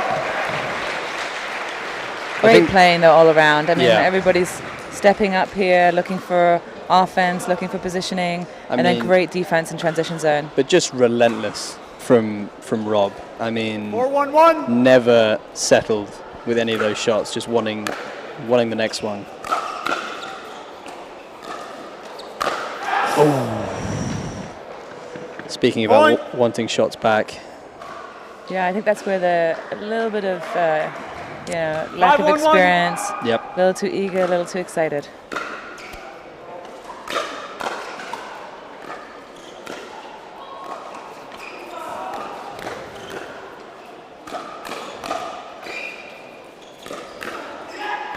There we saw the paddle switch from Jack halfway through that rally. Yes, he loves that lefty-righty switch. He loves it. And in the second set, end of the second set, one thing that Leah and I said, Richard had a smash on top of the net at 8-7, I believe. We mentioned whether in 5 or 10 minutes we might be talking about that missed smash. Well, here we are, 1-6 in the third. There's Lee. Give us some words of wisdom. We'll see if they try and go back to the pattern they were having some success with at the start. They were dinking a few to Rob. Yeah. And then changing it up to Jack. Yeah. And I feel like they've let Rob and Jack really dictate what's happening. I agree. I mean, it's hard because definitely Rob's pressing a lot more, so they're trying to stay away from Rob more. But the soft game was definitely working earlier. I think they definitely have to make some adjustments right here and make some adjustments very fast. 1-6. Yeah. But this might be the lucky side, so we'll see.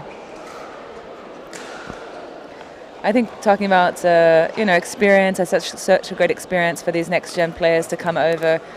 For some of them, it's the first time out of the country. For some of them, it's the first time in England, competing internationally, obviously. And so I think these are the moments they've come over here for. Absolutely. To step up and get those big opportunities and get some experience under their belt. Yep. Time in. 6-1-1.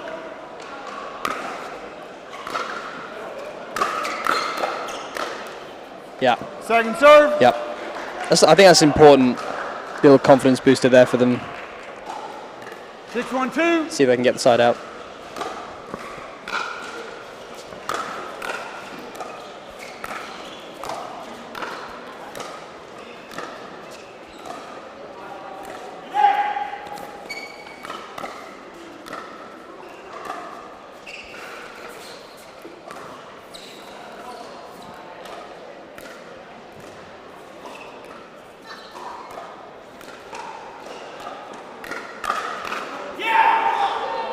Point. I feel like they were in charge in that point. Richard kind of let them off the hook by going back to Rob, who was at the back of the baseline still, kind of let him back in and dictate that point, unfortunately. Equally great patience, though, from Rob and Jack to get them both to the kitchen line. Taking their time, choosing the right ball to come in. 7-1-2.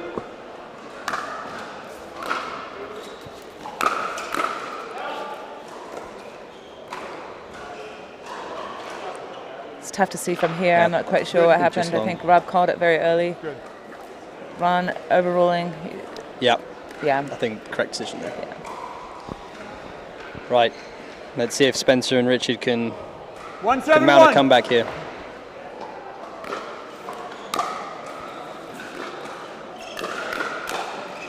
Point. Sat on that backhand. Definitely not the spot Rob wanted to go after. No. 2-7-1.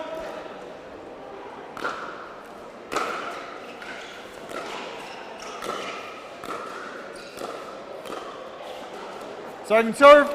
Two great drops there from Richard, kind of transitioning forward, letting himself, not rush the point too much. Unfortunately, missed the last one on that let court. Side out. And another one. Tough. Couple of unforced errors creeping in there. 7-2-1.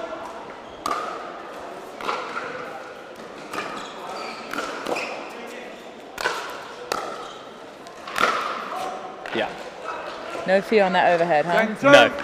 No, that was no chances being taken there. Kind of feared for us a little bit, actually. Good. 7-2-2.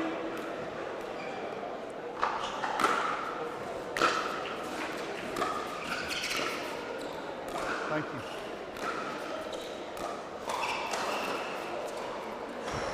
Great pressure there from Great Jack. pressure. Point. That movement, even just itching over there, twitching over there, looking to take the Ernie, just puts a lot of pressure on that dink.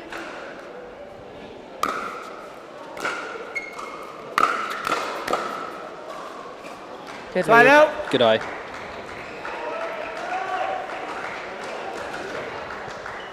I'd love to see a little bit of firepower here from Richard and Spencer, just to kind of, even just a little bit of yelling maybe. Yeah. Let it out. Not sure that's Spencer's style. I'm going to get it out of him in a couple of weeks. I'm playing mixed with him. All right. I'm going to make him yell. He either yells at me or our opponents, either one. Actually, next 3 weeks, I have 3 of these guys on my mixed side. Point. Oh. I've got Rob next week, and then Spoiled. I've got, I know, and I've got Spencer, and then I've got Jack. Second serve. Complaining about something there. If I don't know if it was a bad bounce, couldn't see it from here. 3-8-2.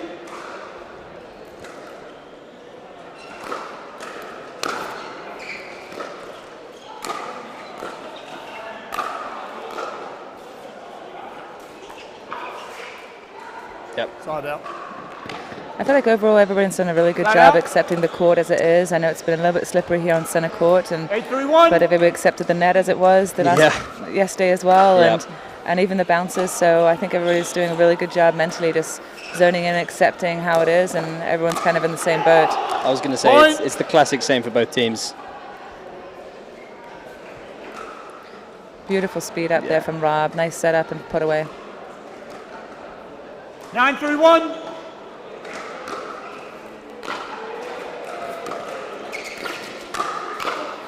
Point. Felt like maybe that was a little ambitious on Rob's side. I felt maybe He got away with it. Yes. Well, Rob did. 10-3-1. Richard would have felt like he had that. There it is, match point.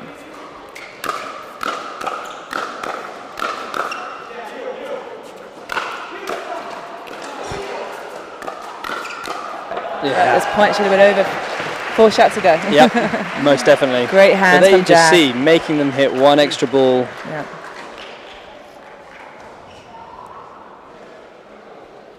All right, we've got one more match point right here. 10-3-2.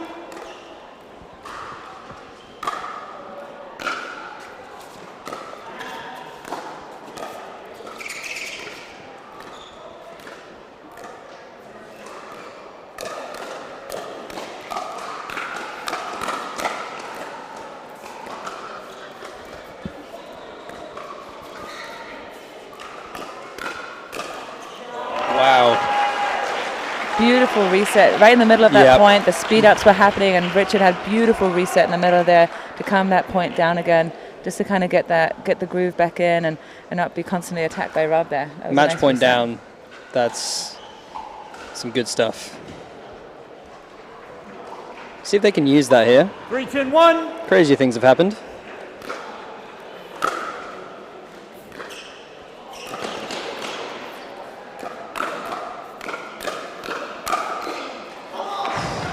Rob's being relentless right now. Too good from Rob, relentless. honestly. That is the word. 3-10. 3-10-2. Side out.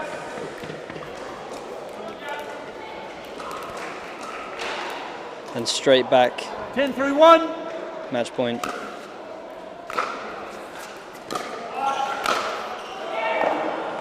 Point. Game. Match. That's unfortunate. It is an unfortunate way to end. But it was kind of the brilliant match. That's the shot of the match. It Unfortunately, is 3 times. It is. He's going to want those back. Yeah. I think he might go out and practice those in a little bit. Yeah. So if anyone plays Richard, give him a high forehand on top of the net. Congrats to Jack and Rob, though. Phenomenal tournament. First time playing together, I believe. And and there you go. You see Rob congratulating Jack there. He knows how much of a part Jack played there. Really stepping up. 11-3. Believe you got to go and. I know. I might have some work to do. You got to go and get ready. Triple Crown is going to win itself, Megan. I still got a lot of work to do then. All right. Well, thank you so much for having me on. No worries. Thank you. Take care. Yeah. Let's go. We just gotta go hard. I go the hardest. I bring the pain. Not what you used to. It's all part of the game. Yeah. I just gotta go hard. I just gotta go hard.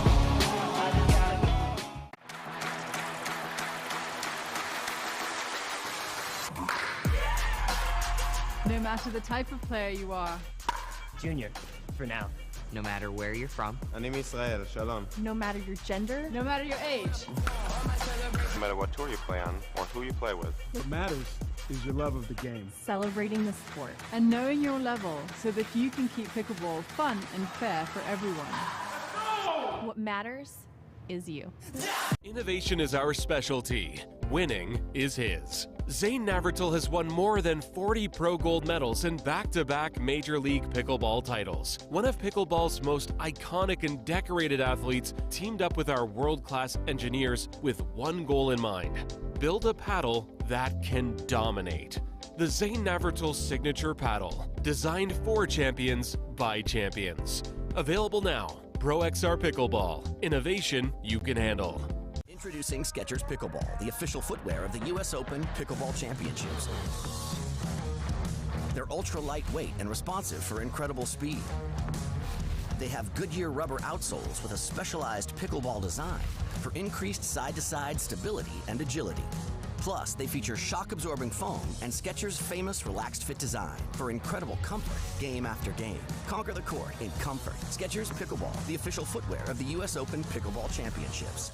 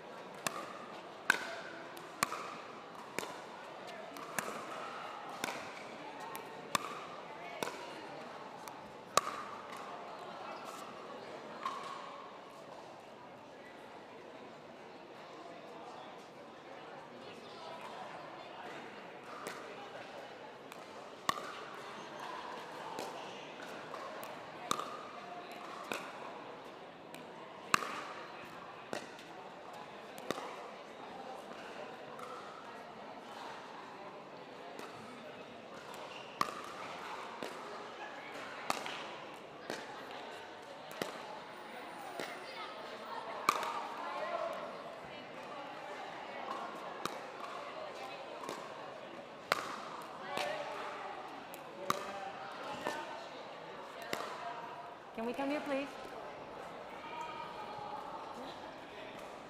Thank you. Who's the starting server on your side? Oh, thank you. I can see that.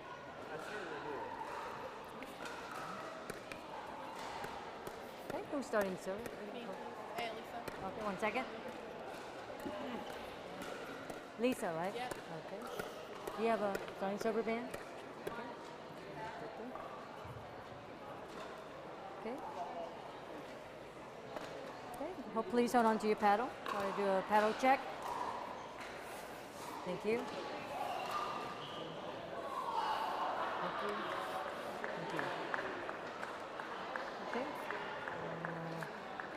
Okay. Lee, number 1 or 2? 2. The number is 2. Please select to serve, receive, or choose an end. All right. Okay. Please select to serve or receive. Serve. Okay. Let me get set up and we get started.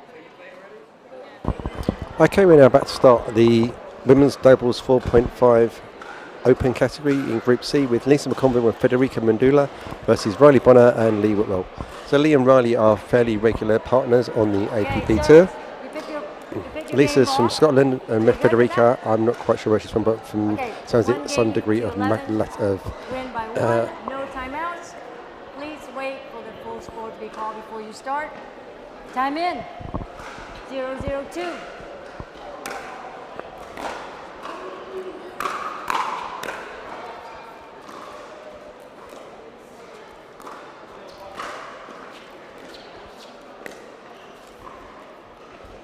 So Lisa just not quite getting down to that dink, certainly staying quite upright on those dinks she's doing there. Possibly a little bit more knee bend, a little bit of a wider ready position and split step would be useful.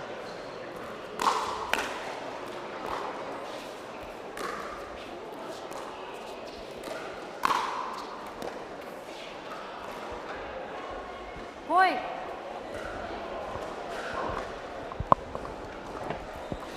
One, 0-1. Point. Federica unable to get that over the net, just sort of not really getting under and over on it.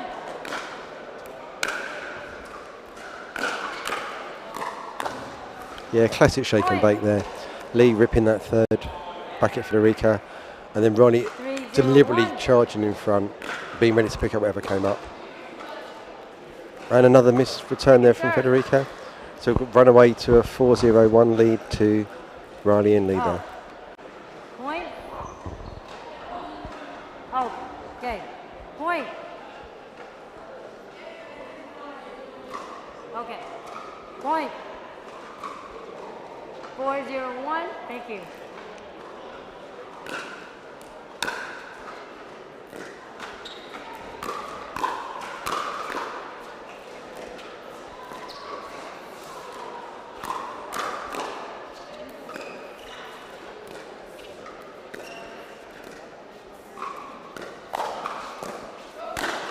Yeah, that's going to get put away.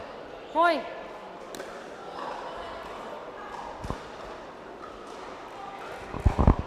Five, 0-1.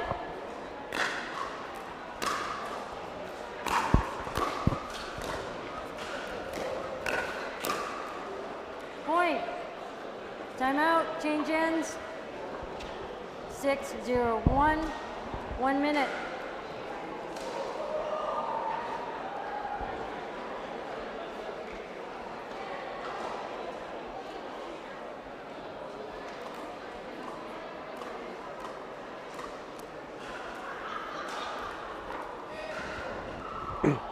Just going to have a slightly longer timeout, possibly Lisa just adjusting her shoes there.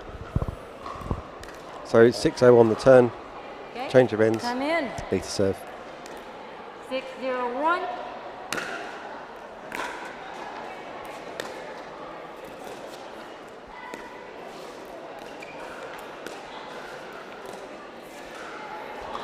Yeah, there's some interesting technical things going on with Lisa's dinking movement there, very much upright and kind of moving in a slightly static way, which doesn't really benefit you to use your knees to lift the ball over the net to absorb pace, to generate some topspin or some underspin by using your body position to generate some extra stuff on the ball.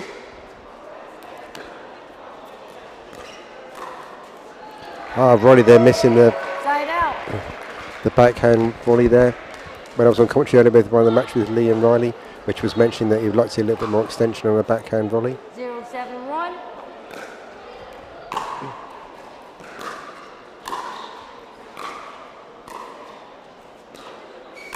Yeah, that's gonna go. That's gonna go. Second serve. So that volley there on the backhand that Riley hit just to extend and get it over the net, and just counter punched it back through. Yeah, 2 hands on that Side out. backhand volley there from Riley. Just give a little bit extra pop, a little bit more power through the ball. Now it's back to side out.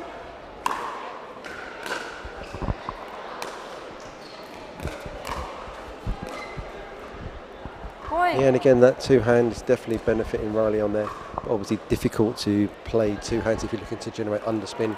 Obviously it's a much more comfortable shot with 2 hands.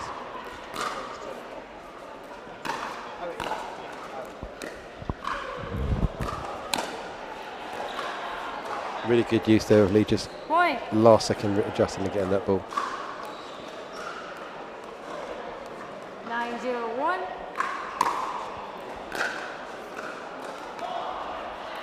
Point. 10-0-1.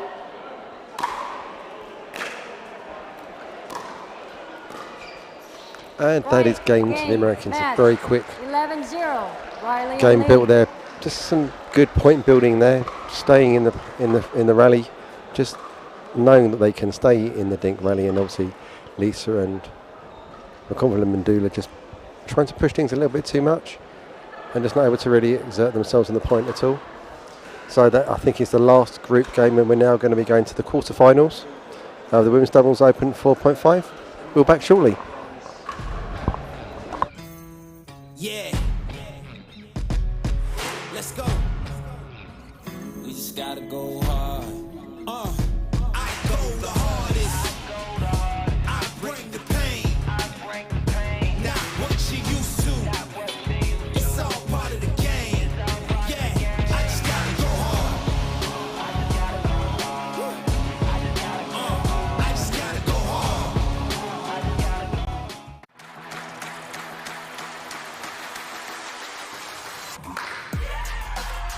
No matter the type of player you are, Junior, for now. No matter where you're from. אני מישראל, שלום. no matter your gender, no matter your age, No matter what tour you play on or who you play with. What matters is your love of the game. celebrating the sport, and knowing your level so that you can keep pickleball fun and fair for everyone. What matters is you. Innovation is our specialty. Winning is his. Zane Navratil has won more than 40 Pro Gold medals and back-to-back Major League Pickleball titles. One of pickleball's most iconic and decorated athletes teamed up with our world-class engineers with one goal in mind: build a paddle that can dominate. The Zane Navratil Signature Paddle, designed for champions by champions. Available now. Pro XR Pickleball. Innovation you can handle. Introducing Skechers Pickleball, the official footwear of the US Open Pickleball Championships. They're ultra lightweight and responsive for incredible speed. They have Goodyear rubber outsoles with a specialized pickleball design for increased side-to-side stability and agility. Plus, they feature shock-absorbing foam and Skechers' famous relaxed fit design for incredible comfort game after game. Conquer the court in comfort. Skechers Pickleball, the official footwear of the US Open Pickleball Championships.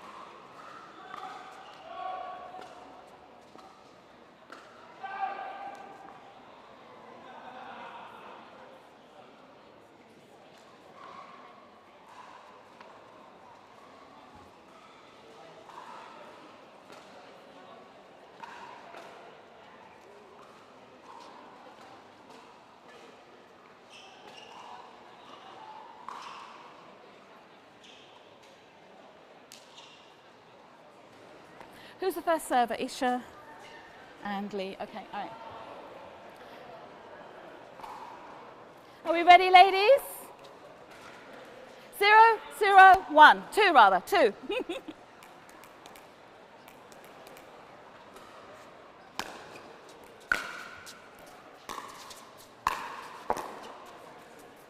Out, side out.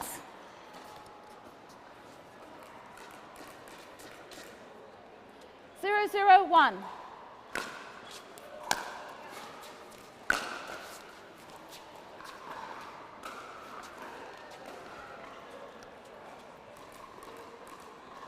Zero, zero, two.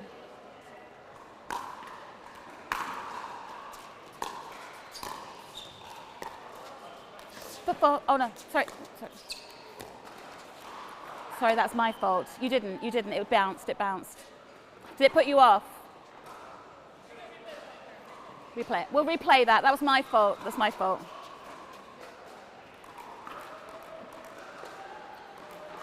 Zero, zero, two.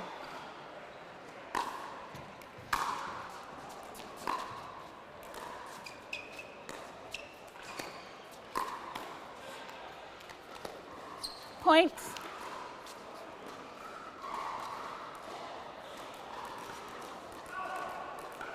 One, zero, two.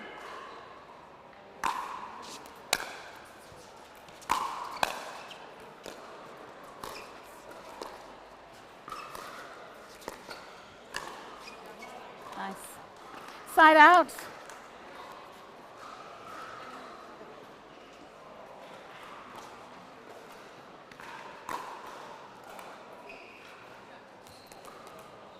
Zero, one, one.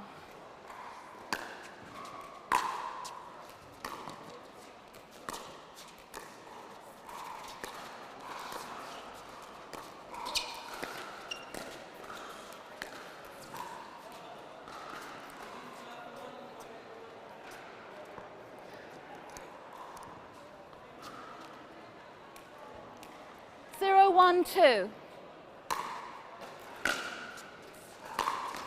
Ooh.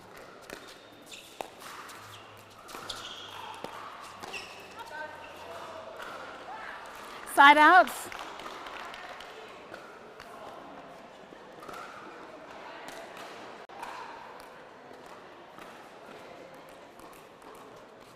One, zero, one.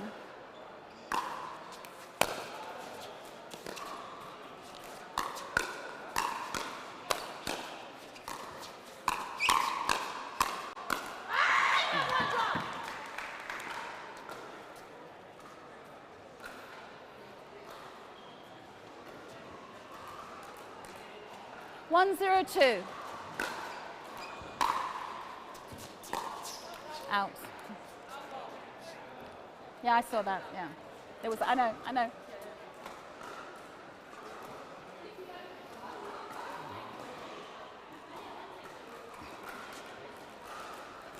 202.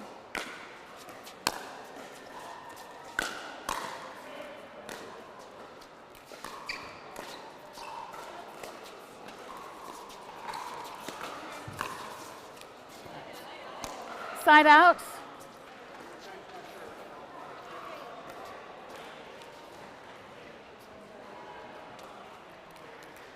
Zero, two, one.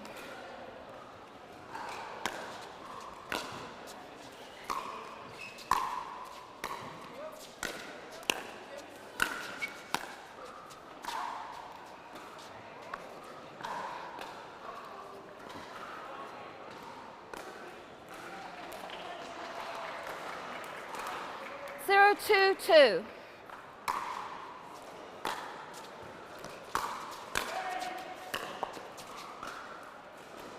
Side out.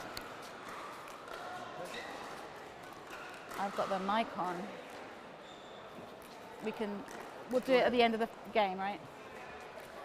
2, 0, 1.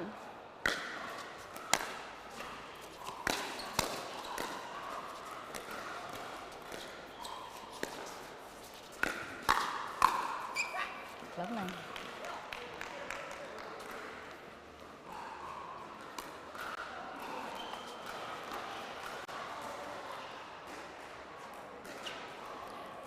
4-0-1.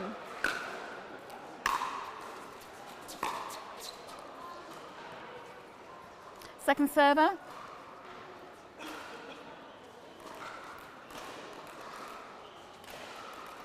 3-0-2.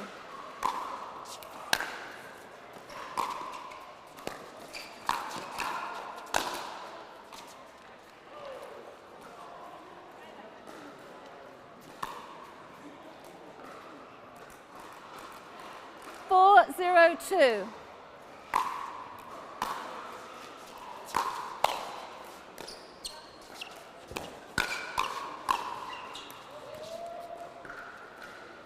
that out? Is that out?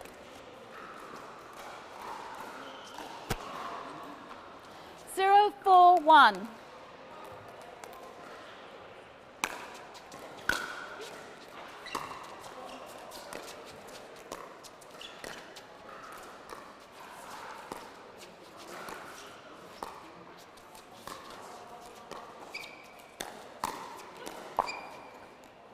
Second server.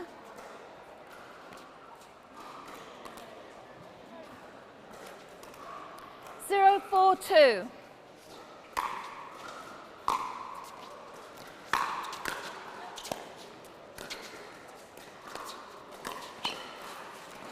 Oh, unlucky. Side out.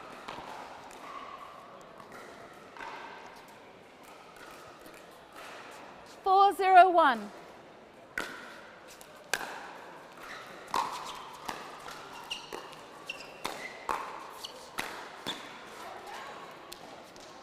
Second server. Simon is trying me, but he's over at that thing. Can you? He might be asked because I was looking for you. Yeah. I was asking if you could do the medals, the 8 o'clock medals. Do you mind? Chris might have to get it. Sorry, ladies. Sorry.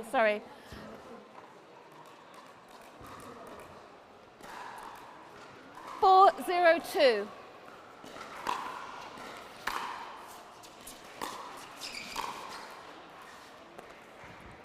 Point.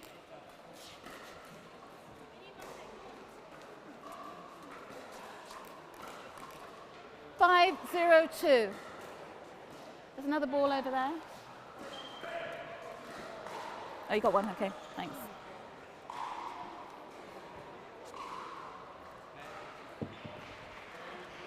Yeah, from 5-0-2.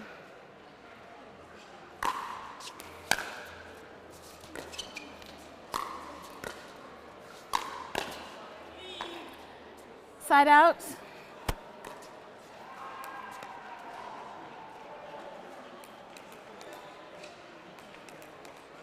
Zero, 5-1.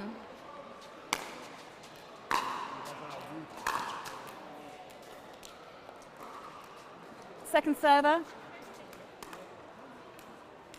0-5-2.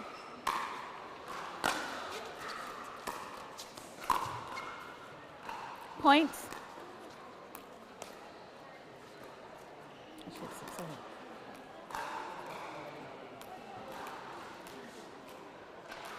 1-5-2.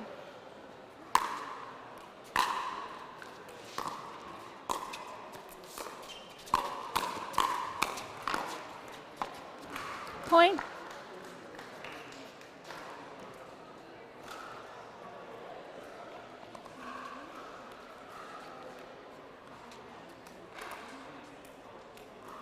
Two, 5-2.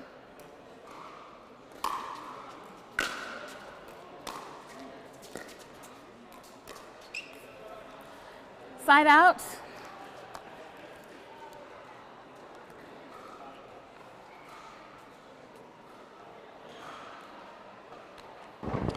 Sorry the lack of commentary so far in this game. I had some coaching commitments, so I'm now able to return to the box. 5-2-1.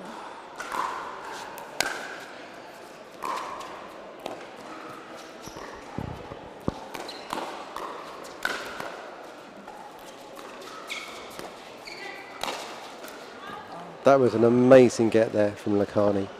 Second server. Definitely the American did not think that was coming back. And the clash of paddles there, unable to kind of decide who was taking that central ball.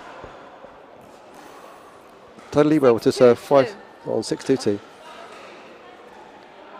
Oh, sorry, I beg your pardon. 5-2. Yeah. Correction there from Karen. 5-2-2. Out. Now we're at 6-2-2.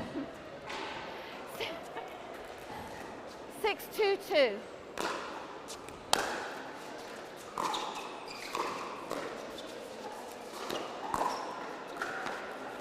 Yeah, nice speed up there from out. Lakhani. Just targeting that backhand wing of Riley Bonat, which had been sort of identified as a potential area of weakness by Richard Millman earlier in the day. 2-6-1.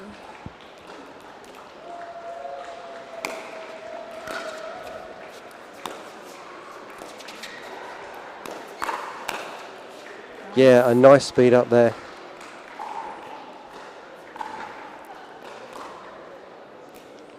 Riley getting 2 hands now and just trying to counter punch it through, but a little bit too high and not enough speed to get it through.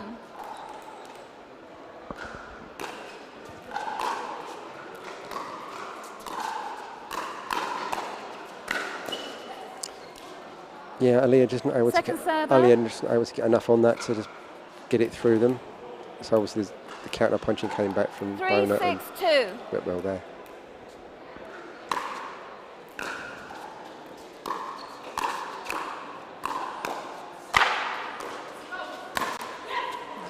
Sometimes they just got away with a lack of communication there between Whitwell and Bonat. And a nice resounding put away there on that high ball. Got away with the miscommunication and then able to put away the second one. 6-3-1.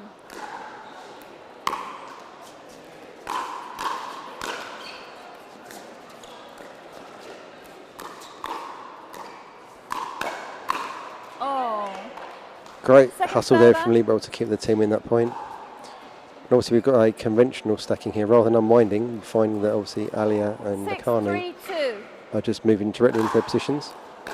You find that Ben and Annalie Walters do that quite regularly in mixed doubles.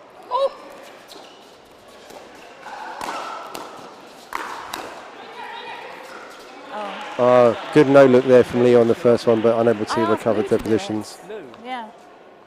But can you print them off? Can you print them off? You'll find that Ben Johns and Annalie don't have a unwound stack because it's very obvious that they're going to stack, so it's almost pointless to have that stutter step up and try and either fake the poach or not move. They just literally sit off the sideline. So 3-6-1. 3-6-1.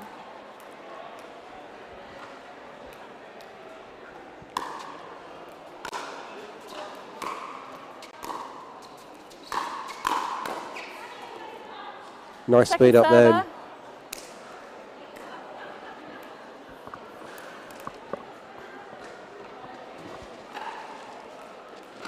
Three, 6-2.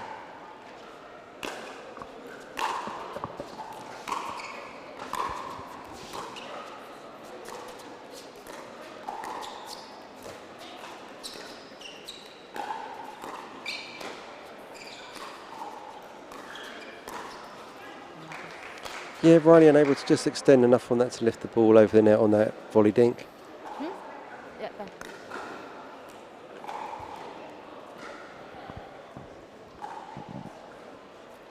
Four, 6-2. Huh? Yeah. Isha's first server, and they're on 4. Oh, I beg your pardon. I beg your pardon. Thank you. 4-6-2. Oh, so I said the score wrong. Okay. 4-6-2. I can confirm that John had the score correct on the broadcast.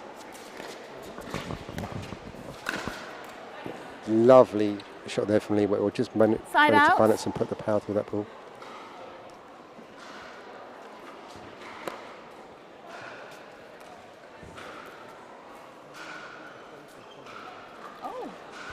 Currently, your commentator's being tormented by 2 pizzas being delivered to the broadcast crew. The smell is extremely enticing, and I'm sitting here entertaining and making sure you guys are well informed. Oh, it's because I can't see my rubber mark. Sorry. No, you're right, it is 6. It is 6. 6-4-1. 6-4-1.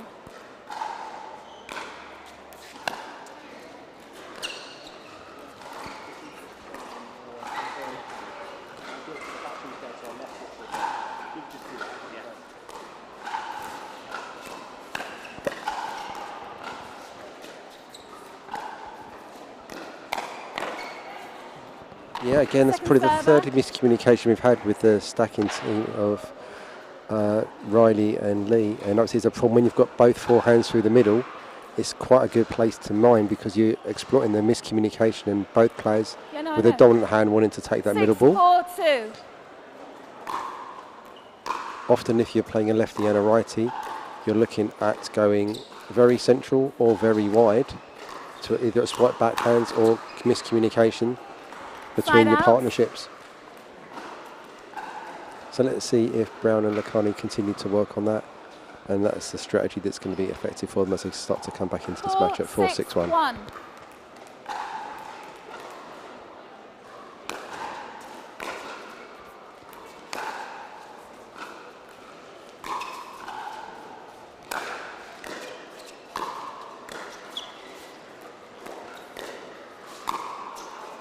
Absolute pinpoint log there by Lakhani to set up the point.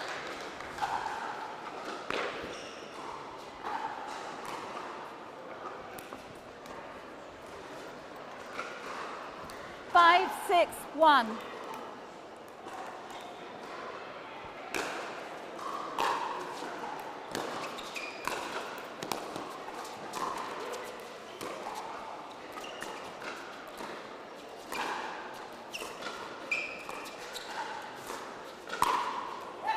Yeah, lovely extension there on that punch volley on the backhand.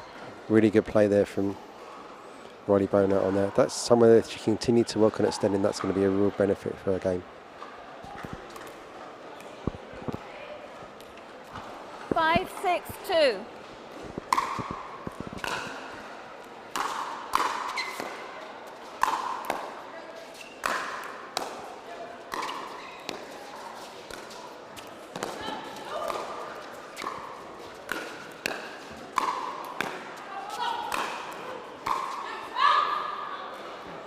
So you can hear the call of you and then bounce, which is obviously a useful one rather than saying out, because if you say out, it could be miscommunicated as an out call, but actually that doesn't part of the rule book until the ball is actually landed, and then it becomes a call.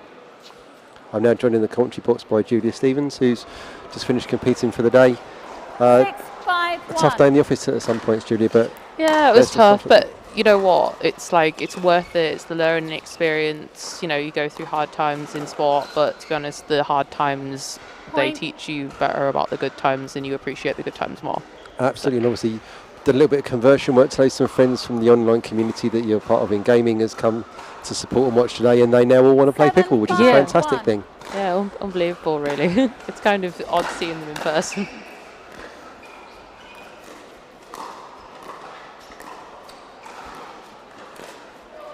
Our lead just overextended there on that dink, showing her a booty when she was mentioning in her clinic earlier this week.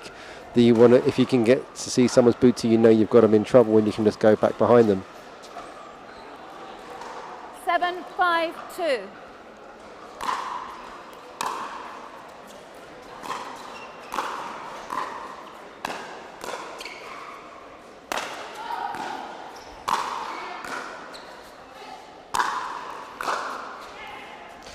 So what I noticed there, that they hit a smash in the middle, and both their forehands are in the middle. So it creates that split second of doubt of whose ball's that, and that forced to pop up, and then the finish.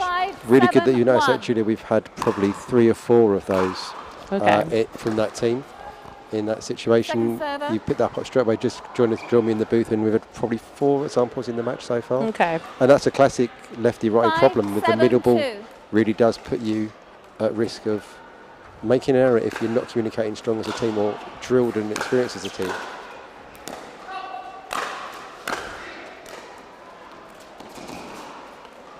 Oh, what a shot from Lee there. Lovely drop shot there. Just killed the ball dead. You would have to get really under that ball, and probably the only thing you could do is just get it over the net right in front of you, because at any angle it just wouldn't get over, and that's exactly what happened. Absolutely right, Jules. Absolutely right. 7-5-1.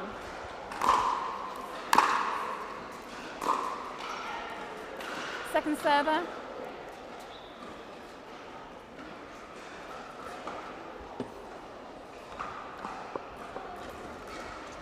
Seven, 5-2.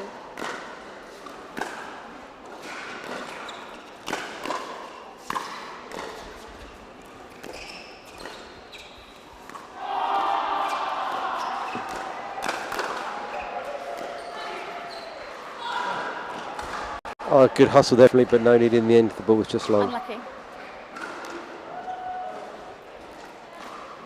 8-5-2.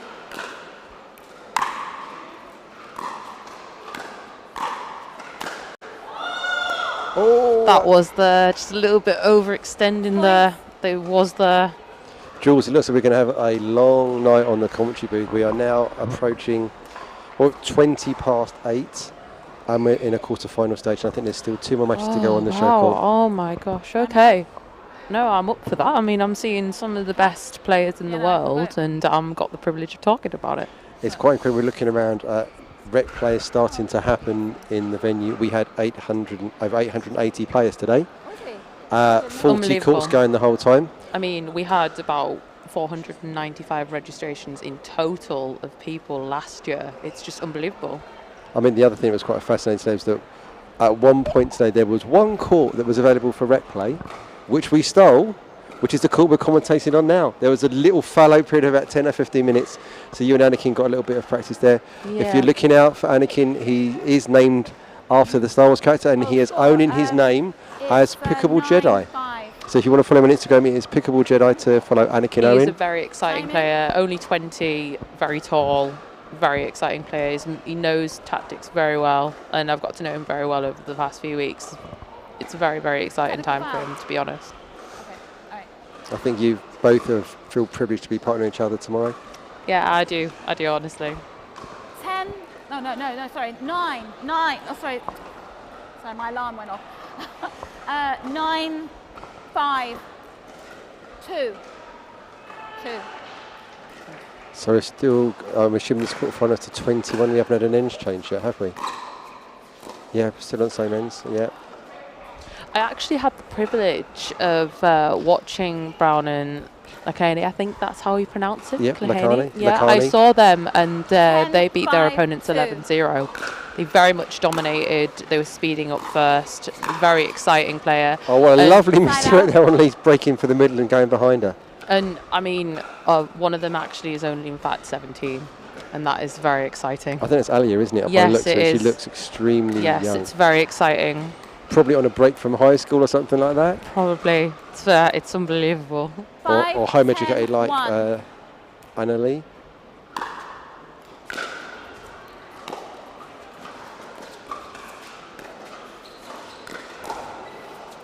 That was a nice speed up there from Lee. Yeah. Very nice.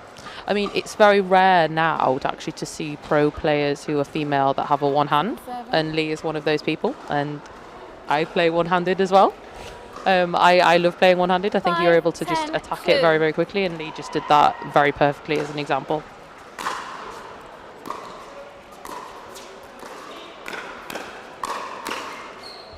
That was very good speed up again. Yeah, an interesting cross-court speed up. So we typically want to speed up down the line, but obviously cross-court it is not so commonly seen.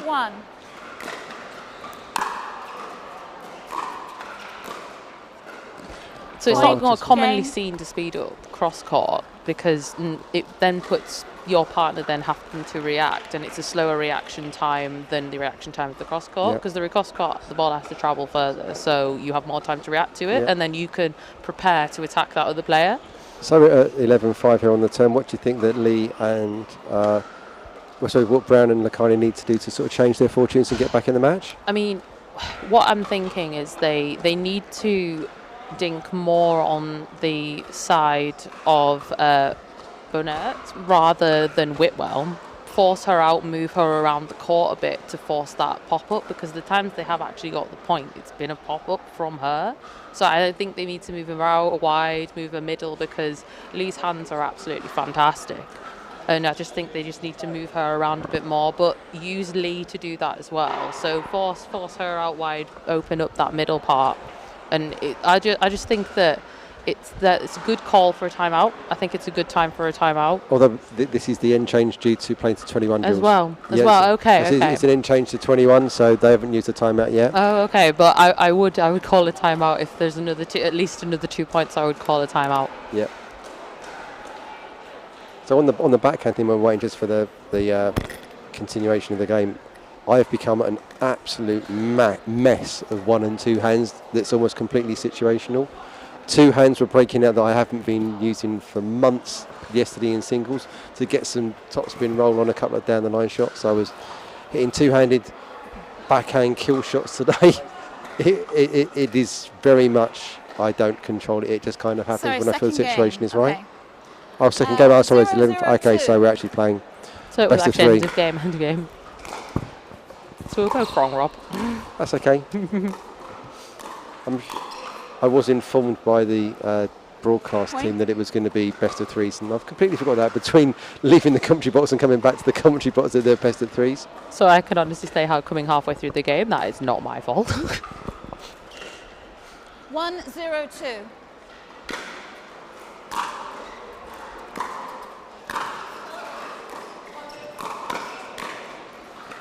There was a little unlucky on that speed up because that drop was a bit high. Yeah. And she attacked it, but it had that little net call on it. Yeah. Otherwise, I think she would have killed that. I know we've had a net change today. We've now gone to a permanent fixed net. Interesting. So we've seen the ball fly off the net cord rather than drop we saw in the early part of the proceedings the last couple of days. I mean, when we practiced earlier, like you feel the difference in the net. It's consistent all the way through, so there's no like dips in that net.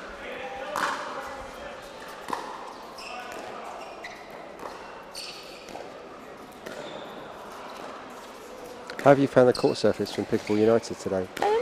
You know what? It's been different on different courts. So, I mean, on this court here, on the show court when we had tried it out, I thought it was like little skiddy at times. I mean, I think that's more because the efficientness of the movement of the people who play on the top court, they shuffle a lot and they move their feet a lot. 4-0-2. Whereas on the other courts, not so much, but it was actually quite a good experience. I love the bounce and the maintenance of spin as well, side out. Especially with the use of the Franklin X40 ball. Yeah, I think it's been a real change for the English and the continental players because we do not have surfaces like this available to us. So we're used to skiddy balls off and skiddy surfaces. To be honest, it's nice to play on a pickleball court without all the lines.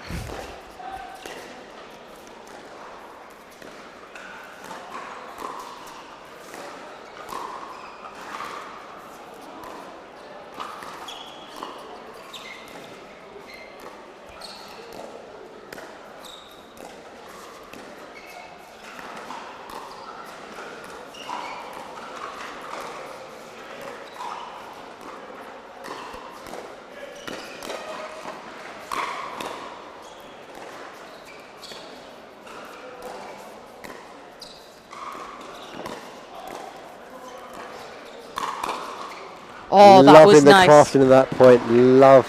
Now, that was pickleball. That is using the kitchen, waiting for the time to attack, and it was very well executed. And they've now started off with 1 on the scoreboard. Oh, sorry, 1. Sorry, 1. 1 forward.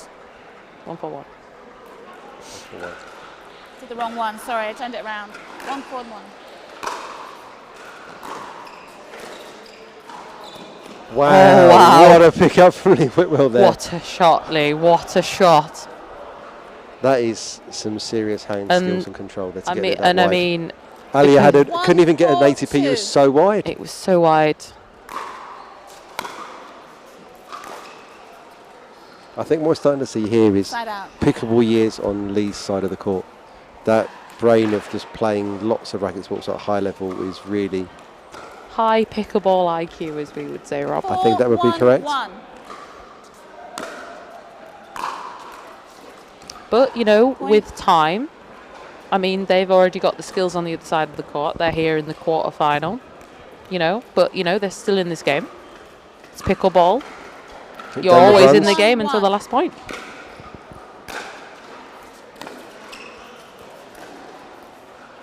That was unlucky. There was a lot of slice on that ball from Lee there. So you're trying to put more slice back on it. It's always going to be difficult to control, and just didn't get low. There's no lift on that. You wanted to hit it flat. You wanted to hit it flat. You don't want to put more on something that had so much spin there.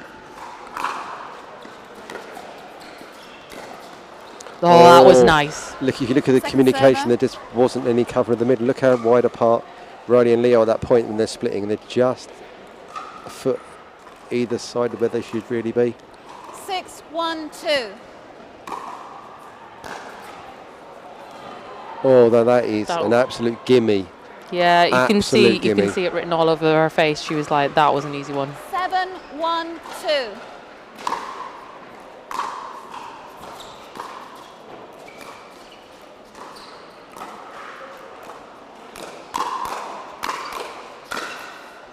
See, that was good defense there, but what happened is that she just kept going, went to the backhand. Went to the backhand on the two-handed backhand, forced the pop up, Lee finished. Yeah. Just need to try and take some of the sting out of the ball in some of those hands battles. Yeah. Live to fight another day. They need to try and block it back instead of just keeping in the firefights. She is holding her own, to be fair, but it just needs to try and block it back. Just get it back into that dinking process, and as I said, move Bona more around the court, because again they're kind of going more to Whitwell's backhand, and they kind of need to move more on the other side, I think, because she's got a two-handed backhand, and I find the pop-ups happen a bit more, and also Whitwell's really experienced in this kind of area, so she's probably going to be able to deal with a lot of what's coming her way. Lee's still trying to keep moving there a little bit. There's certainly a little bit of stretch going on there. Oh, that was well left. Left. That was almost tracking her as she was swerving her head out of the way then. 1-8-1.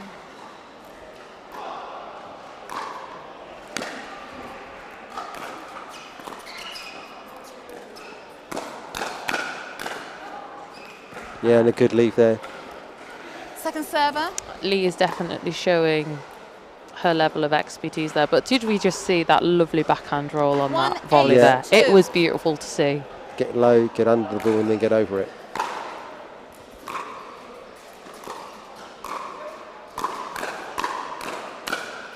Oh. Look at how relaxed Lee looked there. It was like there was nothing going on. That was just so casual. She's got her hand on it. It's like I'm looking away from a couple of miles. I put the last one away. Oh, it was that was a thing of beauty, to be honest. 8-1-1.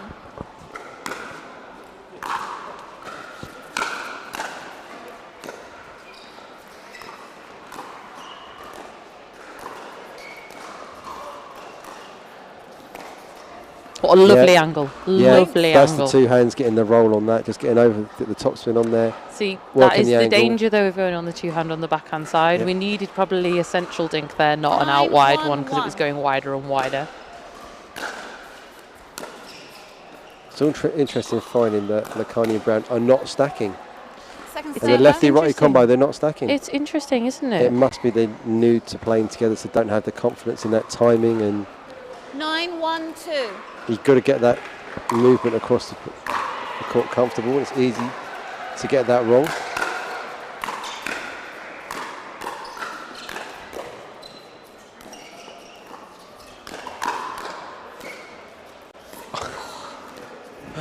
Lee is just moving around like she's got the ball on a string. Lee is leading that court. She is leading that court. She is owning that court. Just look again with that roll on that backhand. One-handed backhands, most underestimated thing in the game. Says the owner of a one-handed backhand. Yeah, I'm a little biased, but you know. 10-1-2. I'm showing a showcase of it, of what it does right now.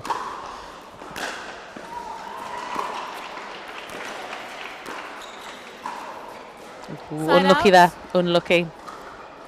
So Brown and Lakani got another chance to live to fight a little bit longer here. the serves back on their They paddles. need to try and just, even if they get a few back and then they're able to then get the serve back, they need to get a momentum. They need a big momentum swing here, and they need to force a timeout from the other team. But trying to punch through them is not going to work. Absolutely not, especially not when you've got the hands of Lee Whitwell and then you've got the backhand like butter right there. 1-10-2.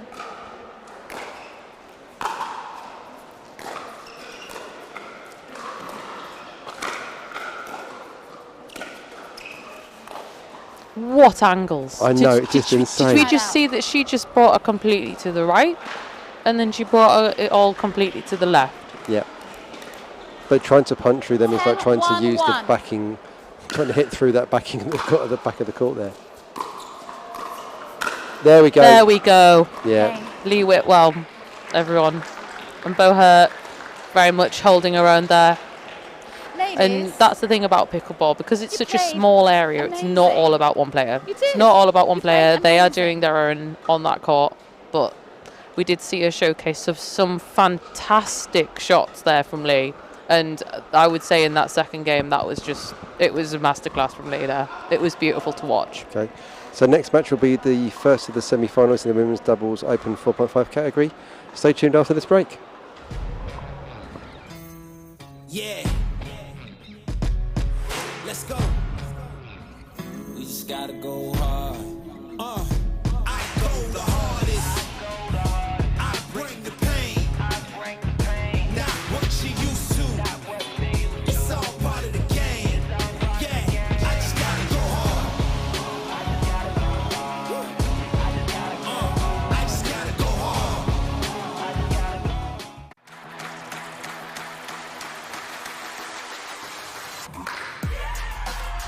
No matter the type of player you are.